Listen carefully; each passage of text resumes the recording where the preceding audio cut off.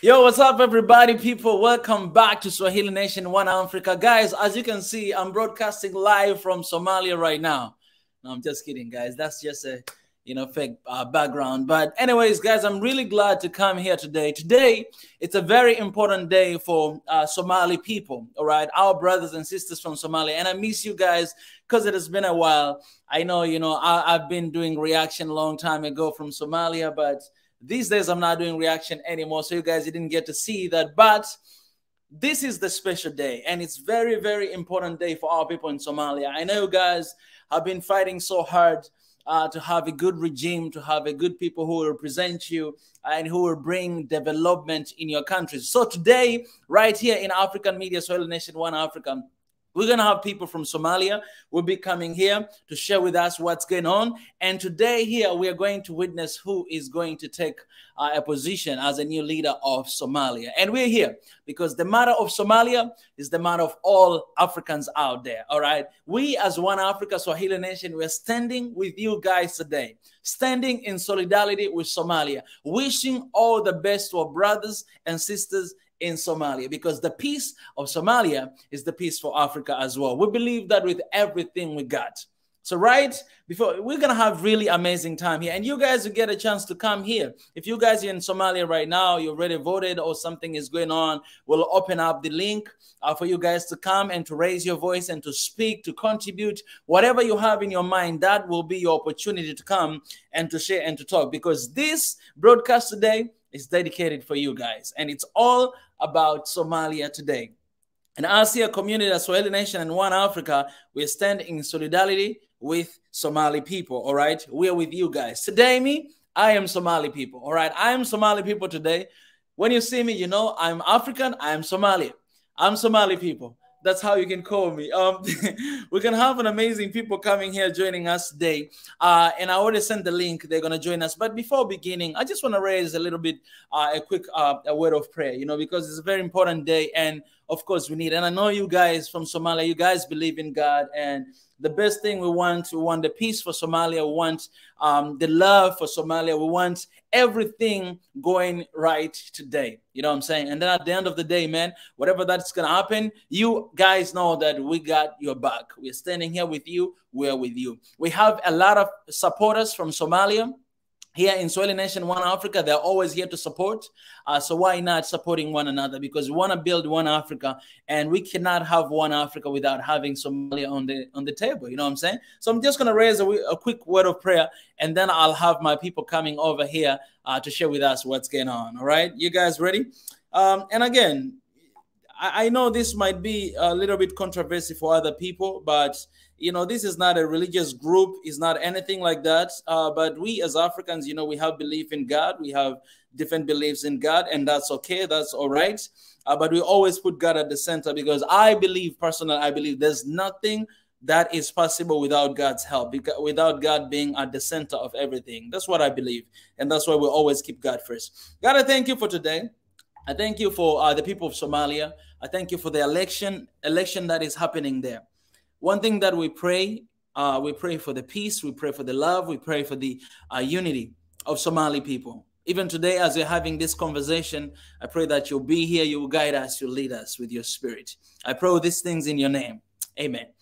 All right, so guys, how are you guys? Let me know in the comment section what's going on, what is happening. Right now, I'm going to have a couple people joining me here. And then after a couple minutes, we're going to open the room for you guys to join as well. Hopefully, we'll get somebody who is there right now on the ground, somewhere there in Somalia. And I know we have those people already there who is going to come here and share with us what is happening, everything, even if you want to cover, to show something, that will be your moment and your opportunity for you to actually do that. So as I already have my brother here on the stream, and he's going to share with us what's going on. This brother right here has been fighting so hard.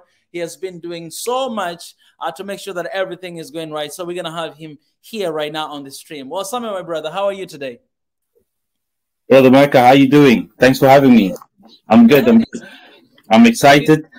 It's a new dawn for Somali politics, for the Somali nation. And yeah, hopefully it'll be good news today. Yeah. Yeah, man. It's great to have you, my brother. It's been a minute to have you, but it's amazing to have you, and I'm very excited for you and all Somali people out there. And I want to ask you this question, man. What is your expectation for today? I've got asked that question a lot recently. I'm optimistic. I am looking forward to it. But your question in terms of expectation is obviously so there's just to give you a brief overview. So there's been 39 presidential candidates running to be selected, not elected, because the election process in Somalia way is there's about 300 MPs that have been previously selected, and they will select the president. So unfortunately, the public are not choosing the president. So there's 39 of them, and the expectation is, in reality, anyone that has been following Somali politics is that the incumbent President Mohamed Abdullahi Farmajo is by far the most viable and best president going forward for Somalia and also for the regional for the region as well. This is someone that has worked immensely and efficiently to restore national dignity, bring about security, rebuilding the national army, fighting the terrorist groups, building on good governance. And national development, engaging with the international organization and countries to restore Somalia, being a member of, once again, sitting a member of the General Assembly of the United Nations. So, the achievement itself has been, tremendous, honestly. So my expectation, if, should be that for March to win. However, as I said to you, there is an element of unknown here, which is these MPs that are selecting the president. And unfortunately, that is an area where there's going to be a lot of corruption. There are foreign interests that have come in and, throwing a lot of money in it. Everyone knows it. This is not a secret. And these MPs, their votes are being bought to say, vote for me and I will give you this cash, The amount of images and, credible sources coming out of Somalia, it's quite worrying. But this has been the norm anyway before. And now with obviously these powerful foreign agencies and countries knowing what Farmajo has done, because what Farmajo promised was that he's going to implement one person, one vote.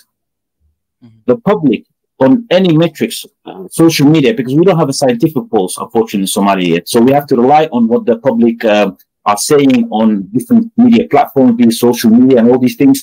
They are overwhelmingly in support of President Farmajo.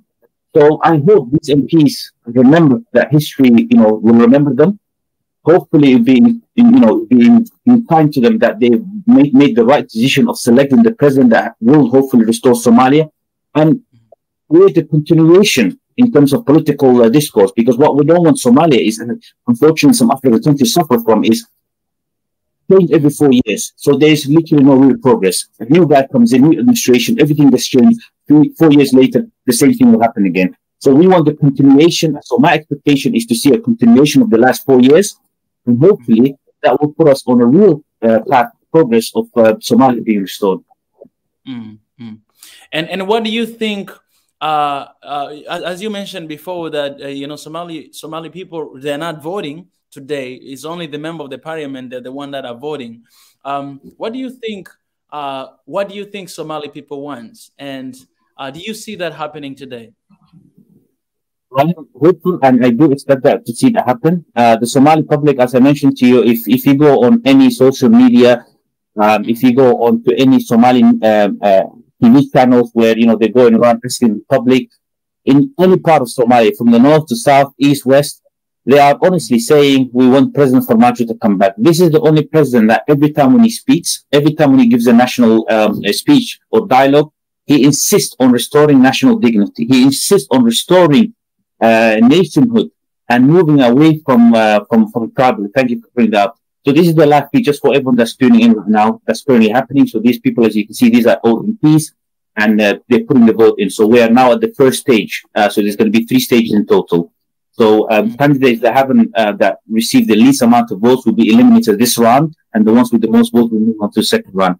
So going back to your question, the public, as I said, since we don't have the scientific poll to gauge this, we can only rely on what the social media is saying. As I said, Somalia is a population that that has the highest number of the number of under 30 youth are majority in Somalia, and they overwhelmingly use social media. So based on that metrics, we could say that there is a huge overwhelming support for President Farmajo. So the public are expecting, and they are looking at these MPs. Will they make the right choice? Will history remember them? We shall see. Yeah. And let's go back a little bit during this process. I mean, to reach out today. I remember last time we had this conversation, and you're talking about all those issues that were going on between, two leaders. That tension that it was there for some time. Take us a little bit back to leading to this stage.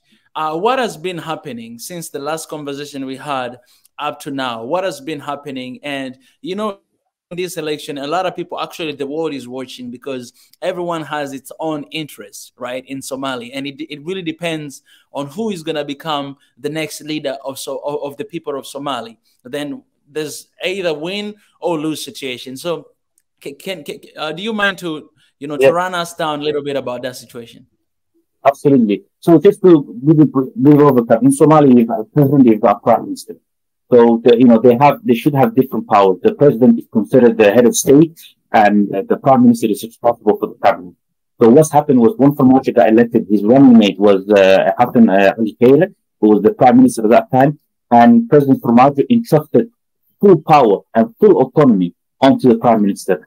It so happened to be that was the most efficient running parliament that we've had for about 3 years, where Khayre enjoyed tremendous power and tremendous influence over the government and the nation, that Farmajo entrusted upon him. And one of the mandates he was given by President Farmajo is to say, deliver one person, one vote. So by the time the 4-year term finishes, will be a stage where we will have one person, one vote. There has been, unfortunately, President Khayre had no interest in implementing that. There have been other interferences, and he has come out about a year before the term has finished to say one person, one vote is no longer viable. We're going to have to go back to our old ways, which was, as I said to you, selecting 300 members of MPs in the parliament and then getting them to vote for president. That was honestly a kick in the teeth for not only for the president, but generally for the public. We've all been hopeful. I was one of the cheerleaders, really looking forward to, for once, seeing that, because we've had actually one person, one vote in Somalia back in 1964 and 68.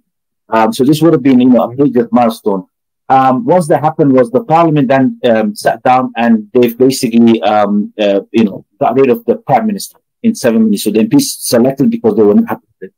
Once that happened, was President Farmajo appointed a new prime minister. Before he actually appointed was, since obviously one person, one vote wasn't going to be any longer viable, he got together all the regional leaders of Somalia and said, guys, listen, now we need to come up with a new method of how we're going to conduct this selection process. And this was known as the 17th of September Agreement. And in there was stipulated to say the election will be held in different regions of the country. Unfortunately, it will be based on travel, because that's what Somalia has always been operating in. Every region will have two, federal members will have 2 regions that the election will conduct. And that's what all these regional presidents signed. And then the president took it to the parliament then ratified it, meaning everyone was in agreement. And since then, the president said, this is the new law now. So we were moving forward with the 17th September Agreement, which said all of these federal member states will have 2 regions where the election will be conducted. The peace of Somaliland will be conducted in Mogadishu. The reason being is because there's a big security issue there, and obviously some tension, political tensions from there. That was what that was agreed upon. Everyone knew what that was. However, the new prime minister that came in, he's just completely changed tune. He started becoming pretty much a puppet for United Arab Emirates and other foreign interests. He started undermining the process. He wanted to rewrite the process. He started adding additional stakeholders to the agreement. I mean, the original stakeholders were the regional presidents, or the governors, if you want to call them, the parliament and the president. He wanted to add some new things into it. And what he's done is he's literally tried to strip, what basically the agreement was. And one of the things he did was, there was a region in the south of Somalia where there's been always contention, and they were promised the election would be held in their region, and the prime minister had no interest in doing that. He held it in different region, and unfortunately that created complete distrust and hopelessness within the public, thinking how the prime minister was acting. This was his only mandate, and he's miserably failed. I can honestly say to you, we've had some terrible rulings in the past, but the last prime minister we had was literally the worst one. He could not deliver the only thing that was given to him. That moving forward, the president stood up and said, listen, guys, unfortunately what has happened has happened. There's nothing we can do. We can't go back in time. Let's move forward now.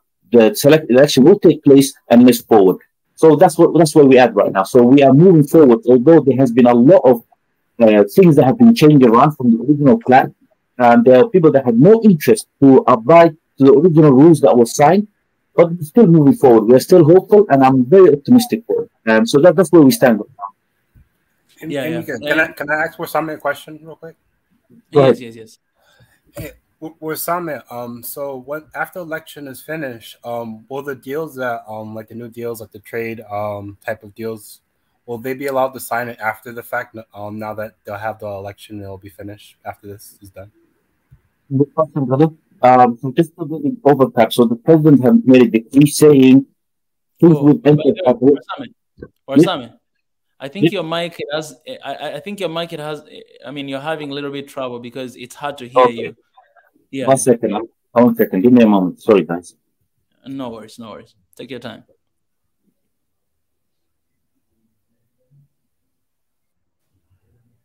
Guys, let me just remind you, you can copy this link, you can share.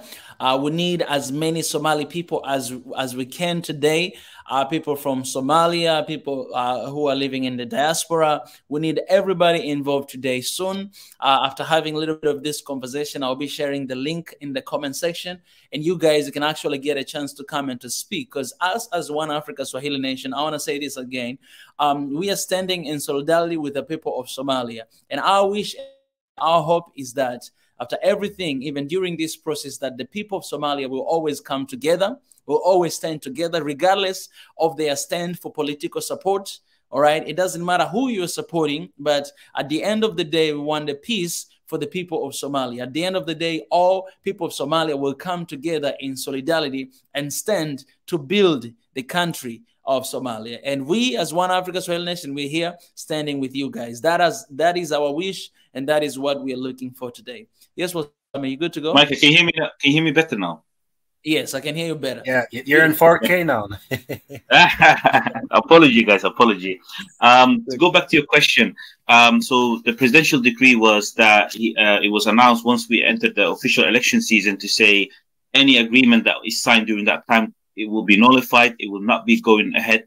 So, that was what's been issued out. Unfortunately, there have been people from the the prime minister camp that tried to, sneak in few last minute deals. One of them was the one I mentioned to you separately, privately, about the, some oil deal with the American company. All of that will be nullified if Formaggio comes back, because one of the things that Formaggio is very consistent and very strong on is this anti-corruption mandate. He has created the anti-corruption council, who have been given an oversight in order to look at these sort of deals and obviously make sure that they abide by the current temporary constitution. The current constitution stipulates that any major agreement, such as deal that to do with the national resources, will not only have to go through the parliament, but also the final say-so would have to go through the president. Now, so to answer your question, any of these deals that have happened during that period will be nullified. Unfortunately, I cannot give you that guarantee if a different president wins today, whether he will abide the same rule. Mm-hmm. Do you have a follow-up question, Pi, before I jump in with another question? Oh, no, go ahead. I cut you off, so go ahead. No worries. So Wissam, obviously, after today's election, there are people who are going to be happy and people who are not going to be happy. So I want us to figure out, and we're going to be witnessing here when the results come out, but I want us to play a role as, as our mission, One Africa, right? I don't know how to rephrase this. I would have had a question in my mind. So after everything come out today, what is your thoughts or your suggestions? How are we gonna move forward from this? And how is the situation right now, specific right now, even before the election? How is the situation right now in Somalia? So, as I mentioned to you earlier, in terms of passion and interest, it has been absolutely through the roof.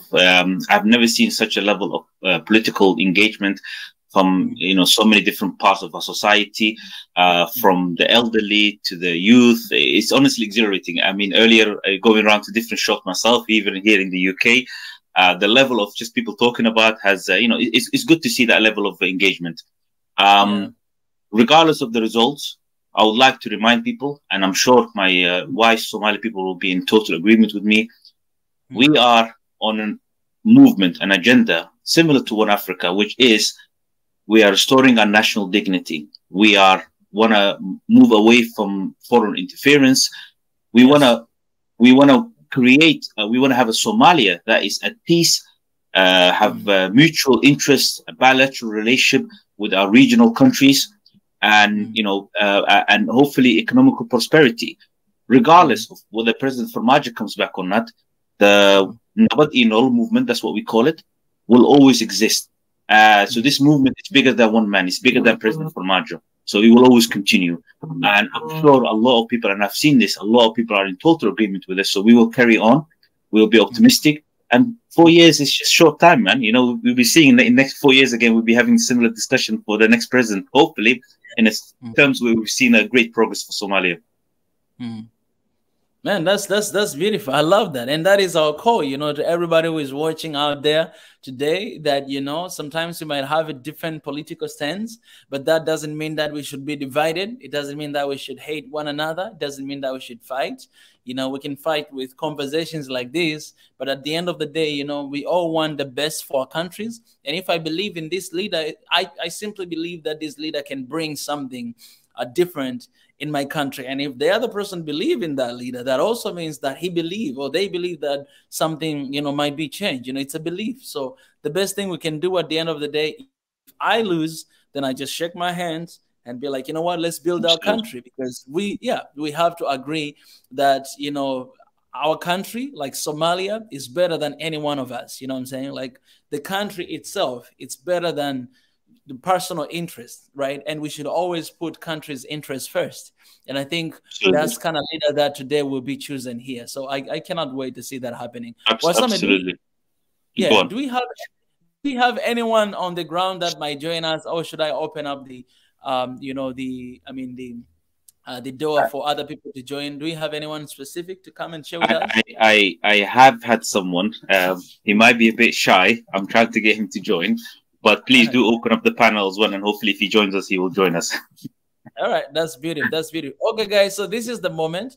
I'm gonna share the link in the comment section, and if you are in Somalia right now, even if you're Somali diaspora outside of Somalia, please, you can come and raise your voice as well. Again, as for now, right here, we are standing for with the people of Somalia and wishing all the best for our people down there, and that's why we're here, man. Like, I love what Warsame said. You say that, you know, you're fighting for the country's dignity and, you know, putting everything on the line to make sure that Somalia is coming back on the line. And that's because, you know, the media has done pretty good job to destroy the image of Somalia. But we as the people of Africa, we are going to change that.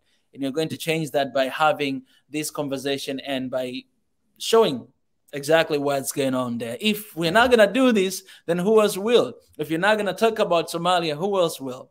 So, yeah, and that's what we're doing here today. Please, if you're there and you want to join, you want to raise your voice, you want to wish, you might not be a Somali person, but you just want to come and wish them all the best and, you know, pray for the, whatever it is. If you want that, you can also come and, you know, share your idea. But I'll be having those people and I'll be removing them so that we may have, you know, a lot of people coming here. Yes. Micah, just to expand on your point again, and just to say again, I mean, in terms of regardless of the outcome, and you know, this goes to the wider Africa region as well. I mean, this is just an election, as you said. We all have different opinions. We all have, you know, and then our goal is, everyone's goal, I'm hoping, is to make sure their country, their respective country, progresses. It's just we have difference of opinion of how to achieve that, and same thing in Somalia as well. But I genuinely believe that President Farmajo is the one that has, you know, normalized relationship with the East African countries such as Ethiopia and Eritrea, something that wasn't in place for, you know, a better part of 15 years. I also expect a better relationship with Kenya, Uganda, and Djibouti, hopefully. And, you know, generally, you know, that's what we want. We want peace, we want progress, we want African, you know, agreement between leaders without, you know, having foreigners in the room. And, you know, that's what we all want. One Africa, man. So, you know, we can only achieve One Africa movement goal if we can have these countries first, you know, stand up on their own 2 feet, and then we can move towards that. So that's all I want to add to you, man. Absolutely, absolutely. And talking about that, guys, we are coming up with a show that called, the Horn Relations. So basically, we're going to be talking about the Horn of Africa. This Friday, we'll be talking about Somalia, Ethiopia, Djibouti, Eritrea, and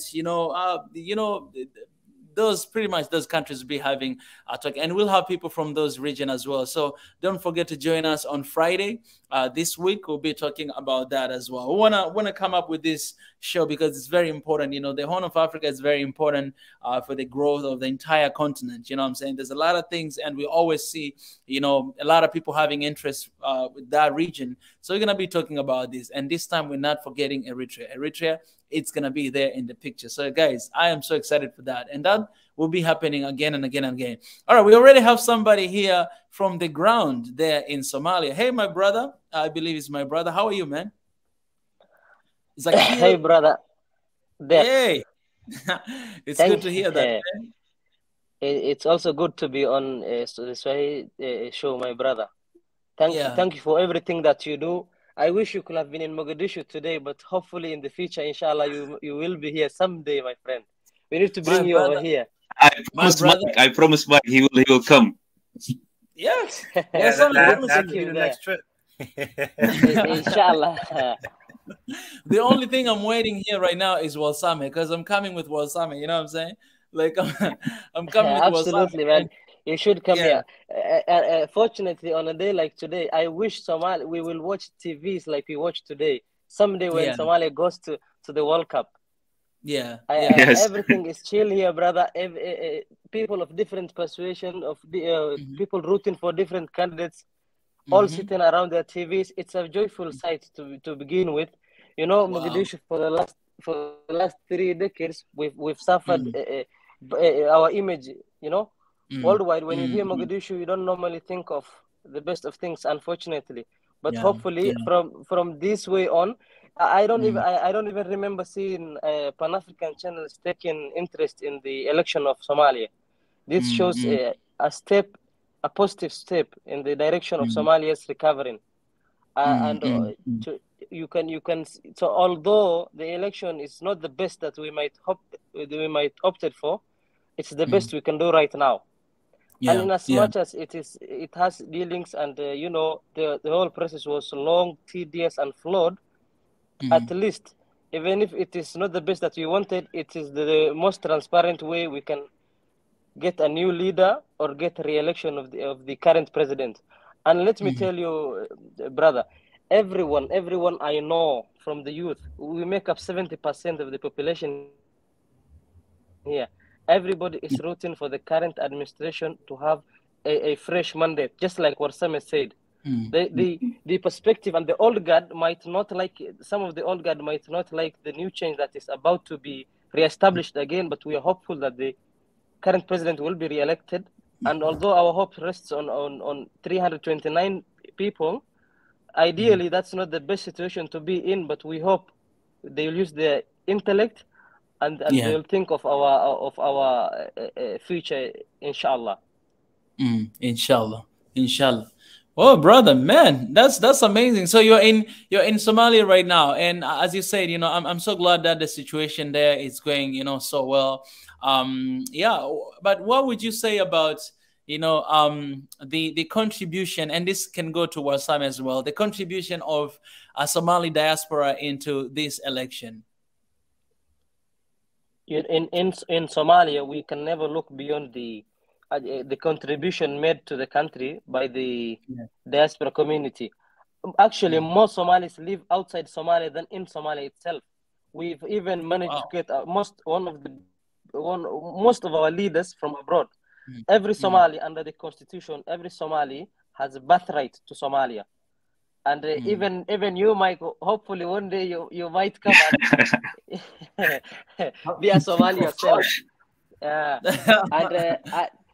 Even in terms of a GDP and our financial growth, most of the Somali private sector, local community foundations are supported by financial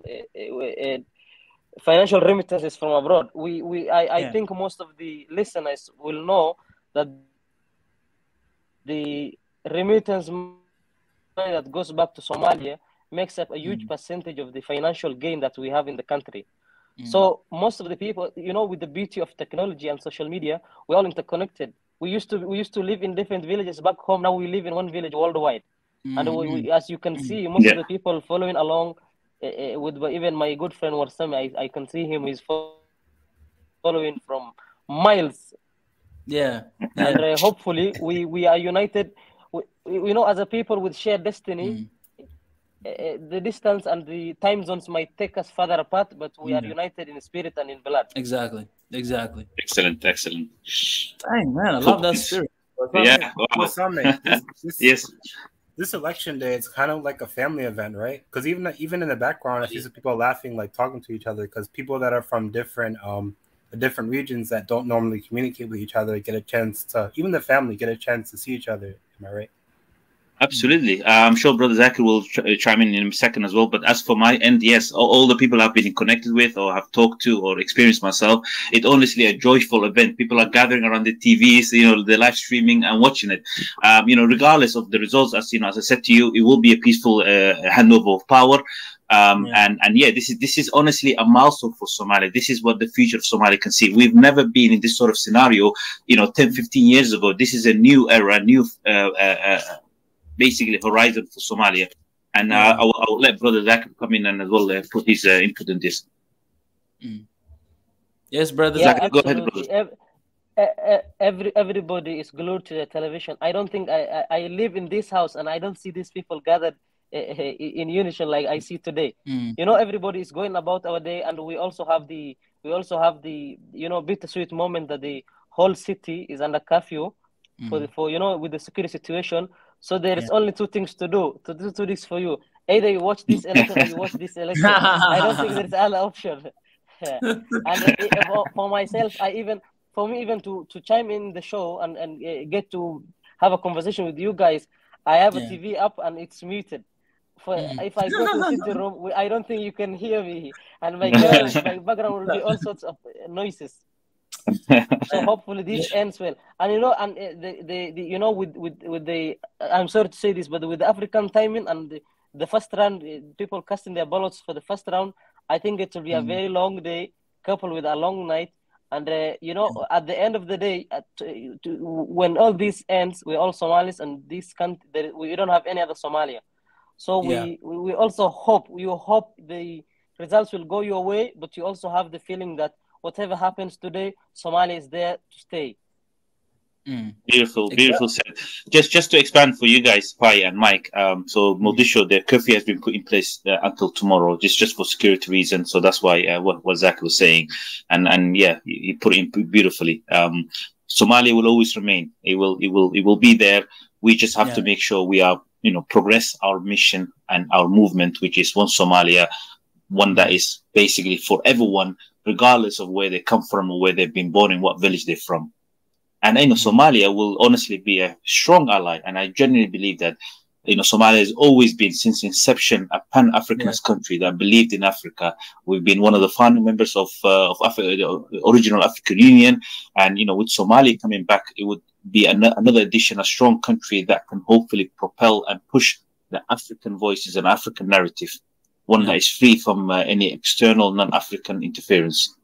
You know, and this is one of the things that I really feel like guilty as an African, because, you know, the media has done so much to destroy the image of Somalia, to the point where, by, you know, even Africans, they look Somalia in a different perspective. You know what I'm saying? Like, I think you guys have seen a lot of videos online, you know, and people, they ask other Africans, you know, what do you think about Somalia? What do you think about Somalia? And when you listen to that, man, it's heartbreaking how even us as Africans, we think about Somalia.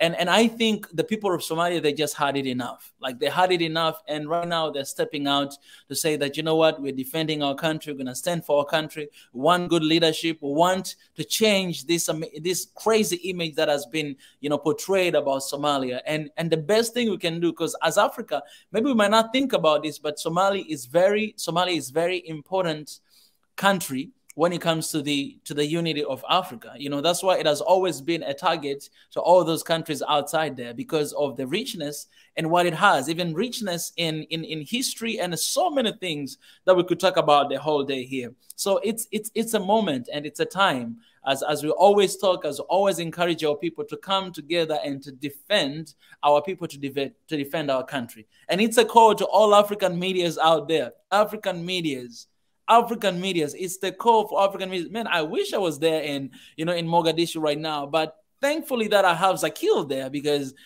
sometimes I might not be there, but we have Swahili Nation One Africa, our people everywhere. So I appreciate that you're there to share this with us, because it's my desire and my call that African media will step up to actually begin to change these narratives and begin to show the goodness of Africa and of our countries and of our people. That's the only thing that I see here. That's the only thing I hear when Zakir is sharing about what's going on there. It's just amazing to see it happening. But are we willing to share this? Are we willing to show this? Are we willing to broadcast this? Are we willing to compete?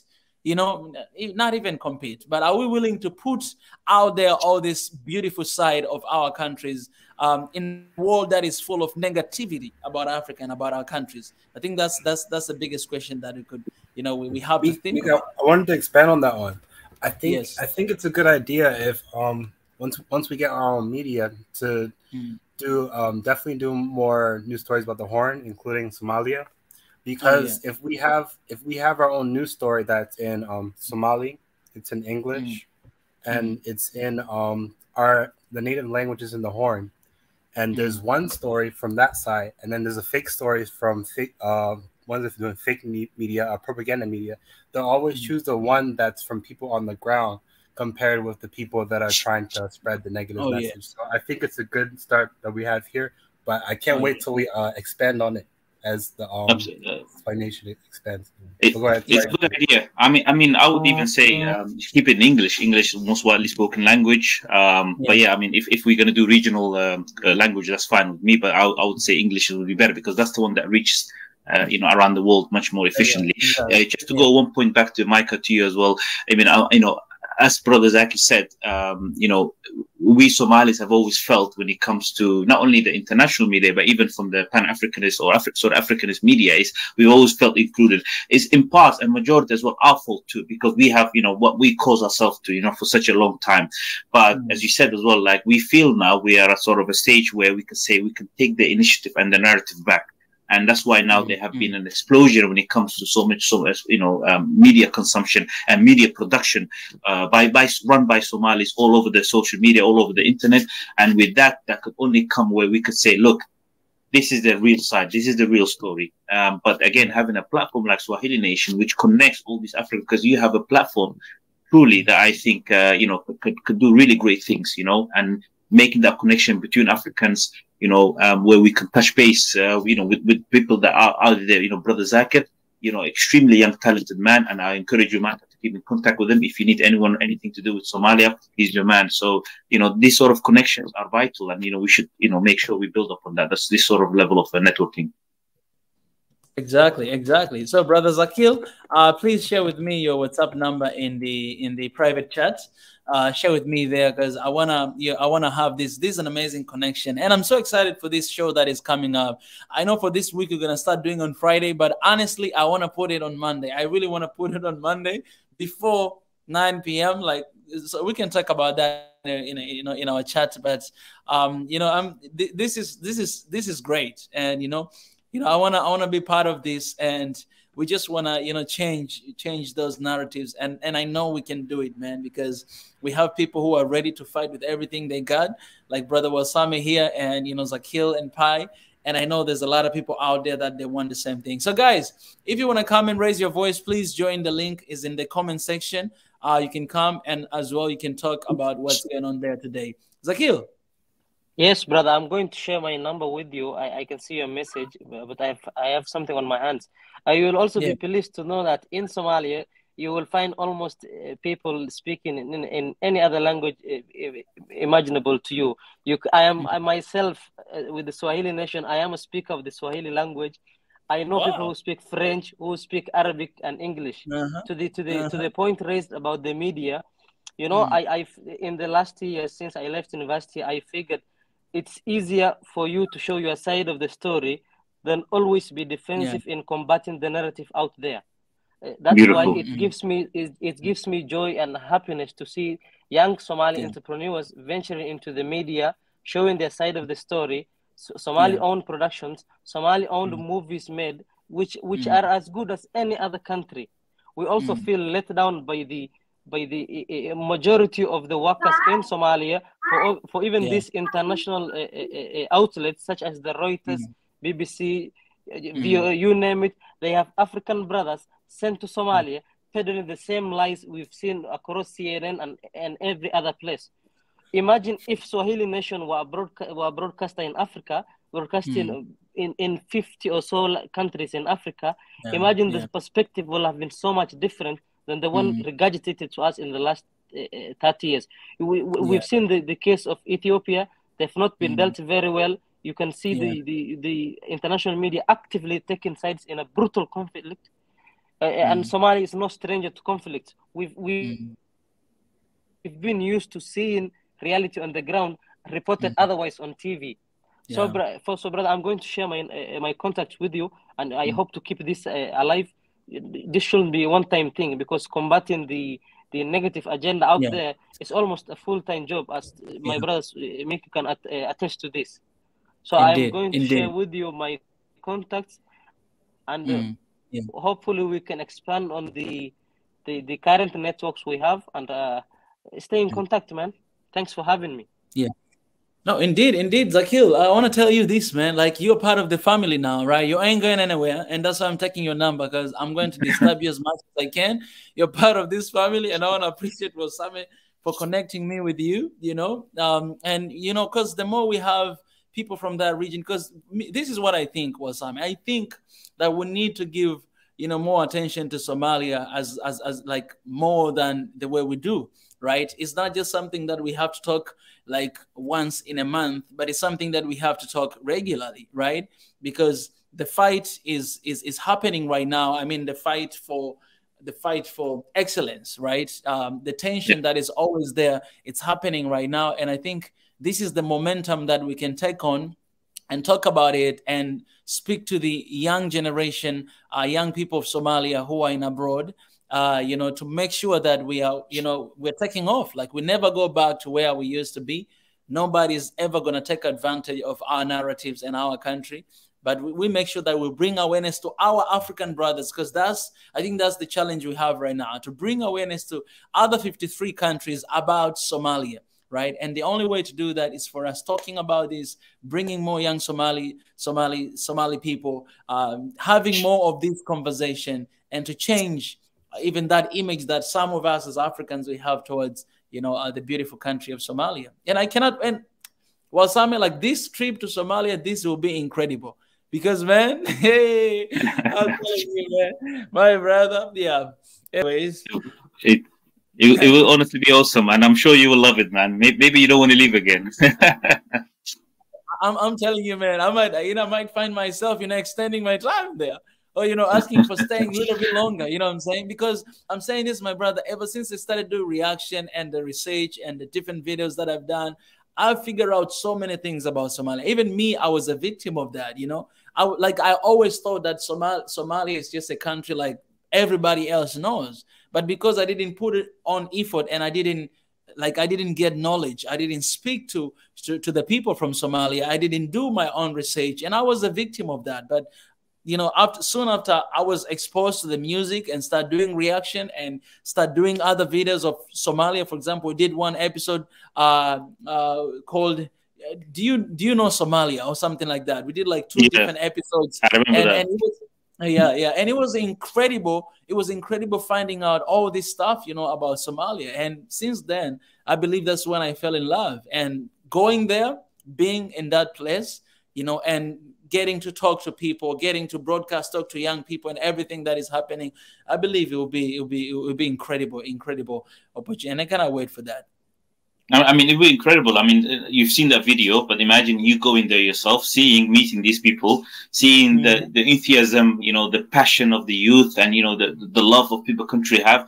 You know, not one where the only time you hear about Somalia is there's, you know, explosion, there is, you know, some political instability, you know, none of that. This is a country, and you will see the progress yourself. I mean, how much the country is being rebuilt, how much progress. There are some parts of Mogadishu, the capital. Honestly, if I take you, you're probably thinking to yourself, you know, this is not Somalia, man. Where is this? You know, you know, you'll be questioning. Honestly, it's we all, every single person, Somali, whether they're home or abroad, we all want political stability. We want safety, so we can all go back. And, you know, we are entrepreneurial by spirit. We would like to, you know, rebuild ourselves. We don't need help from anyone outside. As long as the people don't interfere and mingle with our affairs, we will do everything ourselves, man. And even then, even with the current situation that has already been difficult, you will see how much progress has been achieved. And you honestly be surprised. I've seen people, when I show them pictures that I've taken when I went there as a trip, they were shocked. They were like, this cannot be, because the only pictures I see from, you know, as Brother Zaki said, is, you know, only very terrible picture. And that destroys the reputation and also the hopes of the country. You know, I've talked to young people, and I'm trying to every time engage with them to tell them, look, there is, you know, there is hope in Somalia. You know, you should look forward to. They are defeated, man. They were like, listen, man, I don't want to go back to Somalia. You know, I've known here, you know, in the Western countries or Africa all my life. And the reason being is because the narratives that have been literally, you know, beat down upon them to say, you know, Somalia is not safe. Why go there, kind of thing, right? But now, obviously, you know, with us or people engaging themselves online, as again, Brother Zach beautifully put, you know, we are one village now online. You know, communication, information are easy to share, so people can now actually see it. The amount of people that said after this election finishes, they're gonna go to Somalia this year, man, it's gonna be lit with somebody, man, in Somalia, I would say. Oh man, Pai, I want to hear you, my brother. Yeah, I wanted to expand on Osama's point. I think as far as Somalia, it's better. It's a good idea that we expand our knowledge about what Somalia is to the rest of Africa, because it seems like nowadays people they aren't talking about like the unique identity about Somalia. They only cover Somalia when it's negative news. They don't talk about the land of Punt. They don't talk about ancient Kemet, like the trade that you have with ancient Kemet in the land of Punt.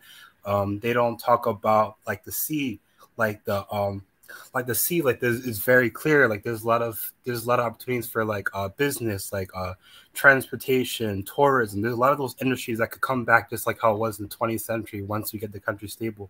So I think it's a good idea that we continue to combat this effort, that especially the one in the sea where there's hundreds of ships in the sea overfishing in Somali waters.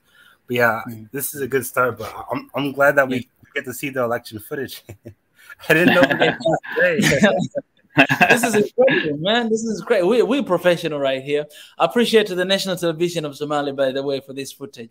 Guys, but the good news is tonight as well from 9 p.m. we'll be having the show called The Hidden Hand.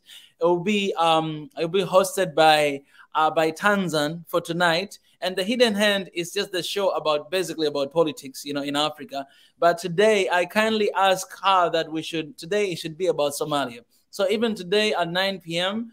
East African time, she'll be hosting us here, but we'll be talking about what next for Somalia, you know, after, because I believe that we'll be having already the result and everything. So don't hesitate to join us again today later on at 9 p.m. East African time. We'll be continue to talk about Somalia and talk about the result and how we're taking next, all those stuff. So join us today later as well. Today, the whole day, we're dedicating it to Somalia. And I appreciate that what you say, Mr. Pai. Yeah, it's our responsibility to do that. And me, Mika, personally, also Healing Nation, together as an organization in One Africa, we're going to stand in front to defend, as we say, defend the image and bring back all the heritage of Africa.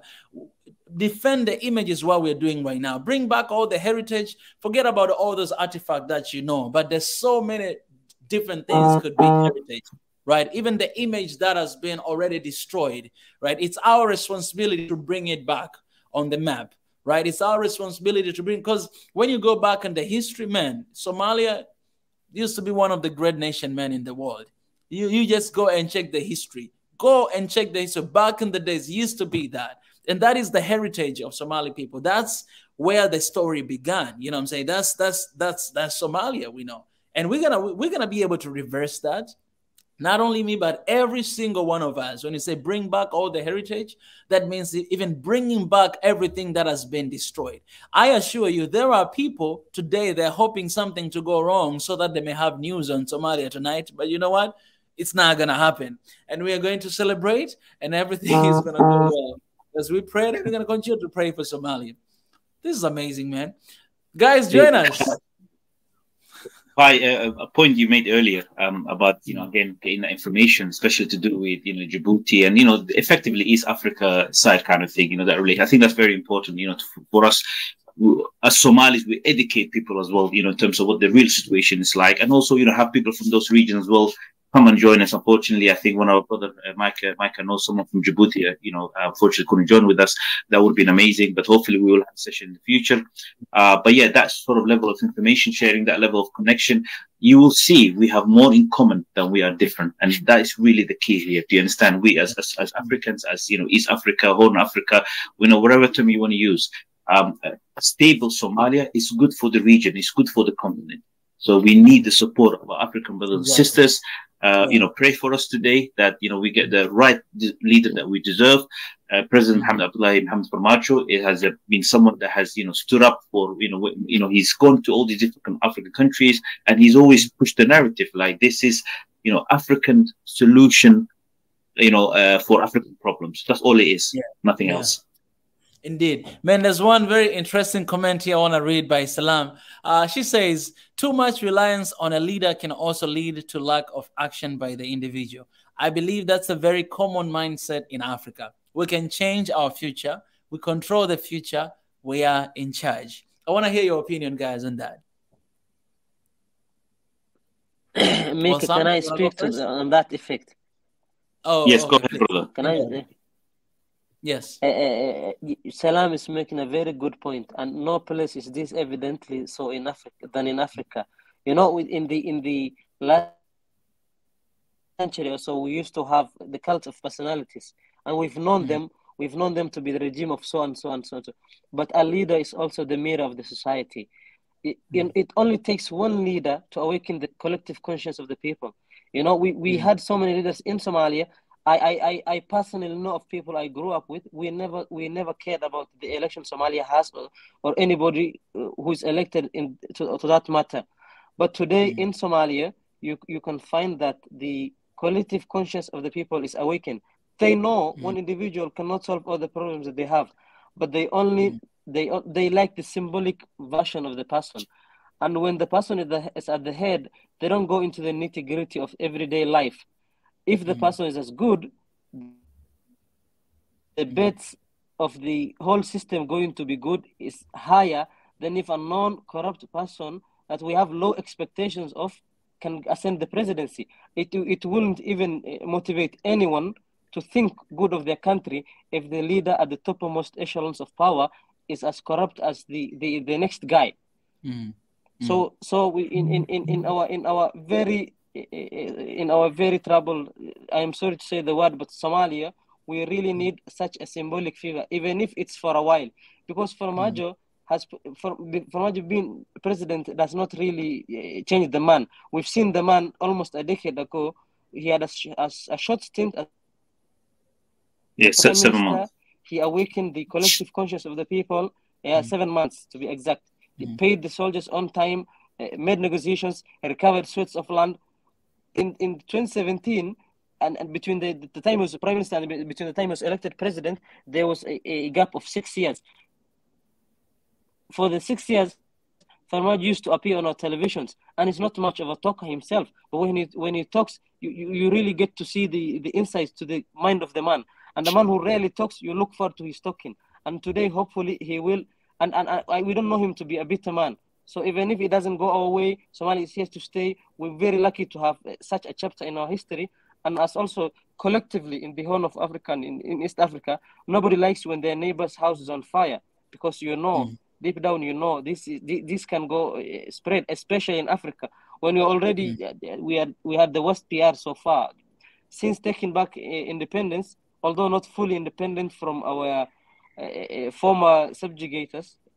that's the word I'm using, because I know even in the tent that the election is going, options of so-called international partners. How can a government have international partners? Why is the Danish ambassador to Somalia a stakeholder in Somali elections? Such are the sites that we are very disheartened about. We don't like seeing these people in our midst. We don't interfere in their affairs, and they normally interfere in us, greatly so. Every one of those ambassadors sitting at that tent is not an observer. It's not an African Union observer, for that matter. It's not an observer from Kenya, Tanzania, Rwanda, Uganda, Tanzania, Ethiopia.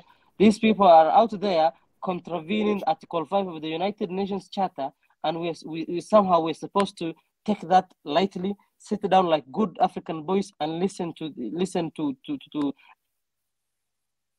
grandstanding.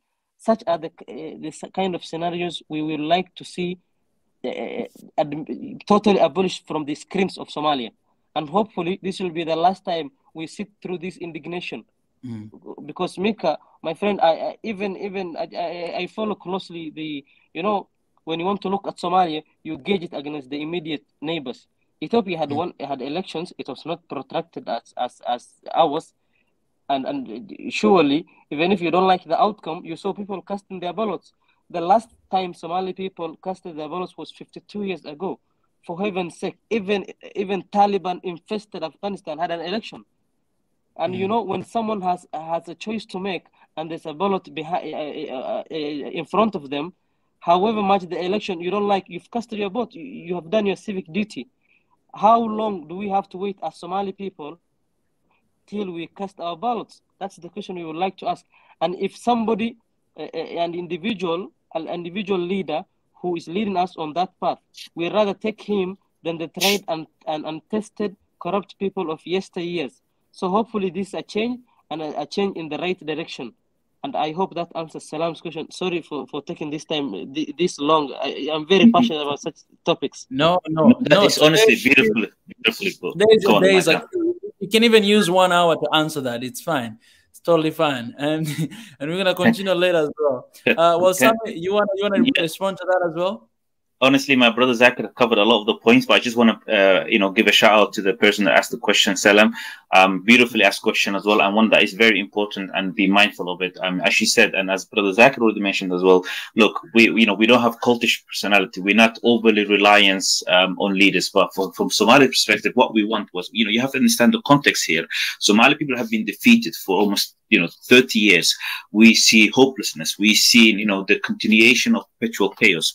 What Farmajo brought about is, that spark, that inspiration that we needed. And that's the reason we want him to come in, not for him to do everything for us, but we want him to create a platform, a scenario that will enable the rest of us. I'm pretty certain Somalis, all they want is take up responsibility themselves, being part of the rebuilding of the nation, the restoration of the economical development, bringing about security. We can do all of that. But what we want to be a leader that says, look, I'm going to fight for you. When it comes to international media, international community, when it comes to, other hostile nation, I'm going to make sure to protect Somalia's interests first. That, Somalia always first policy. And then once we have that and security improves, we will do the rest ourselves. So in terms of, over-reliance of leaders, that is obviously a real fear that, other countries perhaps have it, but we don't want that in Somalia. We've had that with the previous leaders where they come in and they want to be treated like some sort of a cult. They're basically responsible for everything that's good. And, none of the, as far as I know, none of the supporters of the current incumbent president have had that sort of mentality. But what we do recognize is that he's a visionary leader, one that has inspired people to say, participate. This is one of his things that he's even recently, when he spoke to, when he had the audience of a lot of youth people, he told them, I want you guys to be part of the political discourse. You are young and the nation needs you. The time has ended where we have old people, pretty much in retirement age, come in and, try to be running for a leadership position in any sort of capacity. We don't want that anymore. So he has been encouraging people, and that's what he wants. He wants to empower the next generation. And I want a leader that fights for that. So, back to, the sister asked the question. Yes, we are not reliant on the leader. We can change our future. We want to take back control of our future and in for the change. Well, Sami, I have a question. So basically, what's happening in Somalia, basically, they're not only defending the territorial and sovereign integrity of their nation, they're also defending the territory like of African Union as well, because Somalia is very close to there. Like this fight against sorry, do you mind repeating the question again? Sorry about that. I didn't hear it. I'm saying basically what's happening in Somalia right now, they're not only defending the sovereignty and the territorial integrity of their country, but they're also defending the African Union as well, technically, because they're right next to them. Yes. Am I right? Absolutely.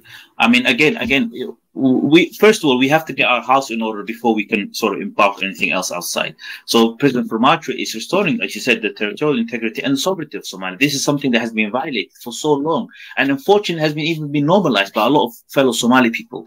So, it's once we do that, then we can join and sort of, be part of the, the African family movement to sort of, understand and push the African agenda.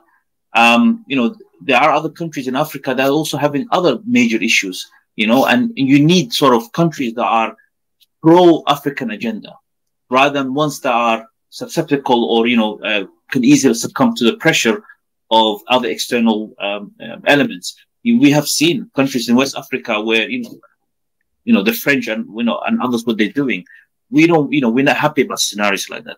But as a Somali people, there's nothing we can do about it other than just watching it, because our situation is a total mess itself as well. So we have to first ensure that we get our borders right, we restore our dignity, and then once we're strong enough and we have some sort of influence, we can then engage with the rest of Africa in order to bring about that. I mean, I go back again to the early inception of Somalia in the 1960s, especially since 1969. Somalia has been a strong advocate for Pan-Africanism and has always supported the African, even, with the movement of that happened in Zimbabwe, the apartheid South Africa, we have actually funded that, to make sure that the movement, in order to, defeat the evil apartheid system that was in place there. This is our history. This is something that I'm proud of as Somali that we had that, and I'm certain we can, hopefully expand on that. But we have to get our, house in order first. Yeah, indeed. I totally agree with that. I totally agree with that.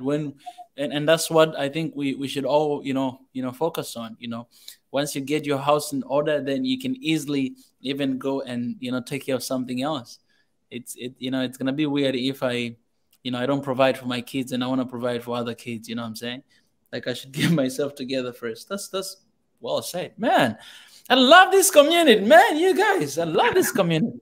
You guys are making me look really smart and really cool. And it's our job, man, but we're trying our best. It's crazy. Sometimes it's hard for me to take credits that people are giving it to me, and they don't realize that I think the only good thing that I've done is to bring the team together. That's the only thing. That's the only good thing that I've done. So all these guys, what you guys saying, what you guys are contributing, it looks really amazing. And then I'm the one that I'm getting credits. Guys, this is not fair. This is not my credits.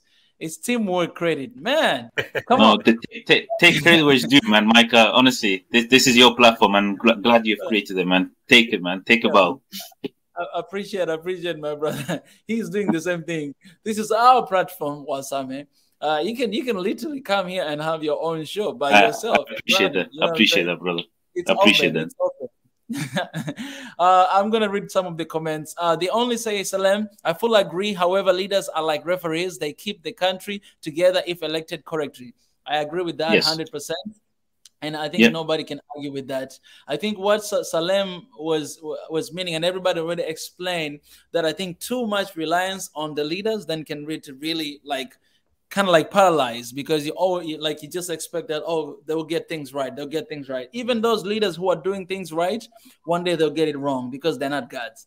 And that's one of the things that we have to understand. And for me, I'm always critical, even here in my country or anywhere I go, I'm always critical with people who are praising.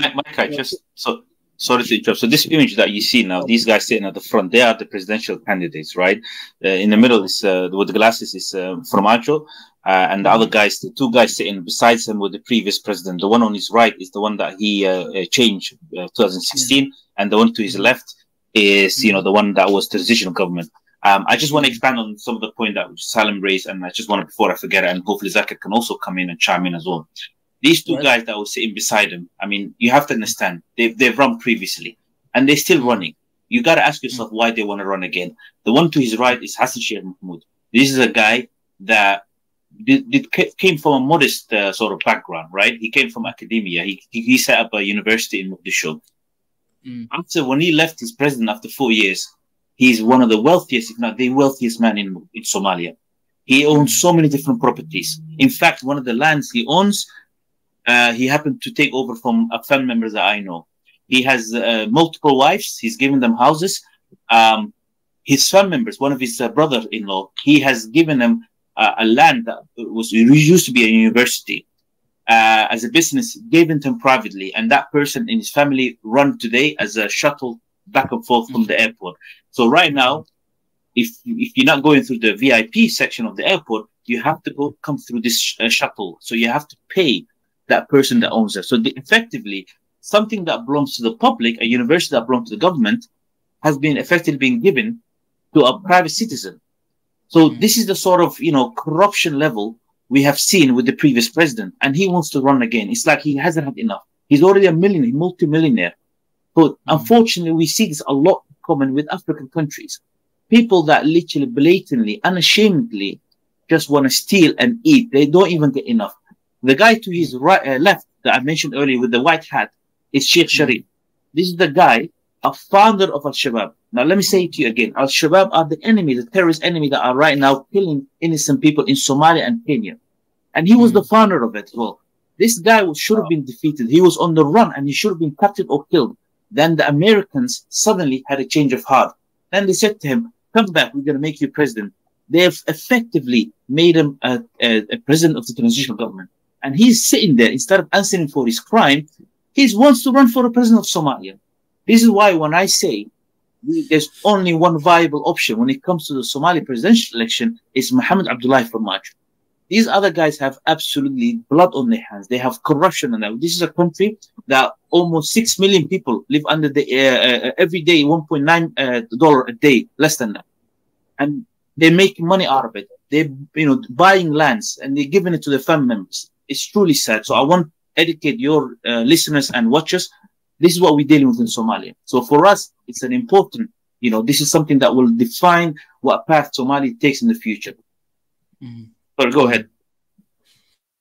I really appreciate Wasame for sharing that knowledge. I may add. Yes. Go ahead. Yes, Akil. Sorry. Go ahead. I wanted to add on what Wasame said. Imagine yes. For context perspective, what Wasame is saying is not that the Farmaajo is the best president Somalia can produce. We are looking at the options we have here. In life you only play the cards you're dealt with. If we were to choose exactly, I bet we can find many people who are better than Farmaajo. But then again, Farmaajo does not own a single home in Mogadishu. Also, sitting for the last 1.5 years, we have had the kind of rhetoric, the African primitive rhetoric, that says that when you are nativist to a place, any other person is an outsider. Among them, there's a common theme running around in Somalia that Farmaajo is not even a native of Mogadishu.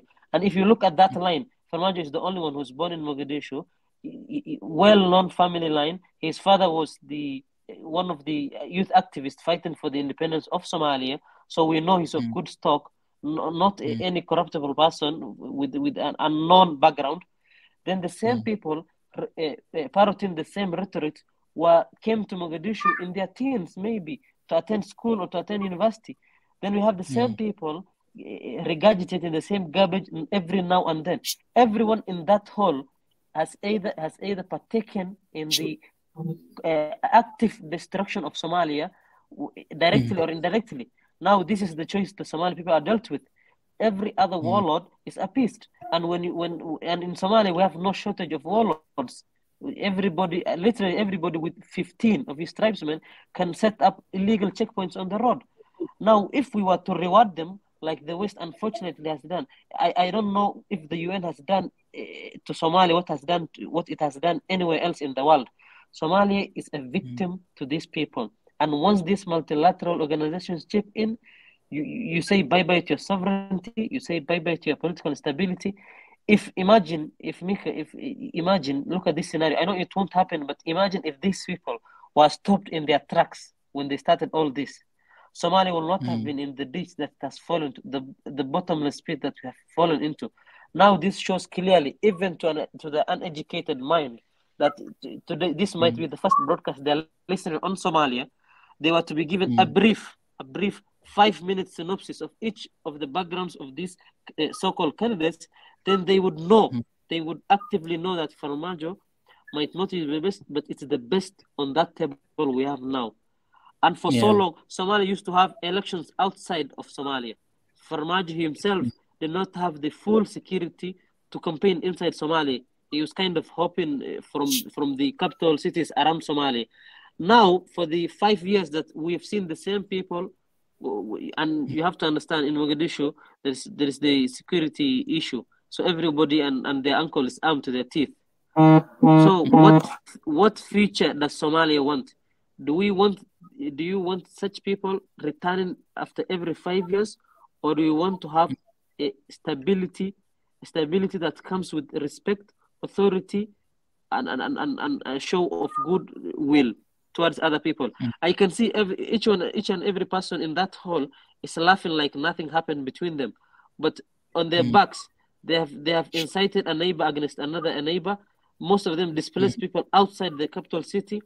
This is the problem that I think it extends to the larger Africa at large. You remember very well in Sierra Leone, in Cote d'Ivoire, you always find rebels fighting in the bush. Whenever their agendas are met, they come and say, "My brother." They hug each other on TV, and the West and every other multilateral organization is okay with that. But when one leader stands up and says, "Let's try and get our future right," then that's the problem. Or he's making populism rise again. You know, he's a populist. He has whatever. He has disinformation, warfare, trolls, bots, whatever you know it. I have seen in this world, if you ever want to make change, you cannot make change listening and being a good boy. Sometimes you've got to shake that table. When they don't invite, you have to bring on your folding chair to make the point hard. And that's what, as Somali people, we need to do more of, not less of. And I am very hopeful the way this is going to go, inshallah. Yeah. Oh man, I love you guys, man. You guys, I love you. Like, it's just, for me, I just see very, man, Africa in couple years later, man, it will be in a different place, man. Like, really, these young people. CNN words we receive cannot top this, man. Cannot, man. Come on, man. They cannot. Well, where are they gonna start? You know, where are they gonna start? You know, our focus is from the bottom up, and I'm telling you, the bottom. Even let me tell you something. The bottom. I want to say this. The bottom is the most important part than the top. Let me give you this. Even when you cook food, like when you cook rice or you cook anything, usually the bottom. I always call ukoko, like when you cook like rice, let's say, all the ingredients, all the nutrients, you know, all the goodness of the food, they always go all the way down there. So back here in Tanzania, we always eat ukoko, something called ukoko, like the bottom something of the rice, right? It's always good. It's always like healthy, you know, it has everything. All the ingredients go down there. And that's the most neglected part of the society. We always neglect the bottom. We always care about our professionals. We care about the names. We care about the title. We care about all this. And we forget the farmers, people who actually they're keeping us alive, because the food we eat, they're farming every single day, right? We forget the carpenters, you know, the chairs we're sitting on. They're working on them. We forget those people who they're actually building our society and our communities. But here in Swahili Nation One Africa, that's where we begin. That's where we want to lift those people up, right? We want to go down and hear their opinion, hear their voices. And I'm telling you, they're the one who are affected all the time. Because some of us, if something is going wrong, I can take a flight today and run away from my country. But those people, they will never leave. They actually have heart for the country. They actually have that passion for the country more than anybody else, sometimes more even than leaders. Because most of them, they just stay in the state's house, stay in this and that, enjoying here and there.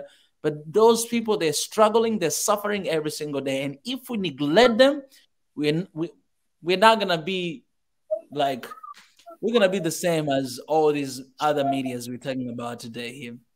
But we're gonna pay focus on that, and you see the conversation you're having today is awesome, it's beautiful. Guys, let me remind you, continue to like this video, comment, share, copy, share with somebody. Most importantly, if you have something to say, I'm sharing the link right now in the comment section. Here is the link.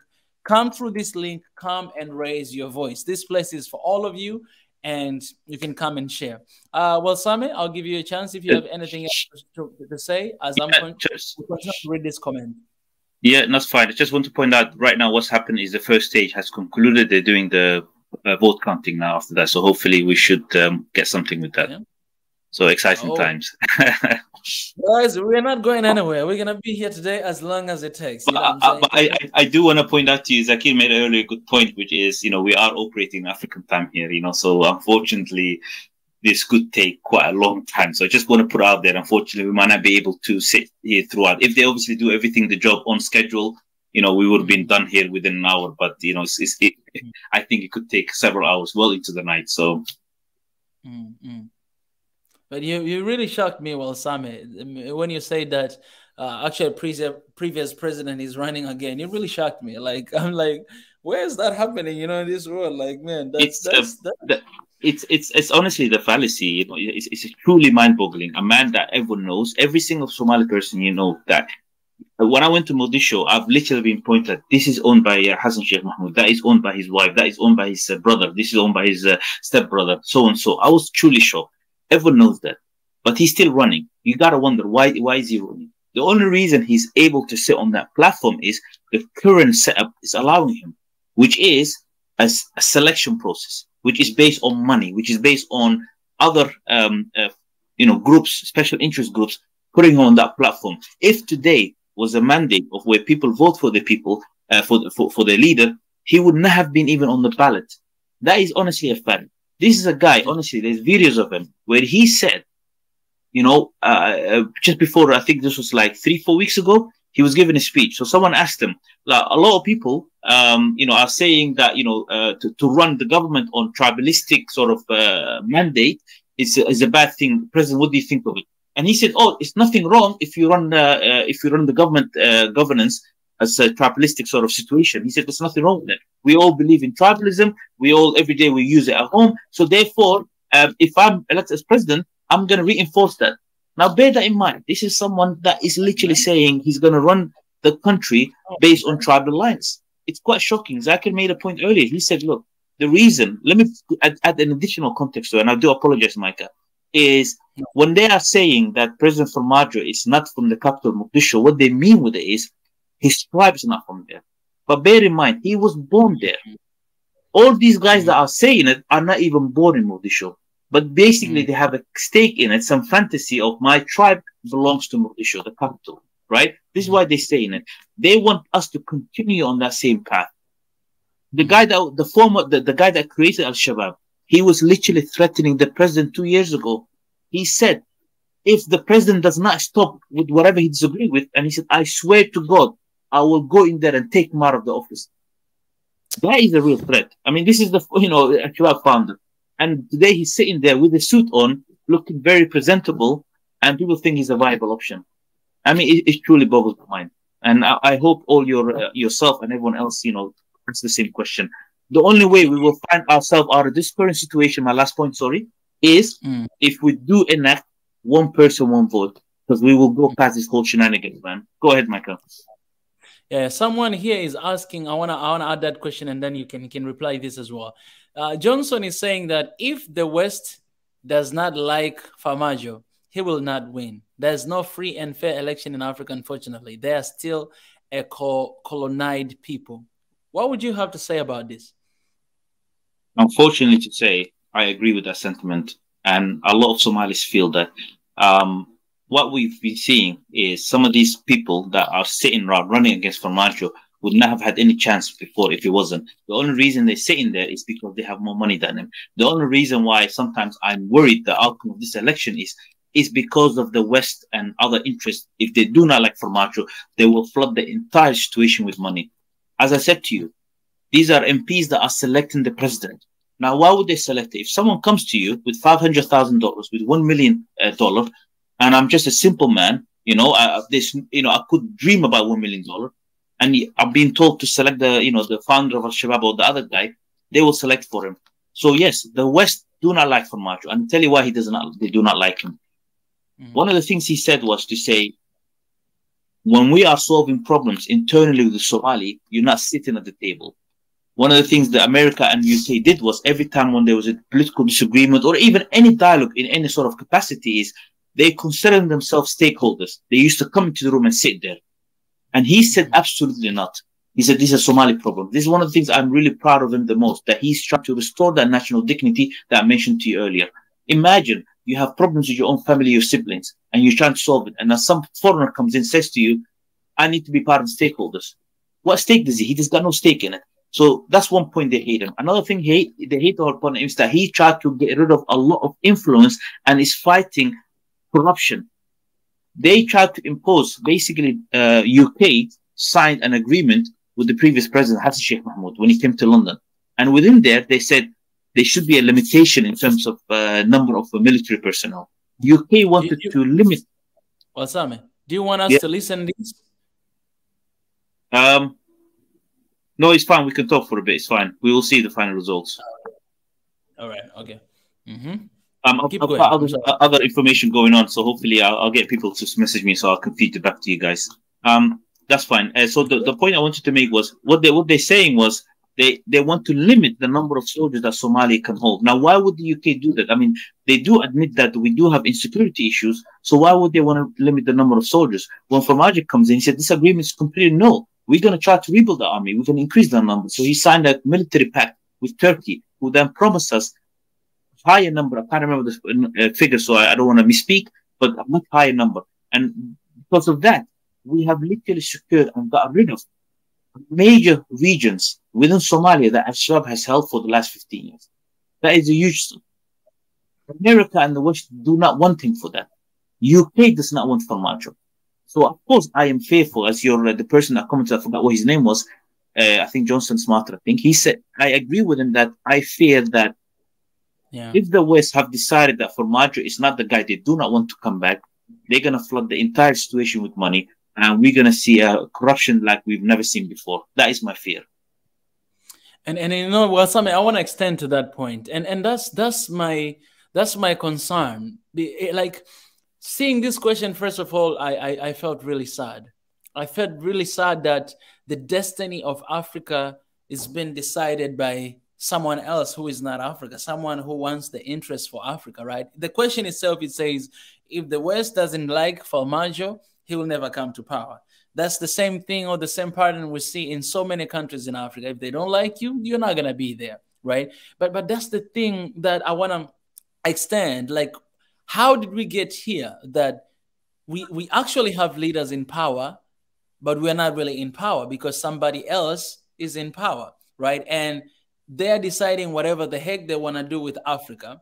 And if we don't want you, you're not going to be in power. How did we get here? That we as a people, we want, let's say we want this leader to become a leader, but they want somebody else, someone who can work for them. And the person that we want to be in power is not going to be in power because they will win. They will have their own agenda into our country. How did we get here? And how are we going to get out of this? Like, how are we stopping that from happening? That, okay, whether you like him or not, he's going to be our president, and we are going to choose him no matter what. Whether you give your money, you give your influence, you give whatever that you want, you will give it, but at the end of the day, we'll have what we want. How are we going to be able to get that?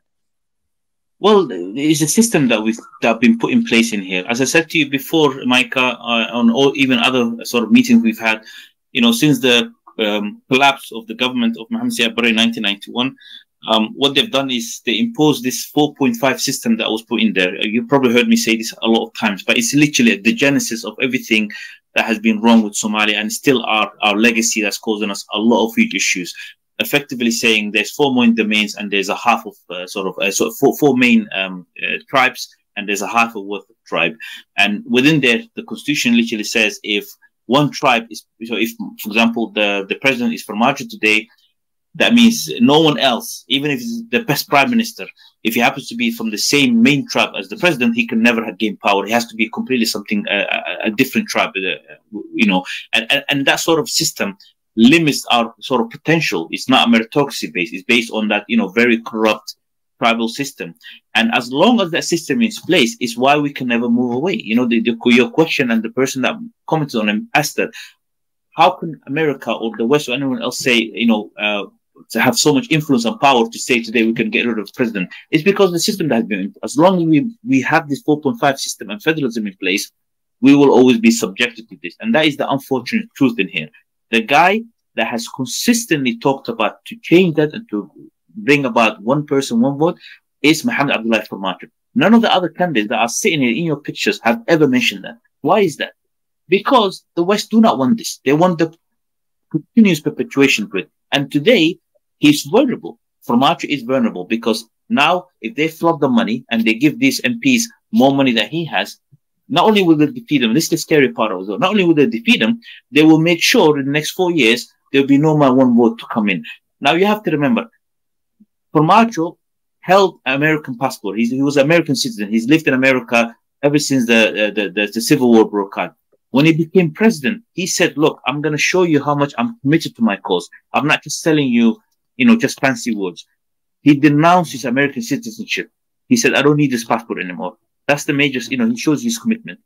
Number two, he does not own, has bought any house in the capital. So if today he loses, he has no place to stay. So his security will even put in place. So if he loses today, we will honestly have a scenario where I don't foresee a candidate like Farmajo coming again in the next 4 years. They will make sure they lock all these loopholes. They make sure only the ones they approve of or pick will come in. And that's why your question is, I think, we will always find out in this position as long as we don't defeat the current political system that is deeply corrupt to the core. Man, we have Zakil back. Zakil, you want to add something? I appreciate so much, Wasame, for such an amazing insight. Guys, I want to remind you again, if you're joining us right now, you know, like this stream, copy this link, share with somebody. We are having a conversation here about Somalia, and today as well at 9 p.m. East African time, our host Tanzan, she will be hosting us and talking about the future of Somalia and how can we move forward. So join us for that show as well. I've shared as well the link in the comment section for you guys to come and to share your opinion if you want to talk about anything that we're talking about right now. Here's the link, join and say. His Excellence Ezra, we have His Excellence Ezra right here. Man, do you want to say anything about what is happening right now?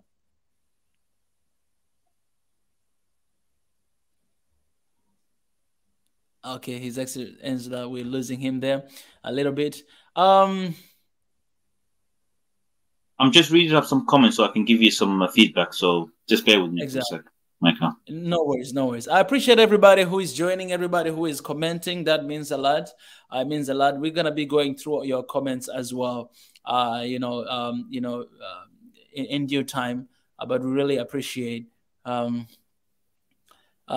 Smara, he said again, sometimes a change in culture can fix a country forever. Apai, do you have anything to add to what we have been talking about right now? Oh, I've been multitasking, sorry. No worries. But I do agree that changing the culture, yes, that is an important part. But at the same time, though, I think that it should be more like a suggestion. Like, oh, like, for example, like a lot of the things that I talk with some of my acquaintances about Somali problems, they might have a different perspective, but that's their home. I can't force them to adopt my ideology. I'm not living on the ground currently. I'm not Somali. But I think at the same time, even if someone has a different perspective from you, you should still be willing to hear them out. You should still be willing to help them, even if they don't want your help. For example, just like we're having this like a live election session right now about what's going on in Somalia. We should have this for like every country that's like in Africa right now. Like we should have them trying to like protect the territorial integrity and election integrity, like what's going on right now, and making sure there's no like fake news coverage. And we should have like our own like youth centers like in Somalia that's like integrationist, like between different regions, so that they're not isolated by the foreign interference that's been going on in the country.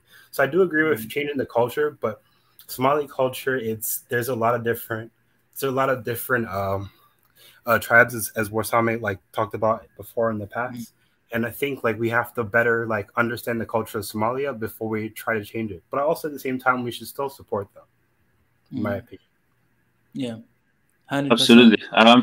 I'm just catching up with the votes. I think so far the first round, Formaggio has the most right now with 9 votes, but they're still counting. It's a very tedious, long process. What they're doing now is they've literally taken a paper from each ballot, showing up to the people that have been sworn in to confirm who the person is, and they're reading loud. So I'm just keeping a tally here out here. So I'll keep you guys posted on that. Just to no worries. Yeah, I mean, election integrity is vital. There's been a lot of things that this government has fought to make sure that doesn't continue. For example, make sure people don't come in with the smartphones. What previously happened was when they were electing the Speaker of the Parliament was they would take a picture of the number of votes and then sending them to the person that basically promised them the money to say, look, I've taken a picture of the person you asked me to vote, so I'm sending it back in. So another layer to get rid of any discrepancies and to ensure a bit more transparency as much as they can. It's not fully transparent, is they ban the telephone, mobile phones to be brought in, and no one else streaming anything on the inside. Only the Somali National TV Army is allowed to live stream the process. So at least, it adds up another layer of transparency. And again, I hope other countries that might not have this sort of system, hopefully they expand on it. But ideally, the vote counting is not the issue, but the issue is the whole system that enabled these candidates to come sit on there and, for them to be enabled. And today that Formaggio could be removed potentially if plenty of money has been spent on, and that is a real risk that, we're all fearing. But I'm very optimistic, and, I'm hoping that it all goes well. Yeah, and I love the transparent of this counting that is happening right there. That's beautiful to see that, Yeah, very old school. Yeah. It's really beautiful. And and the same question I asked you was, Sami, I just think that, I think one of the things that Africans, we struggled a lot is that sometimes we don't know, what we want. And if you don't know what you want, then you're going to be swayed away by any wind or anybody telling you anything. Sometimes we are very open to believe that someone else outside of our countries or outside of Africa wants the best for us than our own people. We tend to look down on each other and look up to some other people who are coming outside. And I think that belief, that's what is costing us most of the time, because they will come to your country and tell you that this is not a good person for you. They'll give you money and you'll be willing to sell yourself or sell your leader just to have the different agenda or a little money that you have in your hand. And that's how we got into colonialism, back in the days. There are our brothers and sisters, Africans, who made mistake and sold us out, sold our ancestors out. And look at where we are right now. And it seems like we never learn lessons, because even up to today, we are the problems that are happening in Africa, we are responsible for that. We are the ones that are opening the doors and welcoming, these ideas or these agendas that they have in their mind and lead. Like we do, like I'm ready to receive $1 billion and to sell my country for 5 years, that it will go through hell for 5 years. You just ask yourself, do you think how much money is going to be made, in those 5 years? How many lives are going to be wasted by whatever money that I'm going to receive for that? And I think if we know what we truly want, and if we really know what we truly need, then we're not going to be swayed away by all these different winds. We have to believe in our people. We have to invest in our people. We have to look at each other. We really have to be patriots. We have to care about our countries. That's the first thing. That's the first thing to do. Don't let anybody tell you who is the best to lead you. Nobody's going to tell me who is the best to lead me in my country. Anyway, I'm matured enough to know what is the best for me. I can read the police and I can listen to people talking. I can know that you're lying or you're not lying. I can see, I can know that. And us as people, we have to reach the point of understanding that we can't keep allowing these things happening, because whatever that is happening in Africa right now, we are to blame and nobody else. Absolutely. Micah, that's a good point. And Pi also raised another point that I want to touch upon is,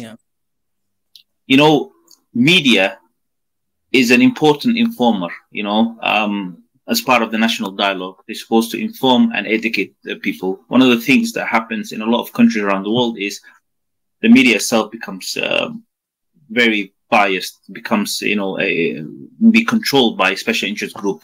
And within they spread fake news, as you know, and propaganda, which is right now actually, affecting a lot of, all over the world, fake news. And from within there, sometimes you have people that unfortunately, either through, unintended consequences or, or maybe they were seeking, they become uninformed, and then they don't know what's good for them. You talked about, how people know what's really good for them. If you bring them the best leader in front of them, or at least the one that is the best option for them, they wouldn't recognize it because they've, bought so much of their own sort of fake news, right? Exactly, that was on earlier. He mentioned, like, look, we are not telling you that, Formaggio is the best president of all time. What we're telling you, however, is he's now the best we have seen among these guys, right? Yeah. There are people that I know, friends, family members, and others that I regularly engage in. And, some of them are not fan of Formaggio. That is fine. I have no problems with them.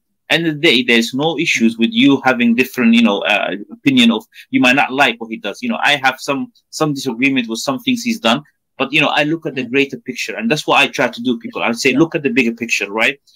This guy, let him be the stepping stone for us onto a bigger thing, right? He has now brought something that we've never seen before.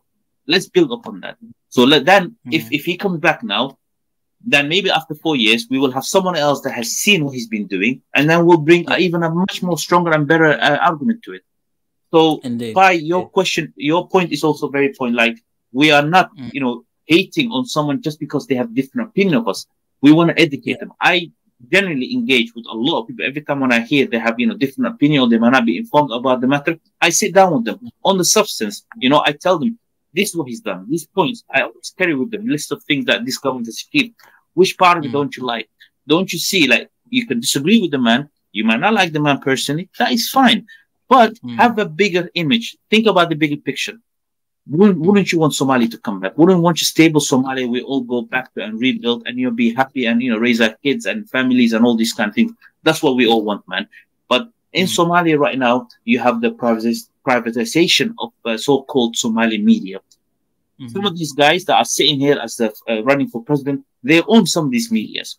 And all they're running is literally a mouthpiece, propaganda mouthpiece, where they're just regurgitating things in order to spread fake news. And unfortunately, some people have bought into that. Sorry, I kept going on about it.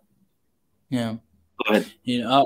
I want to read one comment here, and I'll respond to this by Johnson Smara as well. I appreciate Johnson Smara. I think you have really amazing ideas, and I appreciate for your comments. They say we cannot fight the West on an individual basis. We can only fight the West as a bloc. That bloc is Pan-Africanism. And, me personally, what I would say that we don't even need to fight the West, because we're just going to lose our resources and our power and our focus. I think we should fight poverty in Africa. I think we should fight corruption in Africa. I think we should fight bad leadership in Africa. I think that should be our focus. And when we have to focus on the inside, because sometimes I believe that the reason why there's so many noise from outside, so that we may not focus on developing Africa, but we may constantly focus on protesting what is going on outside there. It's a battle of losing a focus. And when you lose focus, someone will take advantage of you in another way. If I focus on fighting with the Americans, the Chinese will be there to take advantage of that. The French will be there to take advantage of that.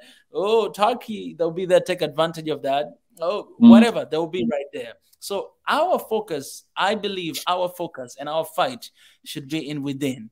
And our focus should be, how can we get together? How can we develop ourselves? Because these people will never stop fighting for it. And they started a long time ago. And if we choose to do that, it's going to be even impossible to win, because it's wrong fight. It's not what we are supposed to focus on. Our focus should be in the within. It should be in the inside. It should be in developing ourselves. It should be in fighting on this issue. Because if we have good leadership, if we have good system that is created for our people and working for our people, if we have leaders that they're working for the interests of the country and their people, not their own, then I'm telling you, we'll have Africa in another perspective, because there will be no deals that will be signed that are not for Africa's interest. You know what I'm saying? There will be nothing like that happening, because the first thing will be Africa's first, for our people's interest. You know what I'm saying? So that fight, eventually, we're not fighting even the fight, but we're just going to win in that way if we focus on building our own system, investing on our education and development, infrastructure, and all this stuff. If we focus on that, I'm telling you, the win is ours. And it's true, I agree with you, the Pan-Africanism, it's very important.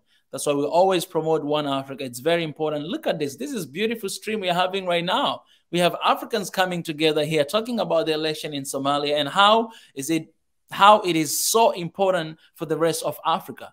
Like the result today that is going to happen here, it will be very important for the rest of Africa, because whatever that is happening in Somalia, it's affecting other Horn and East African countries and even other African countries that in Africa. If Somalia is at war, then I'm telling you, the countries, like neighboring country, they're not going to be at peace. You know what I'm saying? They're not going to be at peace. And for me, I just hate the fact that people, they constantly have to leave their home and find a refugee. Nobody wants to be a refugee. No one. People, they want to be in their homes, in their places, raising their families, they want to do that. But people, they run away from their countries because of all these wars that are happening, and nobody wants to do that. Right? And that's why we're here today. And we're wishing all the best in this election. And it's our prayer, man, that everything will go fine. We prayed at the beginning, we're going to pray at the end, and we're going to keep praying, man, because we want to see peace in Africa. And in this case today, in Somalia. There's one good really question I'm going to ask. I'll give you a chance to respond to this. He said, if these foreign powers are investing millions to buy corrupt politicians, what are they gaining in return? That's a good question. I believe you don't want to hear the answer, but it's a good question. Like, it's a good question to think. Yeah, it's you know what I'm saying? Of course. It's a good question, and I like these sort of questions. I mean, you have to understand, these people that are being made leaders, you know, they've come from, like, imagine, right, if you're just normal office worker, and then suddenly someone is saying to you, I can make you leader of a country, and he's going to give you 5 million, 10 million, whatever, right? But all you have to do is sell your country. You know, these people are through bigotry or sort of so lack of the inspiration, they will willing to take all of that. They don't think of the greater picture. All they care about is filling my own belly with money, and you know, I can look after maybe my immediate family, and that is it. So they think that immediate gain is good for them, but they don't realize that what they're doing is they are selling the country that will affect generation. Not, you know, maybe not their kids. Maybe their kids will be looked after living in these sort of Western countries with, you know, very lavish luxury lifestyle, but their next generation, maybe their kids' or their kids' will, you know, will suffer, because if Somalia no longer exists, what's the point having all the wealth you can? You will always be a foreigner somewhere else. I grew up in the West. I know my place. I will always be a foreigner. Do you understand? My home is Somalia. I know that.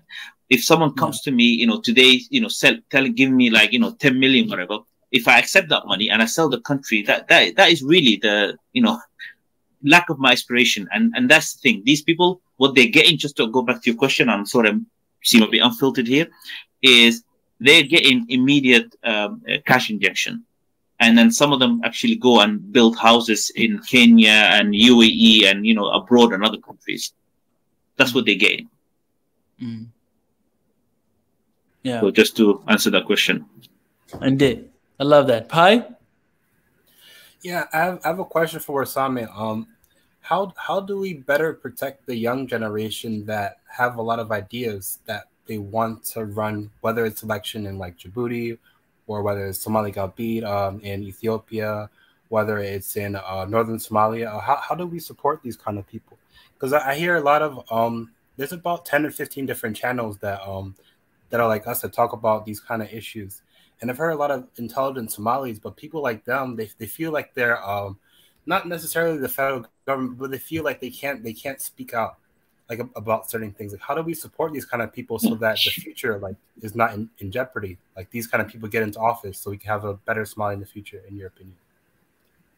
It's a good question, Pai. Honestly, as you know, Djibouti is ruled by a guy that has been in power since the 90s, and he has created a system where no one can speak any ill of him. No one can even challenge him. And as soon as you do that, you'll be in prison or you'll be lost forever.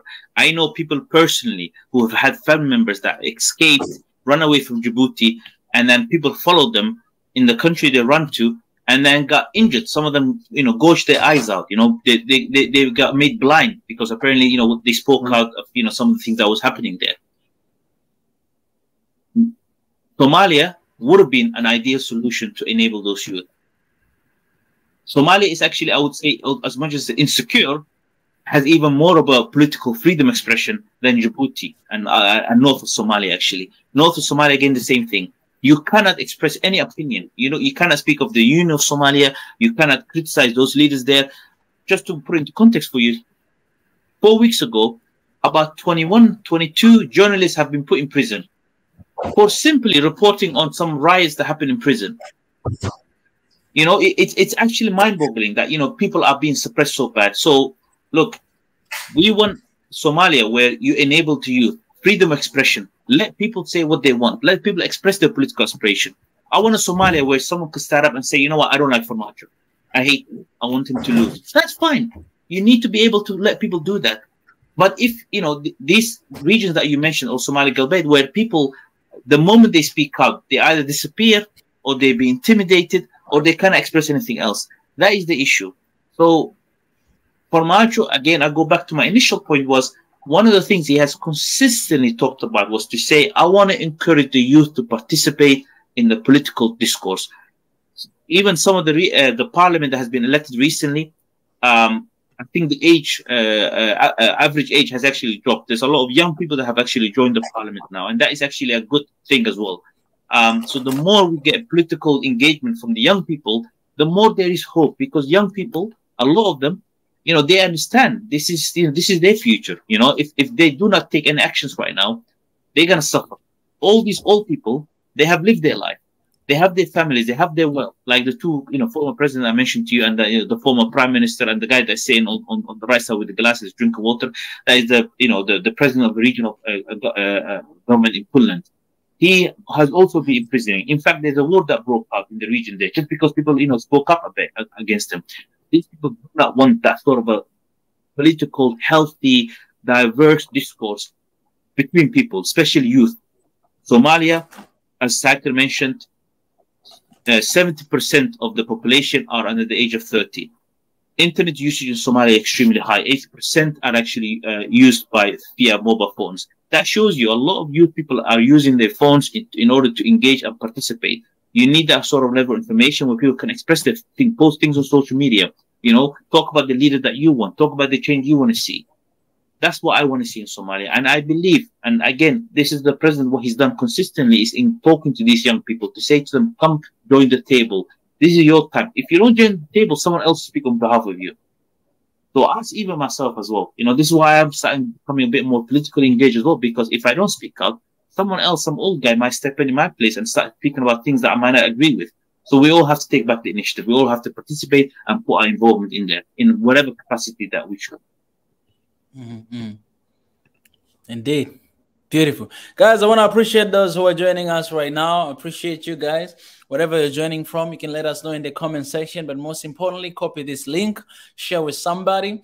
And most importantly, if you want to share anything about today's election and what's going on, you're always welcome. The link is in the comment section. You can access that and come and raise your voice, because this is your platform. And today, we're right here, Swahili Nation, One Africa team, to talk about what is happening there. And as you see our mission on the screen, that's why we're here today. All right, today, I told you guys at the beginning, call me Somali today. I am Somali person today, and that's where I'm from. We're all Somali. And today, we are dedicating the show to our brothers and sisters in Somalia. Right now, we're having this show, but also later today, at 9 p.m. East African time, I will have another host. Our sister Tanzan she'll be here to talk about the future and what now. Basically, the title is What Now. The video is already on YouTube. You can go turn on the notification button, maybe let me share with you so that you may be able to access this video.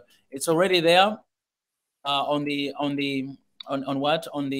timeline. You can go and just turn on the notification button. The video called The Hidden Hand. Today at 9 p.m. We have just 3 hours from now.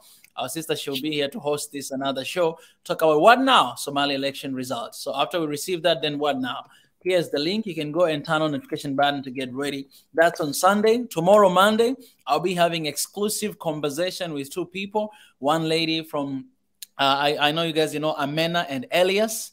They are our African brothers and sisters, are living in the US right now. They're doing an amazing. They have their own YouTube channel. I'll be having conversation with them. Come and join me at 9 p.m. East African time. Tuesday, we'll be having traditions in Africa by Mwenda Tez. Will be hosting on Tuesday. Wednesday, we'll be having education in 21st century and how it's important for us to talk about that, as again on Wednesday by Professor Ezra at 9 p.m. East African time. On Thursday, we'll be having a Potential in Africa, a show that is talking about potential, talking about innovation, entrepreneurship, technology, and all those stuff by Dr. Abeneza. And Friday, we'll be having a weekly recap by the only Pastor Ezra, His Excellency Ezra. But then on that day, we are planning to have exclusive show to talk about the Horn of Africa relations. So Somalia, Djibouti, Ethiopia, Eritrea will be here to talk about those countries and how is it we just have an amazing conversation and people from all those countries will be here to contribute. You can join us on Friday at 9 p.m. East African time. On Saturday, we'll be having a show about diaspora, all right? Diaspora. It's only talk about diaspora, so please join us by the brilliant host Big E. And on Saturday again, we'll be having a show with I forgot on Saturday. Who do we have on Saturday? All of a sudden I forgot. Saturday. Who are we having on Saturday? I was making notes, Micah. Come on, give us a full schedule. Oh yeah. Oh my goodness, this guy's gonna kill me on Saturday. Oh yeah, you go. Oh my goodness, come on, come back.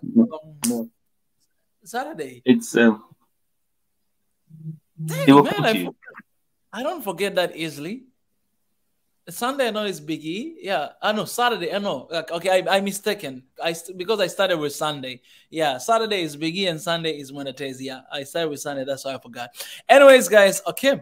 All right. So what's going on? What's happening? Yeah, just to give you good updates. We're still at the first round. So just to give you the numbers so far, President Formaggio is well ahead. He has 27 votes so far. The nearest person to him is someone that has 16 votes. 16. Okay. So 16 votes. So he's ahead of his latest rival. So it's Hassan Sheikh Mahmoud that has that's near to him, and Denny, and then the former prime minister and the previous president, the first president of the government, he's also in there as well. So those 4 are right now running away with it. The other guys have absolutely no chance. So as a first round, it looks good, but obviously it's just the first round. My goal has always been to wish that Formaggio goes past the first round, because that's obviously the one that's the most important, because you don't want to be eliminated at the first stage. And then obviously after that will be good. That's when you done. What you do is that, just to give an overview to your listeners and for yourself as well. The way how it normally happens is once you go past the first round, the ones that have received limited votes but didn't go past it, you start negotiating with them. You say to them, listen, let's consolidate a number of votes. You might promise them certain positions, you might give them some certain concessions, and that's how basically happens. So once Formaggio hopefully goes past the first round, he will look at people that might share some sort of ideology or some sort of a mutual interest, and then he will get their votes in. And hopefully with those votes, he will go into the second round, and that will hopefully solidify another sort of a strong lead onto that. So just to want to give you that sort of situation. But, it's a long, tedious process, because as you can see, they are literally picking up each letter, showing to all these guys sitting there to confirm that. And then, they will validate, and then they will say, okay, fine, so-and-so has that vote. So it's a long process. And this is the first stage, by the way. So, yeah, it's going to be well into the night, man. And I haven't slept well last night, so I'm very tired. I just sometimes take a shower, I just sleep and just wake up later just to confirm who the leader was. So we can... but... Man, actually, that's actually kind of pretty dangerous, because you need to make some deals with other partners, kind of like to join force so that maybe you may win. And but what if the guy is like the guy that we're talking about? What if then you don't have choice? You need to give him like some part of responsibility in your government, right? Absolutely. Wow. And that is a real risk. And unfortunately, that's the pool, man. What are you going to do, Micah, if the pool is made out of certain people, you know, and you cannot move out of it locally? So you're limited. You're limited your choice. No other option. And there's no other option.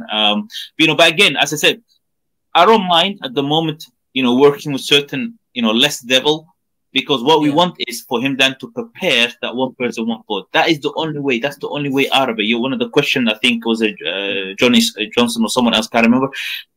He said, how can we get out of this situation? This is the only way. So sometimes we're going to have to make a deal with the devil in order to get something better.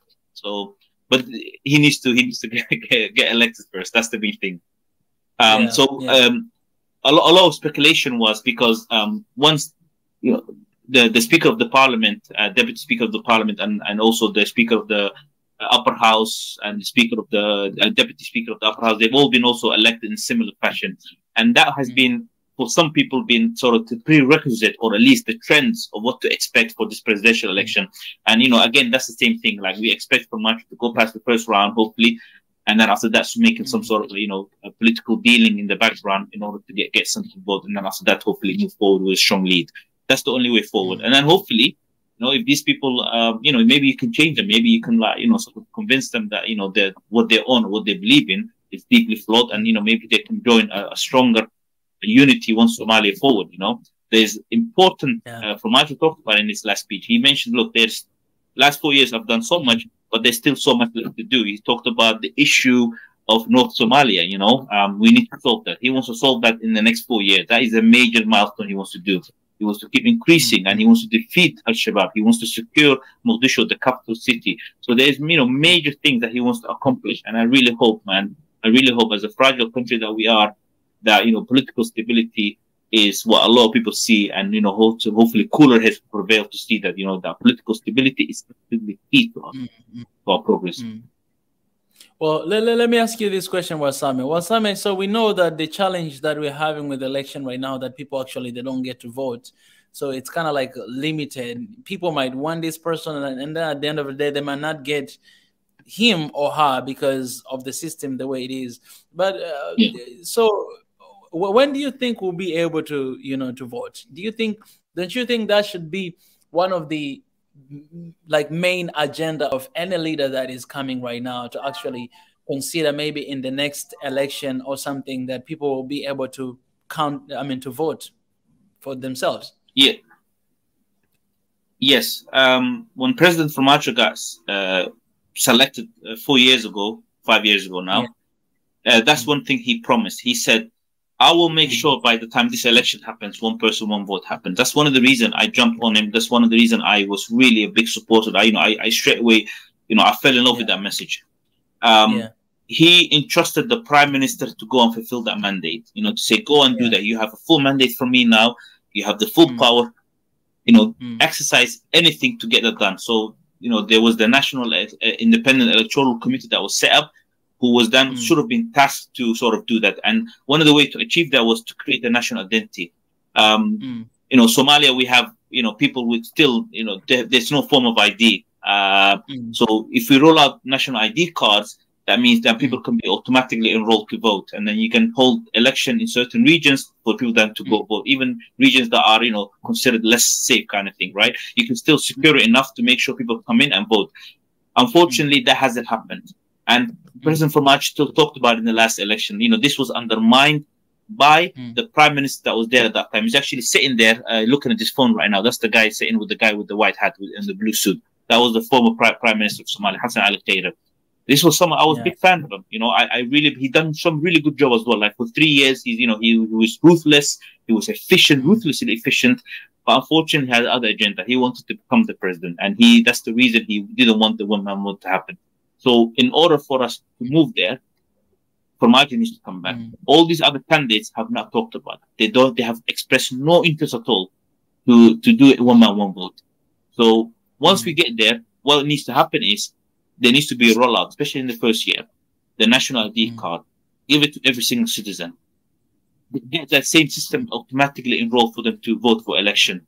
Then after that, prepare people to vote based on party lines rather than individuals, right? Let people create parties, political parties, then present their sort of message, and then say, vote for my party. I'm the leader of my party, sort of the UK system kind of thing, right? And then that's the only way I see for us out of this system that we have. Yeah. Well, I hope whoever president gonna be decided today, you know, will work on that, because I think that is very important to hear people's voice and what people they want.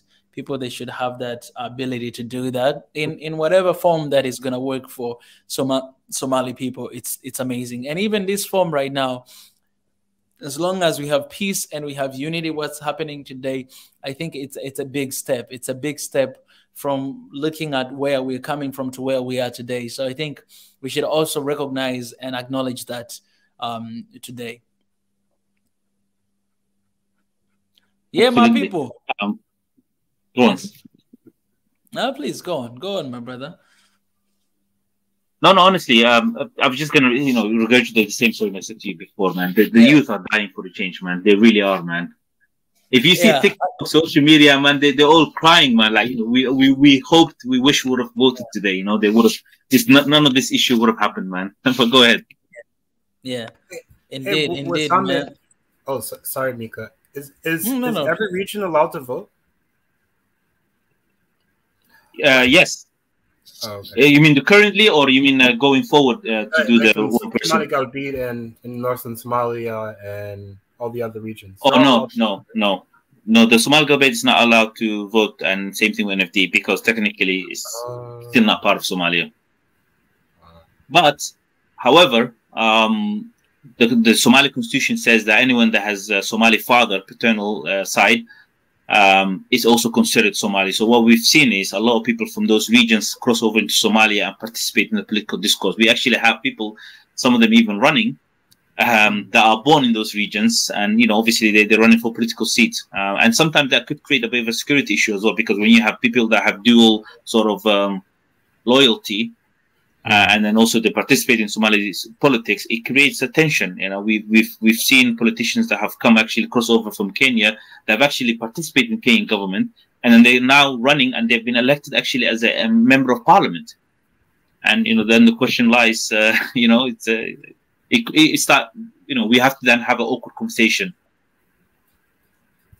So do you think that Somali Galbeed in the future, maybe letting them vote in the election is a good thing? Because I think, at least from what I heard, in that region, the clans that are there is very mixed. There's a good proportion. Like there's no like dominating. Yes. Yeah. Would you want that in the future? I mean, right now, obviously, I don't think I can speak on the self-determination of Somali Galbeed people. Like you said, there's a real mixture of a lot of different tribes. Even some of my family tribe are from there as well.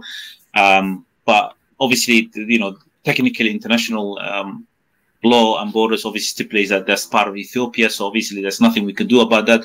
Right now, my primary focus, my primary aim to serve Somalia, I cannot obviously do that. But what I do believe, however, is that we are all Somalis, and if they want to come and sort of live and work and participate in the political discourse, I think they should also be afforded at some stage, and I do believe in that strongly. However, for them to live there, or still identify themselves from over there, but still somehow get to vote in Somali politics, that to me creates a lot of sort of very complicated issues and questions. But if people want to come to Somalia and live there and then sort of say, I want to participate in Somali discourse, that's fine with me, as long as, the Somali lineage, sort of checks out kind of thing, Beautiful. Well, Same? Yes, brother. It's keep an eye on things. Just want to give you another brief. This is going to be long, man. Sorry. So I've just... Just to let you know, so Formaggio is still in the lead. He's on actually now 39. And the nearest guy has 23. So he's, well over 10 votes over his nearest rival. So it's looking good. This is what we expected and hoped for as a first round tally. So, yeah. And who is the second one? So second one, it's been changing actually very frequently. So Denny, who is, the president of Puntland, who was actually fourth at majority stage, is now second with just actually got 30 votes now actually. So he just jumped in massively. Yeah. Mm-hmm. And I want to know, man, how is your state right now? How are you feeling? Are you nervous? Don't ask me that question, man. No, I'm kidding.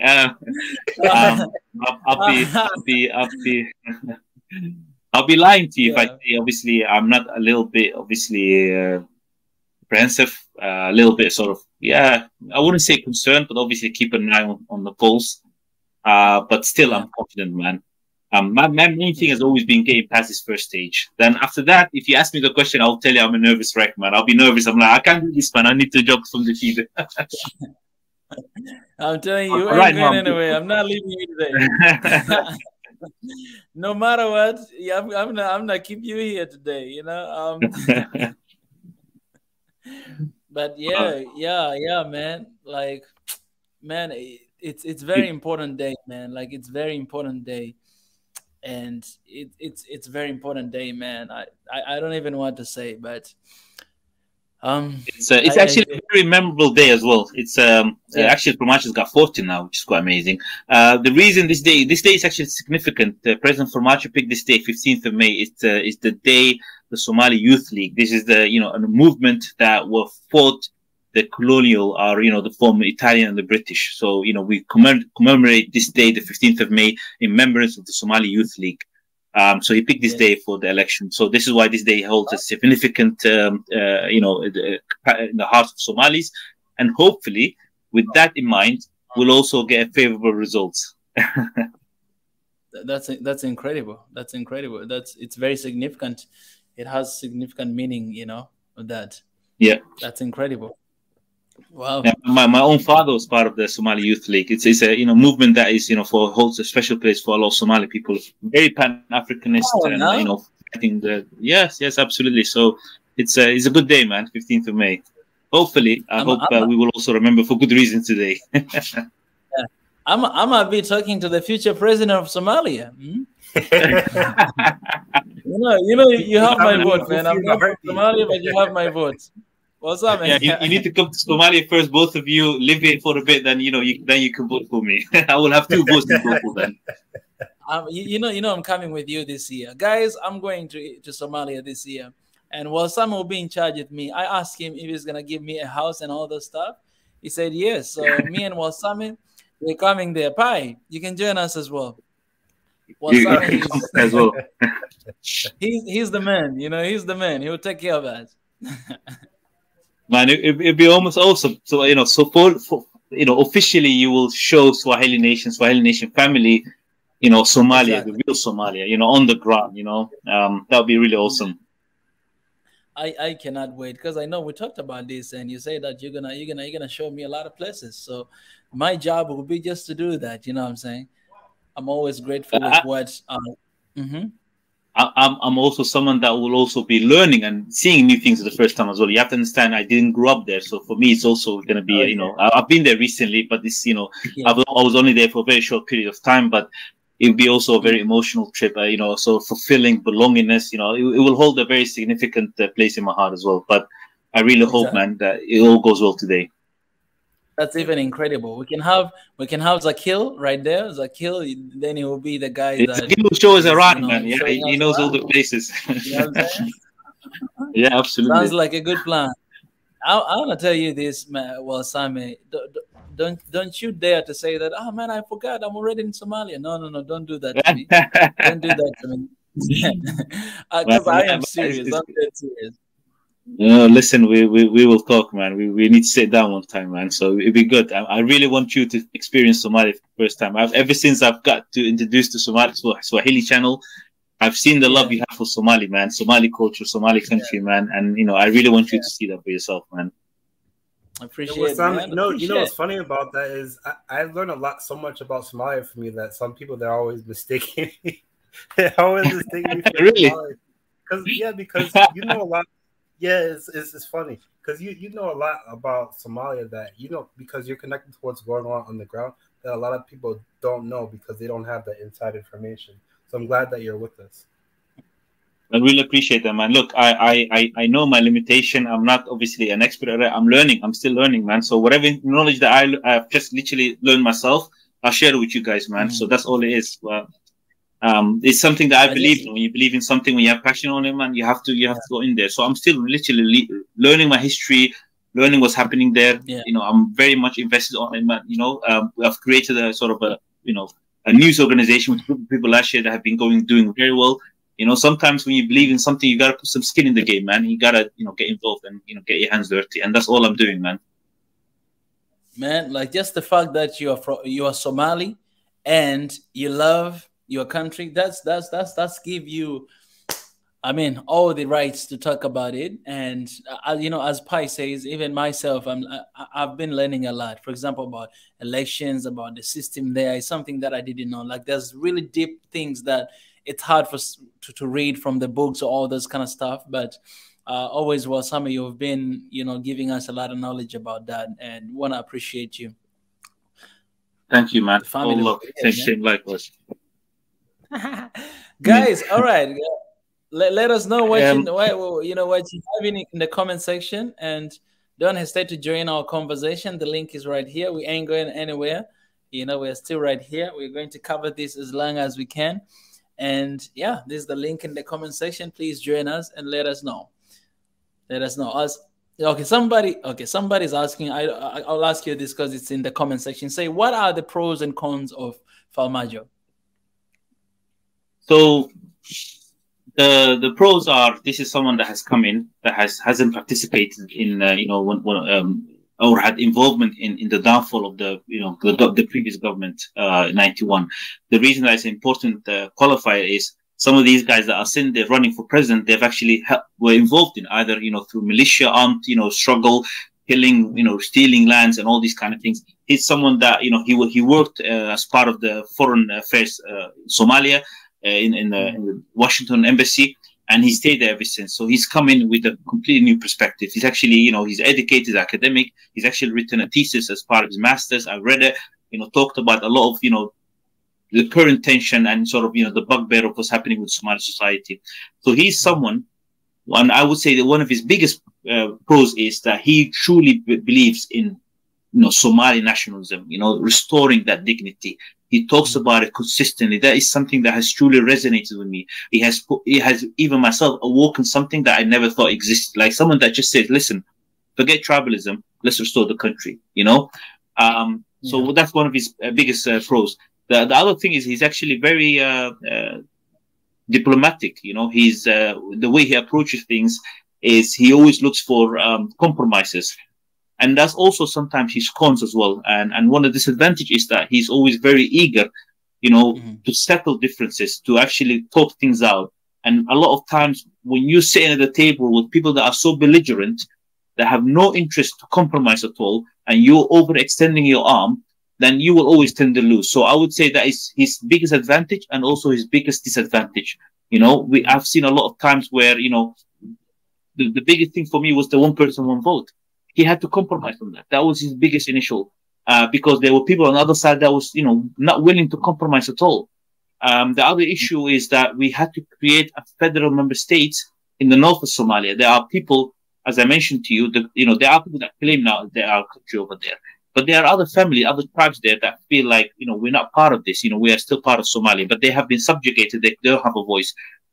He was asked this question. You have to understand his own mother is from there, right? Farmajo's mother is from the north of Somalia. And when you ask that question to say, why don't you create federal member state in north of Somalia? He genuinely said, look, this question is difficult for me to answer. And I like that level of honesty. I did not want him to tell me lies. I did not want him to tell me, I'm going to promise you this, I'm going to promise you that. He always keeps it real. If you want someone, a leader that keeps it real with you, that tells you what he can do and what he cannot do, Farmajo is your man. And I also think another disadvantage is Farmajo is operating in a political arena that doesn't abide by any rules or etiquette or anything like that. If Farmajo today was running in Kenya or other countries, he would have been good because there's certain checks and balances that are happening over there, or Tanzania, for example. But in Somalia, unfortunately, sometimes some of the things are so chaotic in nature, so cowboy-like that sometimes people don't even follow rules. Now you've got this guy who wants to follow rules, and you're basically fighting, a fight with people that hold guns and other things in place, and then the fight becomes unfair. So that is the issue here. So I feel like sometimes, and I hope now, if he comes back, one of the biggest things I want him to do is become a little bit more assertive, a little bit more, don't bow your head down in the face of belligerency. There are people that have no interest in cooperation, people that have no interest in working with you or the nation or progress things. Do not compromise. Stand your ground. So I would say that's one of the things I wish he sort of, one of the disadvantages that I have against him slightly. Appreciate Wasami, my brother. We have a new brother here, Mohammed Hussein. Mohammed Hussein, how are you, my brother? Thank you so much for joining us. Where are you joining us from? Hi guys. Thank you for having me. I am actually in Cyprus, northern Cyprus, over by Turkey. Okay. Really enjoying the live feed of the broadcast and you guys' analysis. Very good reporting. I really appreciate Mohammed Hussein. This is your first time to join us? Yeah, first time. Just subscribed. Looking forward for more. Come on, man. Look at that, man. Welcome to the family. Right? You're part of the family. One thing is that when you come here once, you'll never leave because we'll never let you go. So welcome to the family. This is your place. Thank you so much. Sorry to cut off our brother earlier. But yeah. No worries at all. No worries at all. If you don't mind me asking, how did you find out about Swahili Nation? Even about this stream right now. Yeah, so I was I knew the election was today. I was just trying to, I was on the internet trying to find some place where you can get a live stream and some analysis. And I think you're probably the only person on YouTube who's doing what you're doing right now. Live feed with some commentary as well, discussing some relevant stuff. I appreciate that. I appreciate that, man. So we want to hear your thoughts. What are your thoughts? Oh, lots of thoughts. Really very happy this is finally happening. Long delayed. But I just want to preface this by saying I'm no political pundit, not much political experience, but really happy this day has come. Hopefully it turns out good. Hopefully the best candidate wins. But then again, with everything that's been going on, you can only hope for the best and really hope we have a good outcome. There's a lot that hangs on the line for this, I feel like. Yeah. Let me go a little bit more like deep. Who is the best candidate for you? If you had a chance to vote today, who would you vote for? It'd be for Farmajo. It'd be for Farmajo. Hey. and just like just like the other brother who was just speaking earlier, I grew up in the US, so like just an unbiased, non-clan based opinion, but just kind of been following him and just the work he's been doing, very different than the previous administrations. I feel like he's come in, instituted changes and practices that are very unique in the sense that like foreign interference, he wasn't having it. This issue of corruption and other foreign governments or allegations of other people being bribed and whatnot, really was very firm on sovereignty of the nation. Like, our business is our business. No one can dictate our terms for us. The sheer amount of work he's done with the little he's had, the debt relief, the building of the military, infrastructure, the numerous projects, enhanced security, So I mean, he and then it's just the selfishness. I mean, other administrations, there's been like numerous allegations of corruption and whatnot, but it just seems like with his administration, it's very straightforward for the people. Yeah. Oh, I really appreciate that. For your thoughts. Well, Sami, do you have any question for our brother here, Mohammed Hussein? Man, but before that, let me. Yeah, go on. Before that, Yeah, let me let you know a little bit about what we stand for and what is Swahili Nation in One Africa as well. And for anyone who is joining here, maybe it's your first time, and welcome to the family. This is your family. This is your place. You can always come here. We always talk what matters a lot to us, people, common people, ordinary folk. From the bottom up. That's our focus is. We don't care about where you're from. We don't care about your professionalism. We don't care whether you went to school or you didn't go. We don't care about that. But it's just a community of Africans who wants the best for Africa. And we're just here to communicate, to have a conversation, because we believe that's the first step towards change, to realize, to understand what challenges do we have and how can we take advantage of that? How can we solve that? So conversation is like the basic thing that we do here. But there's so many other things that we're working behind the scene to make sure that we are not just ending with the conversation, but also we are bringing the change. So one of the policies that we have right now, we say #ProudAfrican, be the change Africa needs, because most of the time we're looking at the leaders, we're looking at somebody to come and to change, to transform our continent and our countries, and we forget ourselves. Right, we point fingers at others and we forget that we have the real power, we as a people, because we're the one who suffer, struggling with everything that is going on, and not leaders most of the time. So we say, be the change that Africa needs, because we believe that Africa needs a change, and that change, it comes from nobody but me and you. Like, I have to become a change. And we stand for love, peace, and unity for Africa. Right? And love in action, peace in action, unity in action, not just talking about love, but to actually become love, to love one another, because we are actually one people, regardless of our religion, our colors, or where we're coming from, or our tribes. We don't care about that. We care about one thing, that we're human beings, we're Africans. And so we promote that love. We promote peace because we believe that if Somalia is not at peace, the rest of Africa is not going to be at peace.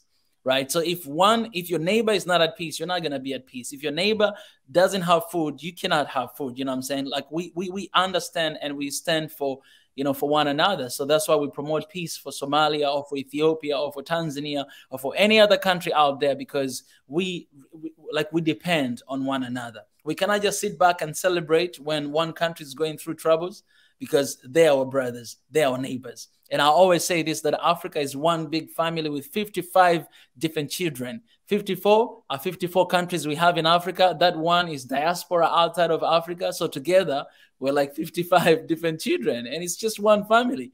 And those children, they have different languages. They have like different structure, you know what I'm saying? They have different behavior. Some of them are rude. Some of them are sweet. Some of them are kind. We have different kind of, but it doesn't change the fact that we are one family.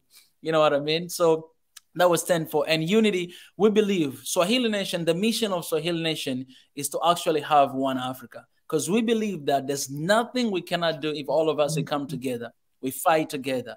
I mean, we stand for one another. And unity is everything that we need. Everything that we've been struggling for years right now is because somebody has been taking advantage of that. But not only that, we have been taking advantage of ourselves. And we have been just ignoring on one of the most important part, and that is Africans, we are one. We should forget about, we have borders, yes, we have all this stuff, but these were not even created by us. Somebody else wanted to divide us, to conquer us, and to rule us. So we should come back to the basics, knowing that we are one people, and we should always come together supporting one another. And that's what we're fighting for.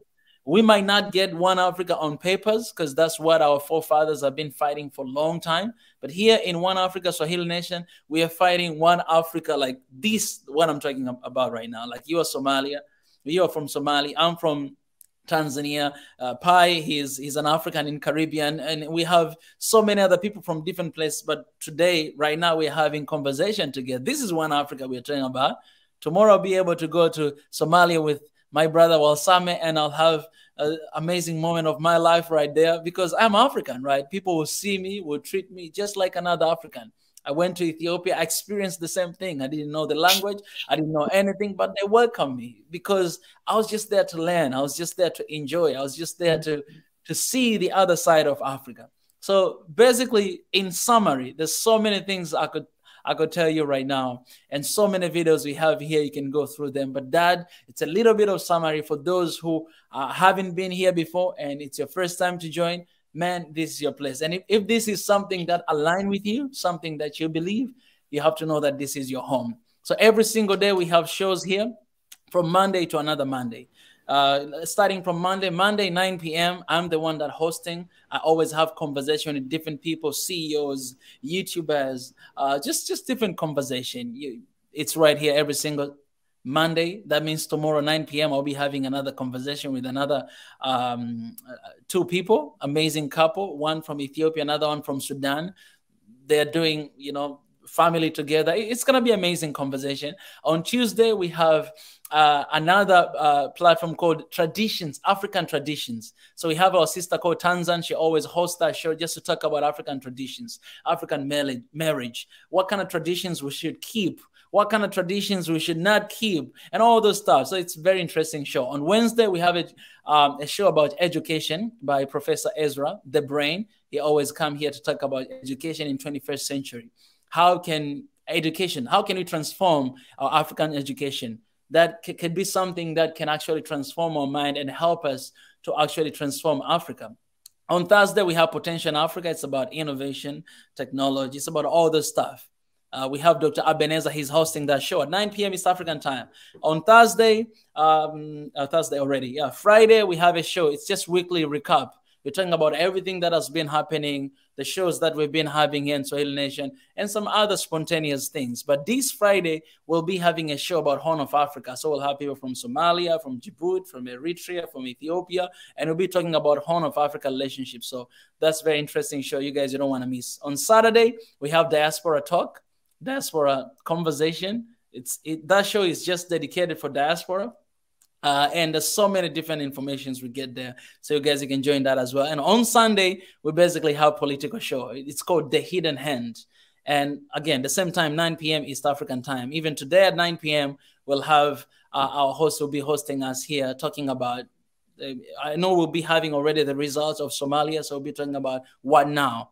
What is the future of Somalia? What are we going to do? I think that will be the conversation of today. And some other conversation that just comes spontaneously, like right now, we have the different vlogs and documentaries and trips to different countries in Africa, all those things we do here in Swahili Nation. So that's just a little summary of what we do. Welcome to the family, my brother. Beautiful. Welcome to the family, brother. Good to have you. Thank you. I actually spent 7 years in Kenya. Amazing. Wow. I was in boarding school in Mombasa for about 7 years.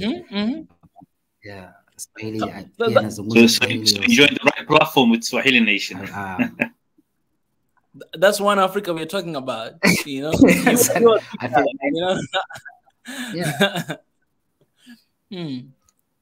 And everything you talked about is very essential, especially in today. One Africanism. People understand our success is tied. Not one nation's success, but everyone's success is all of our success. One unstable nation, it affects everybody, so it has rippling effects. So I hope people can wise up. Right. Oh yeah, sorry. Yes, just forever. Yeah. So Farmaj is on 57. His nearest rival is on 44, which is Denny. And then the other ones are on 30, 37, and 39. So it's almost concluding the stage. But the goal has always been to get past this round. So yeah, he's on 58 now. So he's comfortably leading right now. So far, so good. That's beautiful. That's good. I appreciate it. Well, Sammy, you're doing a pretty good job, man. You know what? You are our anchor. From today onward, from Somalia. I want to ask Sammy. Yes. How many rounds are there usually, like from previous elections? Like how far? Like how many rounds have you seen it go to? 3 rounds. So about 4 will go through now, and then there will be a final 3 or 2 at the final round, and then they will be selected. And usually it takes quite a long time. And what they mentioned in the stream earlier, I'm not sure if you heard it. What they're going to do now is, the ones that didn't make it, it looks like Sheikh Sharif might not make it. The Shabab guy that I mentioned to you guys earlier, he might not make it now. So he might actually drop out this stage. So he might then look for alliance with other ones to give his votes to others to say, I'm going to back the guy. I don't know who he will do, but we shall see. So I hope that answers your question, Brother Muhammad. Yeah. It's going to be a while. We'll be here for a while. Oh yeah, we're ready. We ain't going anywhere, brother. I told. I just want to make one statement. Sorry, if you don't mind me. I want to say the brother, like you heard, he joined. You asked him the question, who is preferred president. He said President Formaggio. This is the consistent voice of the public and especially the youth, man. This is what I'm saying to you. If people like me and them were afforded to vote for our president, this is who we would have voted for. We would be sitting here praying that these MPs don't do any corruption to select it. So I just want to put that out there, and the people's voice is overwhelmingly President Formaggio. Yeah. People's voice matter, man, and appreciate for that. Appreciate. Well, we have Professor Ezra, the brain. This right here, Professor Ezra, he's the host of Wednesday show, 9 p.m. East African time, called Education in 21st Century. He's my brother. I love this guy right here. Professor Ezra, thank you for joining us today, man. Welcome to the show. Thank you. The Swahili Nation shining like as usual. And these are the moments where Swahili Nation is actually it's a breakthrough, and it's a star when it comes to really covering the things that matter to Africans. And why does this matter? Like really, I'm not very old, but I'm old enough to know, our neighbor. I'm originally from Ethiopia, so our neighbor Somalia has gone through so many things, and it's so easy to forget where Somalia was 10, 20 years ago. And this is such a pivotal moment. What we are seeing live right now is Somalia really fully demonstrating to the world that we are back in business. We are reconciliating. We are demonstrating some degree of democracy, some degree of stability, some degree of these things in ways other countries cannot demonstrate. Look, in America, somebody is live casting the killing of like live on live, like this person broadcasting live, gun violence. That's what America is doing right now. But in Somalia, they are broadcasting an election. I mean, it can't get any better than that. This is happening in Africa right now. So I know it's still a long way to go for Somalia, and I'm sure that we still have some time. We still have some steps that may need to be taken in Somalia, and reconstituting a Somalia that the Somalis and the Africans deserve. That's a work in progress, I'm sure. And I'm sure my Somali brothers and sisters will agree with that.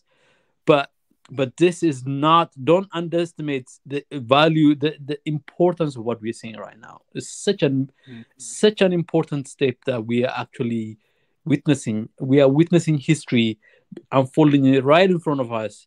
And then, countries after countries, in different form and shape across Africa are going through some form of, transformation, from Magufuli in Tanzania to Mali and then Zimbabwe, everywhere in between.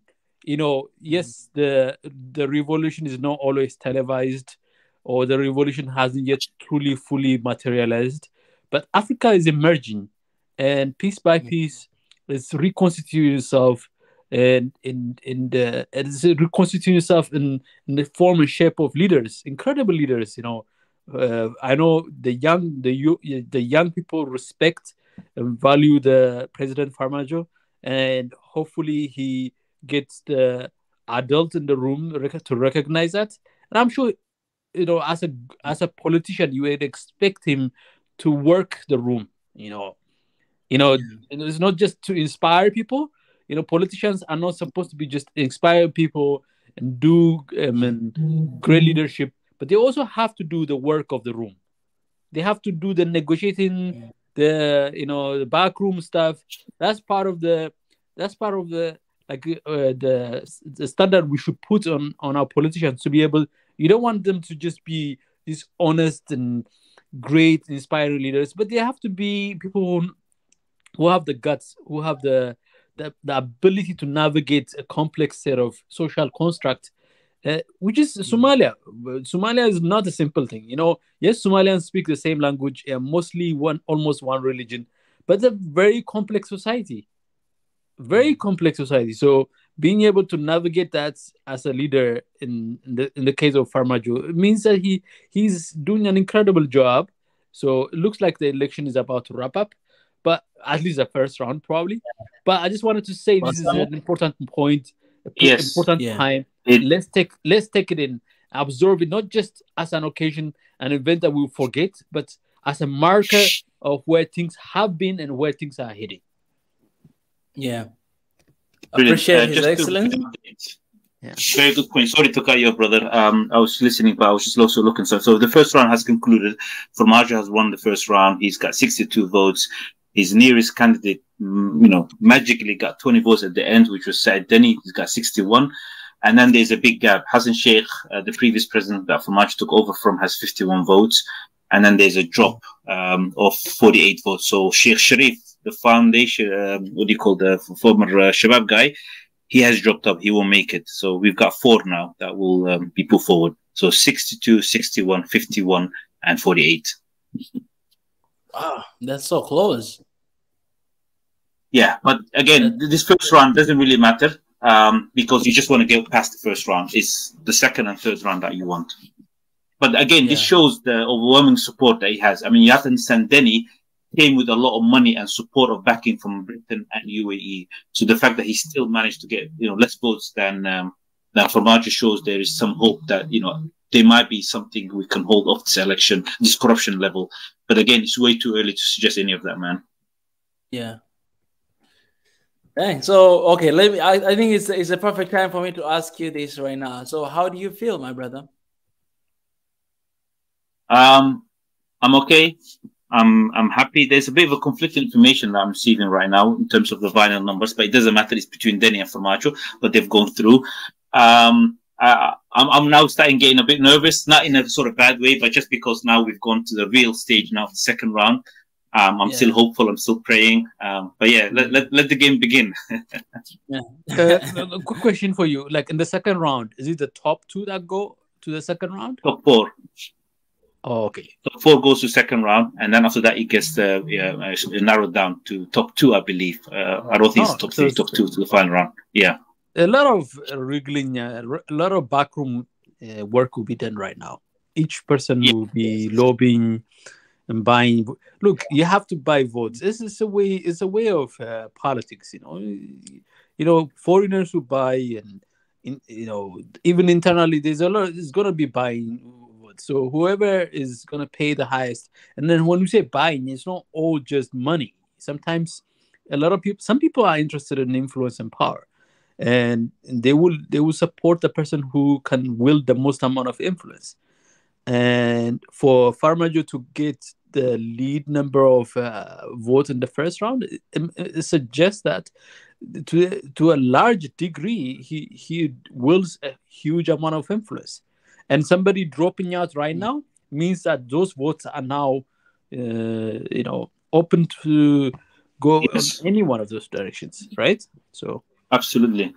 You're spot on. That's exactly what's going to happen now. And that's why now it's going to be a bit of a delay with second round, because now suddenly the wheeling and dealing will start, backroom sort of thing situation. And people will start, basically do quick deals in place. Yeah. But what do you think about this moment right now? Like in the Somalia's history, recent history, and where we are right now, how does it...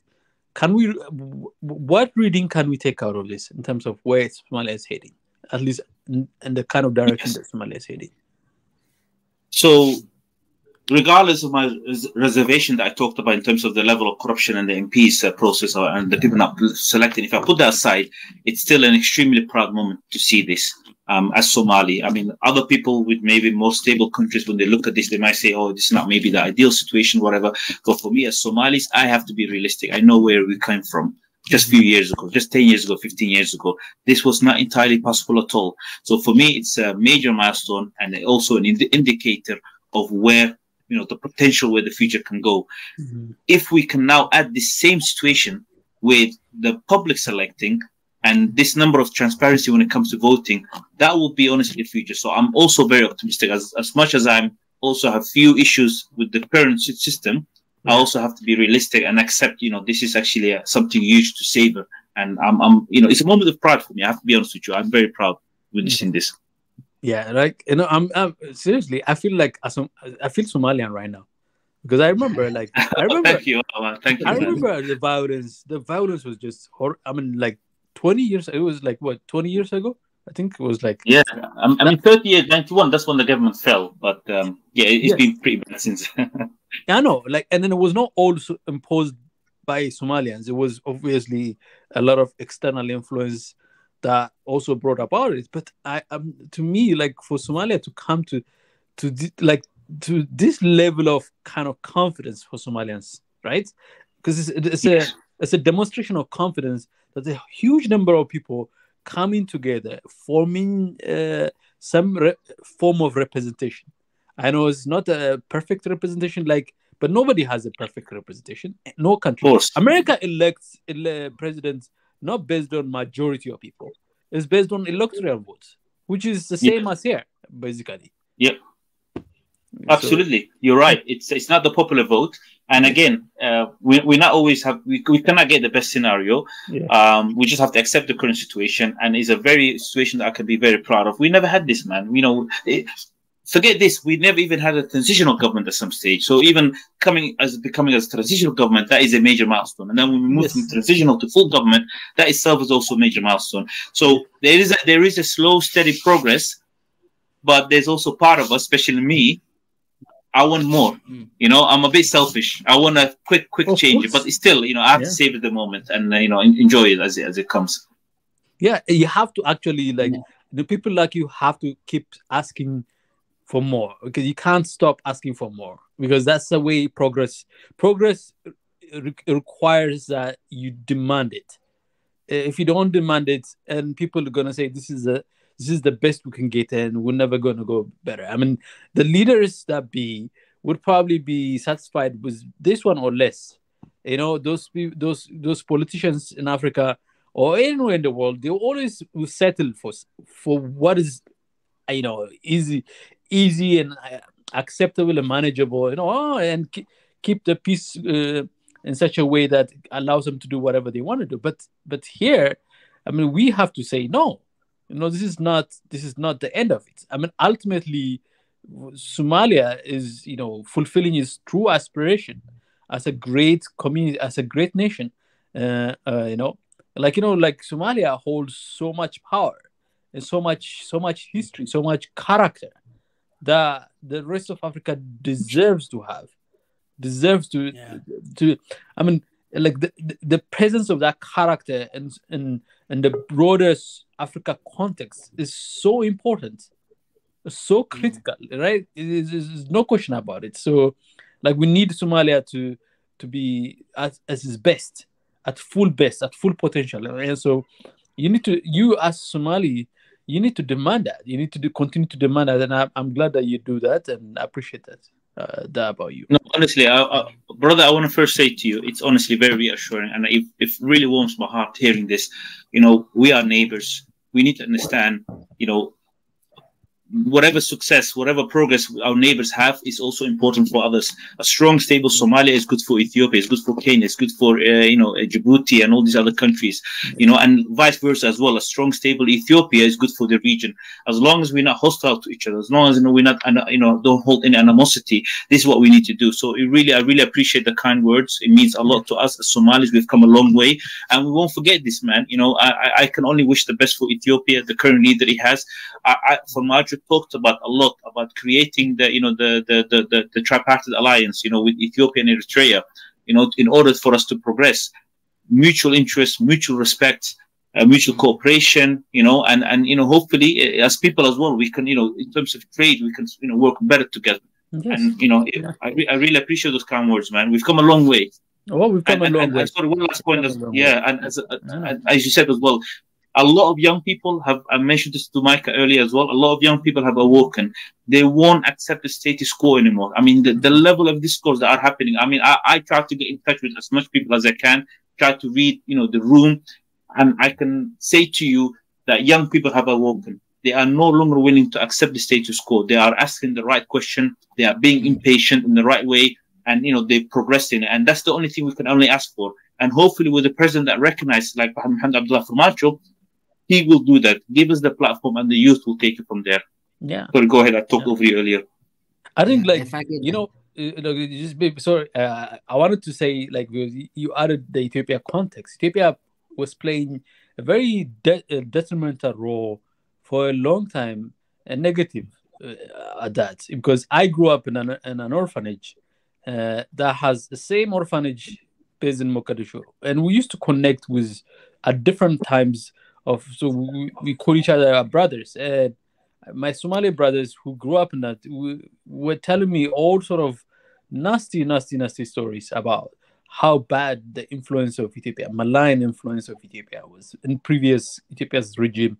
And I think one of the things that made a difference was Abiy coming in and then really kind of like, it was a mafia state. The mafia kind of ruled all the way from Somalia, part of Ethiopia region, through Mogadishu. That's what they were doing. They were running it as a mafia. And then there was also economic interest, contraband. The contraband thing, like, it's illegal in Ethiopia, but the beneficiaries of contraband business were people and generals and military people. So from all sort of ways. So it was so bad. And then in order to sustain such corruption, they had to maintain that kind of fear, insecurity going, particularly in Somalia, and then even transition and that pain going all the way to other part of the region. So, and I think the fact that that was removed in 2018 made a huge difference. And then I don't know if you follow the Ethiopian context. The first moment, the first place that Abiy had to deal with was not Tigray. It was Somalia. Part of the Ethiopian Somalia region was the first part. That's where there was the first insurrection that took place. Soon after he came to power, insurrection took place in Somalia, and that insurrection is brought about the complete change in the relationship between Ethiopia and Somalia. Because Abiy said, we're taking our hands off Somalia. Somalia is no longer a place where we are going to exercise, such a nefarious act. So that kind of step away. I'm not saying the Ethiopian government, Ethiopian people, and Ethiopian leadership are completely scot-free in terms of they're not influencing Somalia policy and politics anymore. That's not the case. They're still influencing, I'm sure.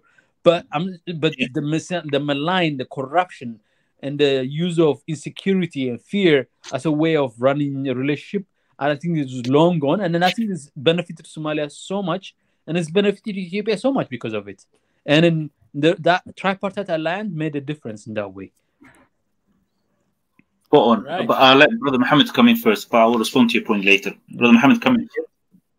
Yes, Mohammed. I just thank you so much. No, I just wanted to chime in off your earlier comments about, especially Professor Ezra over there, about the momentum, how things are progressing, and it's a proud moment, and how we shouldn't really take a step back, and also how you addressed how the young people and even the diaspora and everyone's getting motivated, invigorated, and more involved.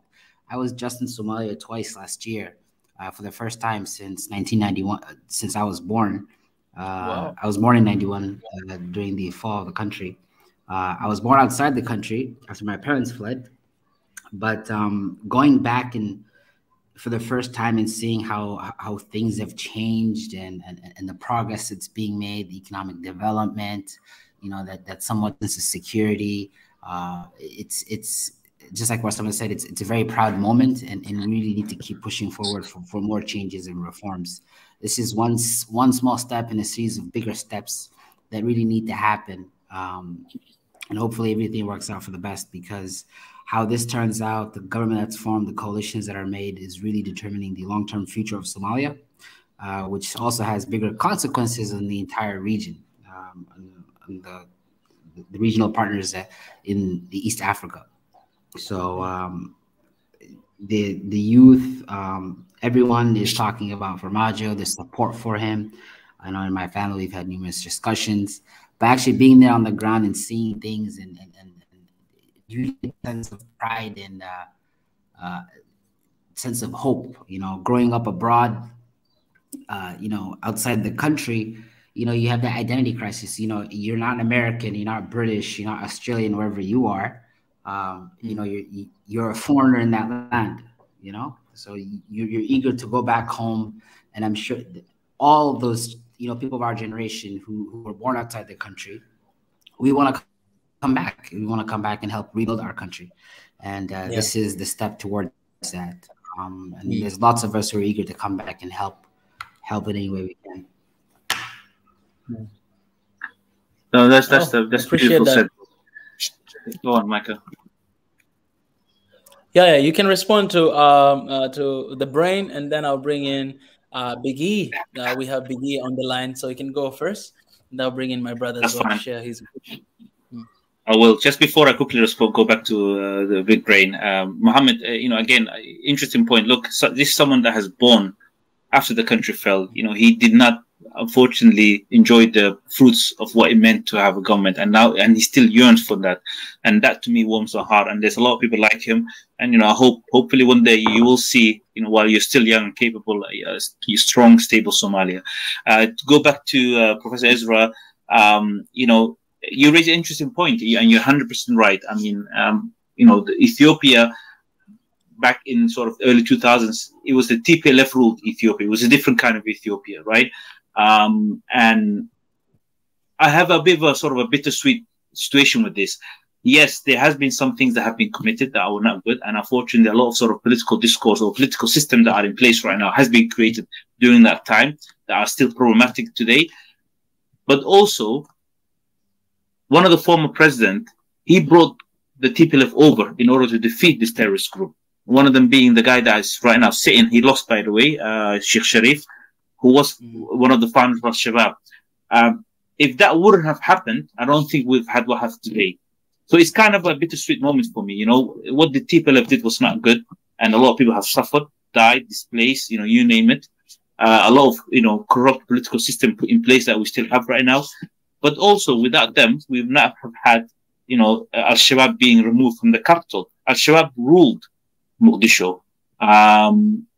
You know, Village Somalia, where the president was in at that moment, he could not even leave the house. So it's kind of a, you know, two-way kind of thing. But either way, that is in the past. Right now, as you said, we have much more respectful, you know, Dr. Ahmed Abiy come in and understands that it's no longer a good business to be hostile towards your neighbor. And, you know, to create an alliance with Somalia is good, and, you know, help us right now get up on our feet. So hopefully we can be also your strong allies. We can help Ethiopia, other regional countries, you know, with any issues, any sort of cooperation that we can do with them. And that is the key here. So that's what all I want to say. Go ahead. Yeah, beautiful. Before I bring in Biggie, Professor Ezra, do you mind to talk just a little bit about your show on Wednesday, and, you know, like invite people to join as well? Professor Ezra, he has his own show on Wednesday. Do you mind to talk a little bit about, you know, the summary of your show? Thank you. So our show on Wednesday is about education in the 21st century, not education in the 20th century, not education in the 19th century, but in the 20th. It's more forward-looking, you know. But, you know, we get to talk about, you know, not just education, like, you know, from the perspective of, oh, it's not working out, from the perspective of how can we make it work in the liberation struggle that we are in Africa. Because one of the things is one of the key elements of African unity, African prosperity, African peace is the activation of the mind and the hearts of Africans. And education plays a part in it. Now in our show, on our channel, we get to discuss ways and means of making that a reality, operationalizing that. So we get to really dive in and then interrogate all ways in which that we can use education as a tool, as an instrument of activating the mind and the heart, the humanity in each one of us that we were endowed on by our Creator, and we get to play the role of like really interrogating the means and the ways to. That's the broader way of what I call a humanizing education. Education in the 21st century has to be what's called humanizing education, not dehumanizing education. Humanizing education is about really figuring out what's inherent in each and every one of us. Inherent means like, what are we endowed with? What are we capable of? What are we born with that we haven't yet realized fully? So by humanizing education, by promoting education that humanizes, it's about helping people arm themselves with their own personal potential, and not just potential, but ability, means, and skills, know-hows, and experience, and methods, and processes that allows them to exercise and fulfill their potential. So we get to explore all range of things, from the practical to the philosophy and everything in between. And we've been working at the early stage right now. We're just playing around, trying to see. So far, what we've done in our shows is like, what is the state of education in Africa? Is one of those things that we covered. And the last week, with the last couple of shows were more about what should be the purpose and the meaning of education. And then, this past week that we started, started covering my own personal opinion on how that should be played out. It's based on an article I wrote about 3 years ago. And so we covered that. So we cover education, and we want it to be, I don't know if you can show the mission for us, Mika Shavala, but it's there in the mission of One Africa and the Swahili Nation Network and the One Africa movement. They're in the mission. I don't know, can you show the mission? Yes. Okay. Decolonize the mind through authentic knowledge. Okay? Decolonize the mind through authentic knowledge. Okay? When the process of doing that is, it's not like, oh, this is a better Africa kind of. It's not a propaganda platform. Swahili Nation is not a propaganda platform. Swahili Nation is an activation platform.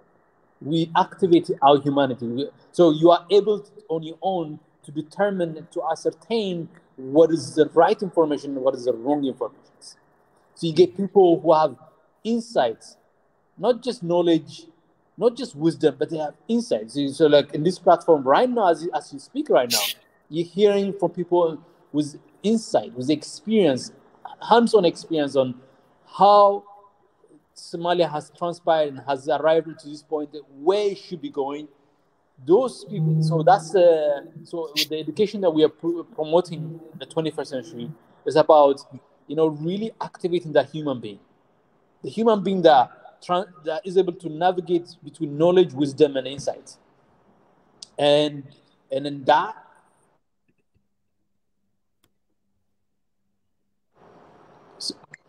So can you hear me? Oh. Sorry, I got. Yes, I can hear somebody you. called me. Yeah, somebody called me. Sometimes when somebody calls me, it gets interrupted.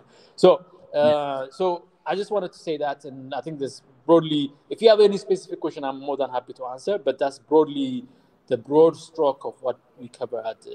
So join me every Wednesday at 9 p.m. Eastern East African time, and 11 a.m. 11 a.m. California. I'm in California, so 11 a.m. California time, and then more than happy to have you and really discuss a whole range of issues that are related to education. Thank you. Then appreciate, guys. You can join Ezra. I just share the link in the comment section. That is the link to his show on this coming Wednesday, Education 21st Century. So go through that link. You can turn on the notification button. Remember, 9 p.m. East African time, EAT. The link is in the comment section for his show. All right, right now I'm going to bring in, okay, before that, Sam, is there any update right now? No updates yet. Second run still hasn't started. Right. So yeah, I think a lot of backroom deals are still happening right now. So we shall wait. Yeah, so I'm gonna grab my coffee. So just keep talking, guys. Give me 1 or 2 minutes. I need my coffee right now. No worries, guys. Remember to subscribe, like this video, comment, share this link with somebody, and also we have a link in the comment section of StreamYard. You can join the conversation if you want to share anything, if you want to raise awareness about what we are doing today. Today, we've decided to dedicate this day to Somalia. So right now we are talking about this, and then at 9 p.m., I believe my sister Tanzan will be here. I don't know if you're gonna crash, but I'm not sure. It might be crashing, but we're gonna have the same show basically to talk about what now and what's going to happen. For now, I want to bring in my brother Biggie. Biggie is right here. Biggie is the host of Diaspora Show on Saturday 9 p.m. East African time. I've got Biggie on the show right here, and he had his own show yesterday. It was a very interesting show, one of the beautiful shows. Biggie, my brother, welcome. I want to hear what you want to say about what's going on today and the election in Somalia. The system.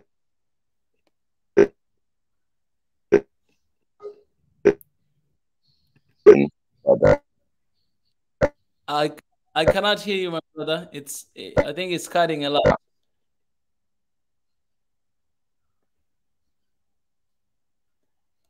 You must be having an issue with the mic, probably. You cannot hear at all.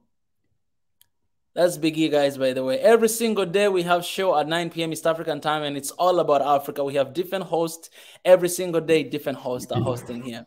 And to the days to come, we're going to have a lot of different shows are coming up. So stay touched with SNN and One Africa. Yes, Biggie.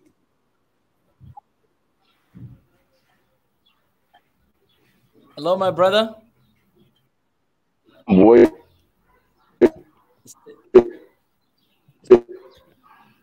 Brothers and sisters. I think you can try to leave for a second and then come back again. You still have the same issue. Here I'm sharing in the comment section. I'm sharing I'm sharing the link of this conversation, just in case if you want to come and join us and raise your voice. The StreamYard in the comment section. You can join.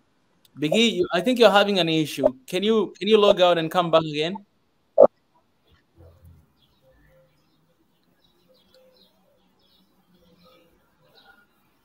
I think you're gonna have to refresh.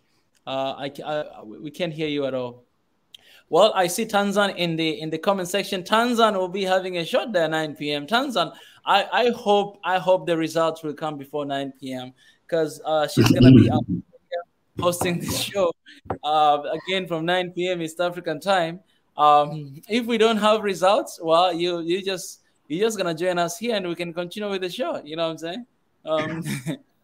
I want to say that I want to open like 2 live stream like this one and yours, but I think we don't have to do that. We can just do ones. Yeah. Mohammed, I want to ask you a question. So, how are you feeling right now? A little nervous, but it's the good kind of nervous. It kind of reminds me of House of Cards, the Netflix show. The back dealings going on right now. I really can't help but speculate, just wonder, what are they talking about? What are they agreeing about in the back? What deal are they going to make? Which devil are you going to choose? But it's going to be interesting to see. It's like this is probably the second election that I'm following. But hopefully it works out for the best and they're able to form some sort of good coalition. So just eagerly waiting here while enjoying this coffee. But I also wanted to add the mission of this channel. You know, it's very unique and much needed, if I could say that. Listening to Professor Ezra talking about, especially about his show about the education. Well, my time in America as well, and just, you know, being around the world, especially like decolonizing the mind. It might seem like sometimes there's this mentality, you know, is just kind of preventing us from really uniting and working together. Who knows? You know, you see the European Union. If the AU was really coming together, you know, as a continent, as a people, I really think Africa can accomplish a lot, especially with our resources. There's no reason why we can't be up there as a first world, you know, first world nations. Appreciate Mohammed. We have two people also joined, Rahimta and Kenti. You guys, I think your devices are not connected, so if you can try to come back again, I would love to hear your voice, and also love to extend this call to all Somali. If there's Somali female out there, you ladies, it would be really, really, really helpful to hear your voice as well here today. It would be amazing. I don't like when only male dominates. I don't like that. So, ladies, where are you at? You know, I would love to hear your voices today and to hear your opinion. Kenti, I think your devices is not connected, so try to leave and come back again. And the link is in the comment section for anyone who wants to join and to share, raise their opinion. Biggie, my brother, welcome back. I hope it's gonna work now. Biggie, this is the host of Diaspora Show every Saturday, 9 p.m. East African time. I think he's still having some issues. We'll get back to him. Mr. Pai. Yeah, I'm here. Yes, my brother. Anything you have from your side? Oh no, I'm multitasking right now. I'm trying to moderate and watch at the same time. I feel like we're on a show. Yeah, sorry, I'm still making my coffee, but I just to chime in. So there's a lot of sort of speculation and everything else going on in terms of the numbers, but this is where I get a bit of concern, or at least, you know, just because you never know what happens. So the conspiracy is that, you know, some of the candidates might start conspiring against President Formaggio because they understand, obviously, he's the biggest threat. But also there's hope and potential. Sorry, I don't know if you can hear me. Was I distant? I was going to say, and also there's hopefully chance of the opposition splitting and splintering. So right now, I would say there is two camps that's happening here. So it's called the Dam Jadid camp, which is mainly to do with Denia Hassan Sheikh Mahmoud, and then you've got the Nawadi Nol camp, which is President Formaggio. So I'm hoping that the opposition starts splintering against each other, and also President Formaggio can at least work some deals with some of the other candidates in order to, you know, hop it up. Unfortunately, people like the former Prime Minister Hassan al-Khaire, he's got some good numbers from the first round, so maybe work with people like him, you know, that kind of things. Yeah, man. All right. Okay, we have also another new person on the line, Giovanni Vanito. Welcome to the show, my brother. How are you?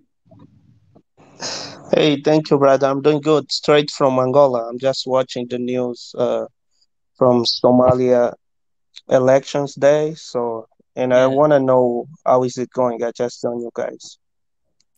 Giovanni, first of all, I want to appreciate you for joining us from Angola. You're from Angola and you're living there. Yeah, I'm from here. I'm living here. Man, welcome to the team. You are? All right. Welcome to the team, Giovanni. And also, don't hesitate to share with me your WhatsApp number on the private chat. I'm going to share right here, because it's good that we found somebody from Angola today. You know, there's a lot of things happening there as well. So we can have you as well, you know, in our family as someone who is update us on what's going on there, and we can have conversation about Angola as well. So share with me your WhatsApp number, and I'll contact you direct right away, and we'll stay in touch just to know more about Angola. Yeah, sure. Thank you, guys. Beautiful. Okay, well, Sami, you wanna update? You wanna update Giovanni, because there might be a lot of people joining right now, so you can just update like what's going on as well in summary. No problem. So just for our people that have been joining us, or the new people that we've got, so the current election process in Somalia, it's effectively the MPs selecting the president, and the way this sort of system is set up is 3 different rounds. So the first round we had 39 candidates, all vying to be president. Then it's about 300, or I think 301 or 303 MPs giving them the votes.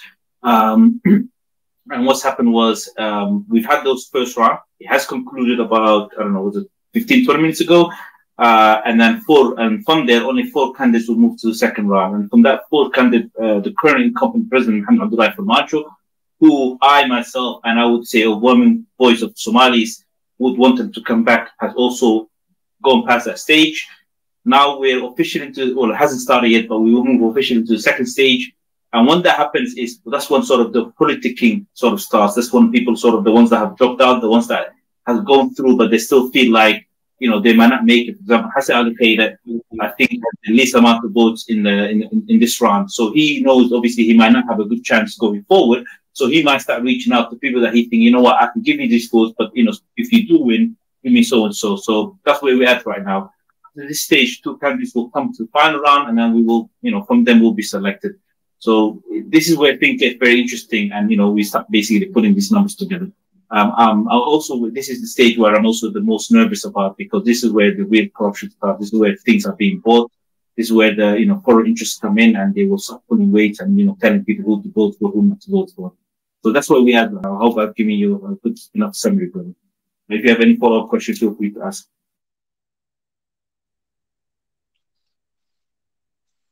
Yeah, this is Biggie. I don't know how much you heard me earlier. I'm sorry, for some reason when I went on my laptop, it just gave me the administrative access, but at the same time, I'm being echoing myself and canceled out. So I just log back in. Again, I want to say congratulations, Somalia, in the process of election. Hanging tight. Again, at the beginning, I said assalamu alaikum to all of you, to be peace upon you. And I want to wish you the best in Somalia. And Somalia has been devastated through a lot of past, and now coming to the stage and taking really seriously putting one Somalia, understanding the oneness, and being able to come to the election and people coming in to vote.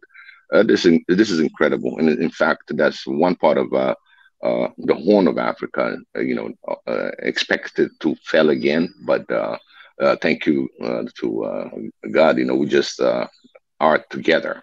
One thing that I'd like to say, I just love the blue scenery, which is part of the Somalian. It brings peace. It's a color of peace.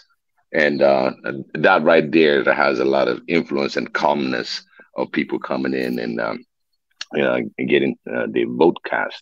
So again, I'll tell all Somalis, hey, keep on casting your vote. This is your country. This is your Africa. Do not deny that to yourself. Vote, vote, vote. And on this show, I will say again, we are with you. We support you. You are brothers and sisters, and you are part of one Africa. So I really appreciated that this day been dedicated for this election day for Somalian people. And there's nothing more that makes me happier than seeing this day happening on every part of the continent. And this is beautiful. Thank you, brother. Honestly, I really appreciate you saying that's very briefly put. All love, welcome. And, I'm glad that fellow Africans are sharing this moment with us, recognizing it is a pivotal moment, and hopefully be something, a springboard that we can move on beyond that. So I really appreciate that. And, someone that has understand the dark history, the difficult history, recent history that we've had in Somalia. But a new dawn is upon us, man. And, we can only move forward. And Africa, we're almost here.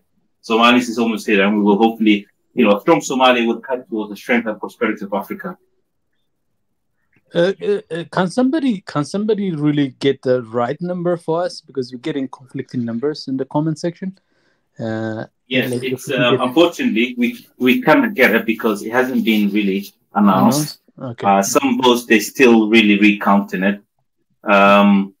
So yeah, but for now it doesn't really matter. These numbers conflicting, as long as the four main candidates, there's no doubt about them. They moved on. So who really got the most votes in that round, it doesn't really matter as long as the four ones have gone through. So I wouldn't concentrate on that for now.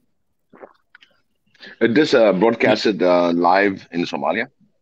Of course. Yes, this is the Somali National TV. Yeah. Right. I mean, I can see it, but how do we, other African countries, can watch this?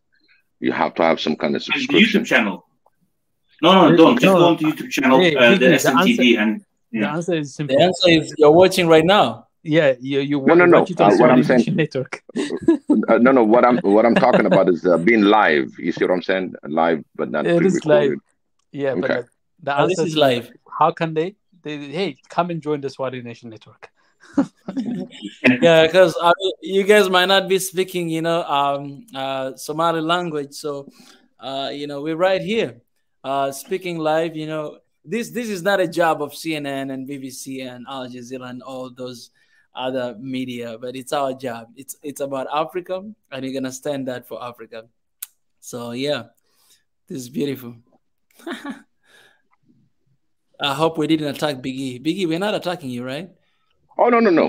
It's just I have different ideas, so I was going to kick into the technology aspect of it in translation and have it live as you can see it. Yeah. So one of the platforms that we have, we represent One Africa, and we want to be One Africa, and we are One Africa, and how we can technologically be really understanding. You see it not translated to the different media the way they want to do it. It's just straight up and having that information for us. That's what I meant. It's just that my thought process was a little bit advanced on the technology part. No worries. The world has there's still improvement. There's still improvements that could be made, but this itself is also huge for us. But go ahead, Michael. Yeah, I appreciate it. We have two new people that just joined us right now. I will start with Abdirizak Adan. Hey, welcome to the show, my brother or sister. My brother, welcome to the show, man. Abdirizak Adan. Okay, it ran away. And also we have another brother here. His name here is Somali. Somali, welcome to the show. Thank you. Hi, guys. Man, we're doing great. Where are you calling from? And how did you find out about Swahili? Yeah. I'm the part of the family, SNM family. So I used to watch the everything going on the continent. So now I saw their life in Somali election. I'm Somali. I'm student from right now. I'm studying in Malaysia. So you're in Malaysia? Yeah, I'm in Malaysia. So you're my Asian brother. Yeah. Yeah. Well, your name is Somali. That's your name? No. I'm just I just wrote it down. My real name is Yusuf. Yusuf. Yes. All right, Yusuf. So what would you have to say about today's election? And who do you wish, or who would you vote for if you had that chance? Yeah, I hope I have that chance today, but it didn't happen. Maybe next 5 years we will vote as a people, as a citizen. Yeah, the glory time will come. But I think I will give my vote today. If I had the chance, I will give my vote and Hassan Sheikh Mahmoud, the ex-president, before the current outgoing president. I will give him that vote. And if I try to expand my view, why I choose him, I think it's clear for me what he for the I think the last his term in the office, it was like it was enough for me to give my vote again. So what if I try to mention what he did? It was like now we have a good relationship with our brother, and our other brother nation in Turkey. So I think he was the one who lay down the brake for that relationship that right now we have the international, like if it comes to our brothers in Nairobi, Kenya, Ethiopia. So we had like a good relationship with our neighbors. Now we cannot travel in Nairobi. We cannot go to in Ethiopia. This we cannot. Now we are like we cut all the ties to our neighbors. So we are really in danger time. So I think that relationships with our neighbors, good their relationship will come back, and we'll do best for ourselves and our neighbors to protect from the terrorists. If the terrorists work together to fight the terrorists, the economic sanctions, tourists, we are in East Africa country. Also, we are not the part of the East Africa community. We just located as a country, but we are not in the community. Also, we need someone who can work that also. So when we need to go to like Ethiopia and Nairobi, we need to apply a visa. So in his time, he was working all that issue. And I think if we give him another chance, he will also do his job and complete what he did before. All right. All right. Brother, Mike, if you don't mind if I chime in. Brother Yusuf, first of all, welcome. Great to have you here. You will add to the political discourse, sort of difference of opinion, and I'm really happy that you join us here and express, obviously, who you think should be the president. I do have a follow-up question, if you don't mind. You've obviously expressed your preference when it comes to Hassan Sheikh Mahmoud, the previous president. And also you've made some comments that I think I should push back upon. You mentioned that we have lost some sort of cooperation or relationship with the regional companies, and you mentioned countries. You mentioned Ethiopia, for example. I mean, I would stand to argue that actually we have much more greater cooperation and friendly relationship with Ethiopia than we even had under Hassan Sheikh Mahmoud. When the TPLF were in power during Hassan Sheikh Mahmoud, it was actually very hostile towards Somalia. Now we actually have better relationship with it. The situation with Kenya, again, it's mainly to do with the interference level from the government. Uhuru Kenyatta that is doing it. It's not to do with the president. I'm sure you would agree upon some of the things that have happened in southern Somalia, mainly to do with ghetto, where people have actually died in. But before that, actually, I do want to answer you. You prefer Hassan Sheikh Mahmoud. I'm sure you are aware of some of the things that he's been accused of when it comes to the level of corruption. But more importantly, I want to ask you as well is, why is it that you don't want Farmajo Kondo? I'm really interested in, and that's fine. You can have your opinion about it. But what is it that you have seen from Farmajo in the last 4 or 5 years that you don't think he deserves re-election, and you would want Hassan Sheikh Mahmoud instead? Thank you, brother. Thank you. I can't see your name, and your name is. My name is Osama. Sorry. Osama. Mustafa Warsama. Nice to meet you, brother. And thank you. Nice to meet you, brother. Welcome. I respect your opinions. Yeah, as a student, as a young, as a maybe the future of this country, we can argue and understand, and also feel our differences, so that when we talk about our differences, that means we need to come closer. And so, yeah, like they say, and the current or the outgoing president say has a good relationship with Ethiopia. I don't see that good relationship. What we call good relationship, what we call not good relationship. Like, I mean, if you travel to Ethiopia, like, have you been traveled to Ethiopia for the last 2 years? No, I have not. Yeah, me, I went there like and before Hassan Sheikh Mohamud and government also around there, it was different experience. And I think like the people are not welcoming me the way they used to, because also they fight themselves. There was some troops fight the government and other troops, which I don't want to right now talk about. But I think like the relationship, we need to see that good relationship. Like, where's that relationship? Like, even if you know they give much respect in southern part than the northern part. They give much respect the northern part. If you know the Somaliland, and also I didn't want to mention again, but it is what it is. They go there with their passports, and still they didn't get an recognition.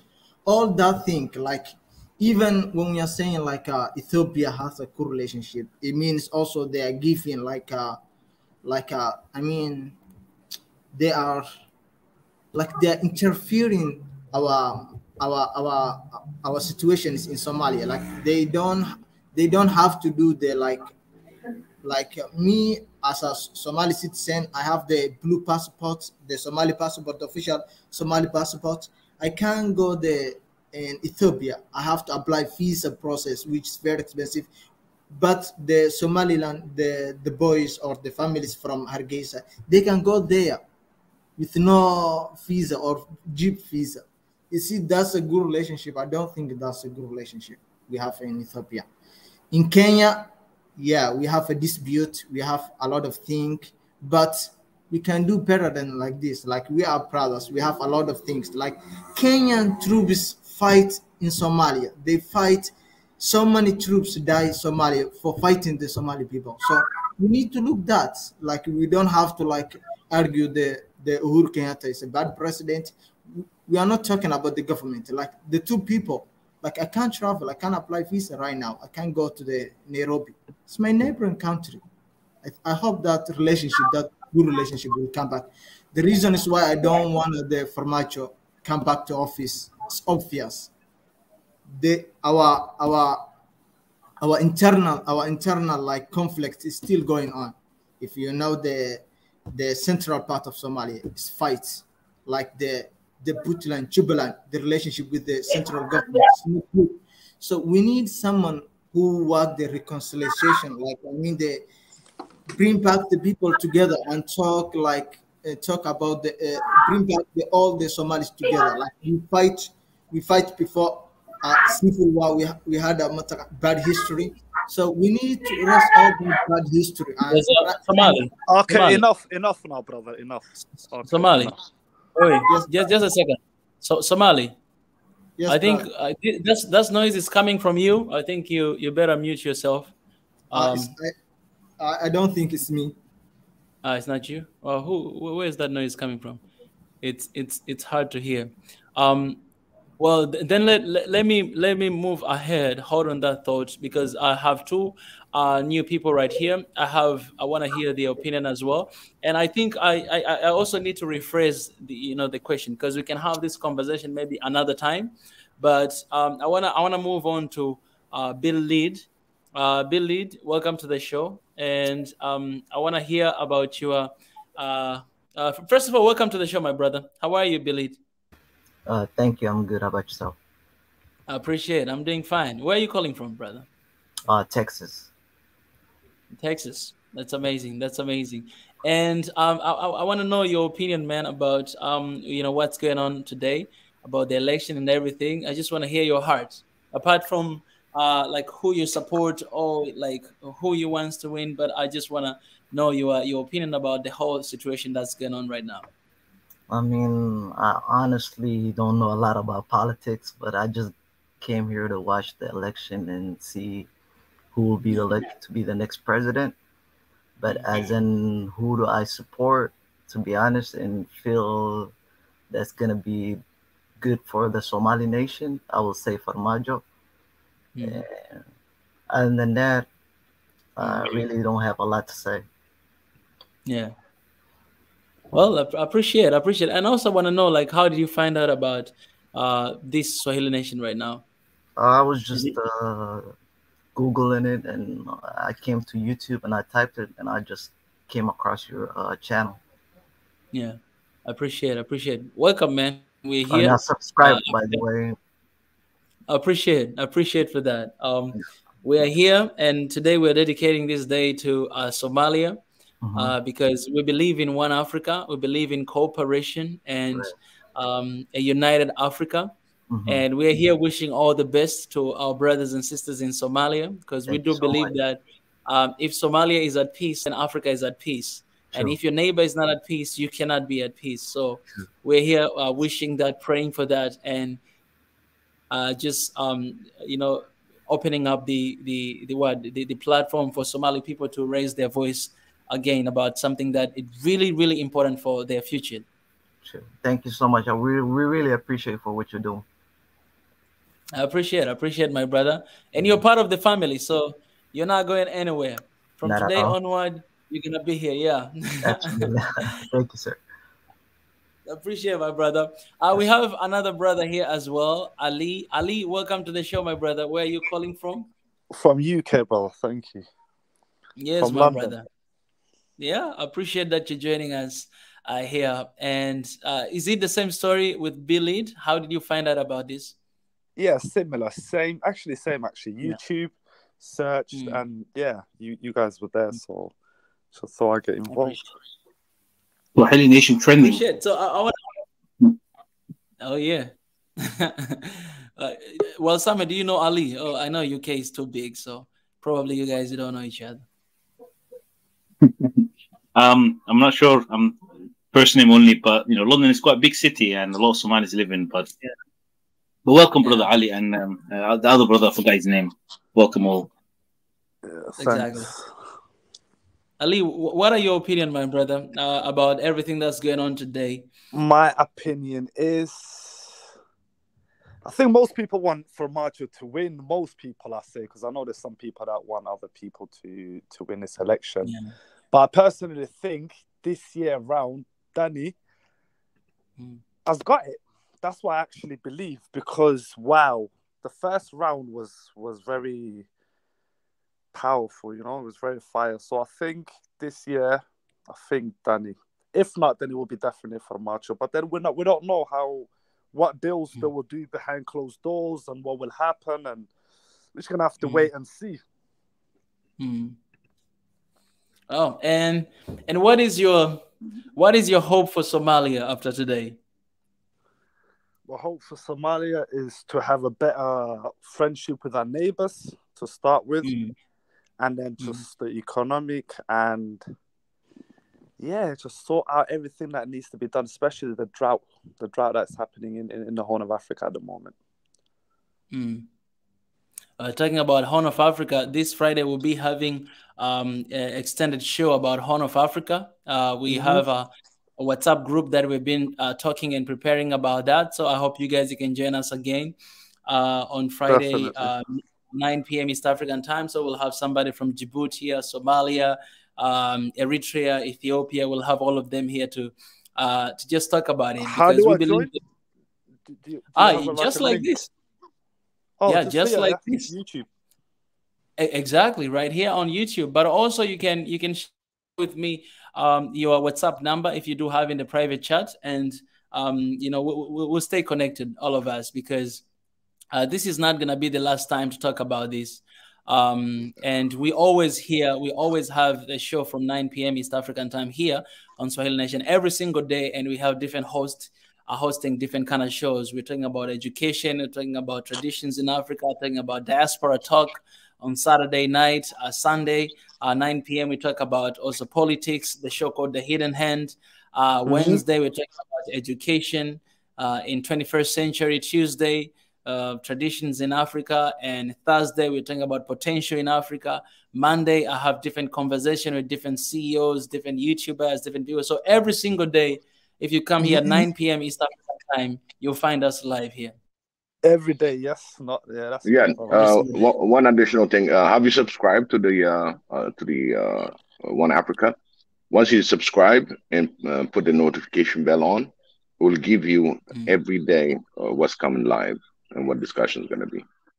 All right. So subscribe, like, notification. All right. Yeah. So when is the second round starting? Then they're just talking now? It should start soon, but we are operating in Somali time. So I think he's gonna announce probably so people to sit down and sort of get them so we can start the second round. So yeah, any moment now, but I wouldn't be able to tell you time. All right. So, can you talk a little bit about the 4 candidates? There was an image of the 4 candidates. We know a lot about Farmajo, for most of us, right? But I'm sure a lot of Somalis will know. But we also have non-Somalis who are interested in what's going on in Somalia.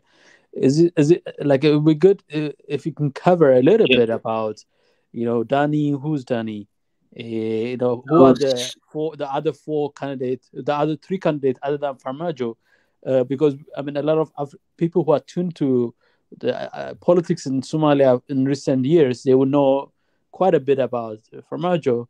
But the other candidates out there, they might not be that visible. They might not know them, and but that would be nice. It would be interesting to hear that.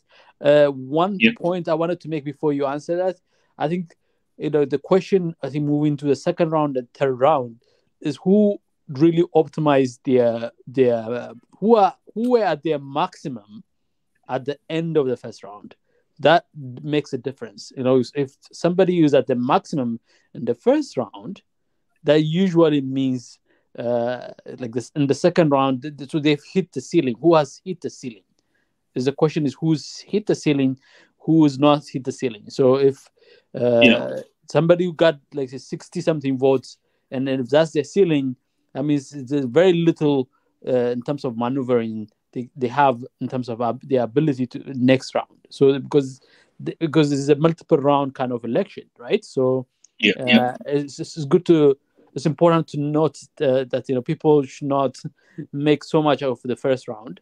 It's just as a way of eliminating maybe 1 or 2 people that probably were no longer top 4. So that said, it would be good to know the personalities, the characters there. Even including Farmajo, from people who actually have an intimate knowledge of who they are. Yes, absolutely. Very good question. So the 4 finalists are Saeed Abdullahi Deni, Mohammed Abdullahi Farmajo, Hassan Sheikh Mahmoud, and Hassan Ali Khaira. Who are they?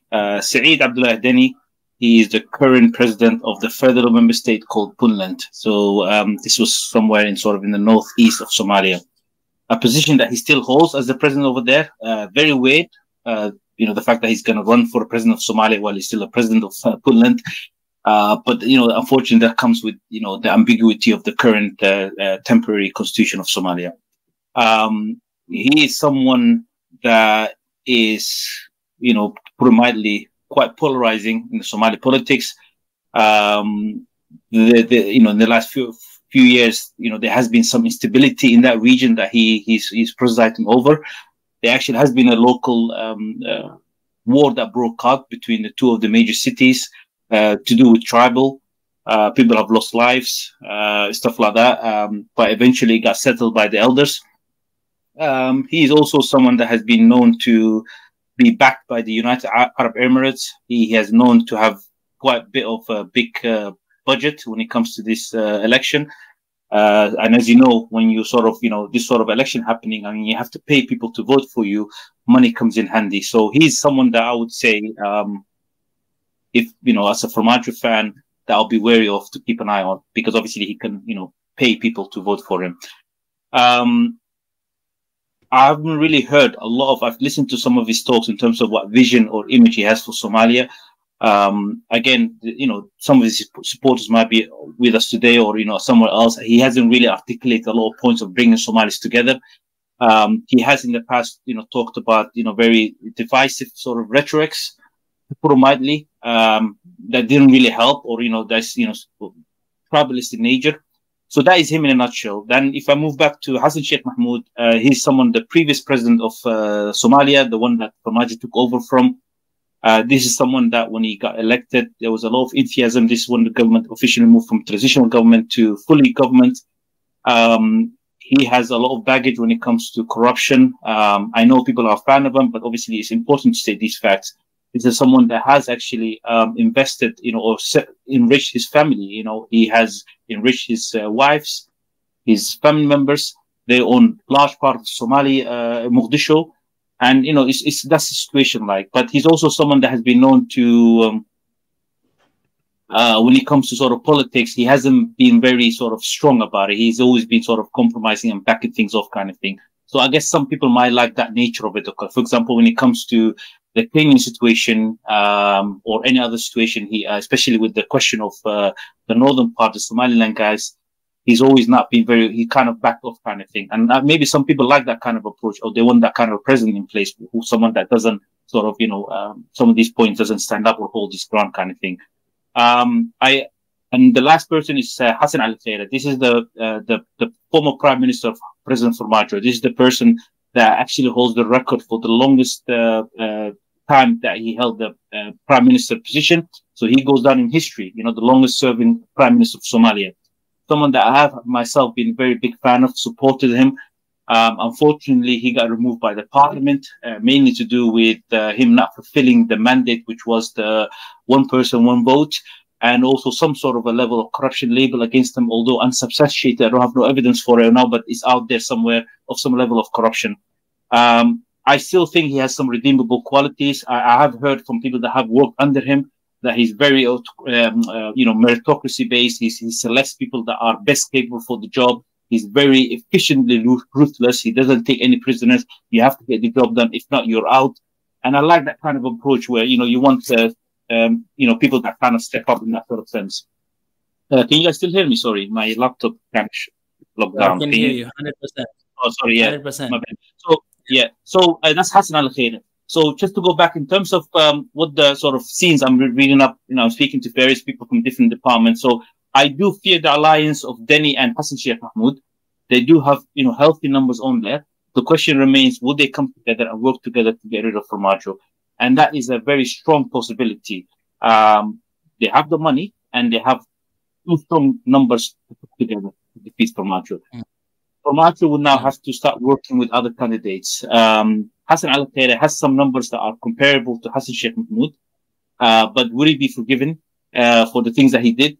And on top of that as well, other candidates that might have shared some numbers. So at the moment, I think that's the camp. The camp will be the alliance between Denny and Hassan Sheikh Mahmoud and the camp of Formaggio and whoever goes with. One thing one of my contacts have told me, my inside information told me, is that Denny has used most of his money already in terms of paying these MPs. Formaggio has not spent a cent yet. And to me, that's very reassuring. That means he's got 61 votes without spending any money or promising any money to MPs. So technically, he could now start flexing and sort of, getting these votes. That's my hope. But again, this is all speculation. And I hope I've sort of captured, summarize it for you guys. One thing I want to point out before somebody step in, that there's a limit to which money can get you, because they are human beings. Sometimes money, is not enough. A lot of the time in politics is also power and influence and persuasion. The power of persuasion, the power of influence, the power of connection and network is also a big important element. In the case of Somalia, there's also a element of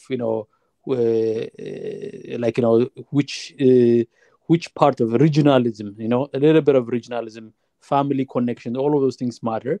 So sometimes you get to optimize too early your power if you use money too much, and then you might have already used up all your money-based votes in the second round. So in the third round, you get to a point where high-level kind of connection and network become a much more viable way of winning the election in the end. Absolutely. I think, you don't want to peak too soon. That's what you're getting at, isn't it? And that's an important point to make. Yeah. And I hope that's what's happening here. And my inside information told me that. But we shall see in the day. It's all games of numbers now, and speculations. That's where we are right now. Only in Swahili Nation Network, you get insider information. So those of you who are just joining in, this is what we do. We get to the bottom of our family. This is one of the 55 families here, Somalis. Okay, one of the 55. Come on, somebody. Guys, we still welcome you. If you're new to this channel and if you're joining us for the first time, know that you are at the safe place. Please subscribe, turn on the notification button, like this video, share with somebody. And most importantly, I'll be sharing the link here in the comment section for you guys to come and to raise your voice as well. This is your platform. This is Africa's platform. And all of you guys are welcome. We have shows here every single day at 9 p.m. East African time, every single day. Different hosts, different topics. So if you're interested, tomorrow on Monday at 9 p.m., we'll be having a conversation here with very, very special guests. The video, it's already on YouTube there. You can just go and like and turn the notification button so that you may not miss that conversation. On Tuesday, we'll have a conversation here about African traditions. We're talking about African traditions in general. So please come and talk about your country. We talk about Africa. That's our message here, One Africa. On Wednesday, education in 21st century. Brother here, Professor Ezra, who was just talking right now, he is the host of that show. If you're very interested about education, we know that's a very important component of Africa, and we are fighting for the future of Africa. So join us, and it's beautiful. And on Thursday as well, we are talking about potential in Africa with our host, Dr. Ebenezer. We're talking about innovation, technology, and all the stuff. So please come and join us on that as well. Friday, it's a weekly recap show. And this Friday specifically, we'll be talking about the Horn of Africa relations. So we'll be talking about Somalia, Ethiopia, Djibouti, Eritrea. So please come and join. It'll be amazing to have you guys. And on Saturdays, we're having a show about diaspora talk. It's special, specifically for diaspora. All right, we have a Big E. He's here actually. If you see E on the screen, that's the host of that show every Saturday. So please join us. If you're a diaspora, please join us. You're trying to see how E with green, by the way. E with green. Yeah, yes, there's a E, a red, and then you have another E, a small E. That's Pastor Israel. Oh. I'm talking about right now. Like the E yeah. So yeah, we're trying to bridge that gap between diaspora and people, Africans in Africa as well, because we do believe that Africa is a big family with 55 different children, 54 countries in Africa and one diaspora. You guys are part of the family. We're not leaving you behind. All right. We are Africans. All right. And on Sunday, we're having a show about the hidden hand, just like this, from 9 p.m. East African time as well. You can join us. Today is a little bit special because we had this spontaneous show because of the election that is going on. That's why we had to do this show. But we have the shows every single day. So once you subscribe to this family, just know that every single day you'll have a new content. Every single day you have an opportunity to raise your voice. And this is just here on YouTube, but there's so many other platforms, other plans behind the scene outside of this that we're working on. And hopefully we'll be able to share with you guys very soon. We have somebody joined here on the stream, Telly Nelly. Telly Nelly, welcome to the show. Before Mika, before you bring in, I don't want to. Fuck you. It's a military coup. Before you move to somebody that else, person shouting in the shows, I don't know who that is. On the shows and Swahili Nation shows, we are not. It's not a talking shop. We don't talk to you. We talk with you. We have conversations. So you get to come in like the way we are doing right now. You get to come in and take part in interrogating ideas, in suggesting, and arguing and disagreeing, and really having it's like having the conversation. We have conversations, extensive conversation, from traditions to education to potential to diaspora to all the invisible and hidden hands in politics. All of it, they're all participatory. So unlike many shows where somebody else has an opinion and then they're trying to convince you of that opinion, I have an opinion. I can tell you this very strong opinion on educations, but I'm not going to try to convince you of that. But you're going to come and interrogate me on my point of view, and I'm going to interrogate you on your own point of view. And it is a very lively sessions from. So I wanted to add that, I don't want to speak after the boss here, the chief executive Mika, but but like I wanted to just just extend a little bit of the nature of these shows that he's describing. They're not just somebody else talking to you. They are they are place where you get to talk to, and then if you have ideas, you get to express those ideas. Exactly. Thank you so much, Ezra, for saying that, because at the same time we had somebody intruding here. Anyways, it's very beautiful. What we do here in Swahili Nation in One Africa, Professor Ezra did so well. It's conversation. And why it's conversation? Because we're not doing interviews or all this kind of stuff. We do conversation because we share it, we talk, these are kind of things that we're missing, and we need this. For example, I really love the conversation that was going on between Walsame and the other guy. It was the supporter of I think it's Bilid. It's amazing that you have people with different perspective. They're supporting different candidates, but they're just having conversation, right? And that's what we need in Africa, right? Just because I support this political group and you support another one, it doesn't mean that we should fight with one another, or we should kill one another, or we should not talk. It's a time for us to have a conversation, uncomfortable conversation sometimes for the better future and for the better of Africa. And I think we can be a good example, Swahili Nation One Africa, here to show to our young brothers and sisters who are following us and watching us all the time that this is the Africa we want. Us as youth, us as young people, we are standing for our countries, we're standing for our continent, and we want to come together and fight for our people, because all of us, we want the best for our countries. There's no one here who wants the worst for their country. No one. So that one thing we have in common, if we have one goal in common, that we want the best for Somalia, I want the best for Africa. If we have that, then we can work things out. Whatever it is, we can work things out. After today's election, this is one of the questions that I asked before. After today's election, I hope that all of us will come together and our focus will be one to build our country, no matter who the winner will be, because that's how we should respond to protect our people back home, to protect our country, to protect Africa. That's the best thing we can do. I know there are people outside of here, they wish something goes wrong, but I say this, I declare today in the name of God, that there will be no bad news today, that all of us will celebrate, regardless of what happens, but there will be no bad news. There will be nothing that is gonna cause us pain or cry because of what has happened, but we'll all come together and stand with the people of Somalia and stand for peace and love and unity. And that's my prayer, and that's our prayer here today. Yes. Beautiful. Amen. Oh, thank you. You go on. Go ahead, brother. No, I just had a quick something that's been bothering me for a while.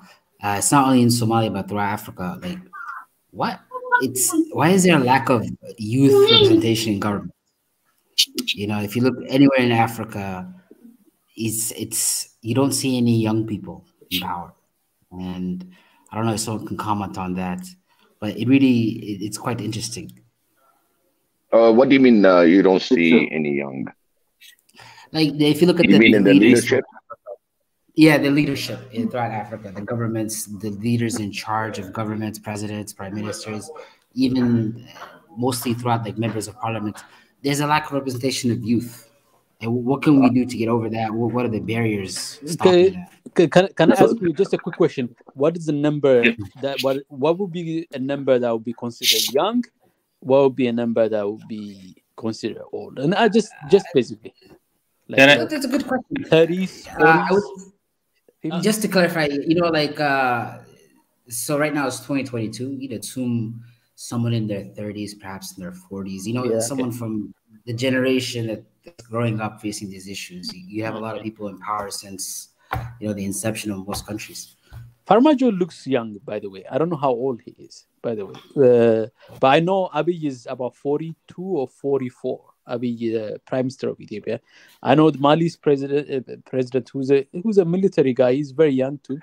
But you're right. I think in overall, the vast majority of African leadership is probably in the 50s and the 60s. A different era, completely. They are in the era of the era of the Cold War, not the era of like post-Cold War, but the era of Cold War people. So you're right. I mean, I think it's a good point to be answered. But I think since we are talking about Somalia, I mean, let's talk about the young. How young are they?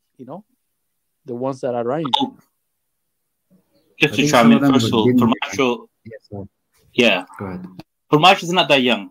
He's 62 years old. He looks young, but he's not that young. But I take the point. I think what the brother was referring to, political participation of the young people, the youth. So we need to first define what is youth, what is the age gap. So I'm assuming anyone from the age of 30 or even 20s, they should be able to participate and sort of join. So right now there is no age limitation of in Somalia when it comes to being a member of parliament. As far as I know, I don't want to misspeak. But I thought I'd check this. But yeah, that's one thing. However, when it comes to the president, there is an age restriction. It has to be minimum at the age of 40. So that's something hopefully in the future we can change, because I don't see any reason why the president needs to be only 40 or older kind of thing. I mean, when I look at, some of the European, the Prime Minister of Finland, for example, young lady, the age of 36, for example, right? Stuff like that. So we need to encourage. So your question was, how can we do that? But I think overall in the world, if you look at it, actually, including the Western, developed countries, there is a lack of political participation when it comes to young people. This is issues even in the UK, they have it. And yeah, exactly. However, it's more so in African countries. We cannot deny that reality, right?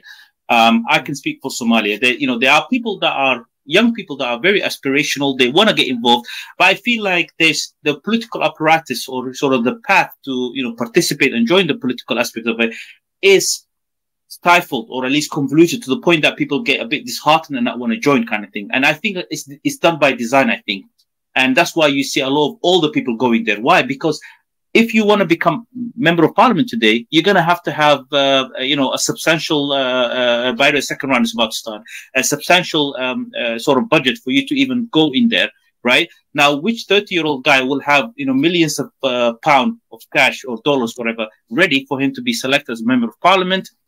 Not many people, because, people in their 30s or 20s, they're still sort of establishing themselves. They might be ready in terms of intellectual capacity, but when it comes to finance, they might not be ready for it. So when you have a system like that requires these prerequisite of like, you have to be of certain financial status or be connected to certain people of power, that's how you can only come to this platform, then that's when you're going to have lack of participation from the youth. So to your question is, again, once hopefully, especially from Somalia's perspective, we move on to the political party system, enabling the youth. Right now, it's called member of parliament, where there is a representation of people, but it's actually not. These are people that have been selected based on tribal affiliation, so they don't actually represent my vote. I don't know who my MP is. All I have to do is look my tribe system and then find that person that was representing me, but I never voted for him. Some tribal elders voted for him, and that's why he was put in there. And that is the real tragedy here. Do you understand? So once we move to actual system where we can have a political party, people can create their parties, present their sort of manifesto, what they want. Sorry? I don't know who spoke, but just my brother. Okay, so I'm just going to finish my point just to conclude. Once we move on to that one person, one vote that is based on political system, then that's when we can sort of move forward. And I genuinely believe once we have that in Somalia, you will see an explosion of, vibrant, diverse youth participation in Somalia. I genuinely believe in that because I have already seen how much need there is. I've seen the outcry right now that's happening. And, the level of, people that are engaged in watching this sort of right now shows you people are hungry and eager to get their voices heard. And they're not happy with the current system and they want to change. Yeah, indeed. Ali, you want to jump in? Oh, no, brother. I was talking about the mic. The mic was making noise, I was saying his mic. Was it my mic? My apology. Yeah. One thing I'll say when it comes to youth is like, it's such an important point. Vast, like 60 to 70%, depending on which country you are, 60 to 70% of the population of Africans, the average for Africa is about 60-65% of the population is under the age of 30. Under the age of 30. And then the younger, the more youthful the leadership, at least not just in terms of the age, but in terms of their attitude, their personality, their character. It sometimes doesn't have to be like, somebody could be 60-year-old but youthful, and that they are recognizing the youth, they see the young. The more you activate that young population, no continent and no country in the world can boast of a vast, untapped population of young people. Like somewhere around 600 to 800 million Africans are somewhere between under the age of 35. Under the age of 35. That's a huge number of population. But if you want to activate that, you need to be a youth-friendly leadership. Even if it doesn't have to be young person, but at least a youth-friendly. I mean, their ideas are more in tune and attuned to the character and the personality of the young right now. Because if you are 30, if you are 25, if you are 20, you are looking ahead of you. You're not looking behind you, you're looking ahead of you. And when you're looking ahead of you, you're looking for things that gives you inspiration and that recognizes your aspirations. And I think one of the reasons why, I don't want to talk too much about it, but one of the reasons Abiy was very popular in Ethiopia is that he kind of activated the young population that made them feel like, we're tired of divisions, we're tired of tribalism, we're tired of not having any economic opportunities in our own country. So that kind of activation is required. I think Farmajo inspires young people because I thought he was young because he has this youthful personality, at least youthful outlook in his personality, in his character. But I don't know, I didn't even look at his number, his age. But to me, sometimes it's just a personality. It's just a character of the leaders who, do they see the shaping, the forming of a future, or do they want to sustain and maintain a status quo? And that's usually the difference in terms of age. You could have a 35-year-old who wants to maintain a status quo, but you could also have a 65-year-old who wants to just renovate and remake their community and their country in the image of the aspirations. And then most people, I'm sure this will be the case in Somalia, most people are young in Africa. Most. If it's not vast majority, if it's not 60 to 70, I know in the case of Ethiopia, it's about 72% of the population is under the age of 30. But in some countries, it's around 60, 62. But that's a huge number. No other area can boast that number, that can talk about that kind of youthfulness. And then in the next 20 to 30 years, by 2050, that number is going to double. It's not going to decrease. It's going to go even more youthful. So, and the most young people by 2050 will be in Africa, not anywhere else, not even in Asia. So I think it's such an important point. We care so much about the young people, and that's why as Swahili Nation we spend a huge amount of time talking to young people, allowing young people to have a say. Even though most of the institutions, most government institutions, most political platforms, from African Union to government, they don't have any real platform for young people except to say, "Oh, we hear you." So here we have a platform where you get to exercise your idea and your point of views and your vision. So and I wanted to stress that point, Mika. Indeed. Beautiful. Thank you so much, the professor, the brain. I want to give a chance again to our new people who came here today, and I'll come back later to you guys. Yusuf first. Yusuf, you want to jump in? I see the second round is about to start. Do you want to jump in to contribute to what's going on? Thank and you, guys, Michael. in the comment section, feel free to join the conversation. I'll be sharing the link very soon for you guys to actually jump in and share your opinion as well. Thank yes, you, Yusuf. Michael. And then thank you. Yes, I get here so many knowledge from my other colleagues or my other brothers or my other friends from their point of view. For me, I don't usually, I'm not like how you can, the way you can see my talking. Also, my English is not good, so So English is not our language, anyways. Don't worry about that. Brother, it's good. We understand you loud and clear. Don't worry. Yeah. Thank you. Yeah, don't worry, you. brother. Thank you. Yeah, it will be better if I speak one language that we can understand everyone. But this is yeah. No worries. We can understand you. Yeah. Okay. Thank you. So what I want to say or add or share with you is the one who's best for us. I mean, the candidate who's best for us or best for our country. Really, the God knows. So tonight, in our time here in Asia, South Asia is a night is 12:20 a.m. So I'm praying. Yeah, I'm praying. Sleepless night for you. Yeah. We are with you, and exactly. I think I agree with you. Whoever is going to win today, you know, we're wishing all the best for the country. You know what I'm saying? All we the have best our for the personal country.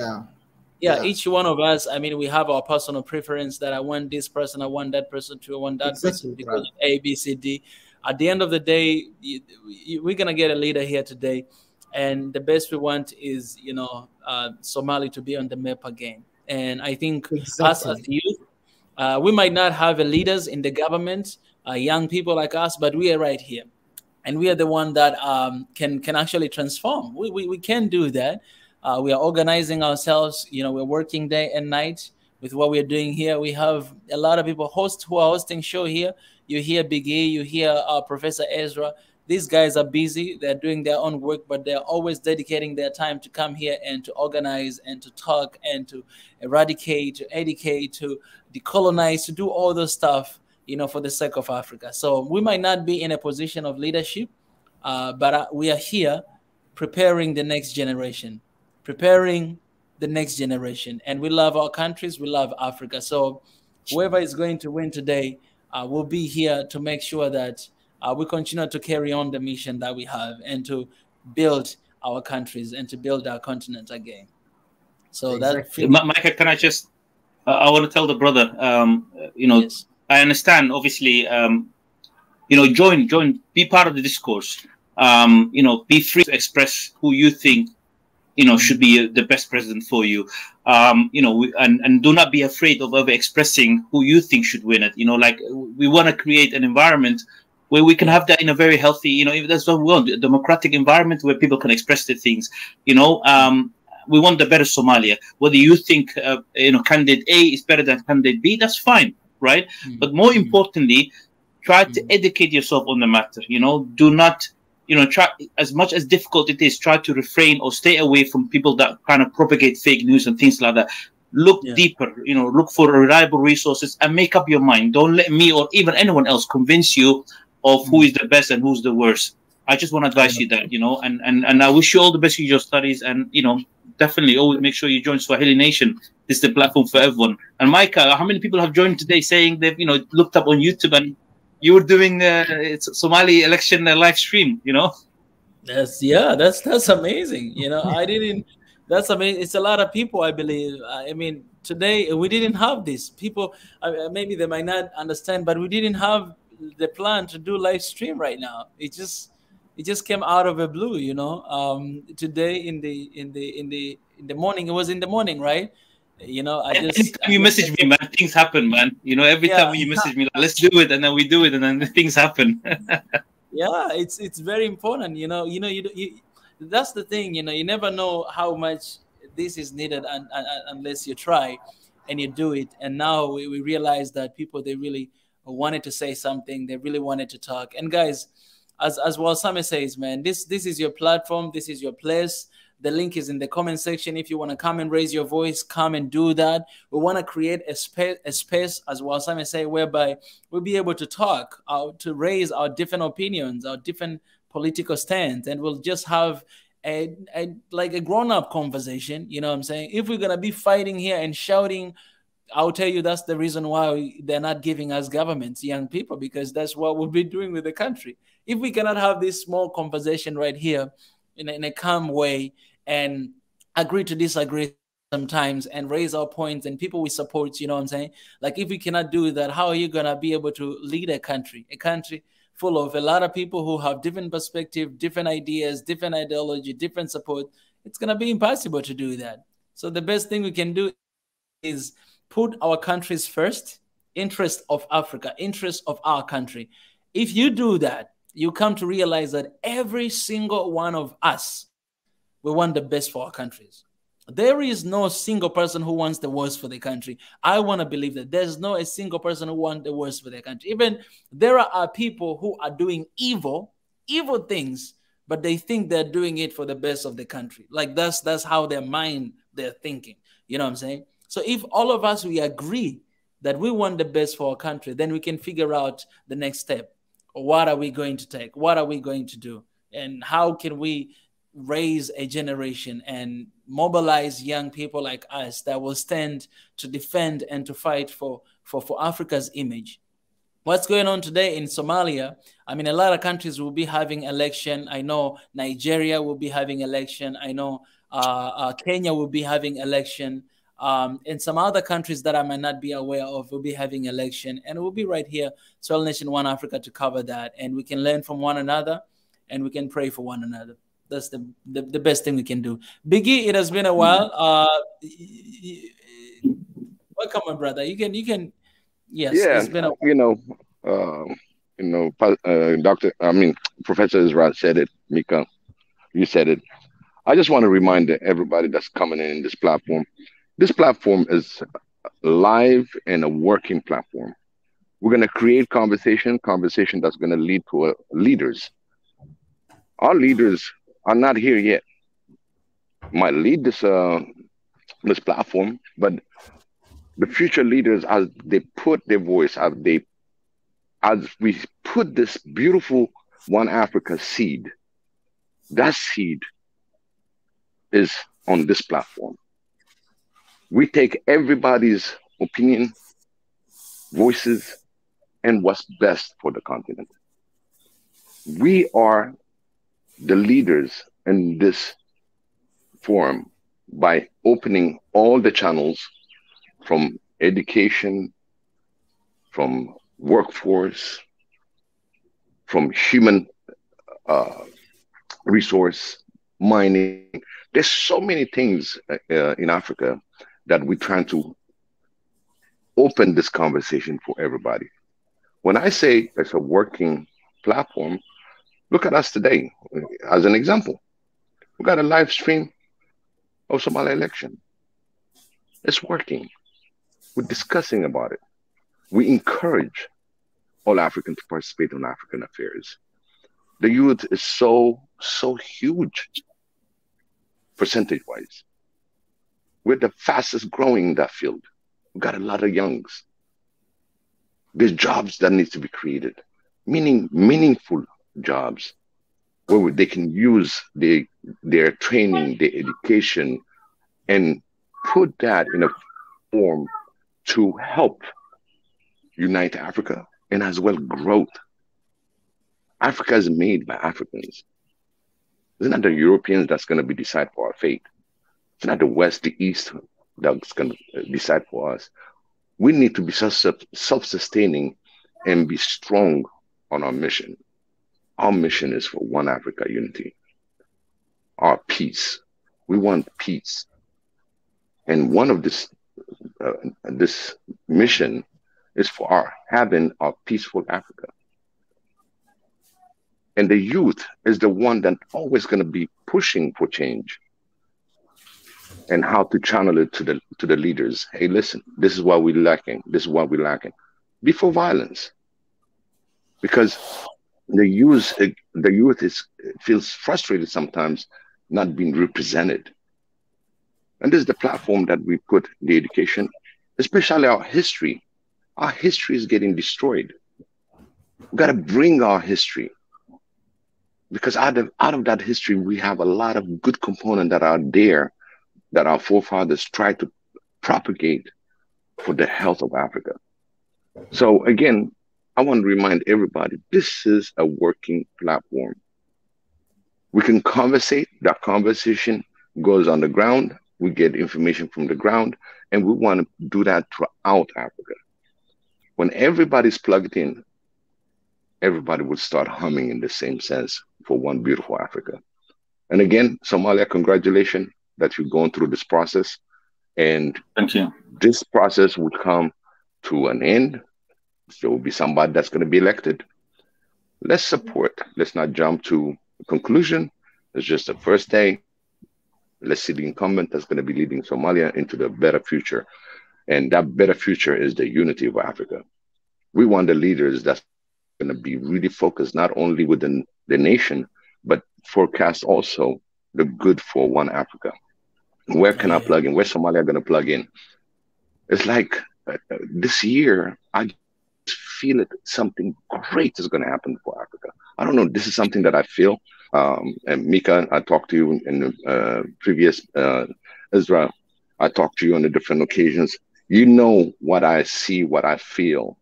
Not only that, but seeing it in action. And now that I got the responsibility to have this talk of a diaspora talk, it's the unity from the diaspora and bringing it to one Africa. And that's working. And, you know, every day that we're putting something out there, it's a growth for one Africa. When Mika said our country, he's talking about the continent. That's our country. That's our continent. That's my continent. That's Mika's continent. That's everybody's continent. And as long as we put our clear mind and hit those low-hanging fruits and interconnect Africa, believe me, I'm not going to wait until 2020 and 2065 as they plan to have visa-free and passport and all that.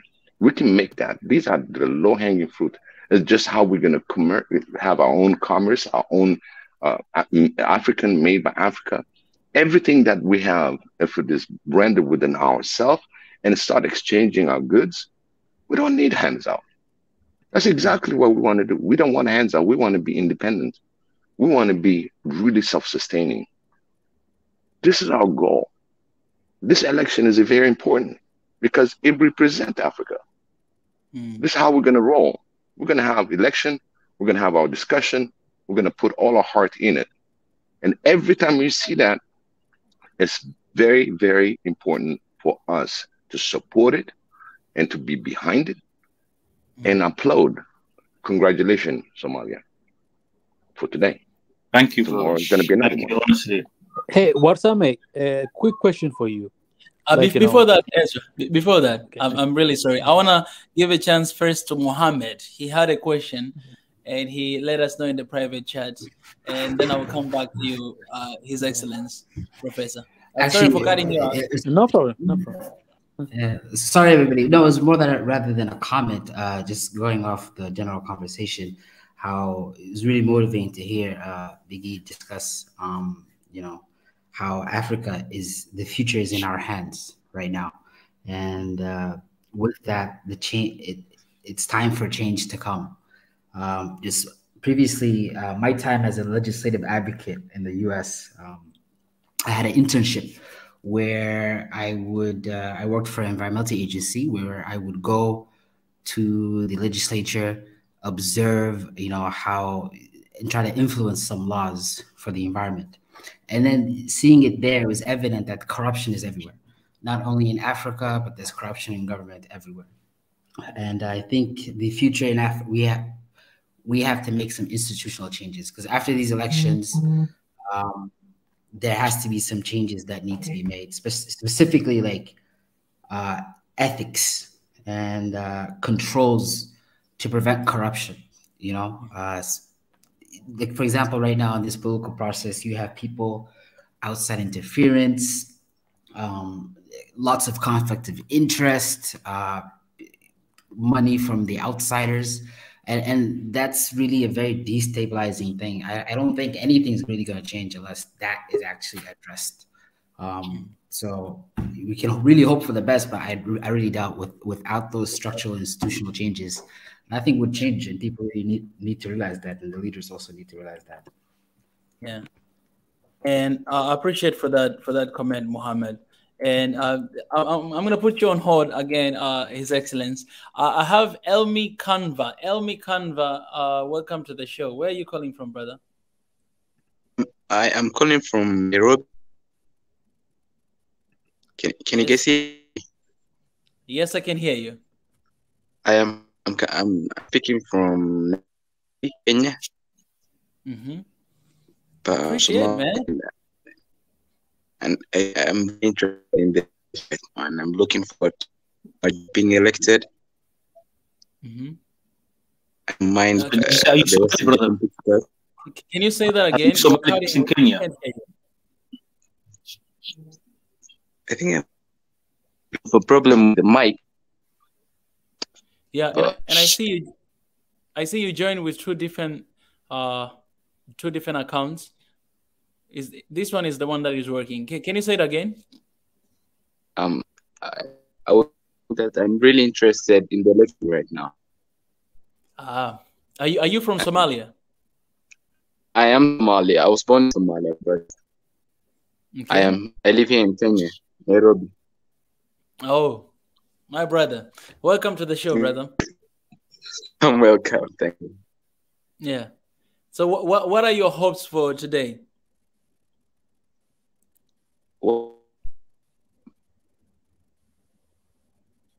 Hello?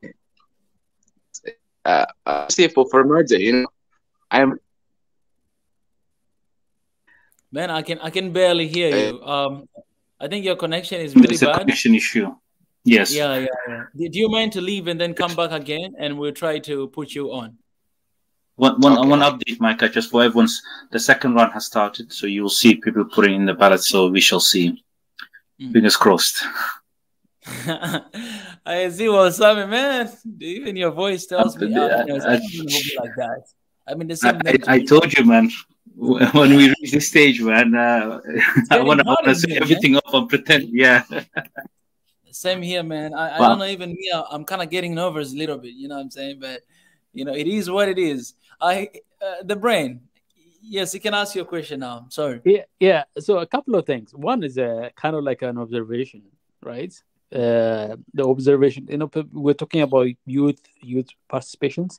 I'm noticing that there's quite a lot of MPs that are quite young. At least they look young. I know Somalis look much younger than their age generally. It's like they don't show black don't crack kind of things. But I think Somalians for Somalis is even the next level. So I know that's the case, but I see a lot of young people going into the ballots. I see young-looking, youthful-looking people going to the ballot. That's one kind of observation. The second observation of that same thing is I don't see a lot of women in there in that participation. It says, I don't know if somebody can, like somebody you see right now, that's quite youthful person to me. I see people like that. The question I have is more like I want Warsame to explain if he knows or if somebody knows the significance of the three boxes or ballot boxes. The three, are there any significance to anything that has to do with the three, or is it just a distribution of the vote? Distribution of the votes. It's about 300 something plus MPs that are voting. So obviously one box might not, contain every one of them. So I think the system has been set. In terms of the actual putting in, it doesn't, because there are 4 candidates right now that are being voted for, and there's only 3 ballots. So, and then of course you wouldn't want even if you can't, because then the openness of the secretness, because it's supposed to be a secret vote, right? So it cannot be revealed by the process. The process cannot reveal who is potentially winning or not. I mean, it's not. I mean, quote unquote, it's meant to be secret, but I mean, you can read between the lines. But yeah, technically, it should be secret. People go behind their vote, the ballot boxes are not significant in terms of that. They don't. No. They just happen to be 3, just to accommodate the voting. Okay, and people are just placing them. Okay, I see. Okay. Let me ask you this question. We have some questions from the comment section from our viewers right there. We know that not everybody will be able to join us here, so I'll go through some questions there. And there's one question I'll ask you, Walsame. Another question I'll ask Yusuf. Another question I'll ask Belid. 3 questions. The first question, let's start with Walsame. Will the situation in the country come down after the election, or it will get worse? It will definitely come down. This is actually a quite known trend. Just before the build-up of the election, sometimes the rhetorics become a bit stronger, especially from some of the candidates that are not very careful with their words. They use some sort of tribalistic sort of rhetorics and stuff like that, which sometimes creates a bit of a tension within the youth, especially the ones that might not be very in tune with what's happening. And then as soon as the election happens, it dies down. Everything becomes safe. I've actually been meaning to go back to the country for the last 2 years, but all my friends and family members have been telling me just wait until the election, for the simple reason where sometimes a bit of a political instability happens, especially to do with the safety of the country just before the election. And as soon as the handover of power happens, things will go down. We don't have where if certain people feel like they preferred candidate didn't win, that they will take up to the street. That doesn't happen. We still have a very strong, capable Somali National Army. We still have the African Transitional Military Unit that are there also adding additional support to it. So from that aspect of it, there is no indication that there will be some issues after the final results were announced. And again, I'm basing this on previous trend that we've had 4 years ago, and even the one before that as well. So yeah.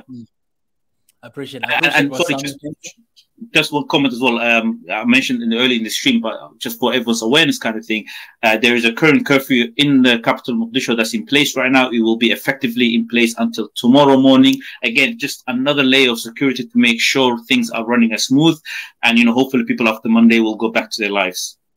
Yeah. I appreciate that. Yusuf, how do these elections work in Somalia? Anyone care to explain upcoming results, hopes? That's question from Abo Yak. The first one was from Mohammed Abdirisak. How this election works in Somalia? It's right here. Yeah. Just in short, if you can reply, how do these elections work in Somalia? Anyone care to explain upcoming results, hopes? I guess he or she wants us to guess how the results will be.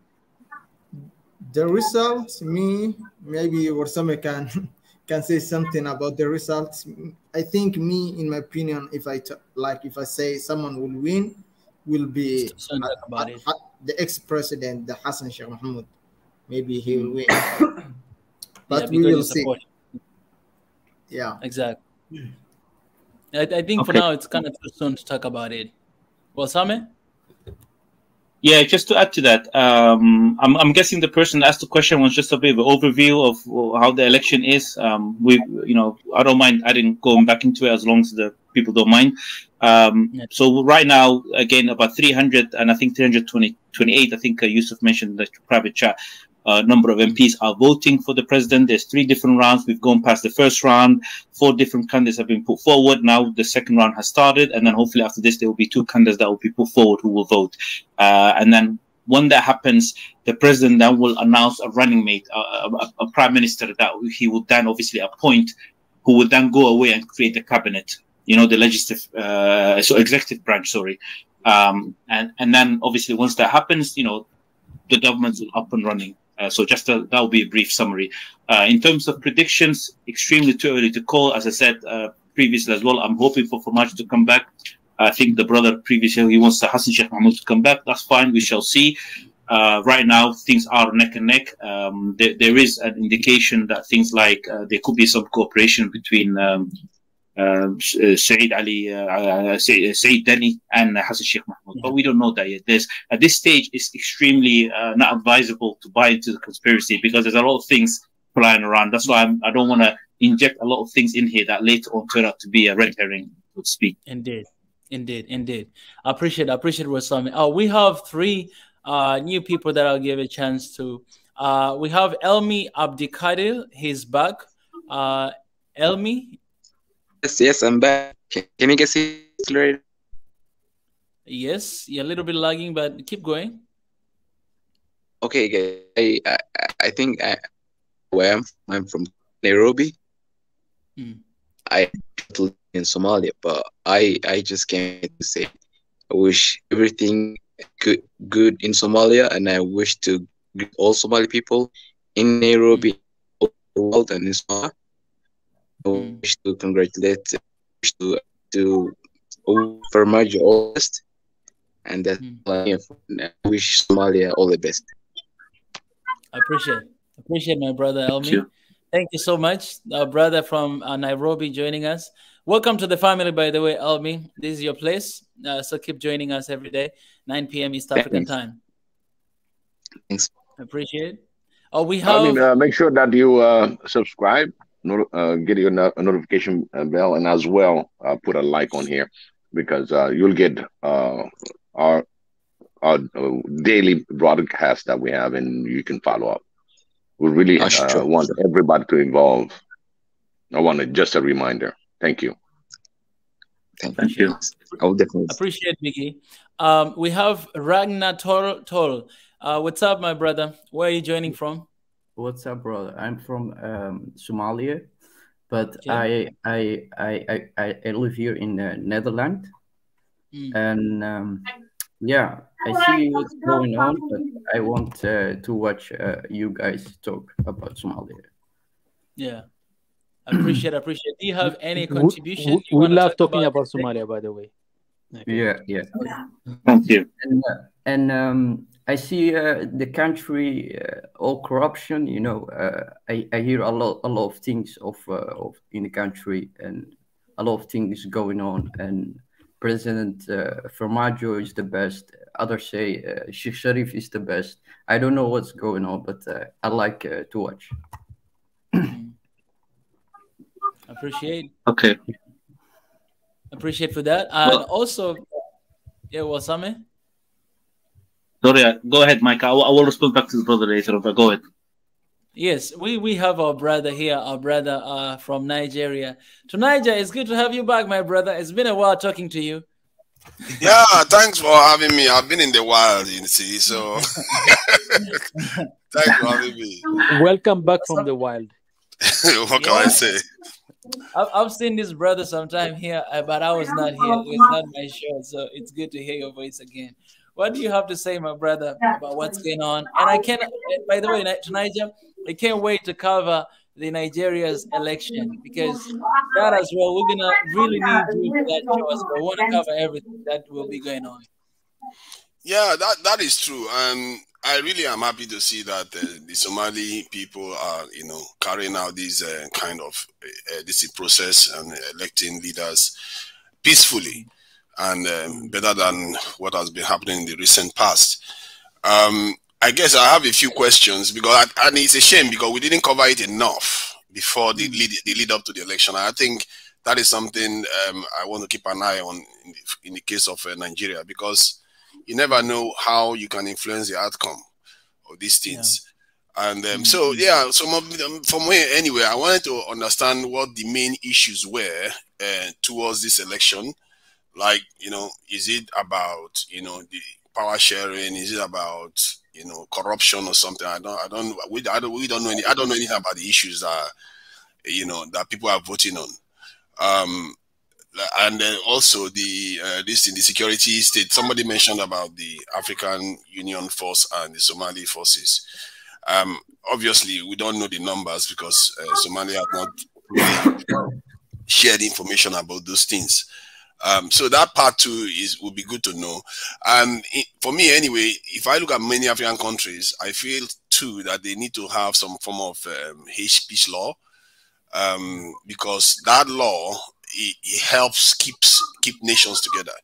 In other words, leaders that want to hijack, tribal loyalties or clan loyalties for political gain, that will stop that in its tracks.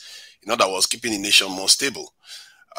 So I think African countries, they will benefit a lot from doing that.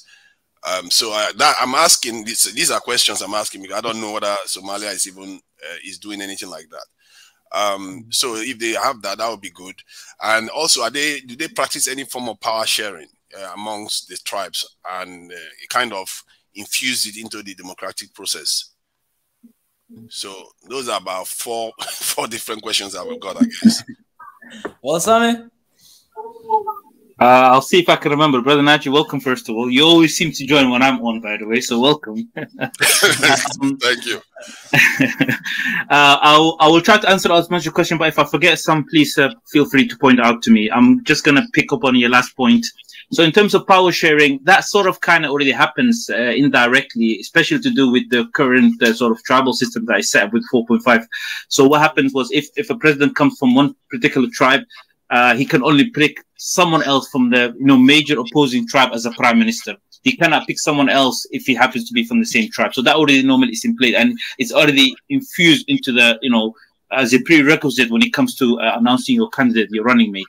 But also on top of that as well is when these rounds, as we go through second and third round, the ones that have fallen off from the first round that have didn't get enough votes will then also engage the ones who they think will most likely have a big chance, and then offer the votes they have had of MPs and say, let me power share with you. Maybe you can give me some position in the cabinet, maybe announce me as your prime minister, or, maybe give me something else, whoever, ambassadorship or something like that. So that already happens. So a lot of the power sharing situation already happens.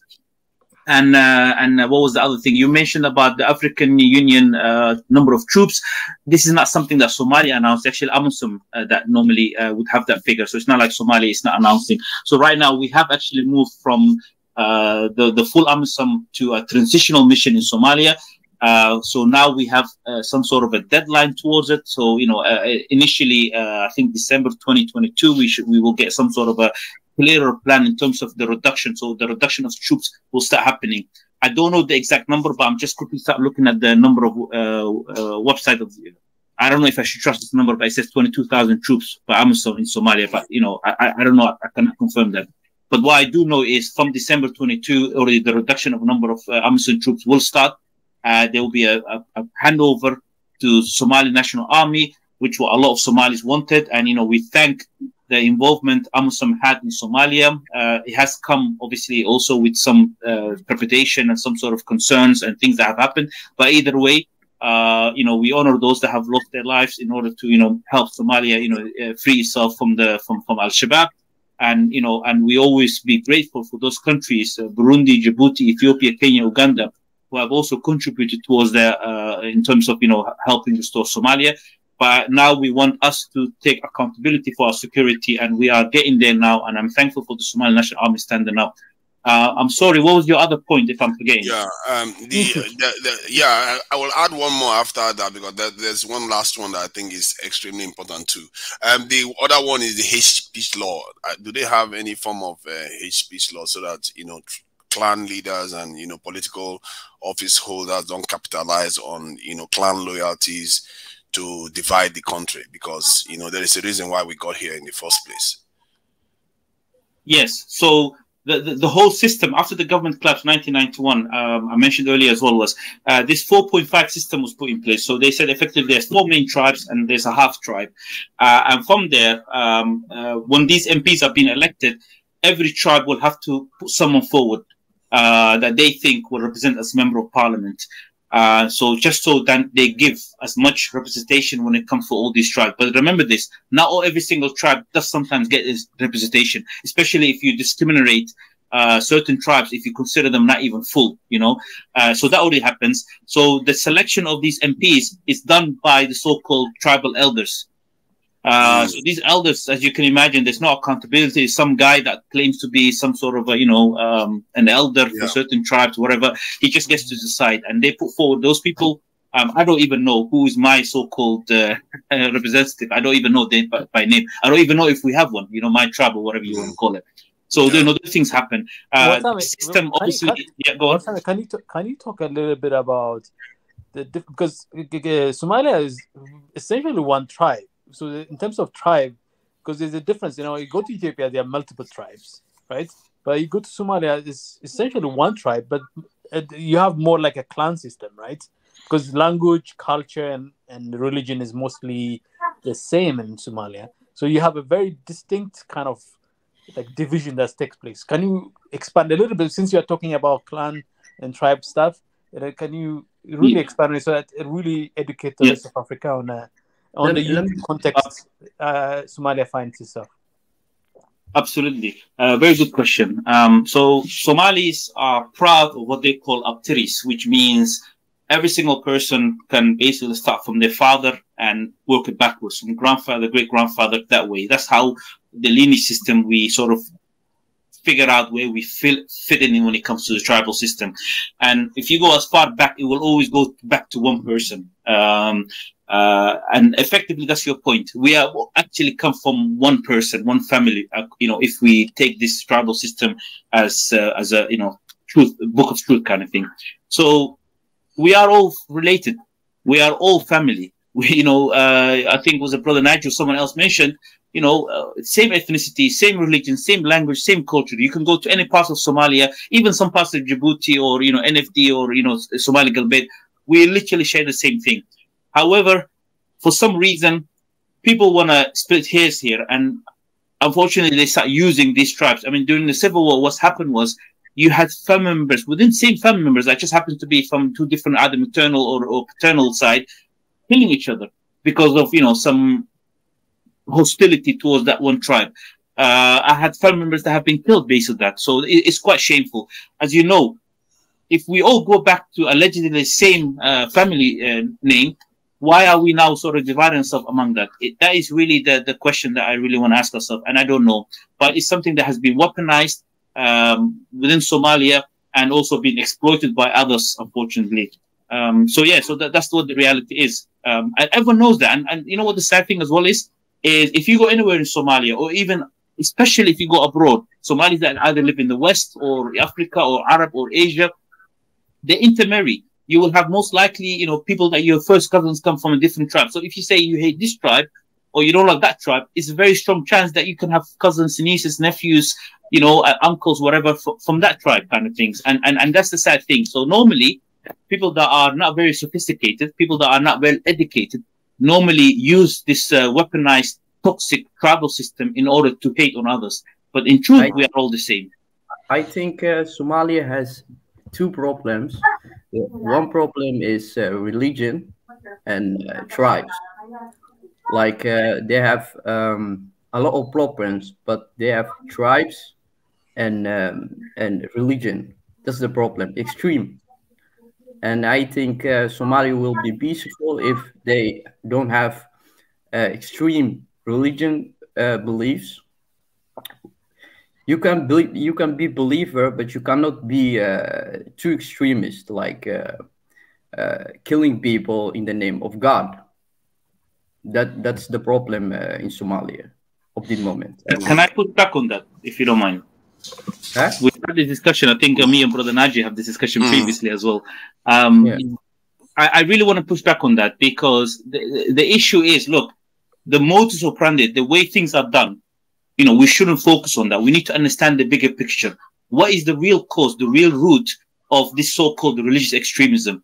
If it didn't exist before, why does it exist now? We need to really ask ourselves, religious extremism is now, or so-called these overzealous guys that are blowing themselves up, is a modern problem in the next 20 years. It become more. I'm sure it existed before as well. So why is that? So especially in Somalia, what's happened was when you have a vacuum of security, no government, imagine this, right? There's no security forces. That enables sort of a very fertile soil for a lot of overzealous young men being exploited, brainwashed to join a cause they don't do. And if it's not for religious reasons, so-called, it could be for tribal reason. We've seen in other African countries where, I don't know what country it was, but there was a guy that, he called his militia, some sort of a Christian Salvation Army, and he was literally abducting kids, 14-year-old kids from villages to go for his thingy. That's Uganda. I think it was. Yes. So does that mean that has anything to do with Christianity? Absolutely not. It's just some guy using that label. Now, should I go ahead and say, oh, look, these are Christian extremists? No, these are people, murderers, people that are exploiting the name of religion. And we know, obviously, Christians, one of the things they preach about and they understand is peace and unity, amongst that. And that's one thing people need to understand. The same thing with Islam. Islam means peace. I am connected with my community. I know what our leaders and scholars every Friday night at the mosque say.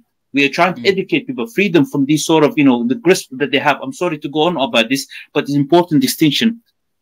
The issue is the lack. Can I add something? Can I add something? I think because, you see, the question is, do they have any form of hate speech law? In other words, it's stopping people from dividing the nation based on tribal or clan distant lines, because this is at the crux of many of the weak states that we have on the continent.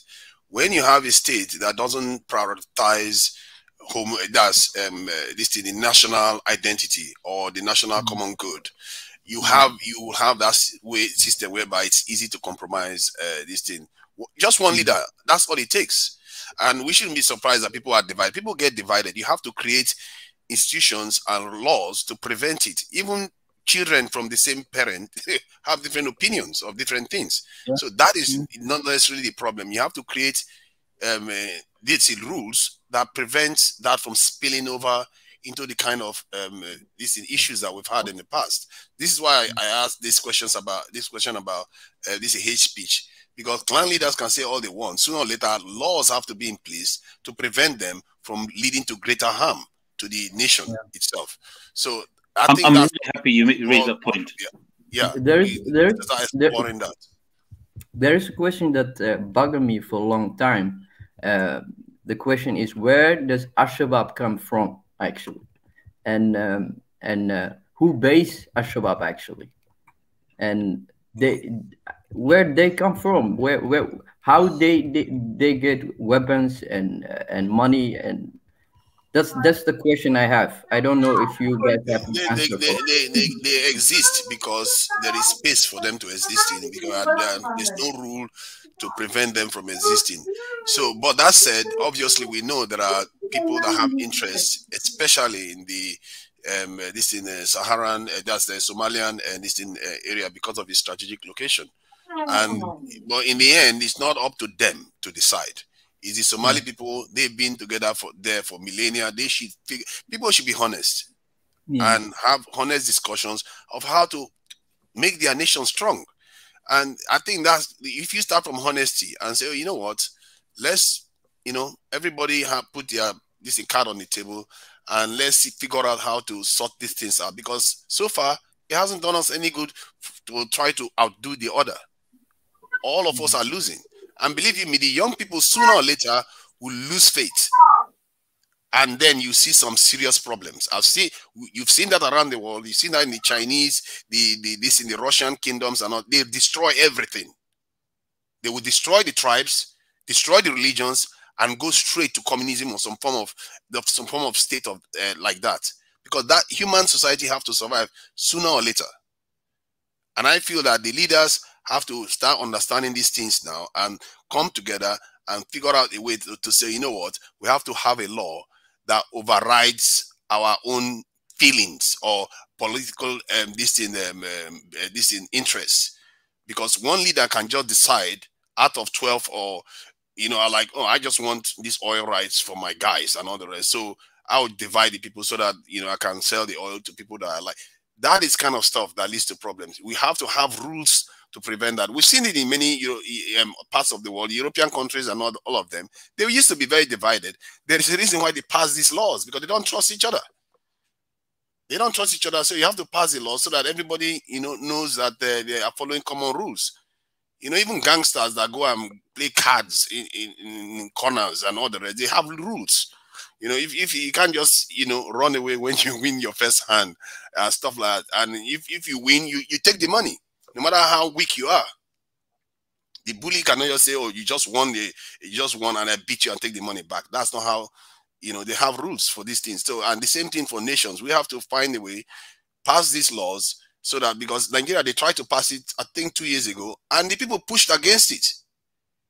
This is the kind of stuff that we don't understand, that is how we keep our nations together. They pushed against it because there was a campaign online telling them that, oh, this is a way to control you from your social media accounts and all the rest.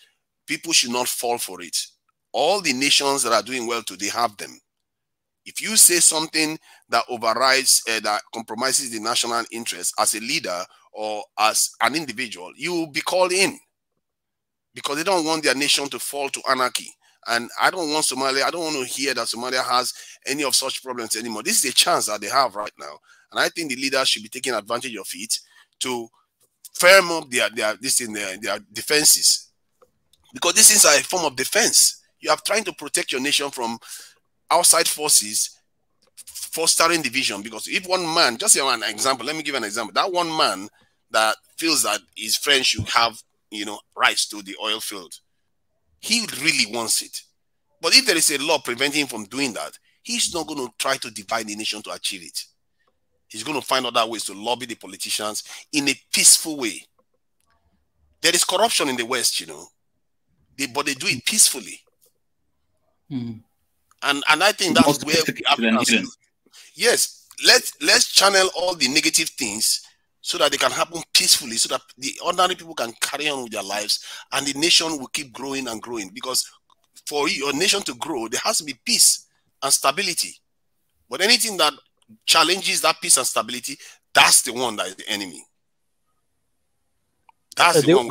There was one question, by the way. There was one question that Tunaja asked, and there was no answer. I wish you guys take time to answer it. What were the issues? What were the issues that were in the run-up to this election that were these things? And I would love to hear from our Somalia colleagues who have an insight. Yeah, I would love to hear that, and including this hate element, the politics and the games that were played out. And that would be interesting to hear. Can I answer that? Is that okay with everyone? Yeah, definitely. Of course, yeah. Go ahead. Okay, Brother Naji, first of all, your point excellent, and I'll come back to it. But let me go to your first question. There has been a lot of issues coming into this election, and honestly, it has highlighted how important this election has been. And let me expand on that a bit. As I mentioned to you, once the issue was highlighted that one person, one vote is no longer possible because Hassan al-Khairi, the prime minister, has undermined it and wasn't really up to it, the parliament then did a no confidence vote. And within 7 minutes, all the MPs, overwhelming majority, I think only like 6 of them maybe voted for him, have decided to get rid of him. He got changed. And then the parliament actually passed a new law, a new mandate to extend the presidential for additional 2 years for the sole purpose of to say, we want to give the president 2 more years. He will then select a new prime minister and then work towards one person, one vote. That was the democratic right of the Somali member of parliament. They voted. America, UK, and all of the Western countries came down extremely hard and actually threatened the government with there will be sanctions, there will be stop of aid and development funds if they do not reverse this law. The president had to go to the parliament because in the day, Somalia, as much as I would like to believe it has a lot of sovereignty over it, but there's still element of that we are dependent on these foreign powers because we don't have a lot of money. The country still infrastructurally, critically, is not stable or at least rich enough financially in order to support itself. So because they put that threat on us, the president had to go to the parliament to say, look, I understand, I would have willing to accept this deal, but let's stop this 2 years extension. So what they've done is there was an agreement, as I mentioned, where he called in all the regional presidents or the governors to say, let's find a new method of how to conduct this so-called election. It's known as the 17th of September Agreement. And within there, it stipulated that every federal member state will have 2 regions within it where the MPs will be selected. That was signed by all these leaders. That was passed, ratified at the parliament and agreed and okayed by the president. That should have been the blueprint of how the selection should have gone ahead. And if that was implemented fully, we would have had this, this election a long time ago. We would have had actually last year. The prime minister that came in, unfortunately, had other plans. He was being influenced by United Arab Emirates and Britain. And one of the things they found is there is a federal member state called Jubaland. And they said, look, the agreement said that the selection should happen in Kismayo and another city called Garbahari in Gado. That was the agreement that was signed. But what they've said is, it's not going to happen in Garbahari because the people of Gado region did not trust or accept Ahmed Madowi, who claimed to be the president of Jubaland, as their rightful owner.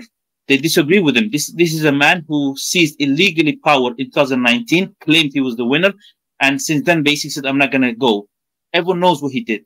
So therefore, the people of Gaza said, we want to find a compromise where, okay, we are part of the land, but we don't recognize this rule. So we don't want our votes to be put in the hands of Ahmed Madowi. So the agreement of September 17th was to say they will have another vote in Garbahari. That was what was signed. The prime minister and his lackeys came in and said, no, Garbahari, it's not going to happen. We're going to put in another city that is close to the border of Kenya. I don't know why they picked that. I really don't know. And then they just selected, a dual track election system. So there was 2 elections that were happening together, one in a different city and one in Garbahari. The Speaker of the Parliament, the new Speaker of the Parliament that was selected, instead of abiding by the rule of law that was signed upon, he got rid of. He said, no, the Garbahari guys in Gado, the votes of those MPs 16 are no longer viable. I'm going to go with the Elwaq guys. That shows you how some people have actually no interest of following rule of law.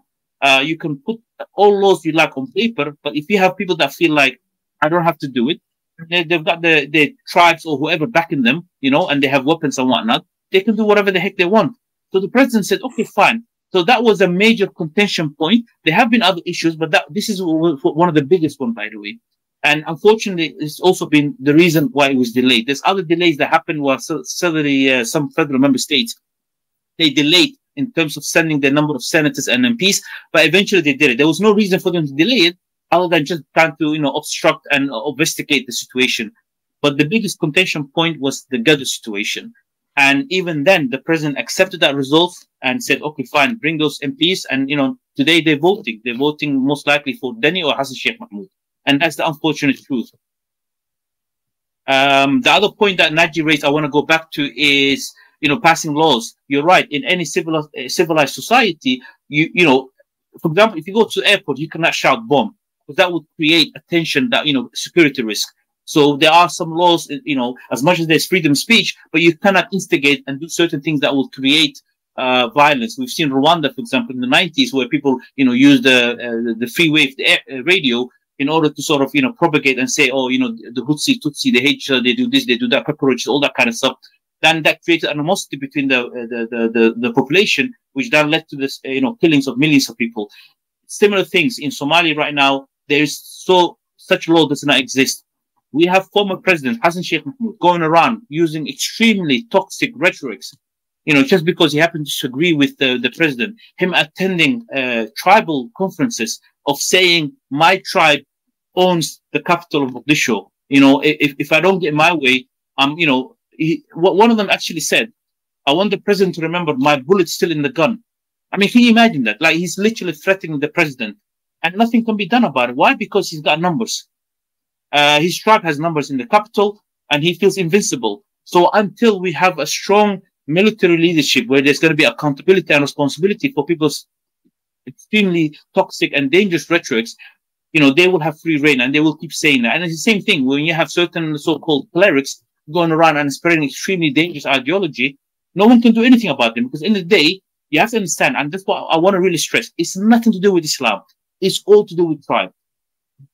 Even Al-Shabaab, so-called, have been exercising and implementing tribal rule. Let me give you an example. One of the guys that was the right-hand man of the former Al-Shabaab leader who was killed by the American drone attack under Obama, Ahmed Gulane, was Mukhtar Robo. This guy was the right-hand man. He was pretty much senior when it comes to Al-Shabaab. There was this agreement that Gulane at that time, who was the leader, he thought certain tribal leaders of certain tribe needs to be all executed. So he sent his right-hand man, Mukhtar Robo, to go and take them out, basically. Mukhtar Robo so happens to be from the same tribe of the guys that he got ordered to go and kill. He said, absolutely not. He goes, these guys are my tribe. I'm not going to touch them. And, he started being protected by his own tribe. So what happened to, Al-Shabaab being all for Islam and, fighting for jihad and all that? It shows you this has always been about tribe. What they want to do, the reason they use religion is in order to entice extremely overzealous young population. Somalis, as I said earlier, 70% of the population is under the age of 30 years old. Unfortunately, there's lack of prosperity and economical hope. When you are a young man and there's no chance of ever you getting married, even when you go to university, your family will be in debt because they paid a lot of money for university. and there's no job. I've seen a lot of youth that are literally one of the saddest things I've seen in Mogadishu was people that have graduated from university, but they go to companies and say, can I work for you for free? And the reason they're doing that is they say, look, I have no chance of ever getting a job. If I sit at home and wait for a job, my skills, I will de-skill basically. So I'd rather work for free every morning, wake up, maybe on the off chance, I can maybe get a job, but I will at least have on the CV that I've volunteered for a year or 2 years or so and so. And that is the truth about it. And that is really sad. We have to accept that. So Al-Shabaab knows that. These tribal militia know that they have basically an abundance of young kids that have no aspiration for future. And they tell them, listen, if you do this mission, we will not only give you money, we will look after your family. All you have to do is sacrifice this. And, and as long as they have that, it will be endless stream of basically bodies that they can always throw at, suicide bombing or, for them to take out action. And a lot of these youth, some of them, they have been captured and they have been interviewed. And they said, listen, I just looked at the numbers. If I die and I do this for my family, it will be taken care of. Do you understand? So therefore, if the government or whoever offers them an alternative system where there is hope and they can, basically live a dignified life, they can work and feed themselves, that means they won't be enticed into such a system. And that is an extremely important indicator that I need to point out here. Go ahead. I hear what you said, and this is why I said there has to be honest conversation. I invite everybody to the table. This is just an opening that will allow you people to do these type of things. I believe they will, because some of all these things happens by default. They will start discussing how to come together, because there has to be some kind of agreement. Obviously, there's going to be others that will never agree, never want to compromise, like some extremists. Those ones, the way you deter those ones is by the other group that is bigger, firming themselves up, creating a stronger military, creating a stronger security apparatus to deter them. Then after you deter them long enough, you probably will be able to win that battle, because most people generally will agree that, okay, it's in our interest. I don't think the argument is even that hard to make, given the past history. It's in your interest to come together and say, you know what, these are the rules of engagement. We cannot do this to each other. You cannot do that to each other. And we are going to codify it into law. That no leader is allowed to come out and start spreading hatred against the other tribes. If you do that, you are going to be accountable by law and accountable to the military that we are going to create and the security operators we are going to create. And there has to be, they will ask, everybody will ask questions. They will say, this one will say, I don't trust you, I don't trust you. And they will say what they would need to see done so that they can trust the system. And you listen to it, and if it is rational, this in demand, then you concede that point. Because if people are afraid that you are going to one group is going to take advantage of them, you have to listen to them. Because everybody that thinks that, okay, we are the bigger guys and the other guy is small, so we should not listen to him. That small guy is why the Somalia is like this. Every time you ignore one small group, you are creating a security threat. You have to listen to everybody, even if it seems disproportionate. You have to listen to their suggestions. Then you take that into account and move forward. When you move forward, nobody's going to be able to stop you. If all the forces outside, they can do whatever they like. If you people decide to come together and listen to yourselves and solve your problems, no forces that come from outside will be able to stop you. They won't be able to. So that is what I believe you need to do. And the last one that I didn't add from the other question, because there are quite two other questions that I have in terms of transparency. We have to ensure that the people, especially the young people that are coming up, I think somebody said that about 70% of them are under 30. They have to have confidence in the system. We can't have people running around, money coming, kickbacks coming from there, American people paying this one money, you're getting money from EU, nobody knows where the money is going. People have to have a sense of transparency. One of the things I believe on that continent that we can be ambitious about is having an almost 100% transparency, whereby we can see all the money that our leaders are spending, where they are getting the money from, where it is going to. That way, the people will trust their governments more, and the people will trust their leaders more. And if you have that kind of trust, believe you me, nobody will be able to divide you. Nobody. And that is strength for your people to see that, okay, the money that is paid for this bridge is spent on this bridge. The money that is paid to this this clan, the clan leader is spending it for that purpose, not trying to use it to be corrupt. Because and then you see, when they become corrupt and spend that money, what happens is that when the system wants to hold them accountable, they use tribalism to get out of it. This is why it's important that you have that kind of law on one end and have transparency on the other side, because that deters them from even trying to steal the money in the first place. These type of laws are very, very important. We start putting such institutions in place so that our nation, that's how your nation becomes strong. You know, we've seen small countries out there that at pace, they are in their numbers. They look small, but they are almost independent, entirely independent, because somebody decided that, you know, one day enough is enough.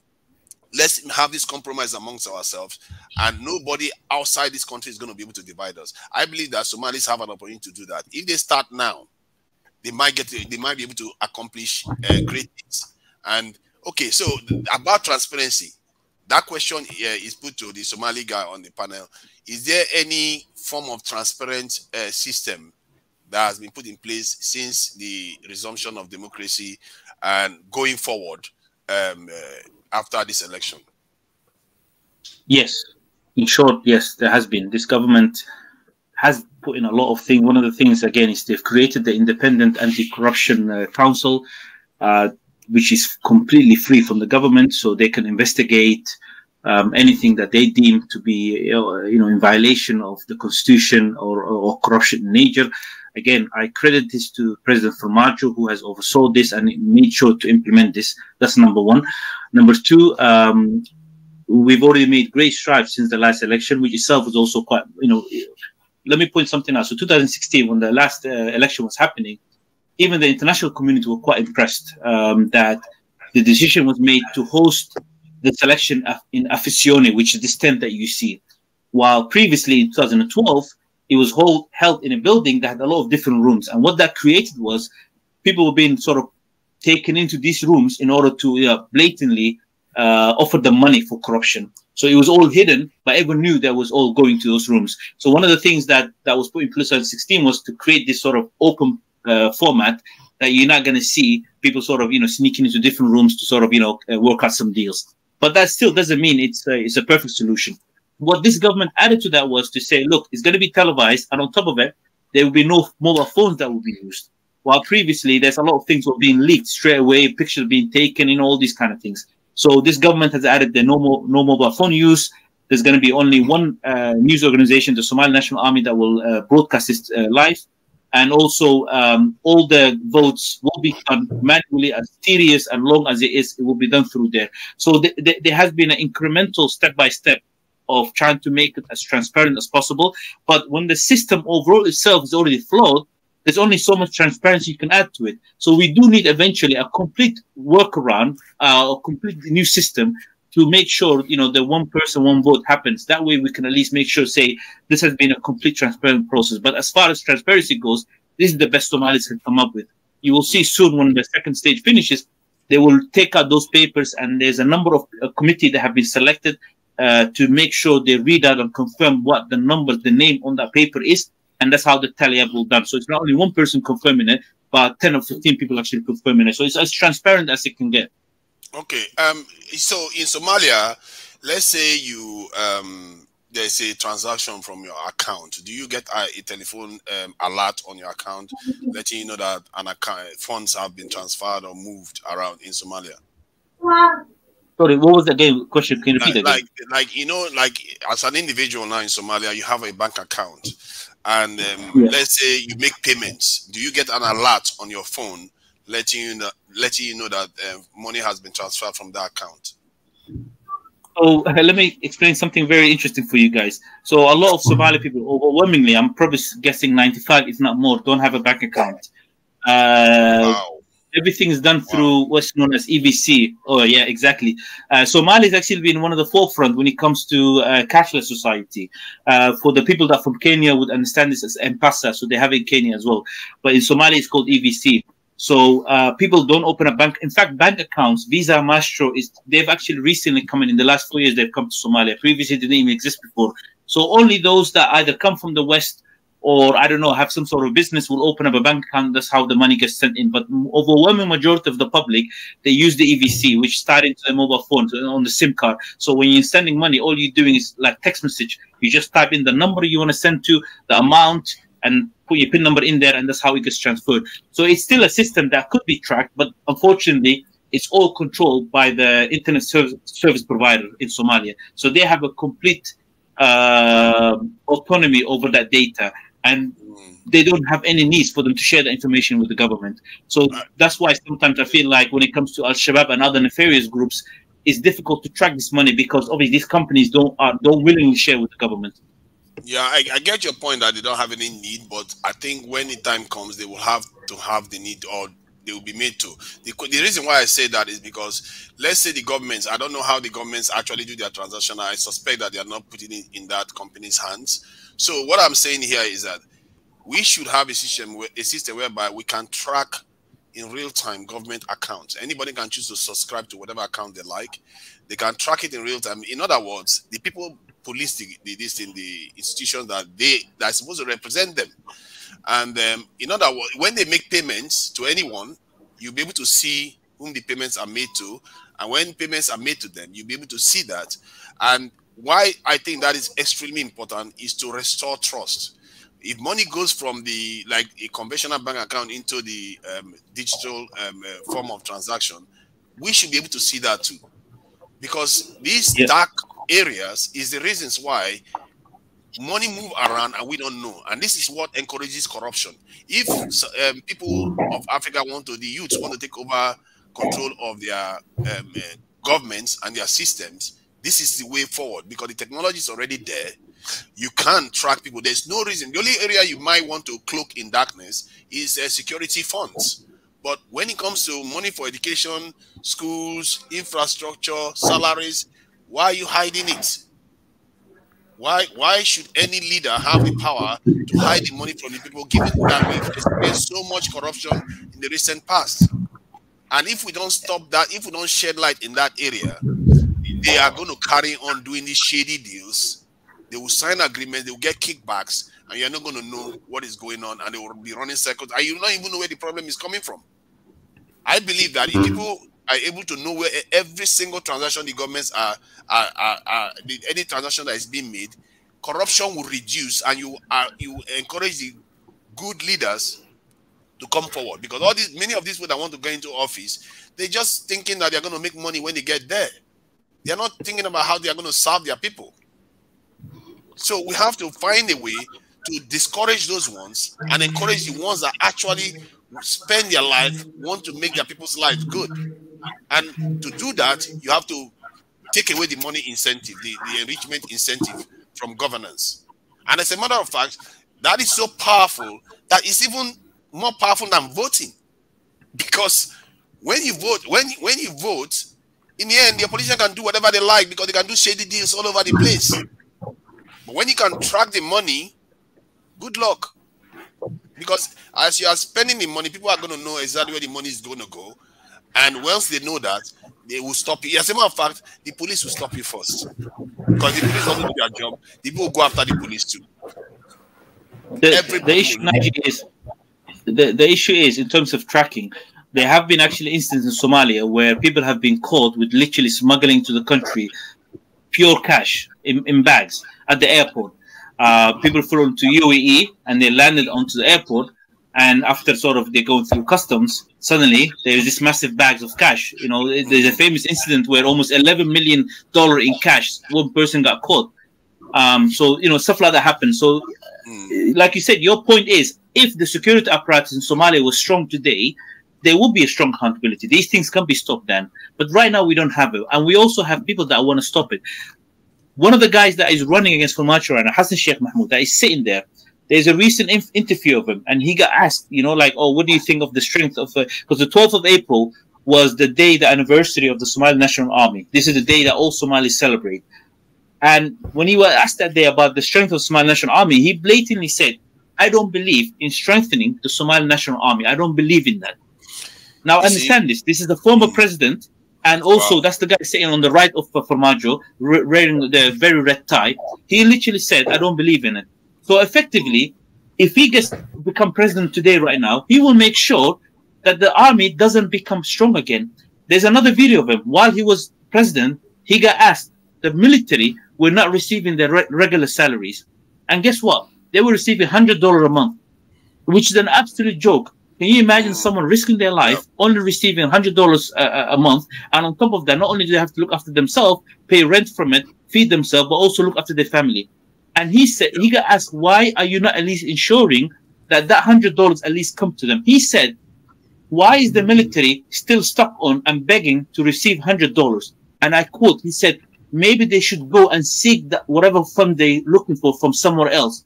Imagine how dangerous that statement is. You're effectively telling your soldiers, go and bribe or go and seek your biggest. This is a video of him. I am not lying. You know, I will share that video with you guys. If you go on Twitter, search it up. And this is a guy that's running for the president. So when I say to you, we do want the strong military and police, but there are people within our own community that don't want that sort of strong military and police to be created, because weakness is something that they benefit from. It's one thing for somebody to feel that way because they maybe have been traumatized, you know, in earlier times. Because I know African military, they tend to take their frustrations out on people a lot, and then the people react this way against them. But if that is not the case, or even if that is the case, what he's saying, in other words, is tantamount to keeping your country completely weak. And there is nothing you're going to build. It's like building on sand. That type of ideology, that type of thinking has to be turned round on its head. Because if you want to move forward, forget it. If some people are thinking like that, you are done for. You don't have a nation. Because you can't have a body without immune system. It doesn't exist. And if he doesn't understand that fundamentals, I don't believe that just because you have been traumatized, you cannot see beyond that trauma. And Absolutely. If he cannot see beyond that trauma, then he doesn't deserve to come near power. Everybody should discourage him. Let him go and get counseling if he needs counseling. He doesn't deserve to go near power at all, because he's going to destroy your country. People like that are going to be in the system destroying it because they are traumatized. They don't understand the consequence of living a nation without security. So it's almost like saying, oh, because somebody did something wrong once to you, you just say, oh, everything in that region, the area is bad. This is kind of stuff we all know. You don't generalize about stuff. You tell $100 is nothing. And the sad story of the sad thing about it is that the Somali people are paying already for these things. They are paying in form of individual security that they have to get. Many of these people have security in their houses they have to spend extra money on to ensure that their homes are safe. They spend this money in terms of economic growth that they are not getting at all. They spend this money in terms of this investment that is not coming to the country. They are paying the money already. If they spend that money on their military, is the most efficient way of doing it. I'm here in the UK. I don't have to put any security on my doors. Literally, the window doesn't have iron this in. But in Africa, we would double barrel everything. We iron bars on our windows, our doors, everywhere, and we watch wherever we are going, and we get kidnapped and we pay ransom. Our economy is not growing because nobody's bringing money in. We're already paying. It's just now saying, take that money and pay for this security forces, and if anything happens to them, you pay for their families. It's not so much to ask. Every other country does this. And anybody that is arguing against that, you have to ostracize them from power because they are dangerous. They might seem benign. Let them go and get this thing treatment if they need to get treatment, but they need to be removed from power, because if those will end up in power, they will keep the same system in place and we will repeat the same cycle again. It's just that simple. I feel like Somalia. Sorry, I feel like Somalia going forward, like there needs to be, like you guys mentioned, financial accountability.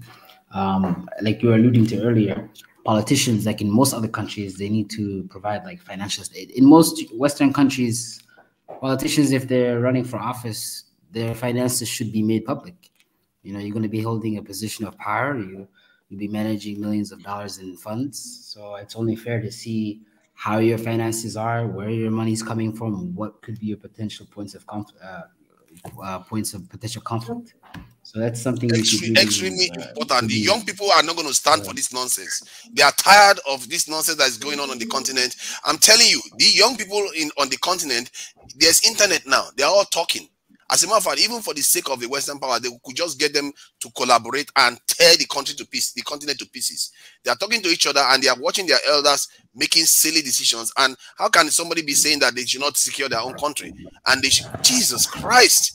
That is sacrilegious. People that are willing to die, come on, man. That is enough already. That guy should be removed.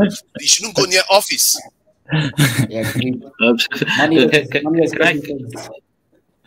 No, absolutely. You know, the point that brother, I think it was Muhammad that raised it. Hopefully that will be something, another layer we can add to in the next election, where people, candidates have to declare, just like in America or other Western countries, they declare where their funding is coming from.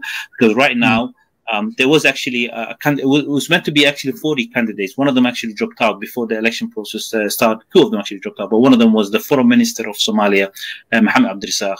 And he released a statement, actually, the reason he dropped out. And he made it approximately, he said, my good conscience won't allow me to be part of this process. You know, he goes, I want to aspire to lead for the country, but he goes, I don't want to be part of this process when the only means of is for me to seek money from other countries to then, you know, I'll be subjected to. And that is a very good point. And this is a former president, I mean, a foreign minister and also an aspiring presidential candidate. So this thing that we're saying, that we're talking about of people that are being bought by Western countries or other external countries, bringing back home, it's a fact, because one of the guys announced, he made it clear, he goes, this is the reason. He goes, countries have approached me, they offered me money, but my good conscience wouldn't allow me to do it. So hopefully, as I said, for the last 8 years, every election we've added some layer of transparency, and hopefully going forward, the brother raised an excellent point, is to get these candidates declared. Of course, it doesn't mean it'd be 100%, because even in the West, we've seen, although they meant to be declaring it, but they use sort of other technicalities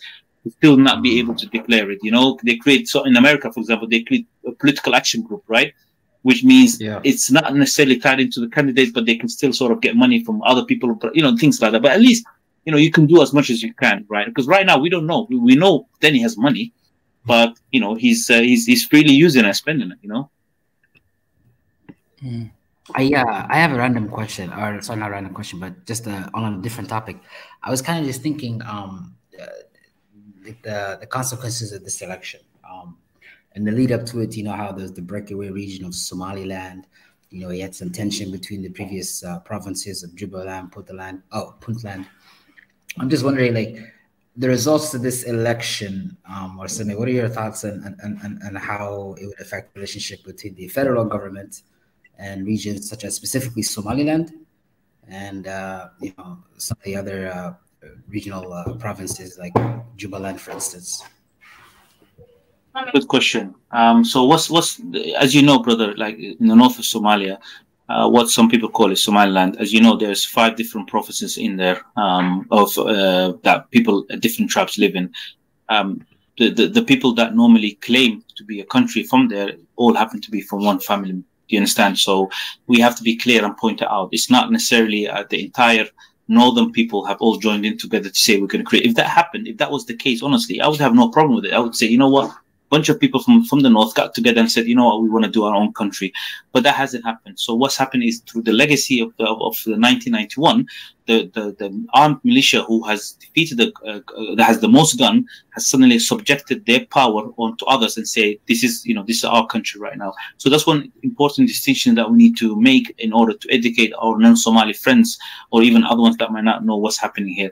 So after that, what's happened was, all the previous so-called presidents, when they were in Somalia, they've never really engaged or tried to tackle the challenge, which was what we're going to do with the people that are now claiming to be in full control of North Somalia. All concession was given to them. Hassan Sheikh Mahmoud was one of them, and he was meant to meet up, and at that time, Silanyo, who was the so-called the president of Somalia. And, you know, all concession was given to them. I mean, all the foreign aid and, you know, UN were effectively handling what's known as Somaliland now as effectively a separate country.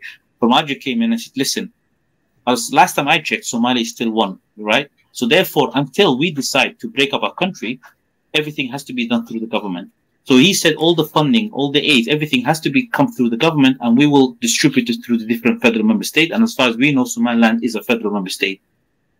The guy that is now claiming to be the president of Somaliland, Musa Bihi, who used to be a former member of the armed militia, who himself is accused of atrocities and committing massacre against other tribes in the north, has absolutely went ballistic. Like, how dare he, stop our funding? But this funding wasn't stopped. It was like to accept, here's the money, but you have to accept that you're still part of Somalia. And, he says, no, I'm not going to accept the money. Not knowing that, knowing actually that there are poor people that are dependent on this aid from north of Somalia that now have been stopped because some guy is on an ego trip because he wants to be called the president of a country. So, as you might know, or, some of you listeners might not know, is President Farmajo, I have actually engaged from Musa Bihi to have a meeting with them in Djibouti. This was in 2020 actually. And within that discussion was, again, to, remind them, look, we are one, until as people we decide to separate our ways, you're still part of Somalia. So therefore don't suppress anyone, because one thing that happens a lot in the north is when people express an aspiration or, even fly the blue flag, there are cases that people have been put in prison just because they were wearing the blue color shirt or they were waving Somali flag. And, that's the level. I mean, effectively, north of Somalia is operating in some sort of capacity as North Korea. Truly, I'm not exaggerating this. Can you imagine? There's mothers that have been at home, posted pictures in their bedrooms with the Somali flag on Facebook, and then someone saw that, reported to so-called local militia there, who then grabbed that in the middle of the night, put her in prison. This is the well-documented issues. So Farmajo wanted to sit down with them to, remind them again, look, do not be hostile towards your people. We are all Somalis. And, said to him, look, this is the funding, 11 million, you will get it, but remember you're part of Somalia. This guy said absolutely not. And he was very, hostile about it. And on top of that, in addition to that, actually, Farmajo went even a step further. I talked about earlier when one of your listeners said, what is the pros and cons of Farmajo? Farmajo is someone that's sometimes overly willing to try to compromise. He apologized for the so-called the crimes of the previous government. There was no need for it. But he said, whatever issue that happened, I wasn't part of that government. I am the president of this government now. And I will say to you, you have my word that such things will happen again. He wasn't willing to accept it. So unfortunately, Farmajo walked away from not really having gained any meaningful dialogue or success from that meeting. Since then, Musa Bihi knows that he doesn't want Farmajo to come back. Because if Farmajo doesn't come back, and let's say Hassan Sheikh Mohammed becomes president, that guy doesn't care about it. He will probably sign up and say, Somaliland, you become a country. Because he doesn't care. He thinks as long as I control Mogadishu, the capital, which most money of the country comes through, I'm okay with it. He doesn't have a vision that is beyond his own city or whatever he claims to be his own city. And that is the real risk. So I feel like, so just to finish off my point, I feel like when Farmajo comes back, and Farmajo actually talked about this in his last meeting before this election today, he said, one of the things that is still outstanding, which I promise to fully resolve, is this so-called question mark Somaliland, right? He will make sure to enable other tribes that are very, that I still feel like they have been imprisoned or at least fearful of, this one family that is in power, to either give them federal member statehood or at least, give them enough power and security for them to express themselves. So that issue will still exist. But if he doesn't come back, of course, I'm fearful. So what that means for the north of Somalia, especially for the other tribes that are a minority over there that, don't have enough power to express themselves. So go ahead, you were saying something. I think Wasame. Yeah. I think before that, Ragnar told before that, I really appreciate you guys for the conversation and everything. But before you jump in, Wasame, can you give us a little bit of feedback? What's going on right now? I think people would love to know that. Yeah, absolutely. I don't have much update. The second round is still happening. But I've been told it's still going on, but I've been told it's sort of nearing towards the end. Some of the people that I've seen putting the ballots in, if I can assume they put in through alphabetical order, it's sort of down the alphabet at the end towards the thing. So I think it's either finishing now or about to finish soon, and then we will commence. I think it's finished actually. So then they will commence of starting the counting. Yeah, that's what it's finished. Second stage voting has finished. All right. And anytime you have some updates, you don't hesitate to just come in and say. Right? Absolutely. I will definitely do that. All right. Yes, Ragnar Total.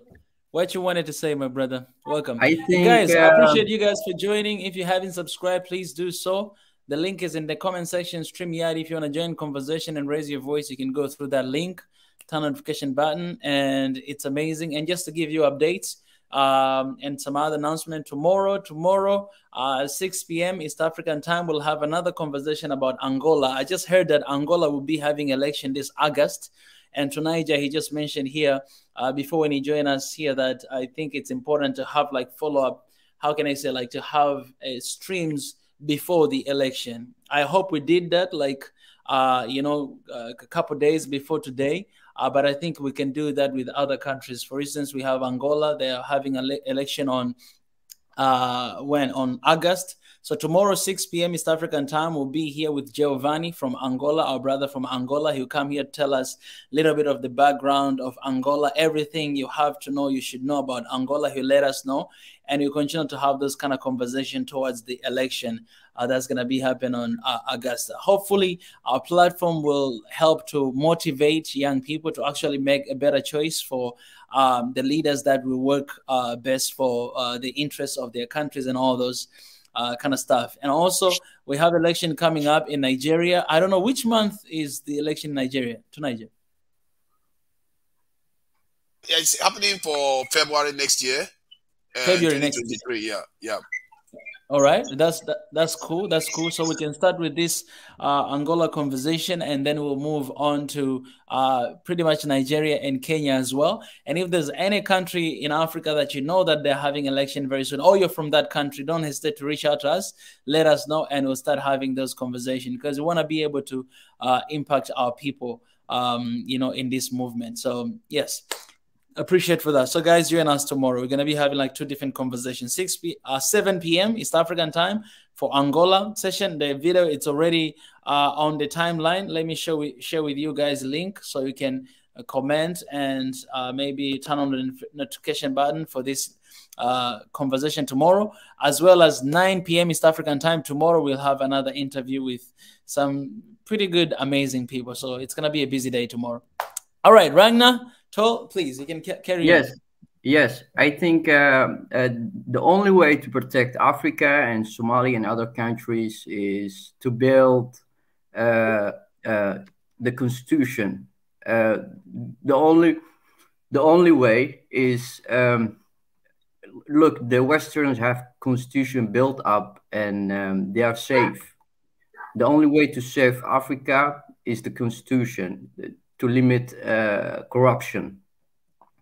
I think that's my point for now. Thank you. Yeah, I really appreciate excellent point. If I can just quickly add something to it, I've alluded to a lot of times using the technical term of temporary constitution. There's a reason for that. The constitution hasn't fully been completed. It's just one that is a placeholder currently, just so we can have a framework in terms of how we can do good governance and sort of a political sort of progression. President Formaggio has actually created a committee that has oversight of re-looking and redoing the constitution. And again, he is someone that practices good governance. So what he's done is, instead of renewing the constitution, he said, look, we've already been in election season, so I'm going to wait until the next government comes along, whether he's himself or someone else. They will then implement, based on the advice of that committee, what they've done. And to me, that's a good thing. He could have created attention by saying, I'm going to change the constitution completely. That would have created a sort of an unattainable scenario. So for him to do that, so yes, a lot of Somalis are very mindful about the constitution, and it needs to be completely reworked. The only reason why it's being used is just to have something in place, because previously there was nothing. So it has a lot of flaws. It has a lot of problematic language, a lot of ambiguity in there, but there will hopefully time to, whichever government comes in, hopefully, and especially President Mohamed Abdullahi Formaggio, is to complete the constitution. So we will have a fully complete constitution that completely dictates where power lies, the legislative branch, the executive branch, and hopefully the judicial branch. We do have a Supreme Court in Somalia, but they don't have a lot of sort of power in there. And again, the power comes from, security. If we have an army that can enforce these rules, it would be good. Appreciate it. Appreciate for that. Thank you so much. Biggie, you had something. I love what you said right here in the private chat. Do you mind to share, as well here, if it's something to share here? Actually, this was about the hate speech and how we go about it. I looked at throughout Africa. South Africa has something. Kenya has something, but I cannot find something very specific in the African Union chart. It's kind of vague. So what I'm trying to do, like again, like I said, this is a working session, and everybody need to contribute to it because I myself, or Tanaja, or Mika, Pastor Israel, Professor Israel cannot just wrap up things like that. But the first thing we got to identify and really work on hate speech and where did it come from? Where does hate speech come from? How they came about? I concluded it start from discrimination. Okay, not being heard. You don't have any right to say anything. You confuse also hate speech versus free speech. I think One Africa, Swahili Nation, I think we can put some kind of a program or each on maybe 15, 20 minutes toward the end of any shows to promote healthy understanding of discrimination laws, something that we can take them one at a time, because that's where everything is kind of start. You start a little bit of hate speech, and then you're imminent to have underground movement, and then you end up in genocide. So we have to understand the general form of discrimination, and as anybody commonly knows, age, disability, genetics, hair color, hair texture, height, whatever, that can be in the general form. Then you have the social side of it that really comes very strong on the let's say, for example, another story is anti-homelessness or anti-intellectualism, or there's so many other things that you have to look at in the social path that create and entice to promote hate speech.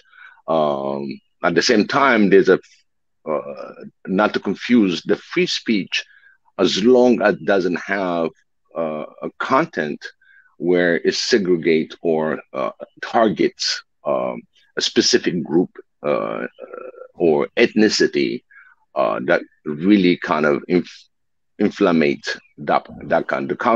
The counter attack to it, or the counter measure that comes from it, is enticing the pretty much to the imminent violence. So we've got to look at it from the religious aspect of it, the ethnic nationals, you got policies that are there that we might not agree, all of us, but at the same time, talking of some of the policy in general term, and educate or have this conversation with all African youth, because we're preparing them for the future. If we're preparing them for the future, these are the leaders that's going to come out of that, and being able to put a package of anti-hate speech, discrimination, and all that. So if we start now and have people that specialize on certain information, even for future elections, people will keep in mind, the youth are going to keep in mind, hey, I don't like him because he's from this tribe, or I don't like him because he's from this part on the social side of it. So we got to look at a countermeasure, how to balance this thing. So basically, we have to agree, understand actually the discrimination, and then before the hate speech starts, and how you can conduct it with your free speech per se, like I said, without hating or without anything, just voice yourself. Hey, I see this issue. Like, for example, apartheid. Apartheid has been a major issue, because out of that, you will have also part of the hate speech on what's going on the ground, and the discrimination along what I said earlier. So I think this is the chance for One Africa Swahili Nation to bring a topic and discussion, and making the African youth, in fact, all African brothers and sisters, it doesn't discriminate by age, but the younger will start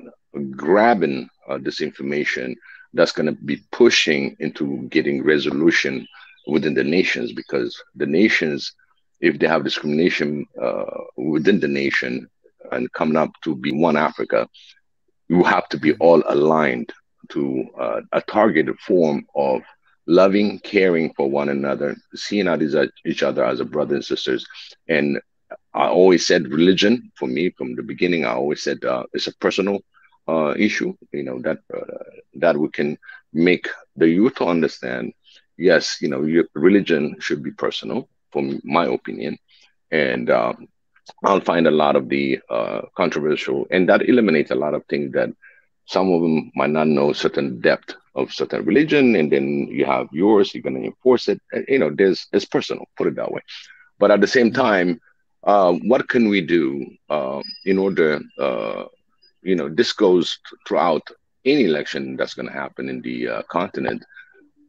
Would you agree that we should have this conversation going? Because we talk a lot of things, but these are the fundamental of the health of a nation. So that's what my understanding. If we don't put up front, the hate speech is going to be left and right. And one of the things is we don't have one governance of the African continent. Yeah, we're probably going to say, hey, this is not right or whatever, but we don't have that force because we didn't put anything in place to discuss these issues. So that's what my suggestion is. Beautiful. Yeah, definitely. That's a great idea, Biggie. We can definitely talk about this. I think with the show of Tuesday, Tanzan African tradition is something that we can also add into that, because something like can come out of that. And even on Sunday as well, the hidden hands, I think something that we can touch. Even me myself on Monday, something that we can always talk about. So for all the hosts, we always have stuff like, even you, Biggie, you can actually talk about this in your show as well. And I think we can just give it, more power to it. It's very important what you said. It is very important. I think, hate speech, it's very important. So I think it's something that can be done, and we just need to remind each other and accept one another. Absolutely. And as one of the things that this came about, and it just triggered something in my mind, like, oh, wait a minute, these are the fundamental of the social fabric throughout all the African cultures. We have an understanding and how things work without discrimination, but it's coming a major issue and a problem. Somebody taking certain laws by force because he's the president or he's the leader of the country without going through the judiciary process in process too. So these are the things that we really need to talk. That's what triggered to me, because we talked about it before. There's a divide in different part, and I want to answer one of the comments when somebody said, it's not religion is not personal.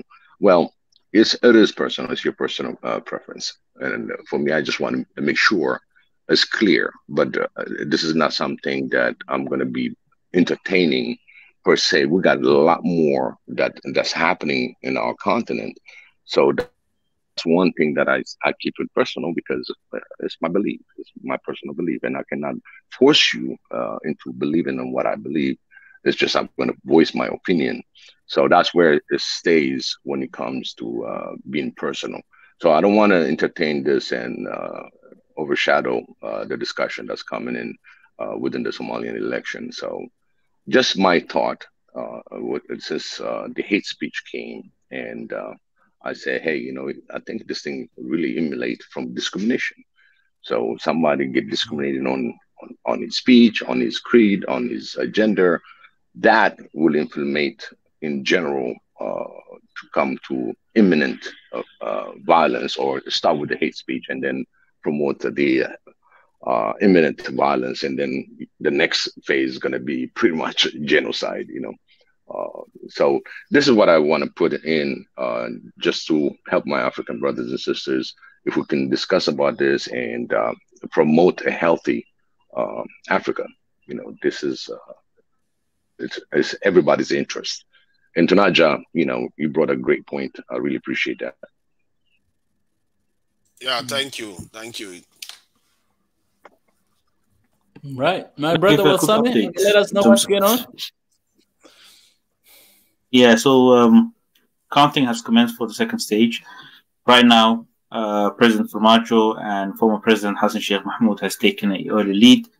Denny is not far behind, but he is trailing Formaggio. And the former Prime Minister Khaire, that served under Formaggio, is unfortunately taking a beating. He's being embarrassed, he's being left behind. So I don't know what he will do. But right now, Formaggio is in good place to make it to the final round. So Hassan Sheikh Mahmoud is also, ahead strongly. I don't know whether he will work with Denny. But yeah, that's where we are right now. So there's a lot of speculation in terms of whether Hassan Sheikh Mahmoud and Denny will consolidate their power and go ahead. So the latest figure that got sent to me actually now is 30 Formaggio, Hassan Sheikh Mahmoud 39. So he's pulling away from Formaggio, but Denny and Khaire are trailing behind. However, Denny is trying to catch up with Formaggio, and that's kind of the scary part here where I'm getting a bit nervous, because Formaggio is imperative that he makes it to the final round. Yeah, and now how many people are we going to have them for the final round? 2 or because we have 4 right now, 2, right? 2. After the second round, you're going to have 2? We have 4, so we have. Yes, that's correct. 2. All right. Formaggio, Denny matched Formaggio on 30, but then Formaggio just pulled away with 1 extra vote. So it's a bit of a neck and neck. So second place finish, Formaggio is imperative to go to the final round. Well, let's just remind our people, guys, if you're right here, you haven't subscribed, please do so. If you're first time to join us, we are Swahili Nation, and our mission is to see one Africa in our generation. You can see the mission down there, on the screen.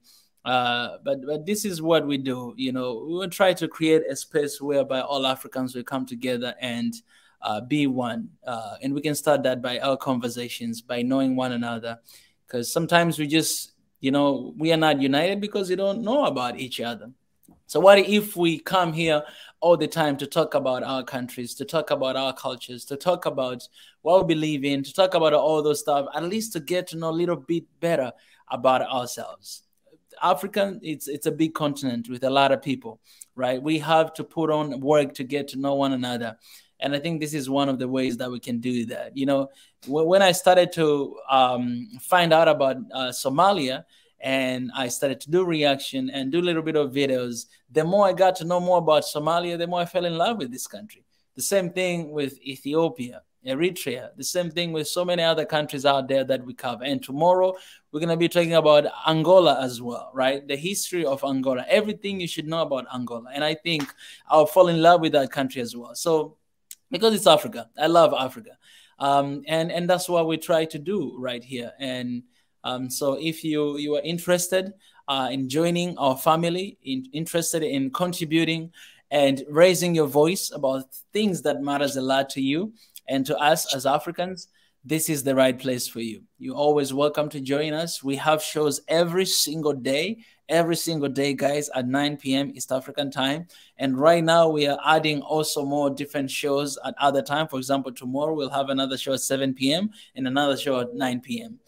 Tuesday, we have another show about African traditions at 9 p.m. East African time. Wednesday, we have another show about education in 21st century at 9 p.m. East African time. Thursday, we have another show, potential of Africa, in Africa, so if you are in diaspora, you're looking forward to invest in Africa, you're looking for opportunities in Africa, I think this is the perfect show with Dr. Ebenezer will be here leading us. Also on Friday, we'll have a show of weekly recap. But this Friday, we'll be talking about the Horn of Africa relationship. So we'll be talking about Eritrea, Ethiopia, Djibouti, and Somalia together. We'll be having that conversation, and I'll have people from those sides. Well, Sam will be with us on that show as well, and Pi will be joining us. So it's going to be very Pretty good show. As well, on Saturday, we'll be having a diaspora talk, 9 p.m. East African time. You guys can join. On Sunday, we have the Hidden Hand, pretty much about politics and things that are happening in Africa. Also, let me not forget, on Thursday at 6 p.m. also we have another show. This show is in Swahili, completely in Swahili. So you guys, if you're interested for that as well, please come and join us. Yes, and yeah, that's pretty much. And let me tell you, the reason why this is Swahili Nation, the reason of that name, if you are you're curious, it's because as I said, Swahili Nation mission and vision is to have one Africa, to unite Africa. And Swahili was the language that used back in the days in Tanzania to unite more than 121 different tribes, more than 121 different tribes that were speaking different languages. They came together as one people, and they used Swahili. I mean, Julius Kambarage Nyerere, he used that to connect all these different people, right? And we had, right now, if you come to Tanzania, you just hear one thing, and that is one people, Tanzanians. You know, nobody cares about our tribes. Nobody cares about where you're coming from. We're living like that. And I think, so basically when you see Swahili Nation, basically it means one nation. And that's what we're looking forward to implement, or that's what we are fighting for the entire continent, and to have that a united Africa. Not necessarily on papers, but us as people. Tomorrow I'll be going to Somalia. I want to feel like home. I'll be visiting Nigeria. I want to be home, feel at home there. They'll be coming here to Tanzania as well, you guys. I want you guys to experience home. That's what we are looking forward to do. So join us in this fight. It's a huge fight, long fight, but together we'll be able to achieve that one day. Yeah, that's a little bit of what we are doing here. So feel at home, welcome, and welcome to the family.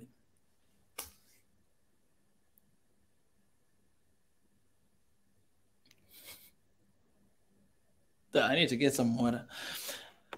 Well, yeah, no worries, just to update the numbers again. So Hassan Sheikh Mahmoud has a comfortable lead, or with 54 as of now. Obviously, this very changing at the moment. Formaggio pulled away from Denny with 38, Denny on 34, and Khair on 30. So Khair actually made a good comeback. So technically, about 80 more votes for Formaggio will see him through to the final and third round. So that's where we're at right now.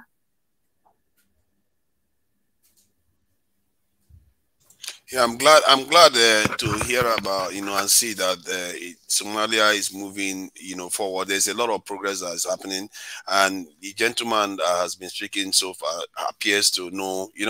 It gives there's some level of confidence that that is building.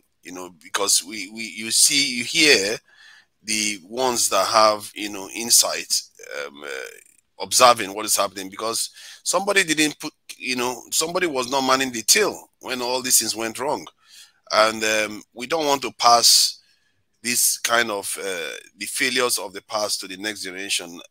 Like the motto of this channel says, this needs to be stopped dead in its tracks. We don't want to pass it to the next generation like a venereal disease, where we just keep passing failure on and on and on. It needs to be stopped now. It's not that tricky. It's just people being honest with themselves. Like I said, if you're honest with yourselves, you have honest conversations, nobody can divide you. Nobody. They will try, but they will fail over and over again. As a matter of fact, you use that as a weapon against them. Yeah. Thank you. And I've got to run. I need to add something here. Appreciate it, Niger. Thank you so much. I need to add something here. Hopefully we'll speak again. Join next time. Go on. Okay. I need to add something here. Somalia election is safe. It's like the Western election is vulnerable to be hacked, and Somalia is not a digital election. It's like coming together and vote together. But there's something need to be changed, like one vote, and that I think that's the good way to protect the civilians who need their leaders to be elected, and I think it's great and safe election is going on now, And that's my point, I think, for now. Thank you, brother. No, absolutely. Sometimes the best security. I work in security, so they always say the best security when there's no internet, nothing, no connection. You know, everything's done through paper and everything because it cannot be hacked, right? So in a way, I guess your point still stands, brother. Everything's done through hand. Everything's shown to people. And especially in America, where we've seen voting machines allegedly being hacked by Russia or whoever. I don't know how much of it is true. Sometimes even the machine changing votes. I heard a lot of sort of weird things on there, but at least this way, in this current situation where people write the paper in and vote for it, at least that is quite transparent enough. However, the issue is the previous step to that, where you don't know why these people are voting for this person, and that's clearly to do with money. They've been paid to vote for that person, but the actual writing on the name on the paper and confirming it, that is, I think, as transparent as it can get. Yeah. Well, Sami? Yeah, the latest figures, Hassan Sheikh Mahmoud on 63 or 65, Formaggio on, well, I don't know, maybe mine's not updated, 50 is saying here, but I could update later on. So he's pulled away slightly from Denny and Hassan Khaira, which is good. Denny was too close to Formaggio, so we shall see. I think the main objective has always been is go first past round, go past the second round, and then final round, just basically all out, go for it kind of thing. So I think I will be comfortable when I start seeing 80. Go on, Mike. Yeah. I wanna leave this session in your hands for a second. I wanna get a little quick. I wanna get dinner a little quick, and then I'll be back. So is that okay? Yeah. It's okay, but I don't have your charisma and your points, man. Don't worry. I'll be eating here behind the scenes. So if I see anyone wants to join, I'll put them in. Yeah. Okay. It's Yeah. all in your hand right now. You got this. Okay, don't be out too long, man. You got this, my brother. Let me eat. Let me feed myself. All right. And then I'll come back with another energy. Go eat. You know what I'm saying? All right. Thank you. Yeah, today until the end. We see this through until the end. We ain't going anywhere right now. Just to let you know, we have been live for how long? For more than 5 hours right now. How many hours? 5 hours, 55 minutes. So six hours almost. 6 hours almost. Yeah. Even if it's 10 hours today, we're gonna go. So let me feed myself a little quick, and I'll be back. No worries. Thank you. Hurry up. Yeah. Okay, we've got a bit of spam going on, but okay. The other guys, please feel free to come in. Some of the commenters, I would advise, if you got any question, please write it in. I'm more than happy to read it out and answer if you got any questions or any statements that you want to make. I cannot see who's still on the panel yet. I think was it Mohammed and the other person. I can't really see their name. Please also feel free to chime in. Yes. Go on. My real name is Mustafa. Yeah, and this alternative name is Ragnar. It's the gaming name. Okay, Ragnar. Okay, no problem. Ragnar, come in, brother. Feel free to join in. Okay. Yeah, just any comment that you want to make. My comment is I feel like. I want the Formaggio to win this because he did a lot of things in the country that we should be proud of, and I think if Formaggio comes back, it will attract a lot of investors from the globe, I think, and we hope him to win because I think he is serious in his commitment in the country. Excellent point. Before I get to you, I'm just reading some of the comments here. A lot of people are asking how many, what's the count like? So I'm just going to update this. Remember, my updates might be a few seconds out as things are moving very fast. So this is as of 17:10, so 3 minutes ago. It's Hassan Sheikh Mahmoud has 66 votes, so he's pulling away. President Formaggio has 52 votes. Saeed Deni has 44, and Hassan Ali Khair has 40. So that is as of 3 minutes ago. I'm still waiting for the refresh to come through. And I will give you guys as much updated figures as much as I can. And I will keep an eye on the questions, on the comments anyone has.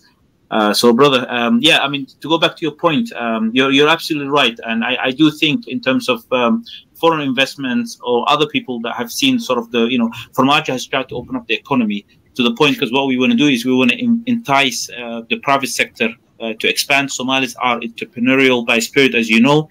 And obviously, the more economical prosperity happens, the better it is for employment, economical ladder for the youth. So that would be very important to do. Sorry, I'm reading a lot of different things at the same time, so I hope you don't mind, because I might sound a bit unfiltered, but I'm keeping a lot of different things on my eye at the moment. But just, brother, can you just go ahead 1 second? I'm just gonna respond to a comment here, so just go ahead. And Somalia needs a lot of things that to be done, and I think the guy that has insight now in the country is Farmajo, that can do a lot of things to felicitate the country and make it prosperous. But the other candidates, I don't see they can achieve as much as Farmajo achieved in this 5 years. I think Farmajo has the right, not the right, but the people has the right. But Farmajo is deserved to be a leader in the country, and I was beginning to move in Somalia, but now if the election goes for other candidate, I will not go to Somalia because it will not be safe, and that's the point I have here, and yeah. Okay.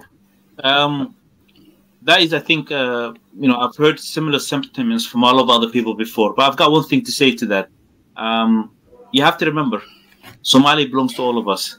I understand your sentiment where you feel like, without, the president, the right president coming into place, that obviously a lot of hope would be less. But don't be disheartened easily.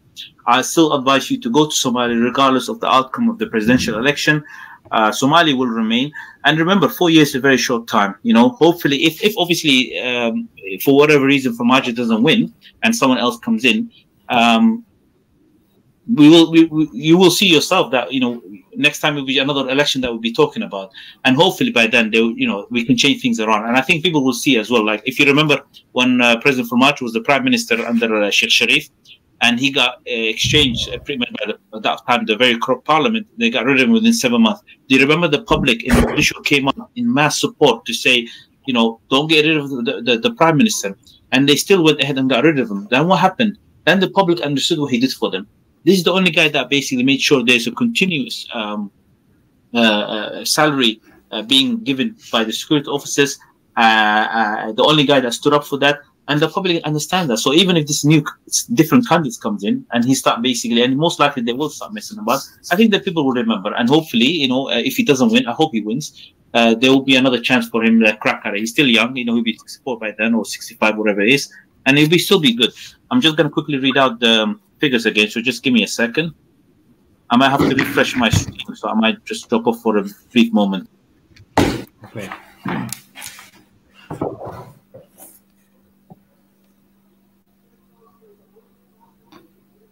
I'm interested to see the coalitions that are going to happen, who's going to work with who.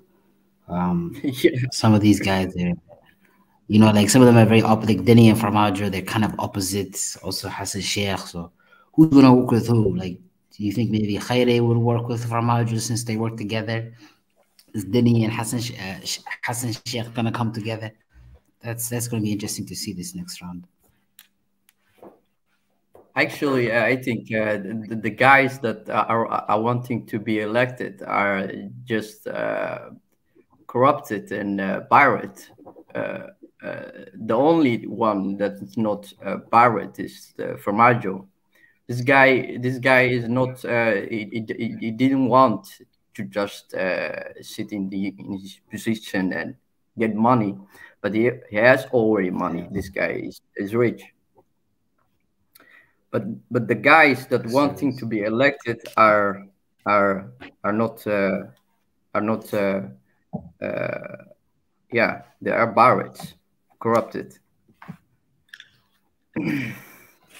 Yeah, it's good to see no money. You know, he doesn't have that. That without the corruption, he's still getting these votes. So yeah, hopefully it works out for him. I hope so. My English is very bad, but I'm trying to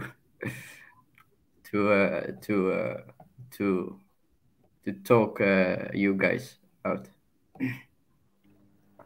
No, this is a very good opportunity. Yeah, Swahili Nation. I've never seen something like this. I can't believe I've missed out on it this long. Yeah.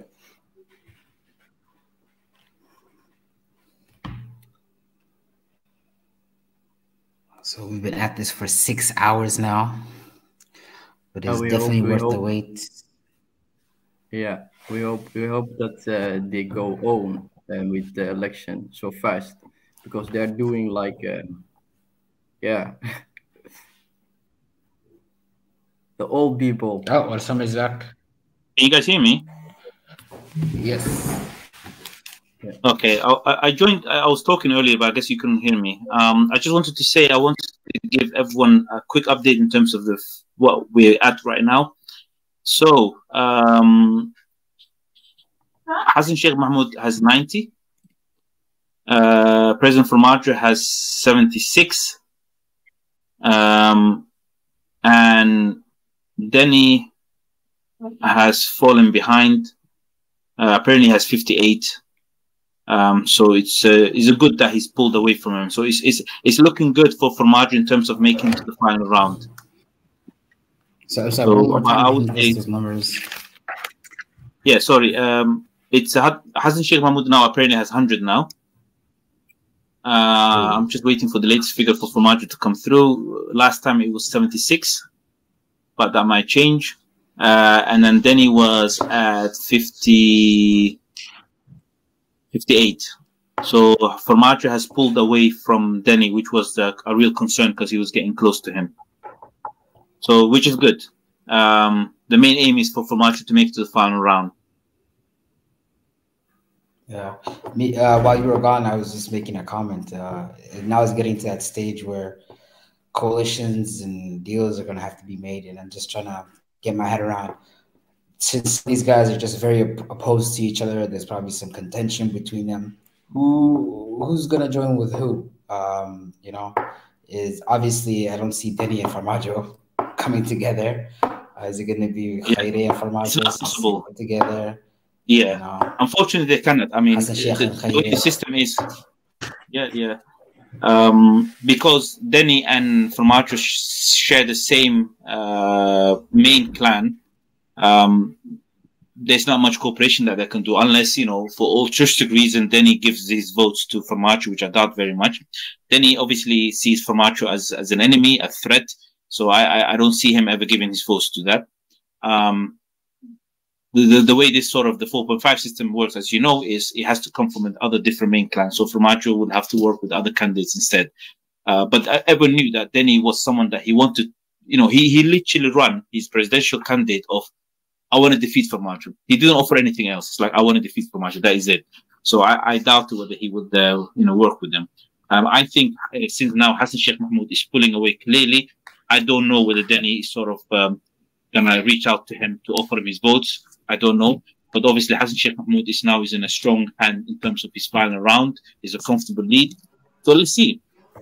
Let's see with that. I think Denny is a crazy guy. he destroyed almost Puntland.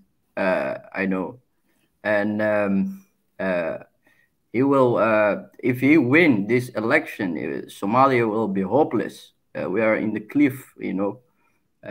We hope that Farmajo wins. The Farmajo is the right to lead the country, but the guy Denny is wrong. That's a very good point about the situation in Puntland. I'm well aware of. Denny has caused a lot of misery and chaos, and unfortunately, sometimes death as well. I know you're referring to, maybe for our listeners, I need to point out, there was a civil war that broke out in Bosaso. Again, it had to do with some sub-tribes, some within their own family, within their own clan. And that was very unfortunate. Eventually got settled by the elders, but it just shows you how life is, worth little in Somalia. That today, two clans or two leaders from two different clans can just fight it out. People die, and then eventually say, "Oh yeah, we're friends right now." So yeah, Denny has caused a lot of misery, and it's quite astonishing the number of MPs voting for Denny for him even to have come this run. It shows you where what that money rules everything. Anyone with sane mind to understand that this guy has burned, a federal member state, a region within Somalia. Why would you want to entrust them to lead Somalia itself? It's quite astonishing, really. And it shows you sometimes how far off we are, through either tribalistic lens or through corruption, that certain people can reinvent themselves and run for power. Then it should be nowhere near this presidential candidate election. But here we are. He's in second round right now, and so I share your sentiment, brother. Yeah.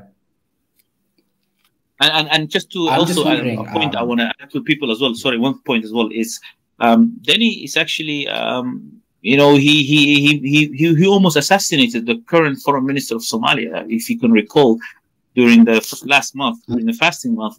He traveled to Calgayo and he was there at the house. He was being invited in, and Denny actually ordered a hit on a former MP and also the current foreign minister of Somalia. And the foreign minister of Somalia came out with a statement saying, there's been a hit on me by Denny. I mean, that is a strong feeling about that, So go ahead, brother. You were saying something. No, I was just gonna say, on that point, yeah, it's shows the volatility of our politics.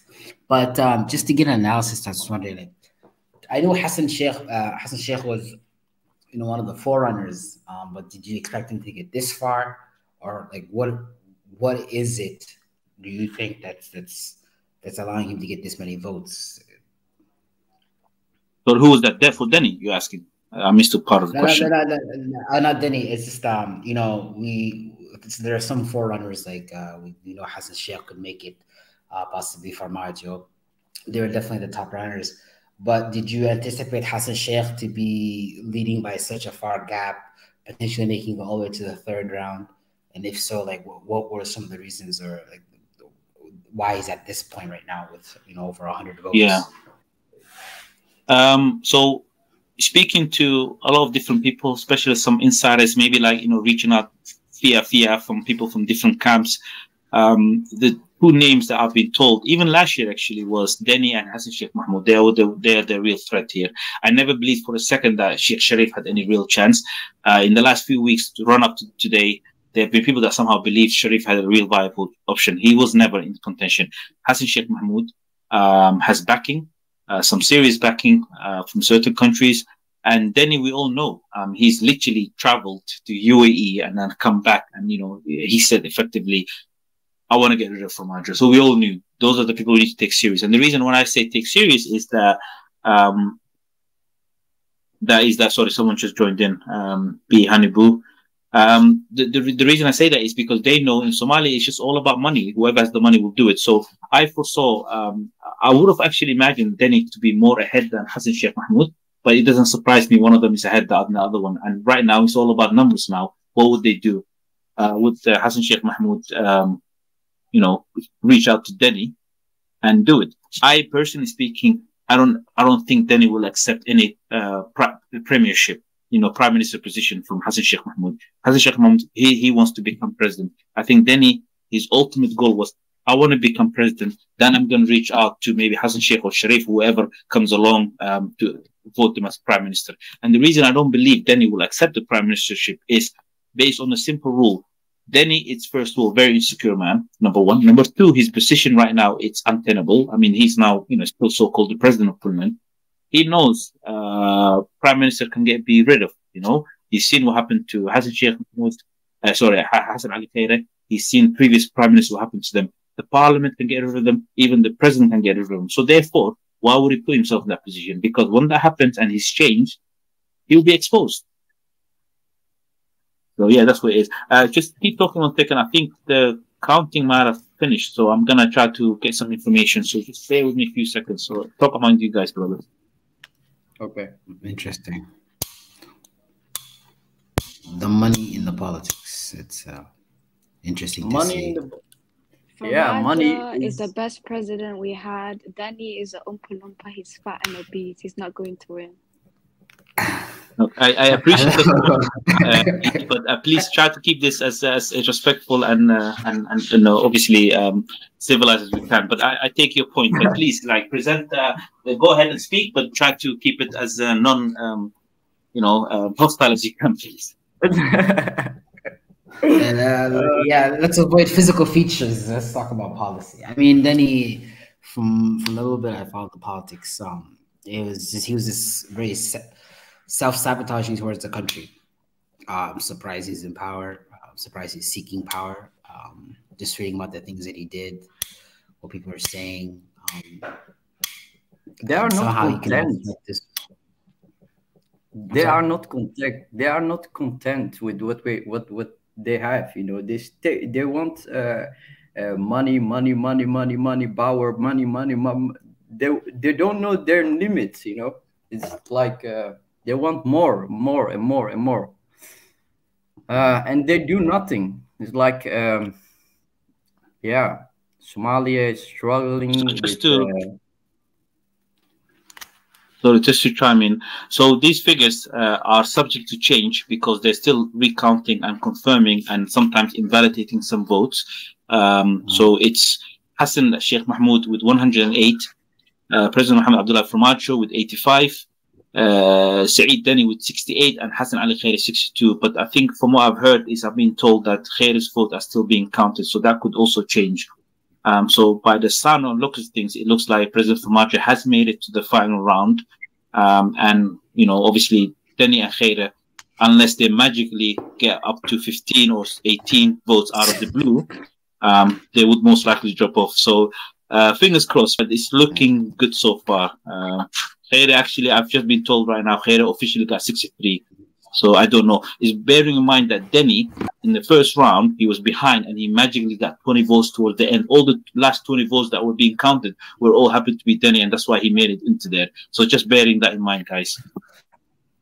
So who has still 5 votes remaining?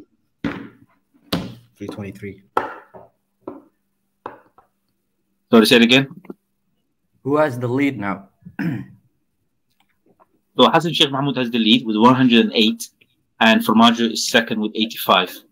And then it's between Dani and Khairi. So Khairi apparently has been confirmed as 63, as that's his official number now. So Dani is third actually with 68. But yeah, these numbers, as I said, could be subject to change because what I've seen in the first round was they were invalidating some votes. So, it might be changing again. So just bear that in mind.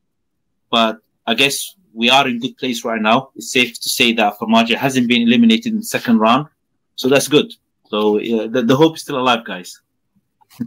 No, yeah, definitely. So after this, I think so far from the numbers we have, it's at 324, and there's about 328 votes. I don't think it's going to make much difference, the 6 votes. So Hassan and Farmajo will proceed to the next round, and I'm assuming before the next round, that's correct. Conversations are going to be held now. That's going to be interesting how those conversations turn out. Absolutely. They're doing the last minute, I think, validation to it. But so far, I'm happy to confirm that Farmajo has made it to the final round. So that is good. Where was the sister B? She dropped off, I suppose. She just wants to make that comment, I guess. He's gone. Okay, no worries. Whereabouts from Holland are you, brother Ragnarok? Is that Ragnar Thor? Sorry, is that a Thor reference by any chance? Yeah. No, I'm Mustafa. I'm from in Holland, in Dordrecht is like Papendrecht. But, hoe gaat het, man? Ik ben ook van Nederland. Jij bent ook van Nederland. Het gaat goed, Ja, man. natuurlijk, man. Eindhoven, Brabant, yeah. Sorry, guys. I just thought, you know, I speak Dutch as well, so I thought I just say hi to him. So. Now, I'm from Papendrecht. It's like Rotterdam, dichtbij Dordrecht. Yeah, but I talk my English is so bad, so I'm just trying my best to talk. Sometimes I talk of Dutch. Man, you are typical Dutch. All the Dutch people say this, man. My English is not that good. Don't worry, it's good, man. Your English good. I got told that. Unfortunately, I used to have the same accent as well when I came to the UK first. So it's like that. But you're good, man. You're talking. You know, just don't worry about it. It's perfect. Okay. Thank you, man. Mustafa, I was gonna ask, or rather, Warsame also. I assume it sounds like you're a journalist yourself. And you sound like a young man. Have you always been into politics? And the same question to Mustafa as well. Yeah, I was in Somalia, in Puntland, but I speak my own language, in Somali's language. Politics in Somalia, I just love the politics, but it corrupted.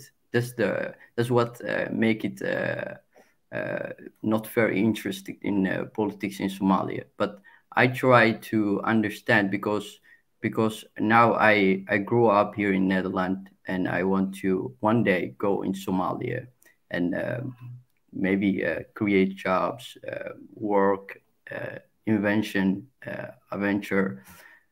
I think Somalia is unexplored ocean that one need to explore, and the country has a lot of potential.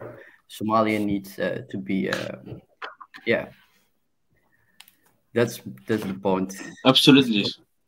No, that is good, and I'm glad that you mentioned this, and I'm pretty certain a lot of people share similar sentiment. Young people, Somalis, maybe never been born in Somalia, maybe haven't even visited, or maybe they have a faint memory of what they left there when they were young, all aspiring to go back in there. And, you know, like I said, the country is like a white canvas. You got your paintbrush, you know, just paint it anywhere and it will be a success and it will pop out, because there's a lot of rebuilding that needs to be done. So I urge you and others to consider at some point going back to the country in order to do anything. You know, the politics, leave it aside. You know, obviously the politics can enable us further, but more importantly, your people need you, you know, so make sure you consider. You mentioned, for example, all marine exploration. That is a topic I think that needs to be further looked upon and hopefully secured as well. And as you know, with some of the issues that we have with our maritime situation in Somalia, where at the moment it's not being fully monitored, a lot of other companies and countries are taking advantage out of us, even dumping toxic waste, you know, a bunch of things. So I'm really happy to hear people like you and others when they say things like that, and it's good. That's I think one. Yeah, go on. No, bro. go ahead. Go on. No, Mustafa, go ahead. I talk too much. I talk too much. Sorry, 1 second. Okay, 1 second. I was going to say, interestingly, Denny, who finished with 65 votes in the first round, and he's finished now with 62. So he's actually lost 3 MPs. That switched last minute. So this is the kind of wheeling and dealings I'm talking about. That is very dynamic, fast-moving Somalia. Nothing is certain until the final say so. So Denny, with the most amount of people that he offered, and yet they still stabbed him in the back. 3 people left him. So it's interesting. And when I look at these numbers, you know, it's worth keeping in mind. Interesting. So you could cast the ballot in, but before they count it, you can go back and say, hold on, mistake. No, not that. So I'm talking about the first stage when it happened. Like he had the total number of votes, 65 it was, and now this round, some people must have decided at some stage, like, I'm not going to vote for him again. You know, I don't know. Maybe someone else approached them. You know, maybe another president said to them, "Listen, don't vote for Denny anymore." Or maybe they had a change of heart. Who knows? It's okay. It's in the world of Somali politics, man, anything's possible. Yeah, anything's possible. Is Yeah. This reminds me of The commenters, I want to say to them as well, please participate. If you have any comments or question for us, put it in there. We're more than happy to answer them. Any of us, Muhammad and other brother, sorry, Mustafa was there. Sorry, I keep forgetting your name. Yeah. We're more than happy to answer them. One person just says, why is it 3 rounds and not 2? It's just the way it's done, and also because there's no breakthrough that happened. If obviously sometimes if it's overwhelming votes that keeps happening, it's just to weed out the number of candidates to make sure we come to amicable. This is something that has been decided. That's just the way it is. If anyone has any more questions, please feel free to put them in. We will read them out. So yeah, go ahead, brothers.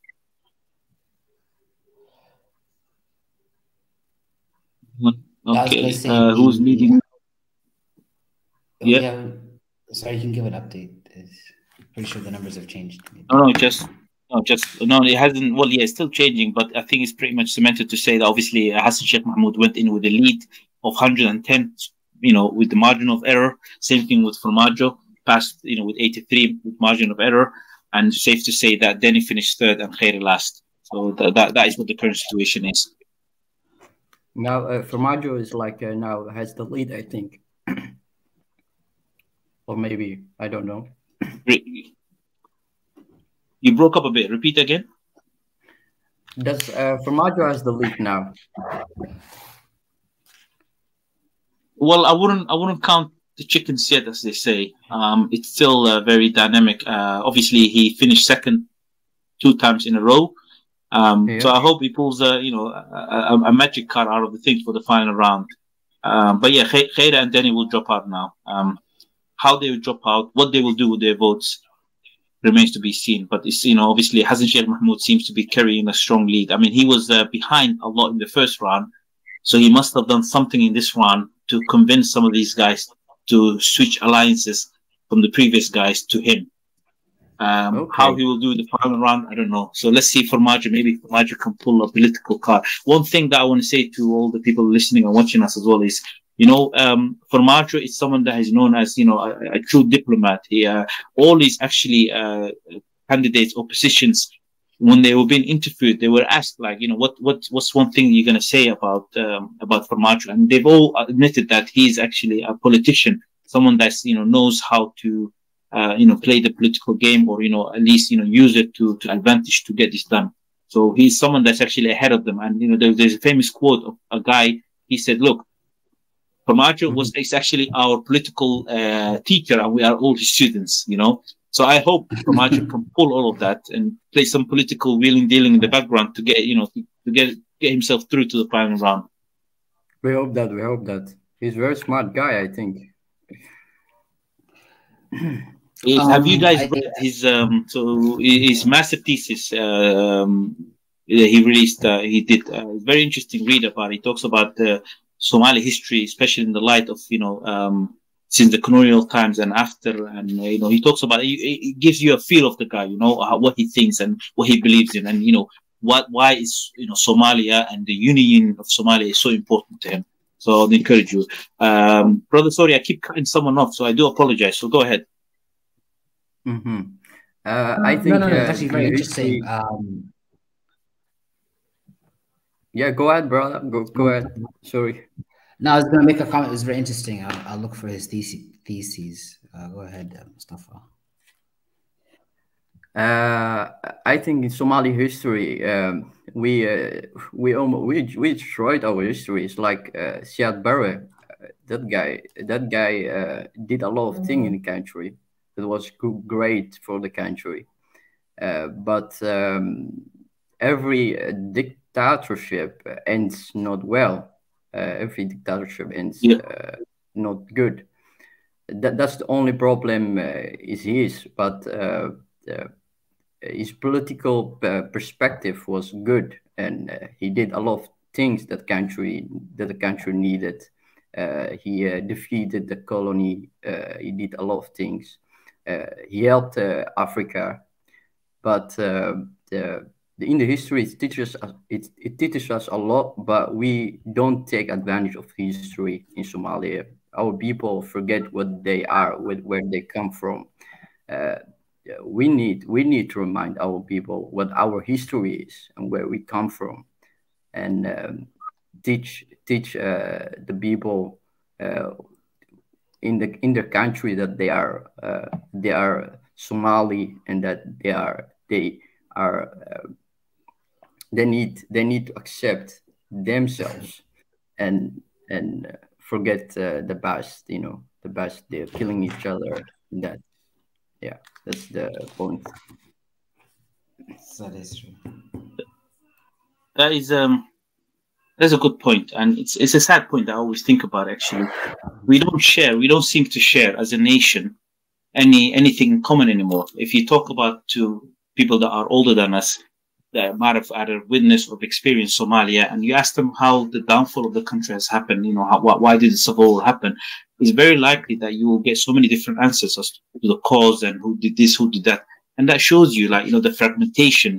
How can a society, people that are the same, have so many different alternatives? As Kellyanne Conway from Donald Trump campaign, what did she call it? Alternative facts. That's what she called it. We all have Somalis walking around with alternative facts. Look, the main point is that yes, there was a president, there was a good time, and there was a very bad time. People have been imprisoned.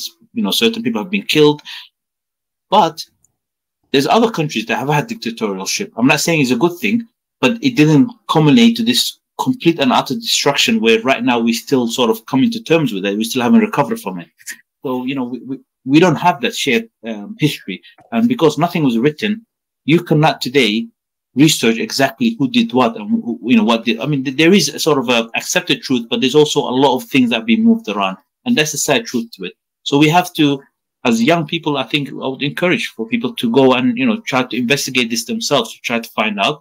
But don't let history hold you back. What happened 30 years ago, we have to be on that, man. What some guy did, what Mohammed Siad Barre or whoever did, the guy has been dead for more than 30 years. Let's talk about now.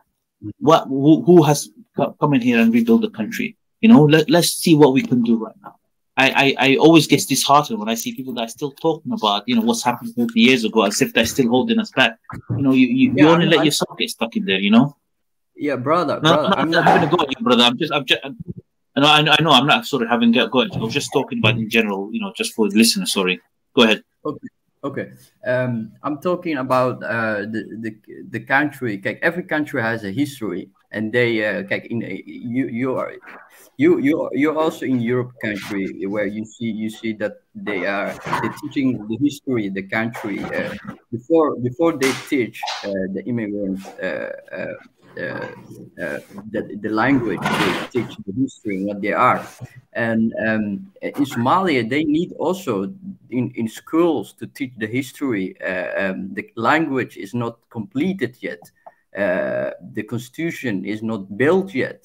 A country with that constitution cannot function very well, and corruption is not limited, destroyed. That's why I think Somalia needs to build their constitution and make progress in countering corruption. And because if they don't do that, they won't progress. And I think that is it. That is the point. They need to get to it before they start making other decisions like settling, making decisions like oil and that and that and that and money and that. Somalia cannot function without real constitution and real evaluating what they did before and now. And that's the point, my brother. Muhammad. No, that's a good point. I want to ask you guys this question that Hashi has put in, but before you answer it, I think that's some of the comments that people were asking about clarification on the final third round. Yes, we hopefully should get that started at some point, but remember, we are operating African time here. Things are a bit more chaotic and a bit sort of less structured. But yeah, what's happened now is there's going to be some, the candidates will be probably afforded some sort of deals to be made. The Speaker of the Parliament is right now speaking. I'm just awaiting for some confirmation on what's going to happen next. But we should get some sort of a start of the final and third round, and hopefully there should be declaration of once you confirm the two candidates that will be competing. So just also to add to that, when I look work the numbers again, this is just based on last 7 minutes. It looks like Hassan Sheikh Mahmoud has gained additional 58 votes since the first round. Farmajo was second, where he gained 28 vote extra from his first round. Khairi seems to have gained 16, but it didn't sort of give him anything else on top of that. So yeah, that's where we are right now. I am awaiting some further confirmation. Yeah, go ahead. Bro, you see Muhammad Hashi, the comment, he commented why we don't use the US Constitution example to clean the slate and put before the people, before anybody else. You cannot use a constitution of the other country. You must use your own constitution, because if you use other country constitution, you can be vulnerable, and yeah, you can be so much vulnerable that you're gonna be the same of other country. I think it's not smart to use another country constitution. Muhammad Haji. Yeah. Yes, so just to confirm, it has been confirmed now with the official numbers: 110 for Hassan Sheikh Mahmoud and for Farmajo 83. Those are the final two candidates that will go to the final round. Just to go back to your question, I'll give the other brother as well to speak. The reason I highlighted Brother Hashi's question, and I wanted to put it to you guys first, was, sometimes we kind of copy and paste other things. Somalia is a very unique situation. As much as our problems are very common in other parts of the world, but we also have a unique problems that is very unique to Somali people. I mean, imagine one family that somehow has internal issues, and that is very difficult to overcome. So I think, in theory, on paper, the U.S. Constitution does not talk about the right things, but I think it's totally incompatible and not viable in Somali situation. But I do like to take some good elements from it. It talks about giving certain unalienable rights, freedom of speech, and for people to pursuit of happiness and things like that. When I read about it, the Bill of Rights and things like that, it's very on paper it looks good. I know obviously in practice America is still suffering from some chronic issues, but that's what I'm saying. So we cannot unfortunately copy and paste. But I just wanted to raise that point.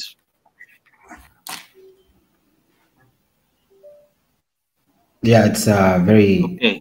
I can understand where he's coming from. But just like you said, we're different people. We have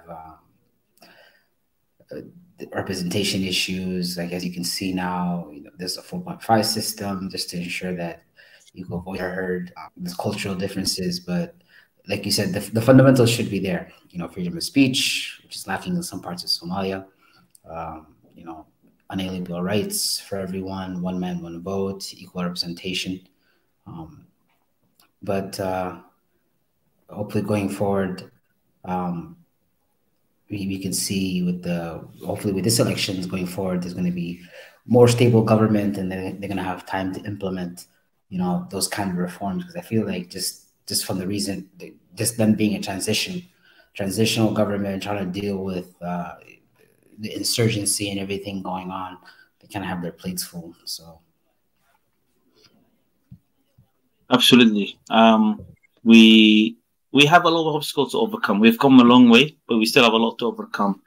And I really hope Farmajo does get the mandate for the re-election, for him to then go and make institutional and infrastructural change when it comes to the political apparatus of Somalia. It's very important that we do that. We cannot function in the same scenario. I hope by in 4 years' time, we're not having the same discussions of these sort of MPs that are being sort of selected by some elders that have no accountability or any carry any weight for the people they claim to represent.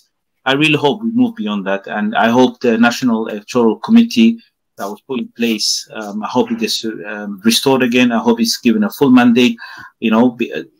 an electoral committee that's completely independent from the government interference, for them to then be given saying, go and in the next 4 years, make sure you complete what's now known as one person, one vote. And from there, make sure you start issuing out ID cards. The ID card actually serves multiple purposes, Number one, once you start issuing that out, you can actually do some sort of a consensus survey within your public. You know where people live, you know who they are, and you can sort of, build some data from there that you can, use any sort of, the government needs to know that. It's very important. In a lot of developed countries, this is the sort of, the ID card is used in order to sort of figure out the population consensus and things like that. That's number one. Number two, from security perspective, you can then start demanding certain checkpoints, or, when people are moving between two different cities, you can start enacting security checks where people have to show their ID. Then you can monitor people's movement, so that means Shabab or whoever cannot go and sort of, move free between two different cities and whatnot, or, import, some dangerous contraband and stuff like that. So that's the number two, the security aspect of it. And number three is the whole thing of the election, where people then would go and they'd be registered and vote. So it has three important points, I think, the national ID, how important it is to be implemented. And it's quite sad that it hasn't been done by now. But I think that should be a focus moving forward. I believe Pakistan was one of the countries that apparently we were meant to have some sort of a connection. They promised that they will work with us in terms of national ID card. I don't know why Pakistan was chosen, but I have no opinion or I have no issues with it. Whoever can come and implement it, go ahead, do it. It's not a really difficult thing, as you guys know, national ID card, set up different centers all over the country and make people come there and issue out the ID card. Simple as that. We've already doing something similar with the military. They've all been ID'd biometrically. So it's unique. So, there's no two people at the same time can claim the same identity. So things like that will solve, So, I want to take that point, about it. So I'm just going to quickly check up with my sources to see what they say. Go ahead. I think from a military perspective, they need to isolate Al-Shabaab first. They need to isolate Al-Shabaab because they come, the new government come, and they don't know what Al-Shabaab are actually and what they do. And maybe they know, I don't know, maybe it's the corruption. Maybe they are responsible for Al-Shabaab. We don't know yet. But if the new government come and they want to do something in the country, they have to know the limits of Al-Shabaab, and they have to isolate what they can do and what they cannot do. And that's the point I think they have to reach for now. But the country needs to do a lot of things before they do that. And it's like a just game. They have to isolate Al-Shabaab. They have to build the economy. They have to do a lot of things, but they haven't achieved yet that, and that's the problem. That's a good point in terms of obviously when it comes to security apparatus. I was going to make a point, but I think I forgot right now. But I want to ask you guys this question that was asked by Nazir, and I want to answer that as well. But he says, when will Somalia have real elections like Somaliland? I have an answer to that. I want to give you guys the chance to talk about that. Okay. Well, that's a very loaded question. It has two parts to it. One is Somaliland, how free are those elections? And number two, the validity of those elections. I think from a legal standpoint, Somaliland is not an independent nation. I think there's a lot of questions around the legitimacy of those votes in general. But I think the answer is, I think with the one man, one vote, then Somalia would be able to have elections, including people in Somaliland themselves, who a majority of them are, I don't believe or don't support them being a breakaway region. I think it's just some leaders who are continuing that narrative. Those are my thoughts on that. Thank you. You want to go ahead and answer as well? Somaliland is, I think they are They are a federal member state, and they are not. And Somaliland is also corrupted. Look at the leader of Somaliland. He controls everything. He controls even the election. He wins every time, and I think is corrupted than Somalia. Somaliland is very corrupted. A lot of people don't know that, but it's very corrupted. And I assure you that Somaliland is not a country that can be an independent country. They don't have a lot of things. They depended in Somalia. They are also dependent in Somalia, in a lot of ways. And Somaliland is not very in international. They are not recognized, and they have elections, but the elections is corrupted. I appreciate both of your. Yeah, no, you have. I really appreciate both of the answers, and you've touched a lot of the points. So I don't want to go over it with it again, but I just want to touch upon things. When we say Somaliland, I want people to know it's not such thing as the whole northern bloc sort of, holding hands and singing Kumbaya and voting together. It's one tribe that has the most power, has the most weapon, and a militia called the SNM, Somali National Movement, that has actually taken ownership and forced the other tribes to sort of succumb, accept their rule kind of thing. The so-called election that everyone keeps referring to, that so-called happened in Somaliland, as my brother previously mentioned, is not necessarily a free and fair election. These elections, they've actually held them in only certain regions that they know those tribes are in there. There are a lot of people in the north that don't actually participate in any of these elections. Now, so can you imagine, would you ever call it a fair election or a moral election if there are large portion of the population that don't participate because they don't recognize you? That's exactly what's happening. And the reason I highlighted this question was because I wanted to, bring attention to it. Let's not make it look like Somaliland some sort of a free haven of democracy and freedom of expression and election happens regularly. It actually doesn't. I'm telling you, there are people who are literally put in prison for the simple reason they wear certain garments that apparently is deemed as in support of Somalia. If they think, if you sat there, I have family members that have been threatened. Simply, they were sitting at cafes and they were talking about Somalia, and people come up to them and literally threaten them, telling them, this is Somaliland, you cannot talk about Somalia, otherwise, we're going to put you in prison. This is the kind of level of North Korea type dictatorship that we're talking about. And it looks like they have got a very efficient propaganda PR campaign where they have convinced a lot of non-Somalis that somehow they are a country, that everyone is in support of that, and basically they're better than Somalia. There's no such thing as Somalia and Somaliland, but they want to push that narrative. So I wanted to answer the brother here.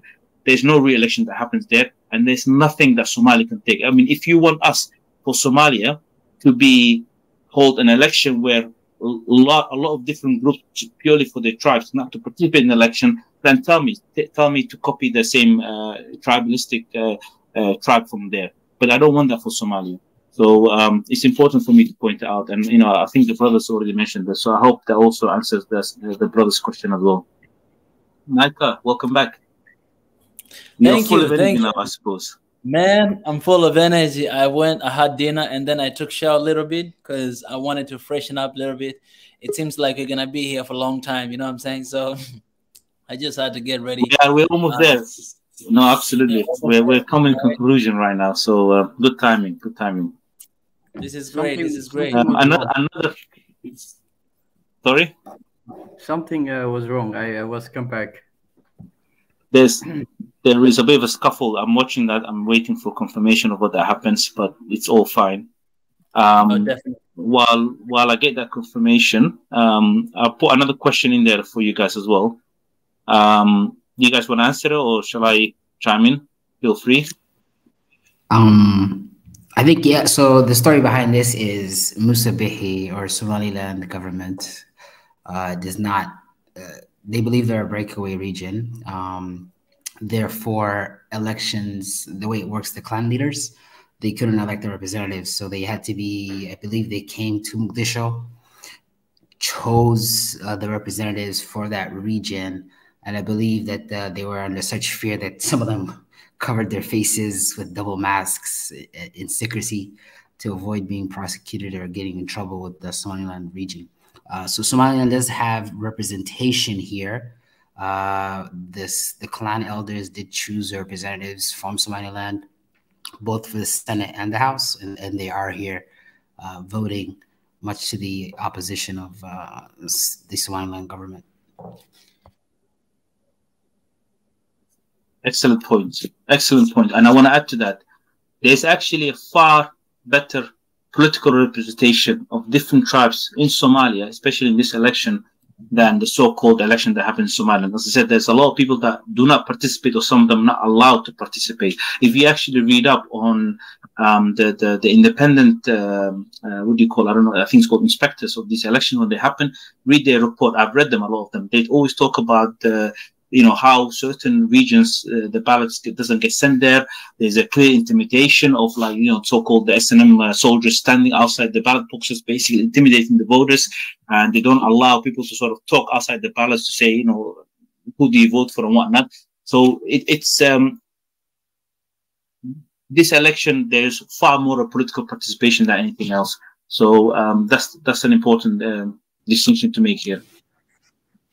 I just want to say something. If on the notion that if, just for argument's sake, individuals are like, well, Somaliland should be an independent nation, or they should have independence, then why oppose electing members to the House or to the Senate and pass legislation to allow for a referendum, which they don't do, which kind of shows that they're trying to do it by force, and there's a small number of people who want to push that narrative. Do you mind just rephrasing your question again? I might have missed it. Apology, I was just reading something. Oh no, what I was saying is, yeah, just for argument's sake, so Somaliland, them trying to gain independence or pushing the narrative of independence, what's stopping them, or why do they continue to refuse to send representatives to the parliament and Senate in Somalia so that they can then push for, to the legal system, that, try to pass a referendum or some sort of legislation, giving them the chance to gain independence. I think they choose not to do that because, again, people do not support that, and then it's a narrative being pushed by, those in power in Somaliland. Absolutely. I mean, look, I always said this: if as Somalis we sit down and we want to decide whether we want to break up our union, our republic, that's fine. Those discussions can be had. In the UK, for example, we have seen referendums being put out there about the independence of Scotland from the British monarchy. It's fine. Things like that people can decide upon. So if these people, or the ones that want to push for, by the way, again, it's one family that is literally pushing for this. So it's not a country. It's literally one family that wants to dominate. If they said they wanted only their regions to become a country, that's fine. But you cannot then say, I want, my tribe to take a complete control of the north of Somalia. There's 3 different political parties or tribal political parties in North Somalia. They all happen to be from the same clan. How on earth is that diverse? There's no inclusivity. There's no diversity. So what I would advise them is, if you do want to create that kind of discussion, come participate in Somalia. We already have a lot of people from the north. For example, the Speaker of the Upper House, the Senate, is from the north. The Deputy Prime Minister is from the north. You have, the Minister of Information is from the north. So there's a lot of different people that are, participating and being member of the political discourse. If you want to create an environment where you want to pass some sort of referendum to put it to the Somali public in terms of what we should do between the north and south, or even the complete decentralization of the Somali Republic, okay, put it to vote. Let the people vote. I'm convinced that the Somali people will overwhelmingly vote to keep their country together. But you cannot basically force and dictate everyone else and shut down the conversation. And that is the real unfortunate situation. I feel like a lot of people in the north, their voices have been suppressed. For example, if you're a young person and you travel from Hargeisa, Berbera, or Burra, or any of these places, and you go to Mogadishu, you cannot come back again. If you live there for a bit and work, you cannot come back. It's effectively they're going to treat you as anywhere to stay.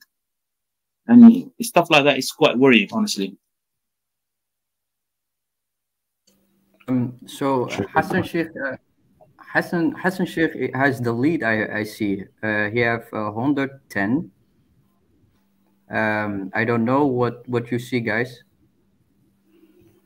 I'm confirming it. I don't know yet, but I will confirm as soon as I know. Okay. I'm a bit fearful of not announcing things that are not very confirmed. You see them hugging each other as a chef. I don't know, embracing some individuals. I don't know. They're probably celebrating going to the second round. You see that earlier. So this second round is the last. This is the last one. Yes. So whoever wins it. Yeah. Okay. So it's starting now. The third round has started. It's not started yet. No. He's still awaiting. So yeah, I mean, when people say Hassan Sheikh Mohammed is in the lead, what they mean was in the previous round he was in the lead with 110 votes, compared to Farmajo with 83. But that was the previous round. Now this is a new round again, and you're gonna have to gain some the votes from the previous candidates and try to add it to yours in order to get more votes. So there has to be a lot of background dealings that needs to happen here. Dus Hassan. Farmajo will win this round, I think, maybe, but I don't know. And I'm careful of not announcing that too soon. I hope, inshallah. You know, earlier you touched on a point I've been meaning to speak on. The issue of the natural resources, especially petroleum oil. Especially the offshore, the plans to start exploring offshore wells. How does that affect the election, and is that maybe some of the dark money that's floating in there?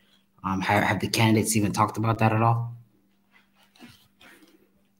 The candidate hasn't really talked about it, but it's kind of an open secret. Remember, the whole maritime dispute that happened between Somalia and Kenya was to do with that as well. So it's a very clear. I mean, Norway has a strong interest in the Sea of Somalia. So when you see countries like that, obviously they have vested interest that certain candidates that they think as an obstacle do not come back. So a lot of that will obviously to do with these MPs and the monies that we're seeing. One of the things that Farmajo talked about and tried to push through is to make sure that no minister or cabinet minister can just sign deals off.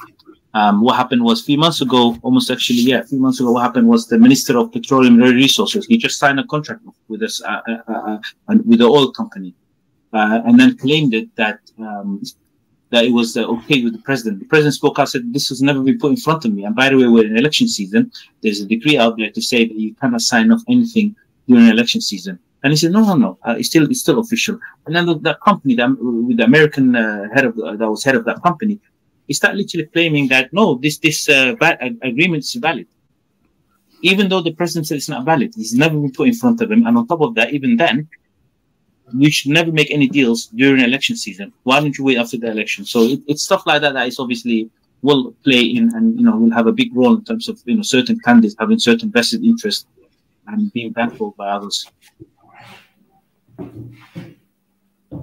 Exactly. Do you guys see the comments? Ragnar is Hawiya. I'm not Hawiya. don't answer those guys, man. It's it's quite sad, when people just trolling. Guys, put your questions in there, but please, try to refrain from such a low bro sort of comments kind of thing. It doesn't matter. Someone's opinion can be their opinion. You don't have to necessarily associate the tribe or whatnot. So I really don't know the tribes. I don't know my own tribe.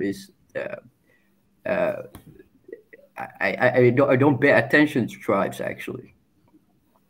That's the mentality of the diaspora. Those are outside the mentality of tribalism. Where somebody was talking about it earlier, how it's been weaponized and the rhetoric is being used in politics here in Somalia.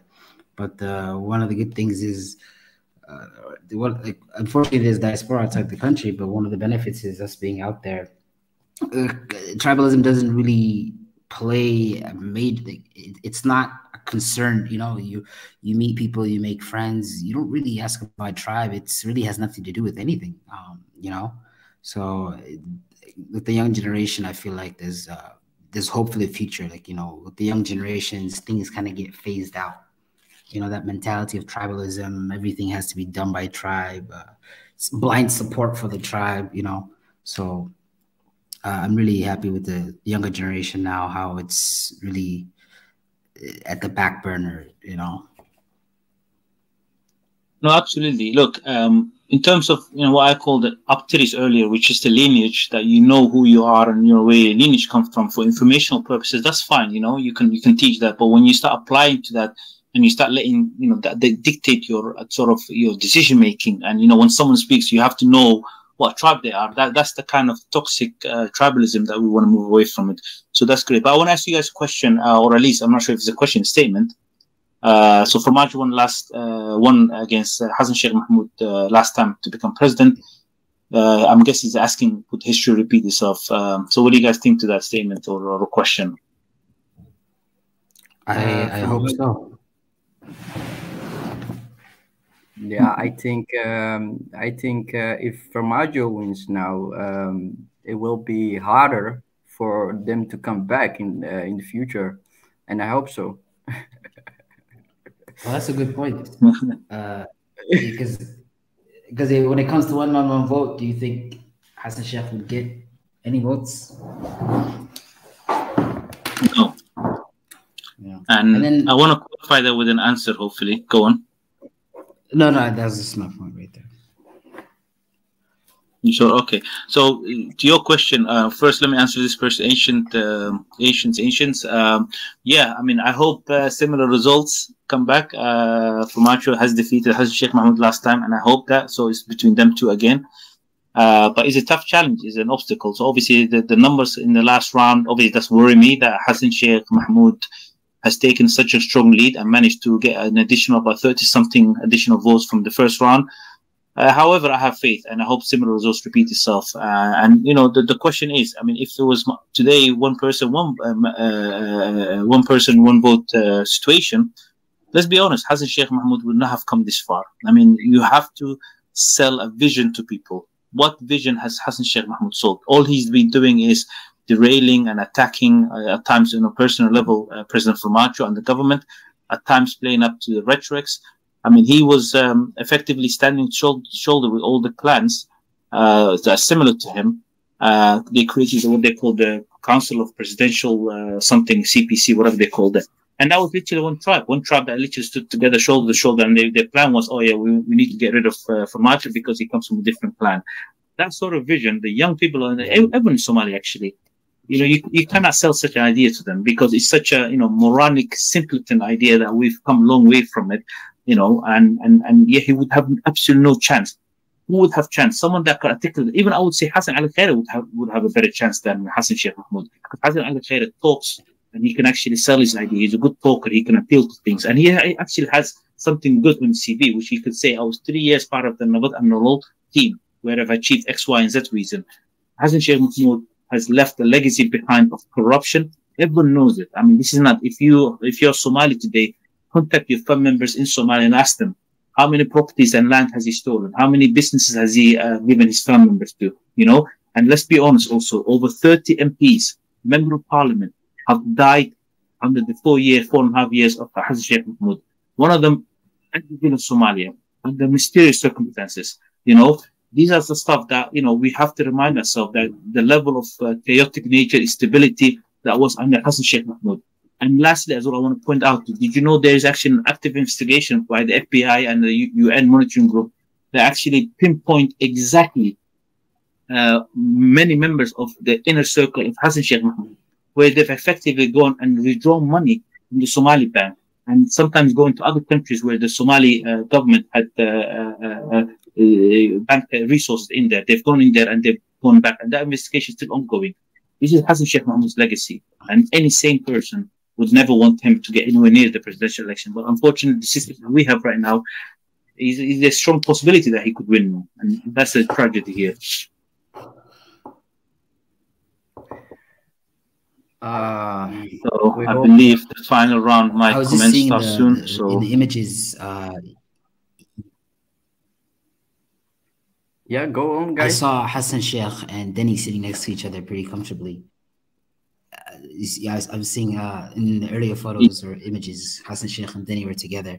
If you add up Formaggio and Hassan Sheikh's votes, that leaves 135 votes of previous MPs who could go to somebody.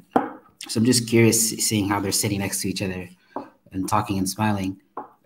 Did Denny and Hassan Sheikh may have some sort of agreement? It's a strong possibility, but it's also worth pointing out the seating plan from the start was like that. Denny was sitting to the right of Hassan Sheikh Mohammed anyway. So it could well be that, he just obviously, Denny still chose to remain seated in the same seat. Or, there could also be an additional sort of talk going on and, some sort of a deal. And I do believe that that would be a strong possibility. If Hassan Sheikh Mohammed has any hope of, winning the presidential election, he has to convince Denny to get his MPs to vote for him. And that would see him over the line. So, yeah, obviously it's a real worry. But as I said, as much as a real worry, Denny would never accept the prime minister role. I don't believe that. Denny is very arrogant, man. Yeah, it started now, so hopefully we're good. Fine, we're almost there, guys. It's been a long time coming now. Guys, I'm going through your comments. I'm trying to pick questions, so bear with me if I have not selected yours. There's a lot of comments coming through, but please keep asking. Keep it civil. Keep it, please, a bit more sophisticated and intelligent, because we do want to enlighten the public discourse, and we do want to educate everyone about the Somali affairs and the election. A bit of little history. So make sure your questions are, hopefully a bit more with certain, clarity and intelligence. I do appreciate that. What else? Let's see if I can go through some questions. If Formaggio wins, yeah, go. If Formaggio wins, will he have? Will the terms then start initially with his previous time be counted, or it'd be as if he's freshly elected, like once the one-man, one-vote starts? It will be a fresh election. Obviously, that would be the case. It has been like that as well previously. Even Hassan Sheikh Mohammed's time, I think, overrun about 9 months or close to a year.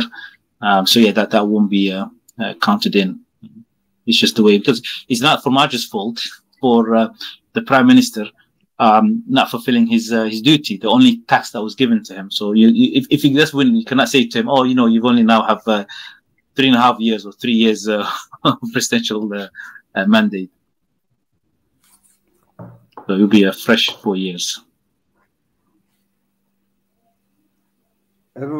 Everyone is expecting Formaggio to win. We have, Formaggio has a lot of supporters.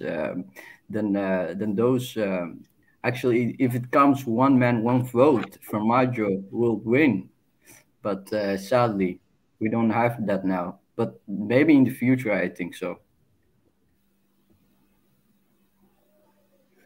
The future, there's a lot of aspire to, man. There's a lot of things to be changed. And that's why the only candidate, like you said, honestly, that has talked about implementing change and actually have given us a real vision that we can actually inspire has been President Mohamed Abdullahi Formaggio.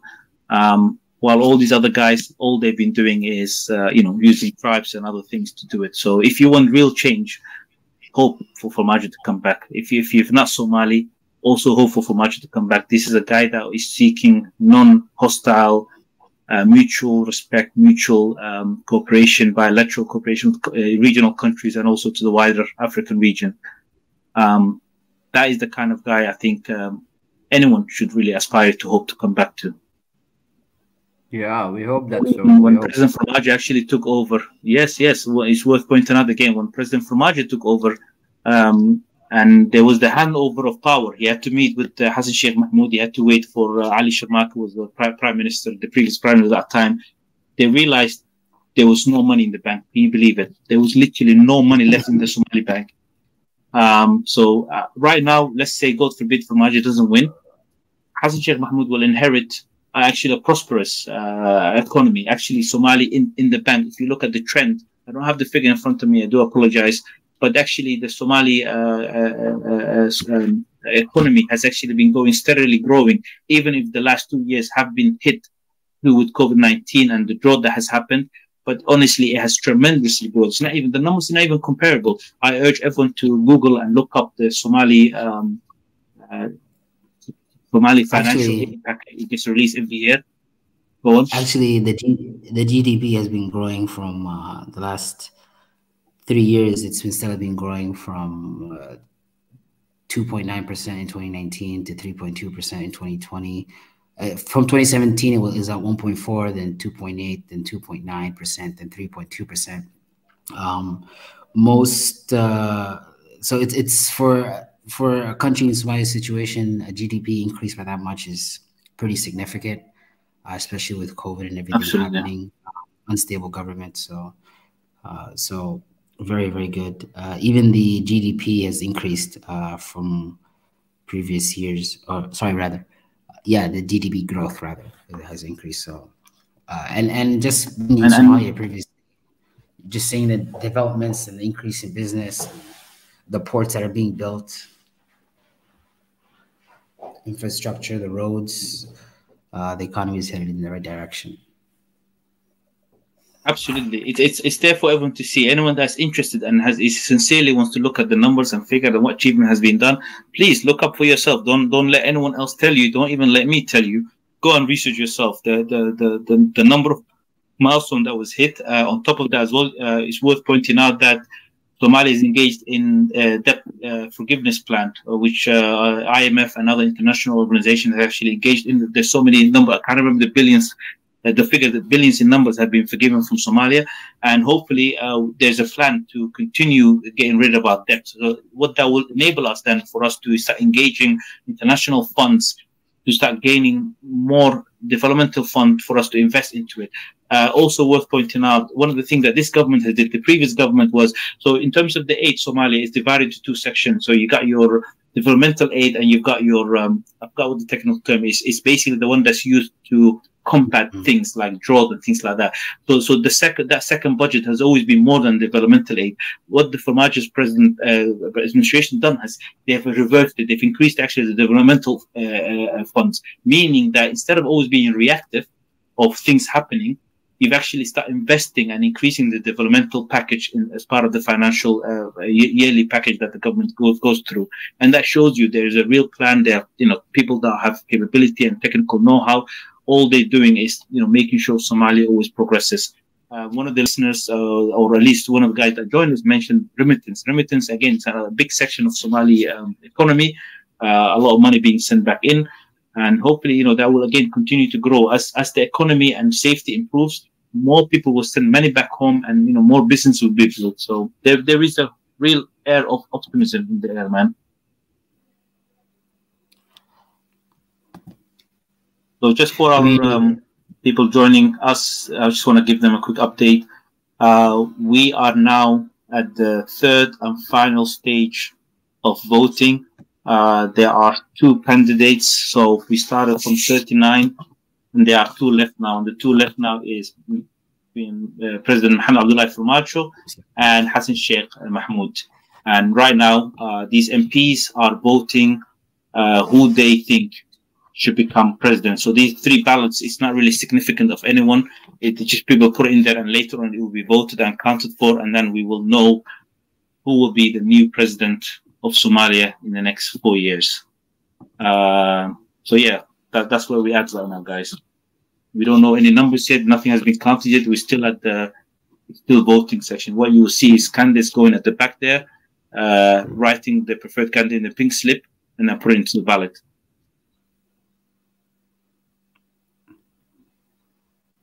So, anyone has any questions, please keep them coming. I will pick them out and I will display so we can discuss and mention. If anyone has any note to make, if you want to join, feel free to join, please. We will give you the mic, a chance for you to speak.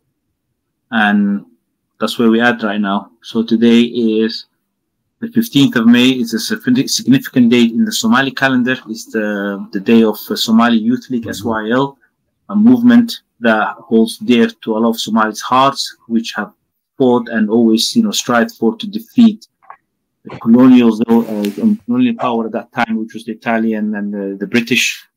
And it's very significant, and I think apt for that it's been the day that we're going to select our president. Anyone have any questions? Any comment? A lot of people are saying Hassan will win. Oh yeah. That's fine. People are mentioning that they're probably looking at the previous numbers. Who knows? He might win, he might not win. We shall see. But if you think, yeah, exactly. But if anyone thinks that Hassan Sheikh Mahmoud will make a good president, put your comment in there. We will put it up there, and we will answer for it. So tell us if you think Formaggio should not win. Go on. I don't think Hassan has the capabilities or the mind to be a president. Actually, the job and the history. We have to look what's his job before. He was a teacher. I heard from the news. You see, Somalia has no. Everyone can become a president. That's the problem. People have to go through a lot of things to be a president. But Hassan, he don't know what's happening in the country, and he want to become a president. Actually, he doesn't have the mentality to be a president, I think. You're right. There's no prerequisite in terms of. In America, for example, the candidates before they run, they go through some sort of a physical and mental capacity check to confirm. We don't have that in Somalia. I mean, the amount of people that are just running for the sake of it, it's ridiculous. There are people that today receive 0 votes. Everyone knew that. Why did they even run? Why did they even bother to run? It's it's the guy that's voting right now, Sople.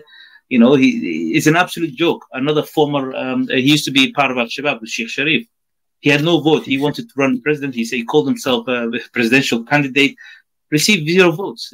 Probably I don't know the figures, but he didn't go past the first round. Why did he even run? Everyone knows who he is. It's a joke at this point, man.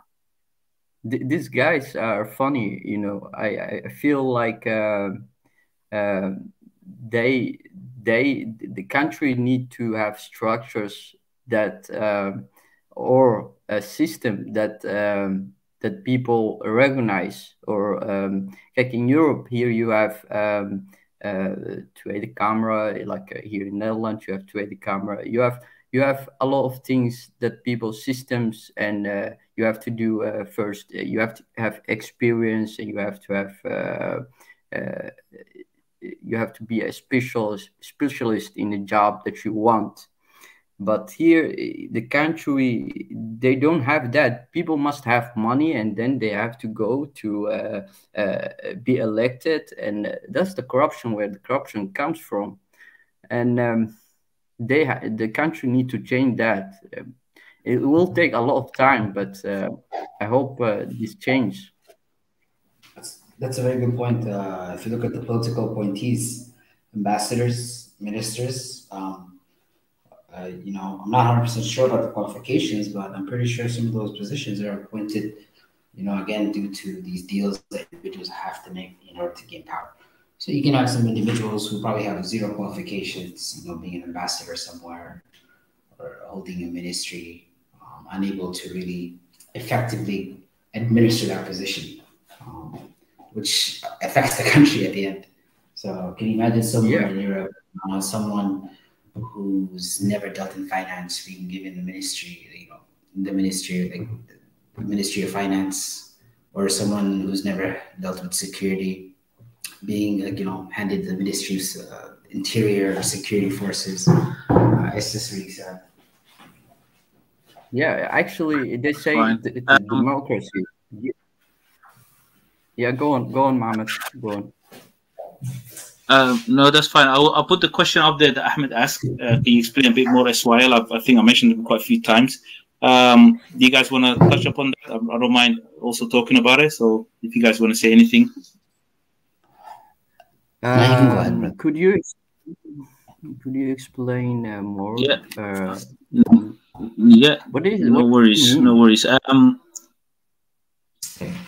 SYL stands for Somali Youth League. It was a movement or a political party that got established well before the independence of Somalia.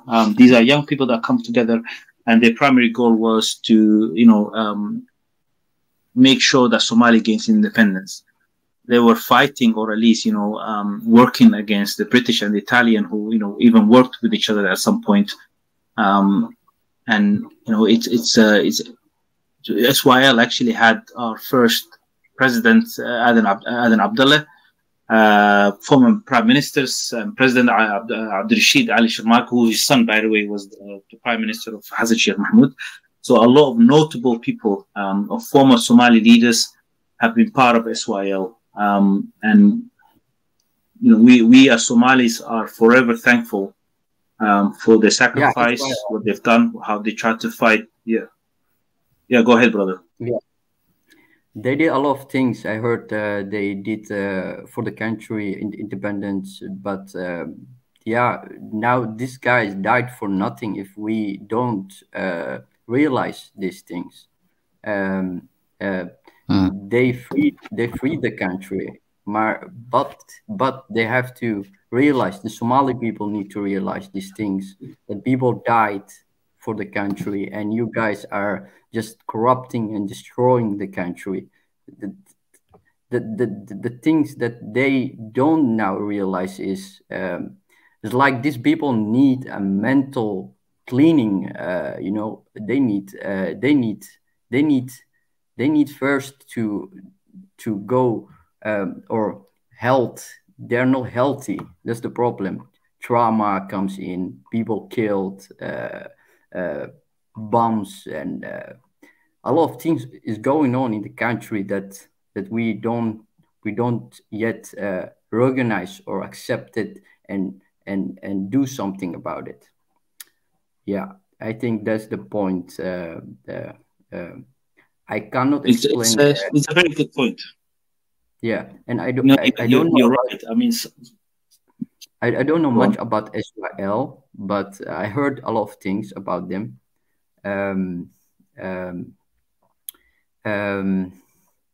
That's the point I can give. Yeah, and I want to talk Somali, but a lot of people maybe don't understand you Somali, so I will keep the English for now. Yeah. No, that's a good point, brother. I mean, like you said, it's very disheartening sometimes to read about the history of Somalia, people that have fought in for the independence and, make sure that we had a country, people were fought in. And then suddenly you see people now that are willing to sell their country just so they could feed themselves, just so they can get a couple of millions. It's quite unfortunate. And sometimes I do wonder, what has happened to us? There's a statement, I think, or a quote that comes to my mind all the time, where it's something along the lines of, good times create weak men, and weak men create bad times, and the bad times, it's something along that line. So I'm sorry if I'm butchering the quote here. So I feel like after 30 years of terrible time and instability, we should have had at least some strong men that come together to bring the country together. But I feel like it's just it's keep getting worse. People that don't understand what it means to Somali anymore, which means what to be Somali national statehood. And then you read about the history of SYL, and it's quite sad. And these are young men, by the way. They were no different than some of us, of age, and yet they risk all of that. And they've been imprisoned, killed, you name it. And we had a nation, and now people are willing to get rid of it. Yeah, and they don't have the realization now. The country now that I am in, before that, were invaded by the German. and they don't forget that they've built the country, and they did a lot of things, and they teach their generations the history, and they never forget their history. And we as Somalis, we need to keep the history, and know what this land have gone through, and do a lot, and never forget the history. And that's the things that we have to do. And yeah, There's that saying, those who forget their history are doomed to repeat it. But then going off the comment here, Yahya Mohammed put, he made a very good point. It doesn't, I mean, I'm sure people are expecting certain candidates to be elected, but at the end of the day, you know, a peaceful process where in a transparent, somewhat transparent manner, or as transparent as it could be, an election is happening, is really very promising, and it shows that Somalia is really rising from the ashes, you know, of that civil war, the insurgency, but yet there is still progress under, you know, if you look back to previous presidents, you know, it's slowly been improving up until Farmajo now. We can only hope that as we go forward, things will continue to get better. Absolutely. Hello, people. For those that are asking what is the count, for those that are asking the count, there's no count yet, guys. We're still voting, so it hasn't happened yet. Yahya Bule Muhammad, thank you for the comment. Appreciate it. I hear you. No more NATO, no more Al Shabaab, no more Kenya. Oh my God, these guys. No, I see here in Somalia a lot of people are keeping this, like they think they have this anxiety that these guys are maybe trying to invade us, or trying to take our country, or trying to take our money, or keeping us poor. No one keep us actually poor. It's like we keep ourselves. We think that way, you know. We have to. Sometimes people need to change their perspective of the things that going on, you know. They think a problem is coming, but that's not true. That's not true. They are programmed, you know. I heard some professor. I heard on in a website.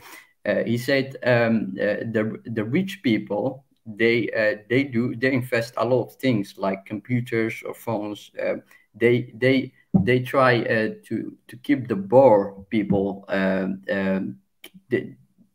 to keep them poor, you know. That's the thinking, and that's the way Somalia need to change. They need to change to think that we can do a lot of things. No one is keeping us from this and that. We have actually the decisions we make in the future, so that depends all on us, I think.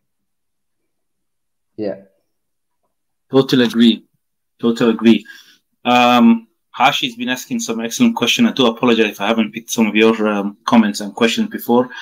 He's asking, what are the top 10 achievements of President Farmajo for the last 10 years? You guys want to chime in, or feel free to answer the brother? I can mention some. I might not know all of them from the top of my head, but I will remember them, at least the major ones.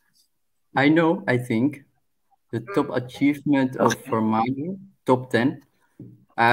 He did a lot of things, like the country, like economy, like the country had a lot of debt, and that debt is going to be forgiven. Not now. How to say that? Muhammad, help me. No, you mean forgiven? The debt will be forgiven. Yeah, the debt will be forgiven. IMF plan. Yeah, the debt will be forgiven, and he built the army, the national army, and I think, and he did a lot of things that the previous government didn't do, like attracting investors from around the world. He made the country like trusted, you know. country now is trusted, but before that, it was not trusted. I think that's the top achievement he achieved till now, and he want to achieve another thing like keeping one man, one vote. That's what he want to achieve in the future, and he did a lot of things, but I don't remember. But I remember only a few things like the army and the economy. Yeah. Excellent point. I'm pretty sure. Mohammed, do you want to chime in? Yeah, I'm pretty sure Warsame knows a lot more, but one I know is when I was there in Somalia, the infrastructure, the progress on the infrastructure of the country, roads and ports that were being built was really phenomenal, and how that's really essential to the economy, general improvement in the economy as well. Those are the actual things I experienced. And then one very big point for me is maintaining the integrity of Somalia's sovereignty, really pushing back against foreign interference, against foreign countries dictating Somalia's policies, and how he firmly stood up to that and took decisive action against it. Absolutely. I love the points that you've got really mentioned. Excellent points. I would start off with, first of all, the military agreement with Turkey. He has now accepted the international community, especially the Western international community, where they wanted to restrict the number of military personnel that needs to be trained by Somalia. Farmajo did not agree with that, so we've signed agreements with Turkey. And at some point, I think something like over 10,000 Somali soldiers were being trained, which I'm assuming is one of the largest from what I've heard at that time. My memory is a bit hazy on that, but please look it up and confirm yourself. So who's going to say something? Sorry. And we forget the Chapter 7. He did a lot of progress in Chapter 7. Somalia can now, maybe in the future, can buy weapons they like, pressure weapons they like. And just to provide context for everyone else, what Chapter 7 means is the weapons embargo that has been imposed on Somalia ever since 1991, or even slightly, maybe even before that. So that meant Somalia, the government couldn't buy any big weapons. We were only allowed small armory, things like maybe rifles, RPG, rocket-propelled grenade, and things like that. As you can imagine, a country that's suffering from terrorism and other serious security issues cannot function and fight these sort of groups, nefarious groups, without necessarily having some, real power. So we have negotiated to some extent without fully lifting it, meaning Somalia was awarded to be able to get drones from Turkey. And to me, that's a game changer. That drone has been actually in operation for the last year. There are people that have been sent to Turkey to train how to operate. And we are talking about the drone that some of you guys might know that has been the most, world-renowned. It has already been effectively used in Azerbaijan conflict with Armenia. And right now it's actually being used by Ukraine against Russia, by Iftar, I think that's what they call it. So these are very efficient drone that is a complete game changer for Somalia. Al-Shabaab, as much as it's a military operation to fight them, is also intelligence. And part of the intelligence aspect of it, you do need this drone surveillance and also weaponize them so you can, strike them at any point. So, make them fear the skies, that they cannot openly operate or walk the street, always thinking, oh, is there a drone watching me, killing me? So that's one thing, again, extremely tangible thing from security perspective that President Farmajo has put in. Go ahead. And we forget he built the secret army. Somalia is now ranks number one, the secret army. Yes. And the achievement is so much that we did not expect from former presidents. They cannot even come close to the president now, and I think I think he did a lot of things that the success is for everyone there to see, man. No, I was just going to say the success is there for everyone to see. You've talked about the debt forgiveness program. I've talked about the military aspects. There was the what was it? The creation of the anti-corruption council, which is completely independent. So that means this council will have full mandate to investigate anything that they think corruption. They will investigate and they will have the mandate to implement it. What else? I'm probably forgetting a few more things. It will come to me at some point. So yes. Yeah, and I think he opened channels to Somaliland in Somalia. That's the achievement he did. He now Somalia before it was Sheikh Sharif of Sheikh Ahmed of Hassan. Before Somalia had interference from other countries, now not. That's the achievement he achieved. A lot of achievements he did, but I think that's the only thing that he did. Muhammad Hashi, I think I answered your question. Maybe we answered your question. Yeah. I want to have extended question to that. Guys, if you're joining us right now, don't hesitate to subscribe. Turn on the bell button. I always say belly button, but it's bell button. So that you may be informed every time we're having these streams.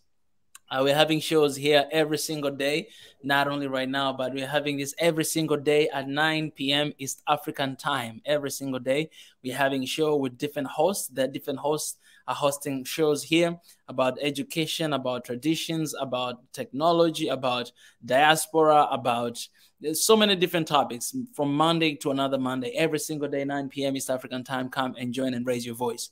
Tomorrow at 7 p.m. East African time, we'll be having a show about Angola. Today, we're having election in Somalia, but on August, we'll be having election in Angola. And since we preach and we want to see one Africa in our generation, we'll be covering that as well. But tomorrow we'll have somebody from Angola will be sharing with us a little bit about that country, things that you should know, everything you want to know about Angola. So if you have anybody from Angola, welcome them tomorrow here at 7 p.m. And also the same day at 9 p.m. we'll have another conversation with another two creators, and it's going to be really interesting conversation. So join us every single day. If you subscribe, I assure you that every single day you'll have something to watch. You'll have an opportunity to participate, because this is one thing that we do here in Swahili Nation. We are not just the one that are doing something, but you guys are included to also participate. For example, today we have Walsame here hosting us today with this show, and basically he's an admin right now hosting this show, and that's kind of opportunity that it's hard to find any other place but here, Swahili Nation. One Africa. You can come and you can contribute. There's a link in the comment section. You can always join and say whatever you want to say, because we believe that Africa, it will be built by us Africans. We are responsible for this country. We are responsible for this continent. And you know what? We are going to build it. It doesn't matter how much it has been damaged, but we can pull back everything together if we come together in solidarity and peace and love. So that's what we preach about. And our mission, you all know what is our mission. Our mission is right here on the screen. You can check it out and read it out. This is what we stand for. And if it's something that resonates with you, something that you like, something that you want to be part of, please join this family. We are always doing this. But as well, we have the WhatsApp group, place where we remind each other every time we have shows, and we talk about different topics as well. So anytime you have something to share, it's there. We preach about one Africa. We believe in one Africa. You know, we don't believe in anything else that divides us, but we believe that we can take advantage of all of the challenges that we have to build one strong Africa. So welcome, guys, and this is your family. Okay, what's popping, guys? You guys have been doing amazing work here. No, we don't need you anymore. You can go now, Mike. Yeah, well, Sammy, you're a natural host, man. Like, I gotta admit, man, you've been intimidating me. I was like, I just need to leave this platform for this guy. How's your break? No, thanks. I think I've had a good host, honestly. Mohammed and the brother Yusuf have always been very helpful. Keep the conversation going. I hope I've been able to answer or at least highlight some of the questions. So please, if I haven't, it's my first time doing it, so bear with me. But keep asking. You know, we've got the natural leader back, Micah. He will take over now. I'm actually, I was just coming here to encourage you and to say that you guys are doing pretty good job. I love this combination. You guys just met here for the first time, but you're actually having amazing, conversation and insight. So this is really beautiful. I don't want to take over, Simon, but if you want me to do, I will do. But I want to leave it to you, to continue to do this. One Africa, Somali nation. This is the benefit of building unity. Yeah, that's what we do. You guys can carry on. Come on, guys. I'm gonna put this comment up here. Just shameless self-promotion. Pi, I see you. Pi, I believe Pi. He went to sleep and he came back, and we are still here. As I said, I've got 2 votes. Micah and Pi voting for me. So if I run again, at least now I will have 2 guaranteed votes. Of course, well, Sammy, and having my vote, that means you have the votes of 200,000 plus people. So you have my vote. You have my endorsement. Thank you, brother. Where Sammy has a lot of insight. I'm very very envious. You had a lot of insight, man. Great. I appreciate that. I'm trying. Yeah, I think this is one of the things that can really motivate us and tell us something about our people, because I've seen this challenge a lot of time, like between diaspora and people who are living on the land here, Africans in outside of Africa and Africans in the continent. There's always kind of like negative perspective towards one another. The way that you don't really know what's going on here.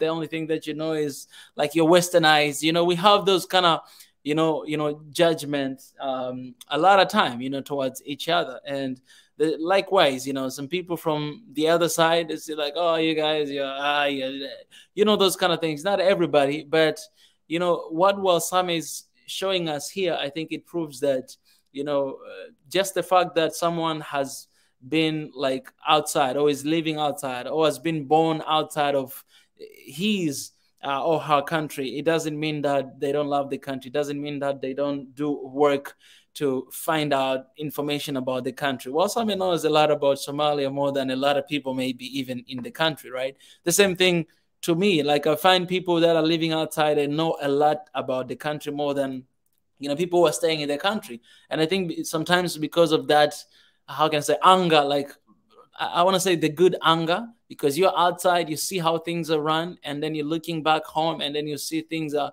not going the way it should be going, and you just have this anger to find, to research, do something to change the country. And I think that's the same thing that the current president of Somalia, did. Came back home and gave up his citizenship of, America, and he came back home. He wanted to transform his country. So I think this is one of the example we can all see and learn that, just the fact that our people are out there doesn't mean that they don't care about the country or they don't care about the continent. They do. And they know a lot and they want change. And some of them, they are also doing some works, to improve our communities, support the countries. When I went to Ethiopia, I found out this one community of Ethiopians in Canada. They came back and they came to support. They gave a lot of money. They gave a lot of stuff. Even me, they gave an award. They gave an award to me for the support, for the work that I've been doing, contributing to, to that beautiful country, right? So it's amazing. And when we begin to see one another, when we realize that Africa is one big family with 55 different children, 54 the countries in Africa and one diaspora outside, when we realize that, I'm telling you, we're not going to have any barrier between us and our brothers and sisters outside of Africa, because we are one people. And that's how we should see one another. We should support one another, and we should stand together with one another to bring about change to this beautiful continent of Africa. That's all from my side. Beautiful said, man. Beautiful. You have my vote, Wasame. Thank you, man. Thank you. Well, so how long are we going to have to wait to know the result today? we are nearing towards the end. So it's still being voted, but we still haven't started the counting yet. So as soon as the counting starts, that's when we get a rough idea in terms of where the wind is blowing. But at the moment, there's still nothing. There's a lot of speculation and conspiracies that I don't really want to bring on to here, but we shall see. Yeah. Thank you, Christy. This is that moment that I think a lot of people, they're having some stomach ache, you know. So I understand that. Well, some of you want me to take over. I will respect that. You see what I just did there? I see, but I would just say for a few minutes, I'm just gonna quickly nip out for prayers, and then I'll be back. If that's okay with you, and I'll leave in your capable hands. That's very important. That's very important, brother. And sorry, I'm back. I had here in the country, in the Netherlands, I had a lot of private companies going on and making asking for money, like to go in Africa, in Somalia, also in Africa, ook in Yemen. I did a lot of research on them. I found that the scam was a scam, and that's why a lot of things are going on also here. Companies, new companies come and ask money to send there, and that's the problem, man. And it's not going to the hands of the people in need, but it's going to the wrong people. Yeah. Indeed, what you're saying. Indeed, I think that's why we should have I always, it's bad. It's bad, how many scam we have there is the means of income for some other people. And I think the platform that, like what we have here, Swahili Nation One Africa, we should step up and actually do something for the community, because you need to have a platform that is transparent, it's open, people they see what they give and they see how it's being used, right? I think that's people, they're always willing to support, and especially people in the diaspora, they're always willing to support home, but most of the time, like, we have been taking advantage of that, right? So I think we need a good platform that will actually do something, and you will see. For example, for this, I really want to upload again the Swahili Nation in One Africa community. My trip to Ethiopia, my first trip to Ethiopia, it wasn't just out of nothing. All right, that trip from Ethiopia, it was because of the contribution of Swahili Nation One Africa people, especially in the diaspora, that they gave. People, they gave their own money to send me to Ethiopia, and I was there for almost 2 months for a mission. And within those 2 months, I shared more than 100 different videos. Like every single day was just a new day of me sharing something. And people, they saw what has happened and what came out from that thing. So it's things like that. I think they show a good faith, to those who are actually contributing something and understanding that, oh, true, we see how, the money that we contribute is being used. And I think if we do that, then all these scams that are coming, they'll eventually fade away. But the sad thing is, most of the scam out there, they're the one who make a lot of money and take a lot of money away from people. It's sad. Yeah, here in Holland it happens a lot.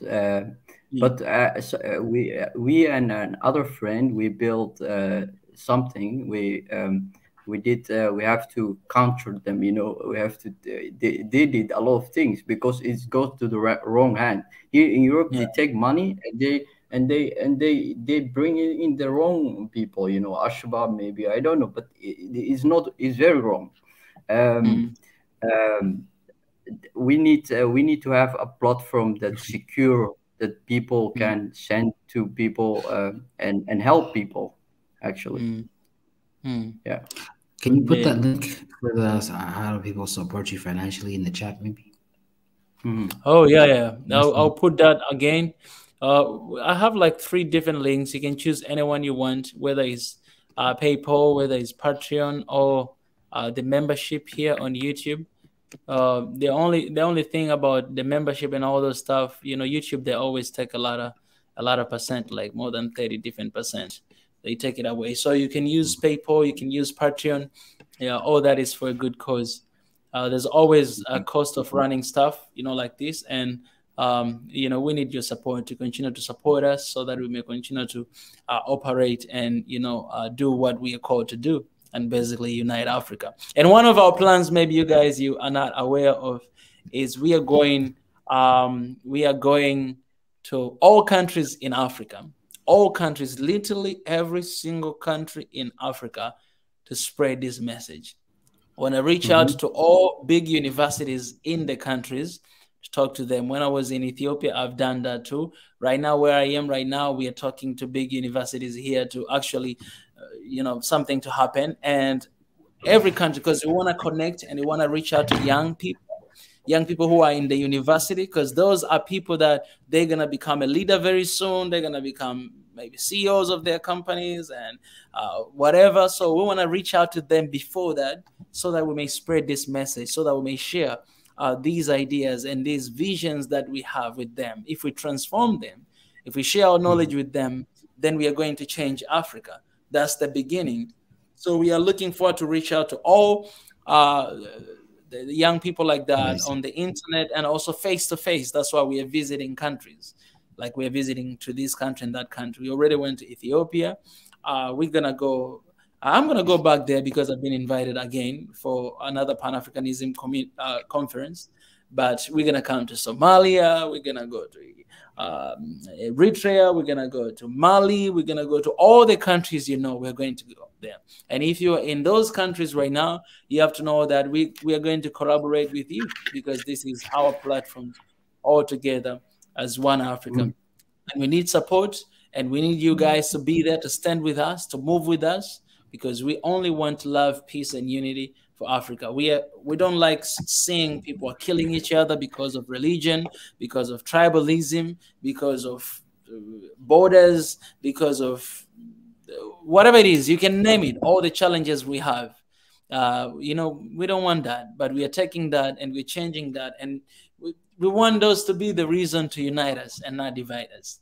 And that's what we are fighting for. So help us. And soon, right now, as I'm saying, we're working on our website. Our website is taking a long time because it has to be something perfect, something beautiful.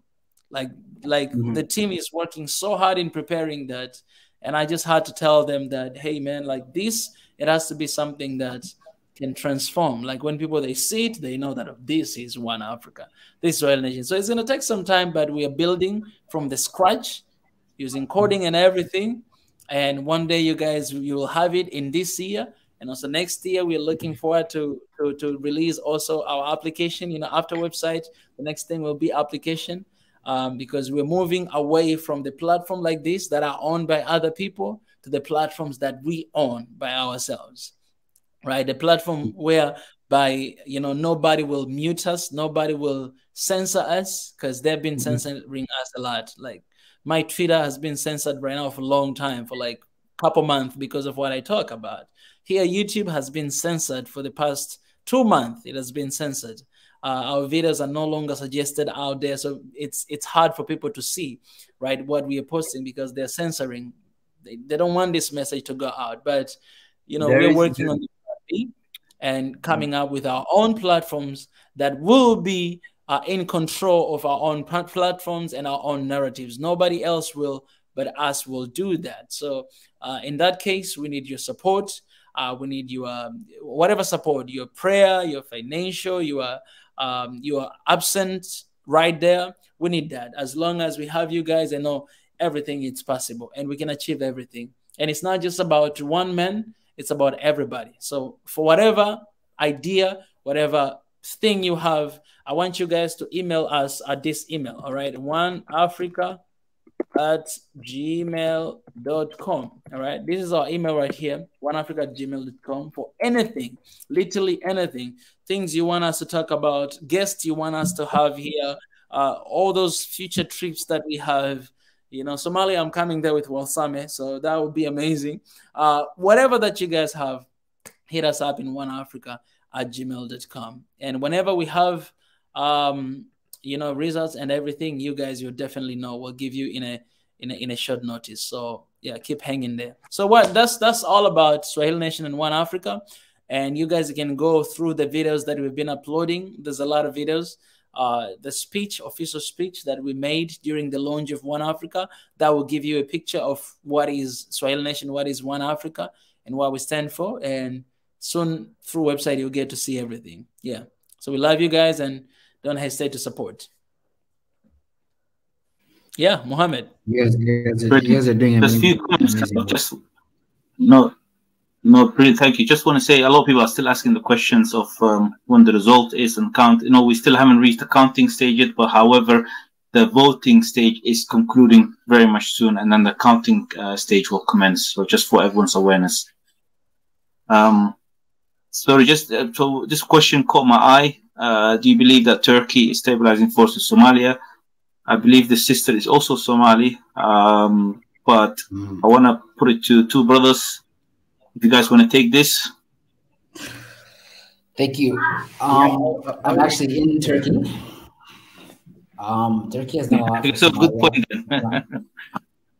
Yeah, no, financially, economically, even as a country, they've been very welcome to Somalis in general. Not going too deep into it, I think they are a neutral outside country, not really neutral in the sense, but it's less exploitive, for example, than bringing in China or some Western country where they really do believe in the sovereignty of the nation. The deals aren't very one-sided. They're doing a lot of humanitarian work. I know they're working on a lot of infrastructure. They're training our military, really helping in the development of the country. Although it's not all, for free or, pro bono. But they are significantly investing in Somalia because the brotherly love and because they see the potential within Somalia. And I was really glad that Farmajo could create a partnership with such a country, instead of such other, exploitative nations such as China and what they're doing within Africa. So they're really doing a lot for the country. Okay. Yusuf, brother, do you want to chime in? Yeah, for me, I'll love to say something about this. And not only, that could be a question to Somalia, but also could be the question to Africa, because we see the involvement of Turkey, government to Africa right now. For me, I'll say this, that every time I see something like that, this is how I see it. Before we release a video here, that title, it goes by the title. I remember I did a little speech about my fellow Africans, and was talking about something that called the race for Africa. Like so many countries that are running towards Africa. You can see China, you can see US, you can see even British, you can see Turkey, you can see Russia, you can see France, you can see all these countries, like even India as well, like all different countries, pretty much everybody is running towards Africa. And it's kind of like the game. Like, for instance, you can take an example of what was happening in Ethiopia with the US. At the same time, you see China, they were trying to cut the deals, with Ethiopia, kind of like taking advantage of the crisis that is going on between US and Ethiopia. Then Chinese were there to take advantage of that, right? And we see that everywhere. If you go to Mali, you'll see Mali right now with friends. They're having all those like stuff, and they already kicked them out. Russia is there, right? Trying to also, be there. We always see this kind of pattern. Like you get rid of one, that you think is enemy, but you always have somebody knocking at your door, and in a way of that. So what I would say, I would say that I think the only person that has the best interest for Africa is African. And until we have a one Africa, a united Africa, I think we're gonna still struggling, and we're gonna still facing the same issues that we're facing today. The things that we are struggling with the US. A lot of people, they give credit to Chinese because they say, hey, Chinese, they don't really interrupt with our diplomats or Democrats or our politics, whatever, but they have their own interests as well. And right now, a lot of countries in Africa, they are under huge debt, the debt trapped with Chinese, right? So any other country out there, for me, I wouldn't trust them with Africa. But right now we are in this place where we have to make deals with them because we are not united. Because we are not united, we are weak. Because we are weak, we find for loans and aids from them. We are dependent. We are not independent. We're not fully independent. But when we come together, there's nothing we cannot do because we have everything. Everything. I'll just give you an example. You can look at Egypt. You can look at Somalia. You can look at Ethiopia. Those are kind of like ancient countries in Africa. When you want to know about history of Africa, of course, all countries have history, but those are kind of like countries that has always been there on top when you come to historical background. When you're talking about minerals, you can look at Congo, you can look at Tanzania, you can look at, you know, countries like South Africa, you can look at, you know, different countries. They have so much richness in minerals. We have everything in Africa. When you look at oil, you can go to North Africa, you can go to Somalia, you can go to different countries to see we have that. When you're talking about economics, you can go to Nigeria, you can go to South Africa. These are countries that are leading this continent when you come to that.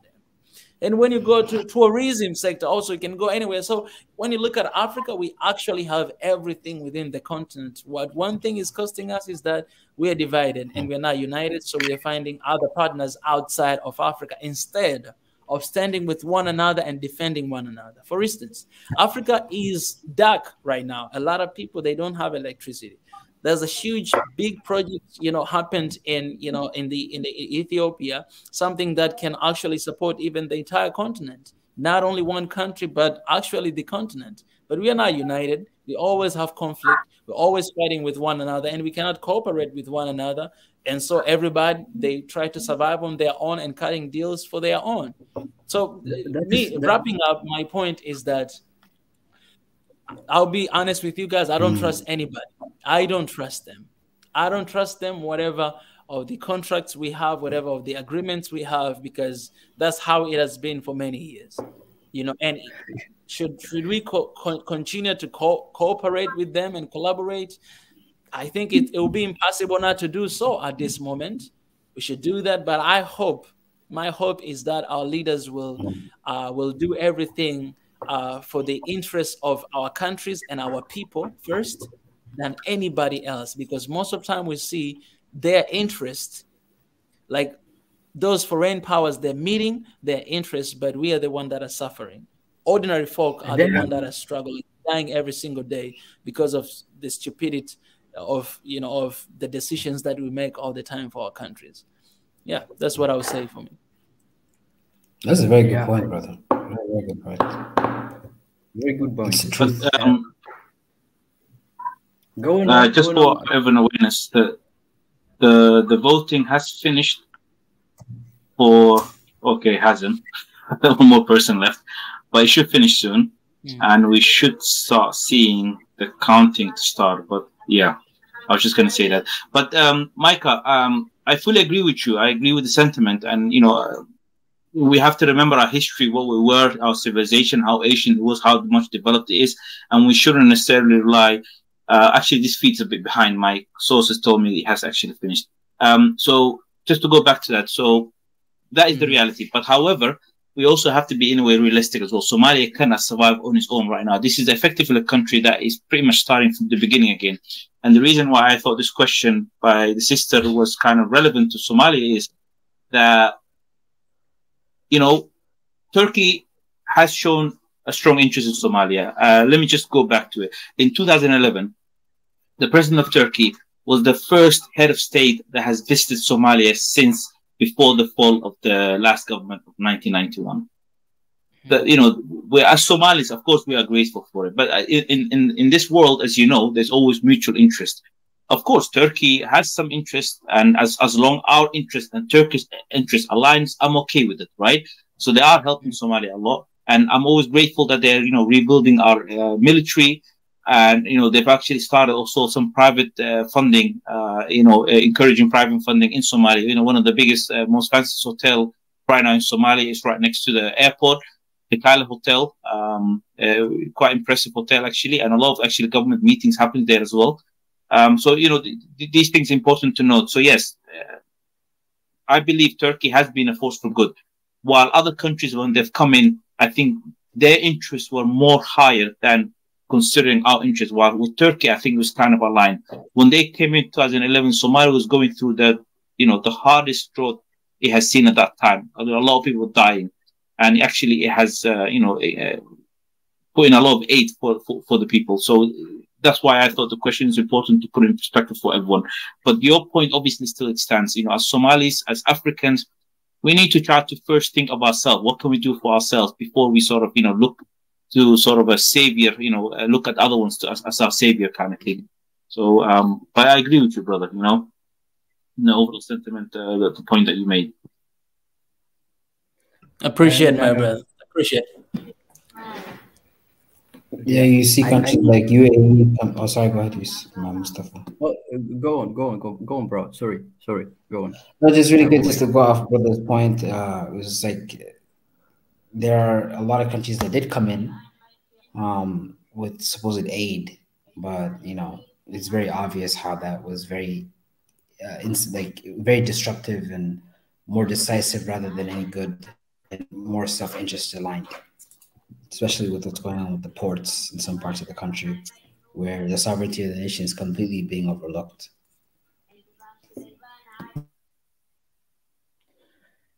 Yeah, I need I have to make a point.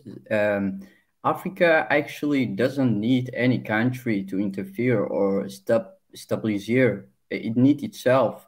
They can create coalitions, they can create military alliance, they can help each other, they can open to each other.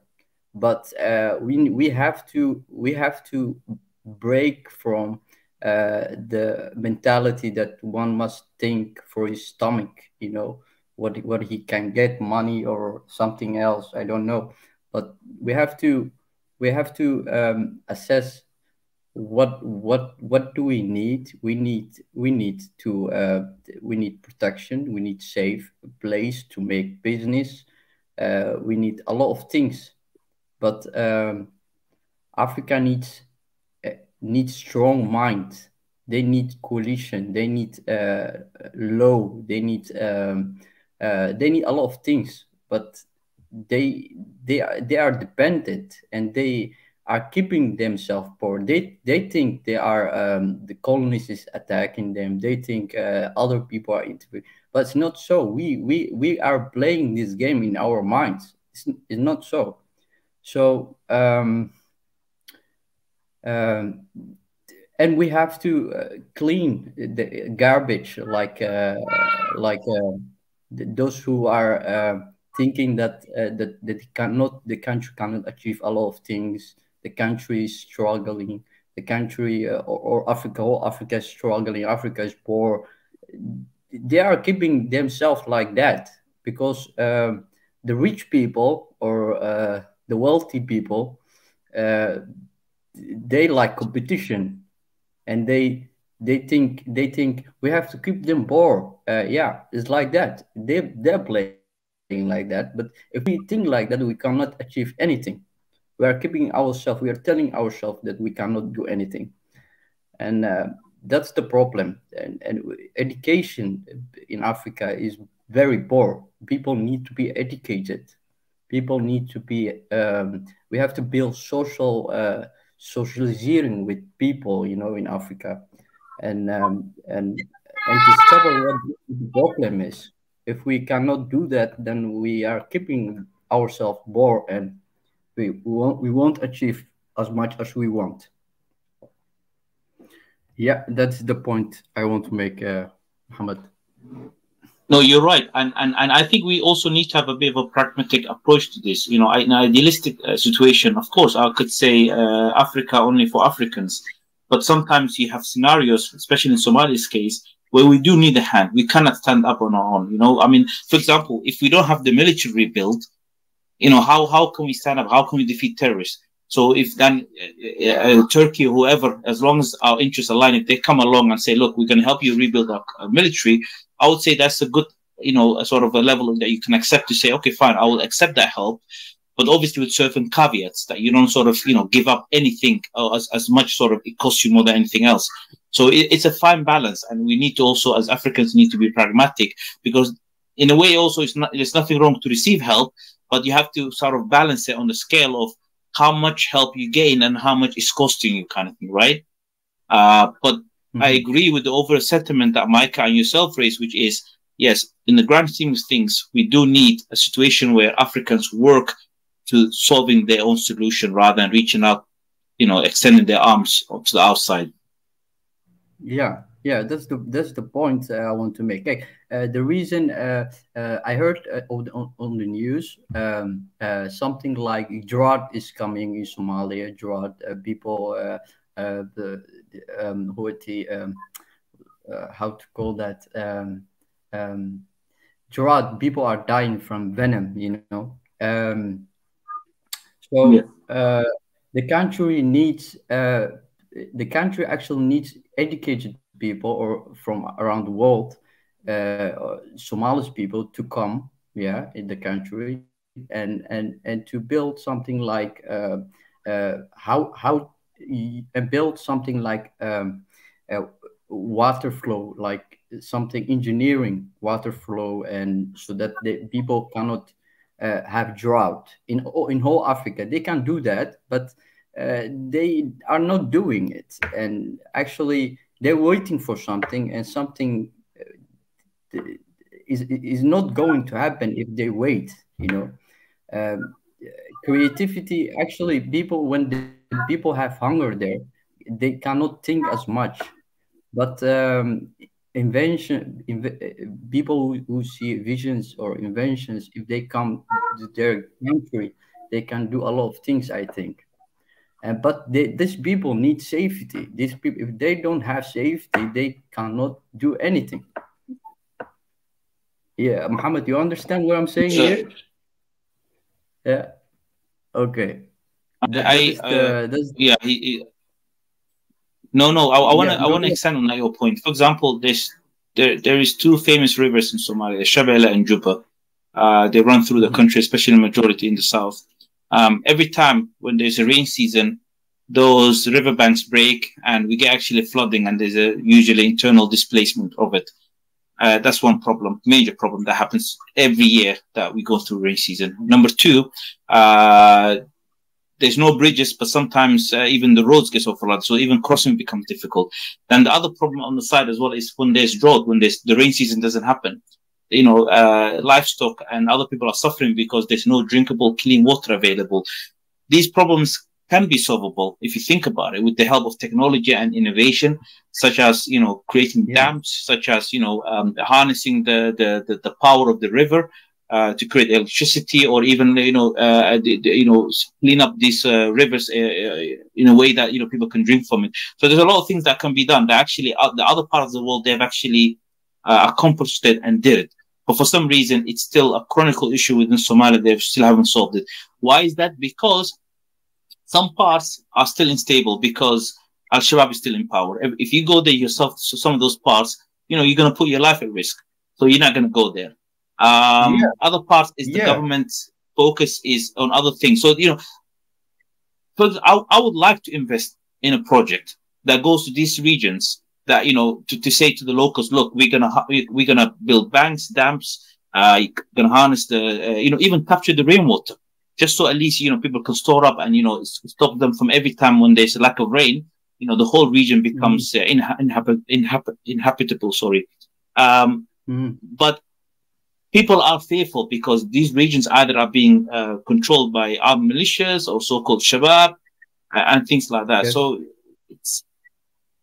stability is the thing. Once security comes in, I'm telling you, Somalis will flood to the country and they will start implementing these projects. I've heard one project from one group of guys from the north of Somalia. We've actually they've gathered collected money from people in diaspora, and they built a system to capture the rainwater, so just so they can feed the local villages. And that was a beautiful thing. There was no government involvement, there was no NGO involvement, and that's the situation.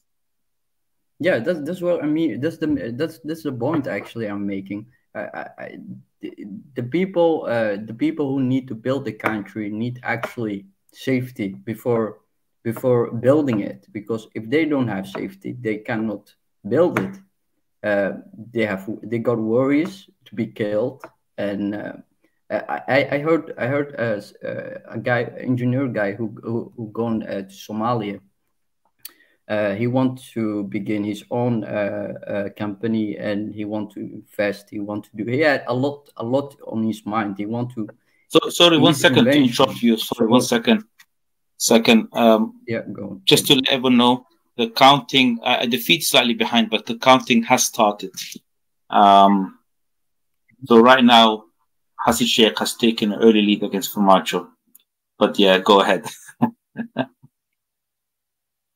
Dus Hassan Sheikh is winning, I think. No. He's taking an early lead at the moment. Early lead, okay. The engineer guy that gone in Somalia, he was killed. It was on the news also. And that's the problem. That's why a lot of students or a lot of people who want to go back and build the country, they are afraid from Al-Shabaab or whatever, and that's the problem, man. We need to solve this problem before we can build the country, because a lot of people are waiting for security and safety before they do something. And yeah, that's the point when I make Samir. That is those stories, honestly, with the engineer is very reminiscent of a lot of similar stories I've heard, where people are engineers or investors or people with the bright ideas to go that went back there in order to help the local or the people there, and they've been killed. I have an uncle, a doctor, who went back to a region in Somalia where they haven't had a doctor. They used to travel very far just to receive basic things like vaccinations or even basic medicine. So he's come in and set up a sort of a temporary triage, and asked the locals to come and sort of he was helping them. One day he was walking, and some guy shot him, killed him. That was my mom's uncle, my mom's cousin. Why? Sad, those people very didn't sad. have any more doctors in it, and it's very sad. And stuff like this won't necessarily encourage those talented of us that can either become engineers or doctors and things like that to go back there, because they would know they put their lives in order. And sometimes it could be extremely something silly. I have also another family members of mine that was actually killed, a young man who was part of Somalia, and the reason he was killed was apparently someone from his tribe 20, 30 years ago killed someone else. So they held that grudge, and they were waiting for someone of equal importance from that same tribe that comes in. They know this kid has nothing to do with it. His and his family has nothing to do with it. But just for travel reason, when he was there holidaying, they shot him, they killed him. Stuff like that is still it's a real danger, it's a real worry. Like, there are people that will literally hold grudges of 20, 30 years ago, and then looking for anyone that they deem of worthy of social status, and then they will kill them. That's the problem in Somalia. We need to solve this problem, because a lot of younger people are hungry, or a lot of people are in Western or in diaspora people are really wanting to go to the country, visit and do things that they want to do, and have a future there, but they cannot do that because they are not safe. They're not they're safe. That's the problem. And here in Holland, a lot of people when I speak to colleagues or friends, or they tell me, the Dutch people, they tell me, we are afraid from the immigrants, or the people who come here. They take our jobs, and Somalia.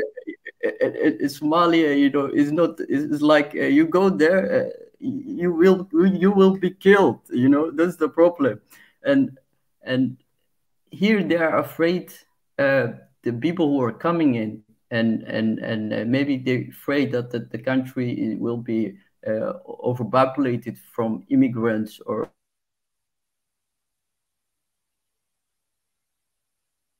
Hello.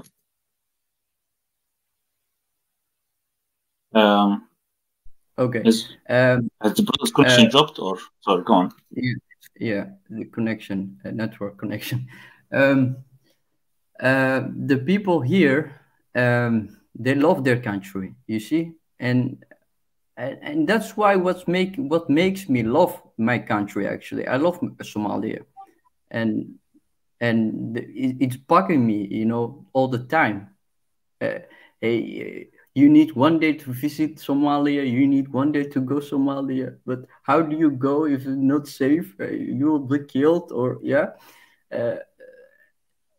That's the problem we are facing now, man. That's where we need to solve this problem. And I hope the next leader that comes, I hope he do something about this. And we hope everyone is watching, and everyone is hoping. Thank you, Mohammed. No, that's the, you know, one of the things that terrorists and others do want to do is they want to create a scenario where no one is willing to come back and, you know, create the country, rebuild the country. And that's the same thing. Every time when you say you want to go to Somalia, everyone will say, are you crazy? Why would you want to go there? And, you know, it kind of defeats mentality. You know, some people say, you know, I don't want to risk my life to going back there. So we have to, you know, somehow fight that. I'm not saying go out there and, you know, risk your life, but remember, it's still your country. One of the, you know, a famous quote when I went to Somalia that really resonated or touched with me, you know, it says something along the lines of, you know, dalkas dadki sadiso, which loosely translates to, you know, every country is built by its own people. And we have to remember that, you know, I know it's a security risk, but your country won't be built for you by others. It's incumbent upon you to go and, you know, be involved in and do something for yourself. Yeah. Right, Muhammad, you're right.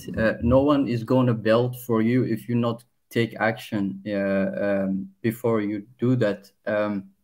I one day will take the risk to go in Somalia. I will do it. But I hope that I'll be safe one day there. And actually is one of my dreams, inshallah. Is one of my dreams.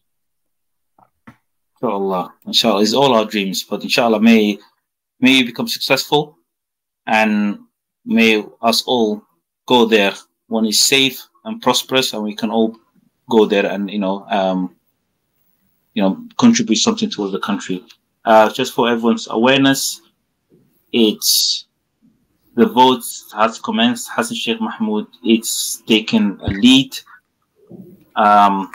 So he seems to be in a commanding state right now, but obviously we're still early on. But, you know, as you can imagine, it's quite worrying at the same time as well. From what I'm hearing, is something along the lines of difference of 22 votes between Farmacho and Hassan Sheikh Mahmoud. Oh boy, let's come down to this.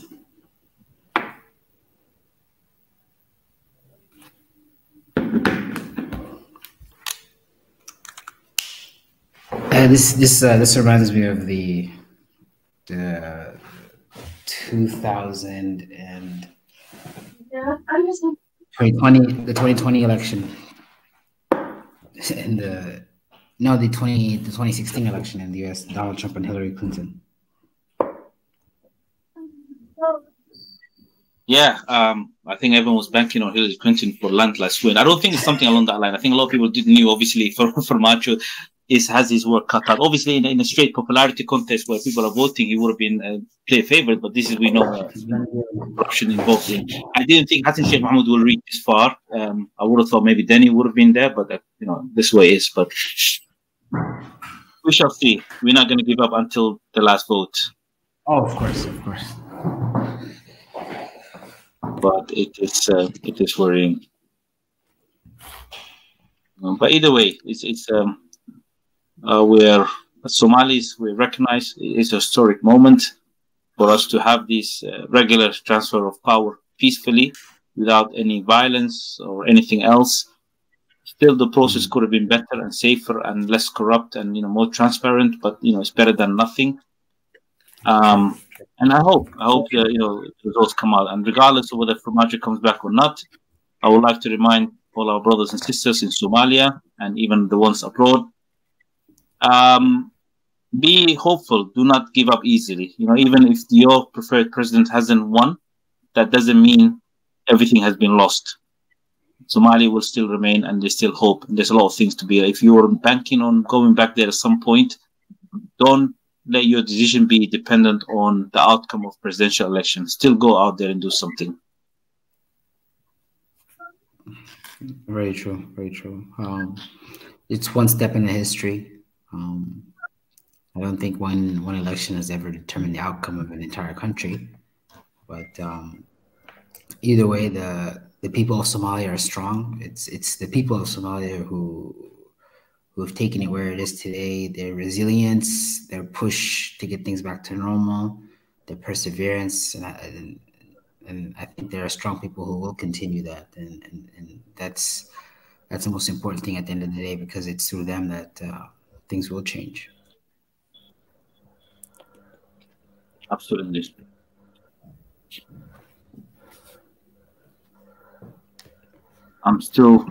The numbers are not coming through it, but it just looked like Hassan Sheikh Mahmoud has taken an extremely strong lead against Farmajo.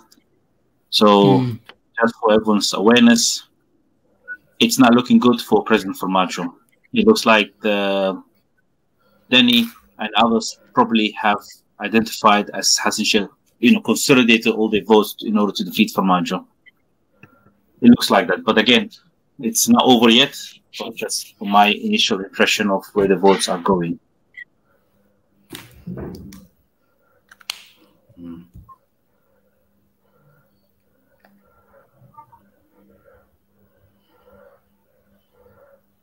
So yeah. Once again, thanks for everyone joining us. We've been streaming for some time. Apology, we're all operating in Somali time where things are taking very relaxed and a lot of breaks and things in between. But yeah, I hope those that have joined us have, been educated on the Somali situations, and they've left here today with some knowledge that they've gained, and at least what the Somali situation is like, both for Somalis and non-Somalis alike. And yeah, keep your questions coming if you have. We're more than happy to answer for you. And yeah. So Wasame, so who is the leader winning? Is it the previous president? Yeah, that's correct. Hassan Sheikh Mahmoud, who was the previous president, has taken a strong lead against Farmajo, but the counting is still ongoing. How long did he lead? Did he lead the country before? So he got selected in 2012, 2013, and he lost to Farmajo at 2016. So he led for yeah. He led there one term, 4 years, whatever it was. No, 4 years, 4 years and a bit. Sorry, 2012. That's when he got selected. So for one term. I don't like this guy, man. I don't like. What do you? Let me ask you this. Maybe I will ask you after they announce everything, after we have everything, all the results. I'll ask you, these questions. But one thing that I wanted to ask while we were talking, so you guys were talking about 10 things that the previous president, has done, Farmajo. What do you think he has resistance like? Because people who are voting here, clearly when you look at the votes now, you see that he's falling behind. What is the reason for that? If it's someone that is loved by the people and he has actually done some good to the country, then why not members of the parliament be on his side? It's so like again, it's the parliamentarians who are electing the president, and then parliamentarians who are appointed, by clan leaders. There's a lot of backdoor dealing, a lot of money involved, dark money in the politics. Again, from outside forces and outside governments to in essence reverse or just to oust him out of power. I guess it made some powerful enemies, it looks like, and so If it was up to the people, they would take him, but unfortunately, it's not.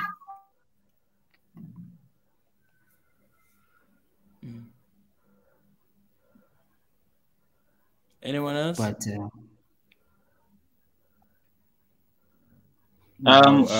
so your question regarding, go on. Go on, Muhammad. You go on. You can explain good. Okay, I go on. The question regarding he's because he's alone. This guy is fighting alone. And he's helping the country and the people alone. These guys are all connected to different forces that join hands to defeat Muhammad Farmajo. Because he's alone, this guy, he cannot win all he by himself, because he is connected. He's connected with he's playing with corrupt people, gangsters, So when you are in this position, you cannot win, and if you're playing alone, yeah. I think that's the reason. Okay. The level of corruption under Hassan Sheikh Mahmoud is truly unprecedented. Anyone that has followed Somali politics would attest to that. I mean, a guy that came in. I mean, I'm going to keep stressing this point again. A guy that came in from academia. He co-founded CIMAC University. That was his background. He was previously working for NGO, and then he set up. And when he relinquished power to Farmajo 2016, he was a multimillionaire. How is that possible? How can someone magically, in a very fair and moral way, gain so much wealth while he also happens to be the president of the country?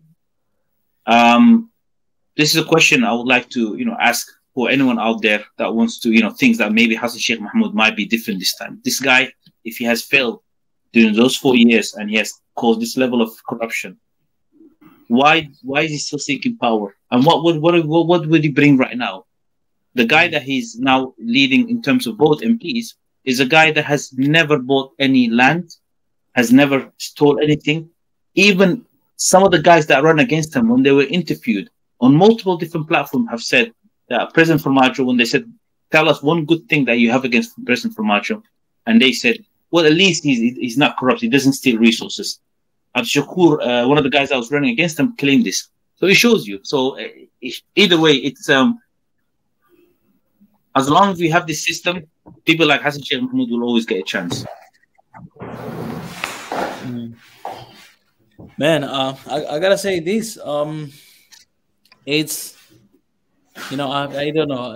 It's I'm trying to be careful on what I say, because I still wanna acknowledge that I'm an African, but also I'm an outsider. In this case, but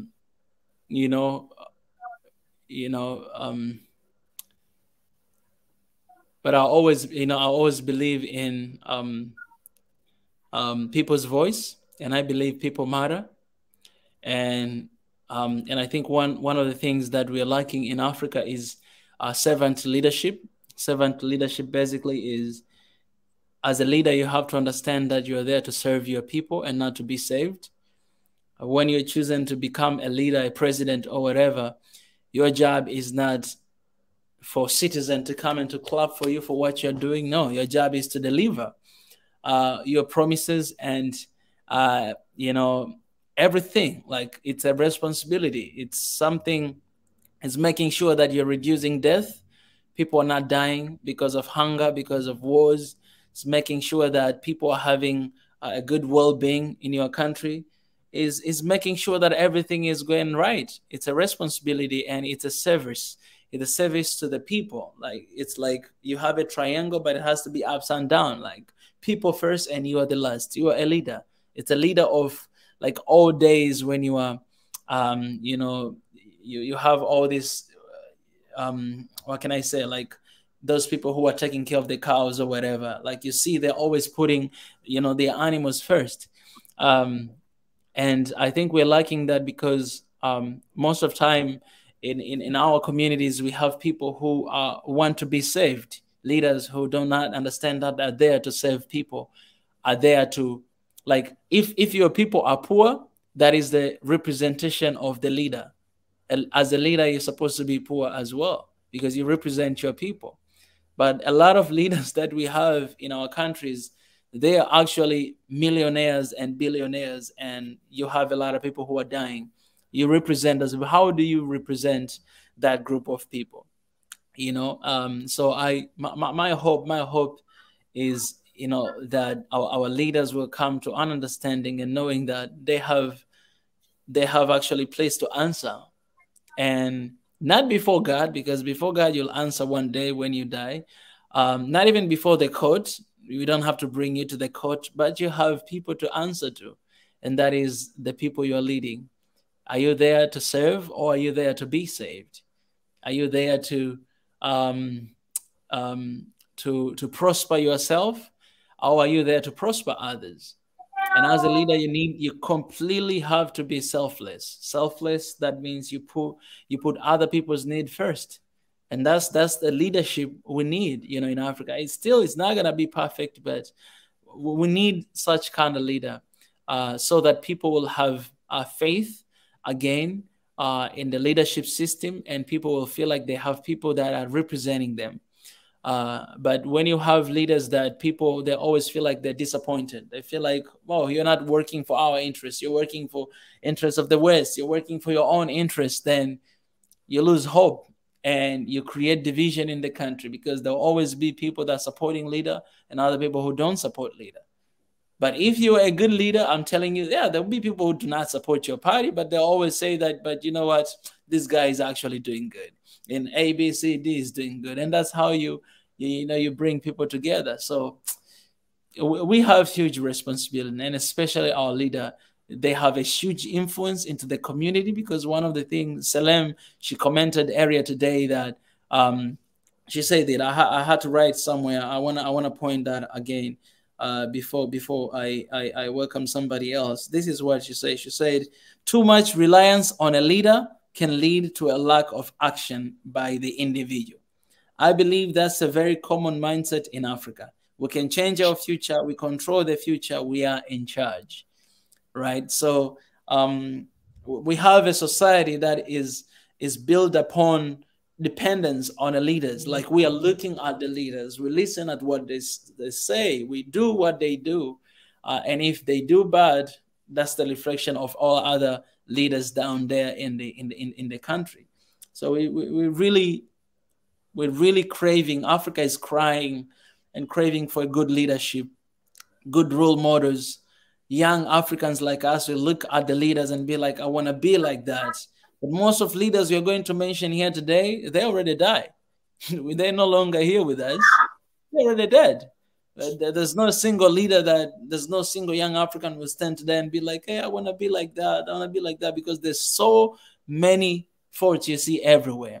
I'm not here to just blame leadership and all this stuff, but my hope is that you young people, as you're watching this, you remember that one day you'll become a leader, and it's a huge responsibility. It's not about title. Leadership is not a title.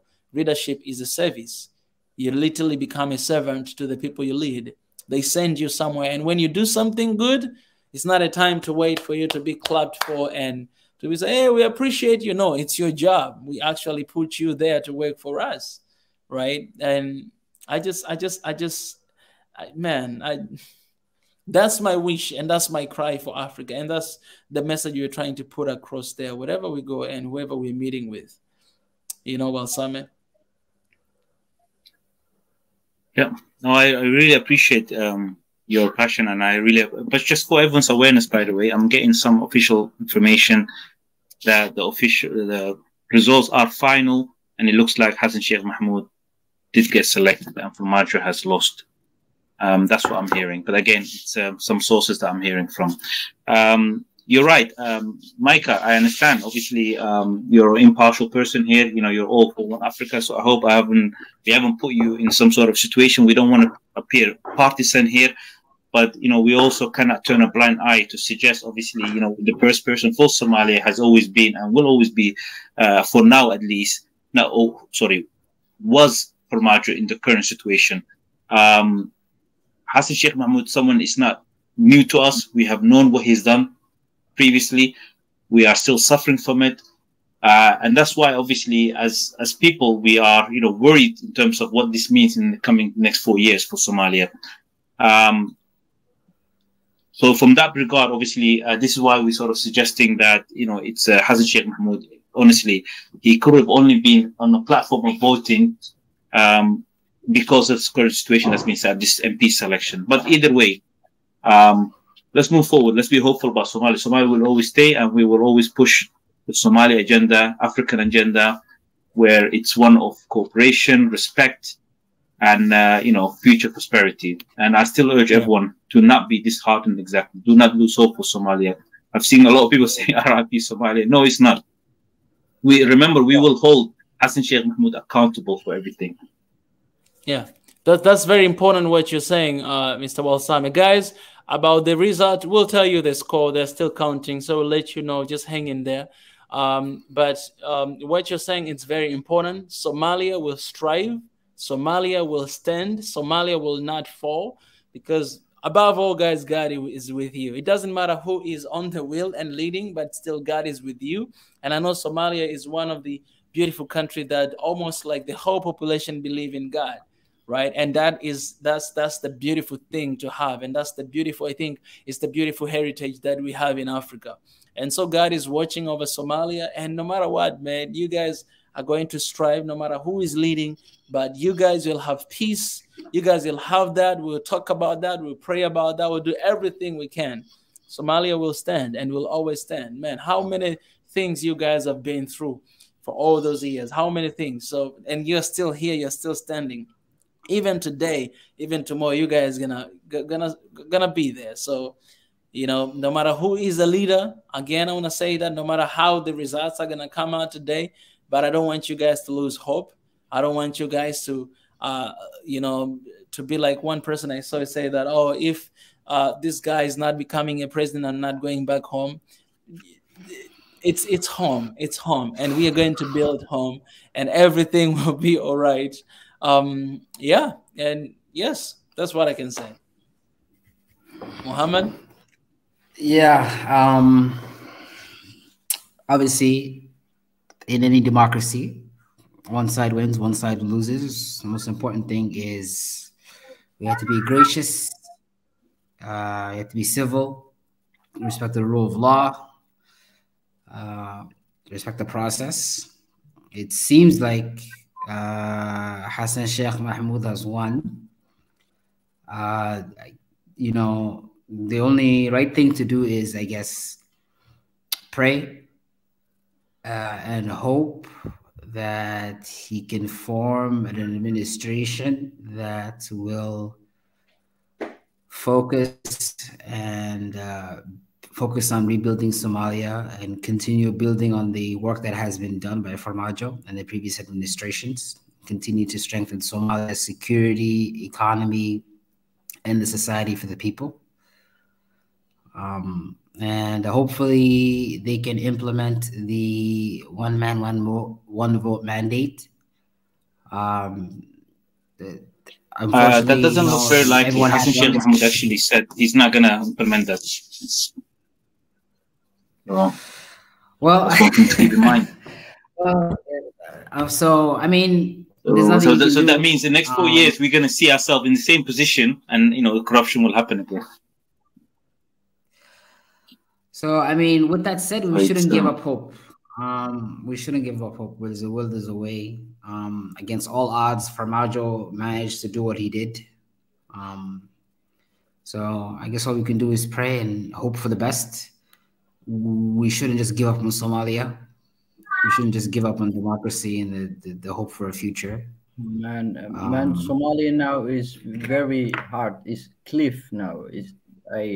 Oh my God, Hassan is winning, man. The guy I hate so much is winning. He's done something before. Let's say this. Let's say this, guys. You guys that are here on the panel right now, you have to think about this, that you represent a lot of people out there. people from different background, people from different, support group and all those stuff. So I think we should be very careful in what we say right now, because anything we say right now might divide people or might create a rage and all those kind of things. So I think, right now there's nothing that we can do for whatever that is going to happen. But we hope for the best, and hopefully in the coming years, the people of Somalia will be able to vote on their own and to raise their voice. Because right now somebody else is raising their voice, but I think the people of Somalia, at the end of the day, they should have that right to vote for whoever they want. And I think if we reach there, that will be the best place for for all of us. That's what we can pray for and hoping and fighting for at this moment. But from now on, I think it's very important for us to come back to building the country and building each other. That okay, now what we do, how are we moving forward? Yes, we might have a leader that we didn't expect, but how are we moving forward from where we are right now, and making sure that everything is going to be at peace, and we're moving forward to build our beautiful country. The guy to be elected now, I don't see hope that Somalia will be now rebuilt, because the guy that to be elected is not trustworthy. I don't see. If I look the guy, he will be elected now, but he won't achieve a damn thing. You understand, bro? This guy is not good.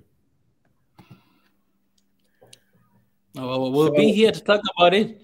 We'll be here to talk about it. We'll have a lot of shows to talk about.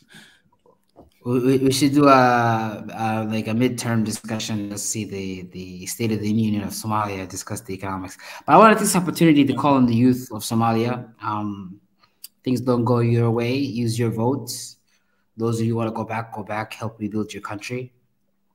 I really don't know what to do, but just ask the youth out there, go mobilize. I doubt there's any infrastructure, but this is a chance for those individuals who maybe feel like their voices weren't heard. Let's go out, let's mobilize, let's find a way to get our voices heard. I don't know how we'll do it, but I guess we can figure that out. Yeah. The most important thing is Mike, I just want to say as well. Yes, Osama? Go ahead. No, I just want to say I want to echo Michael's point. I do understand again. You don't want to appear on one-two side, but I'm sure you can appreciate some of the emotions of the guys when they're expressing obviously the level of disappointment in the outcome. But still, like you said, you're right. We will always be here. I hope the brothers will in the future join us in any future discussions about Somalia. Honestly, it has been extremely educational, extremely informative and entertainment. Go and have a rest tonight. But remember, please do not give hope on Somalia.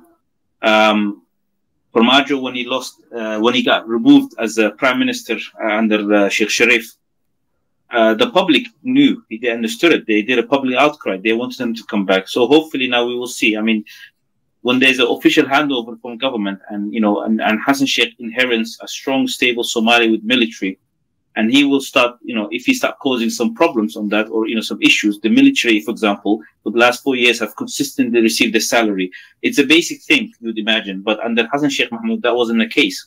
So when that starts happening and there's going to be more instability, people will start calling him out, and hopefully, people will want Formaggio to come back, because sometimes people need to, see what they're missing before they can start, appreciating, for that thing to come back. So for that reason, Somalia will prevail. We're hopeful, and yeah, let's look forward to it, man. Yeah, we look forward. Definitely. Man. And well, Summit and our brothers here, man, this is not the last conversation.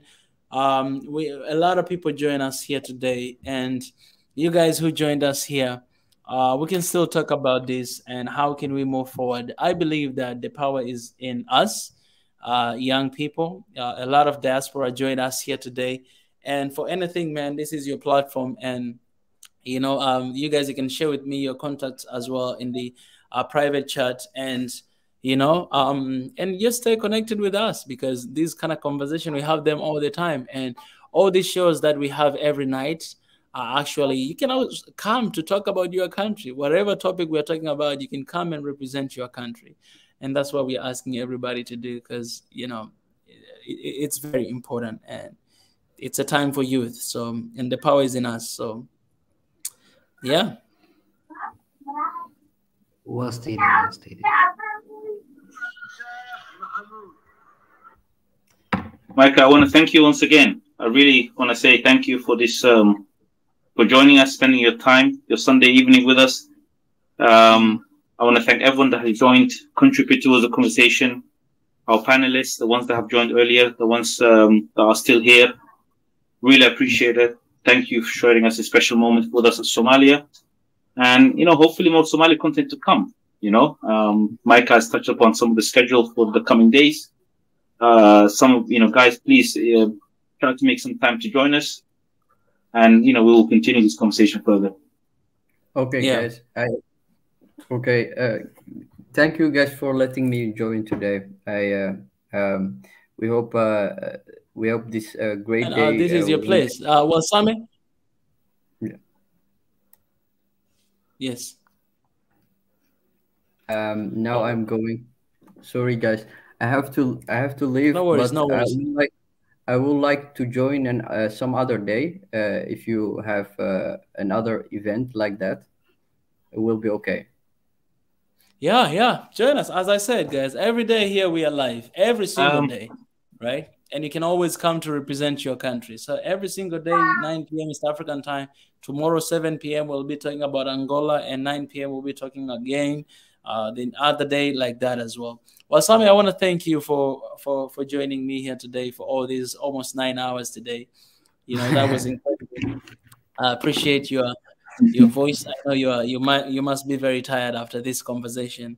And Muhammad as well. Which one is it? The first one or the second one? You share two different numbers. Oh yeah, I just I think it's the second one. The second one. The second one. All right. Yeah, I need this because I just want to stay close to you guys. And definitely. Yeah. I wanted to take this opportunity to thank On Africa Swahili Nation for this great opportunity to meet, discuss, have this civil discourse. It was great meeting some people. You know, One Africa, unity through brotherhood, common goals. So it was an honor being able to speak and meet all of you. Thank you. Appreciate, my brother. Appreciate. Thank you, brothers. Also, I love you guys. One love. One love. All is well. One love. One love. Appreciate you guys.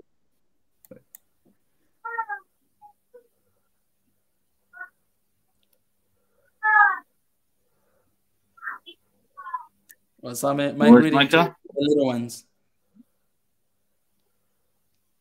Thank you. Appreciate that, man. Oh, okay. No worries. I'll drop my number in there. So give me 1 second.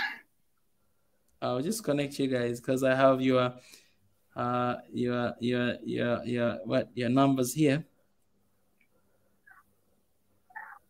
Yeah.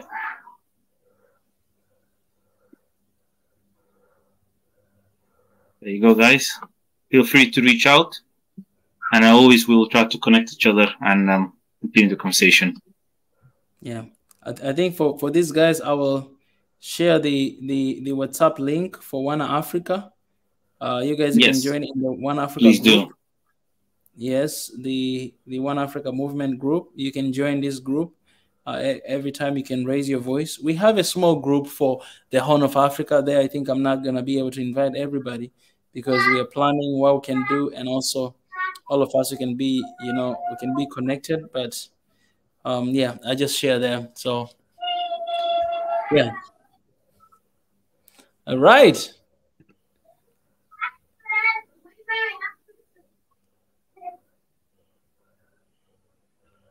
It has not been officially declared yet, but it's safe to assume that Hassan Sheikh has won. Mm-hmm. So You can see the camera and everything. They're showing him right now. Yeah. So. All right, guys. I'll let you guys go since we already see the direction, and I think they already finished counting, right?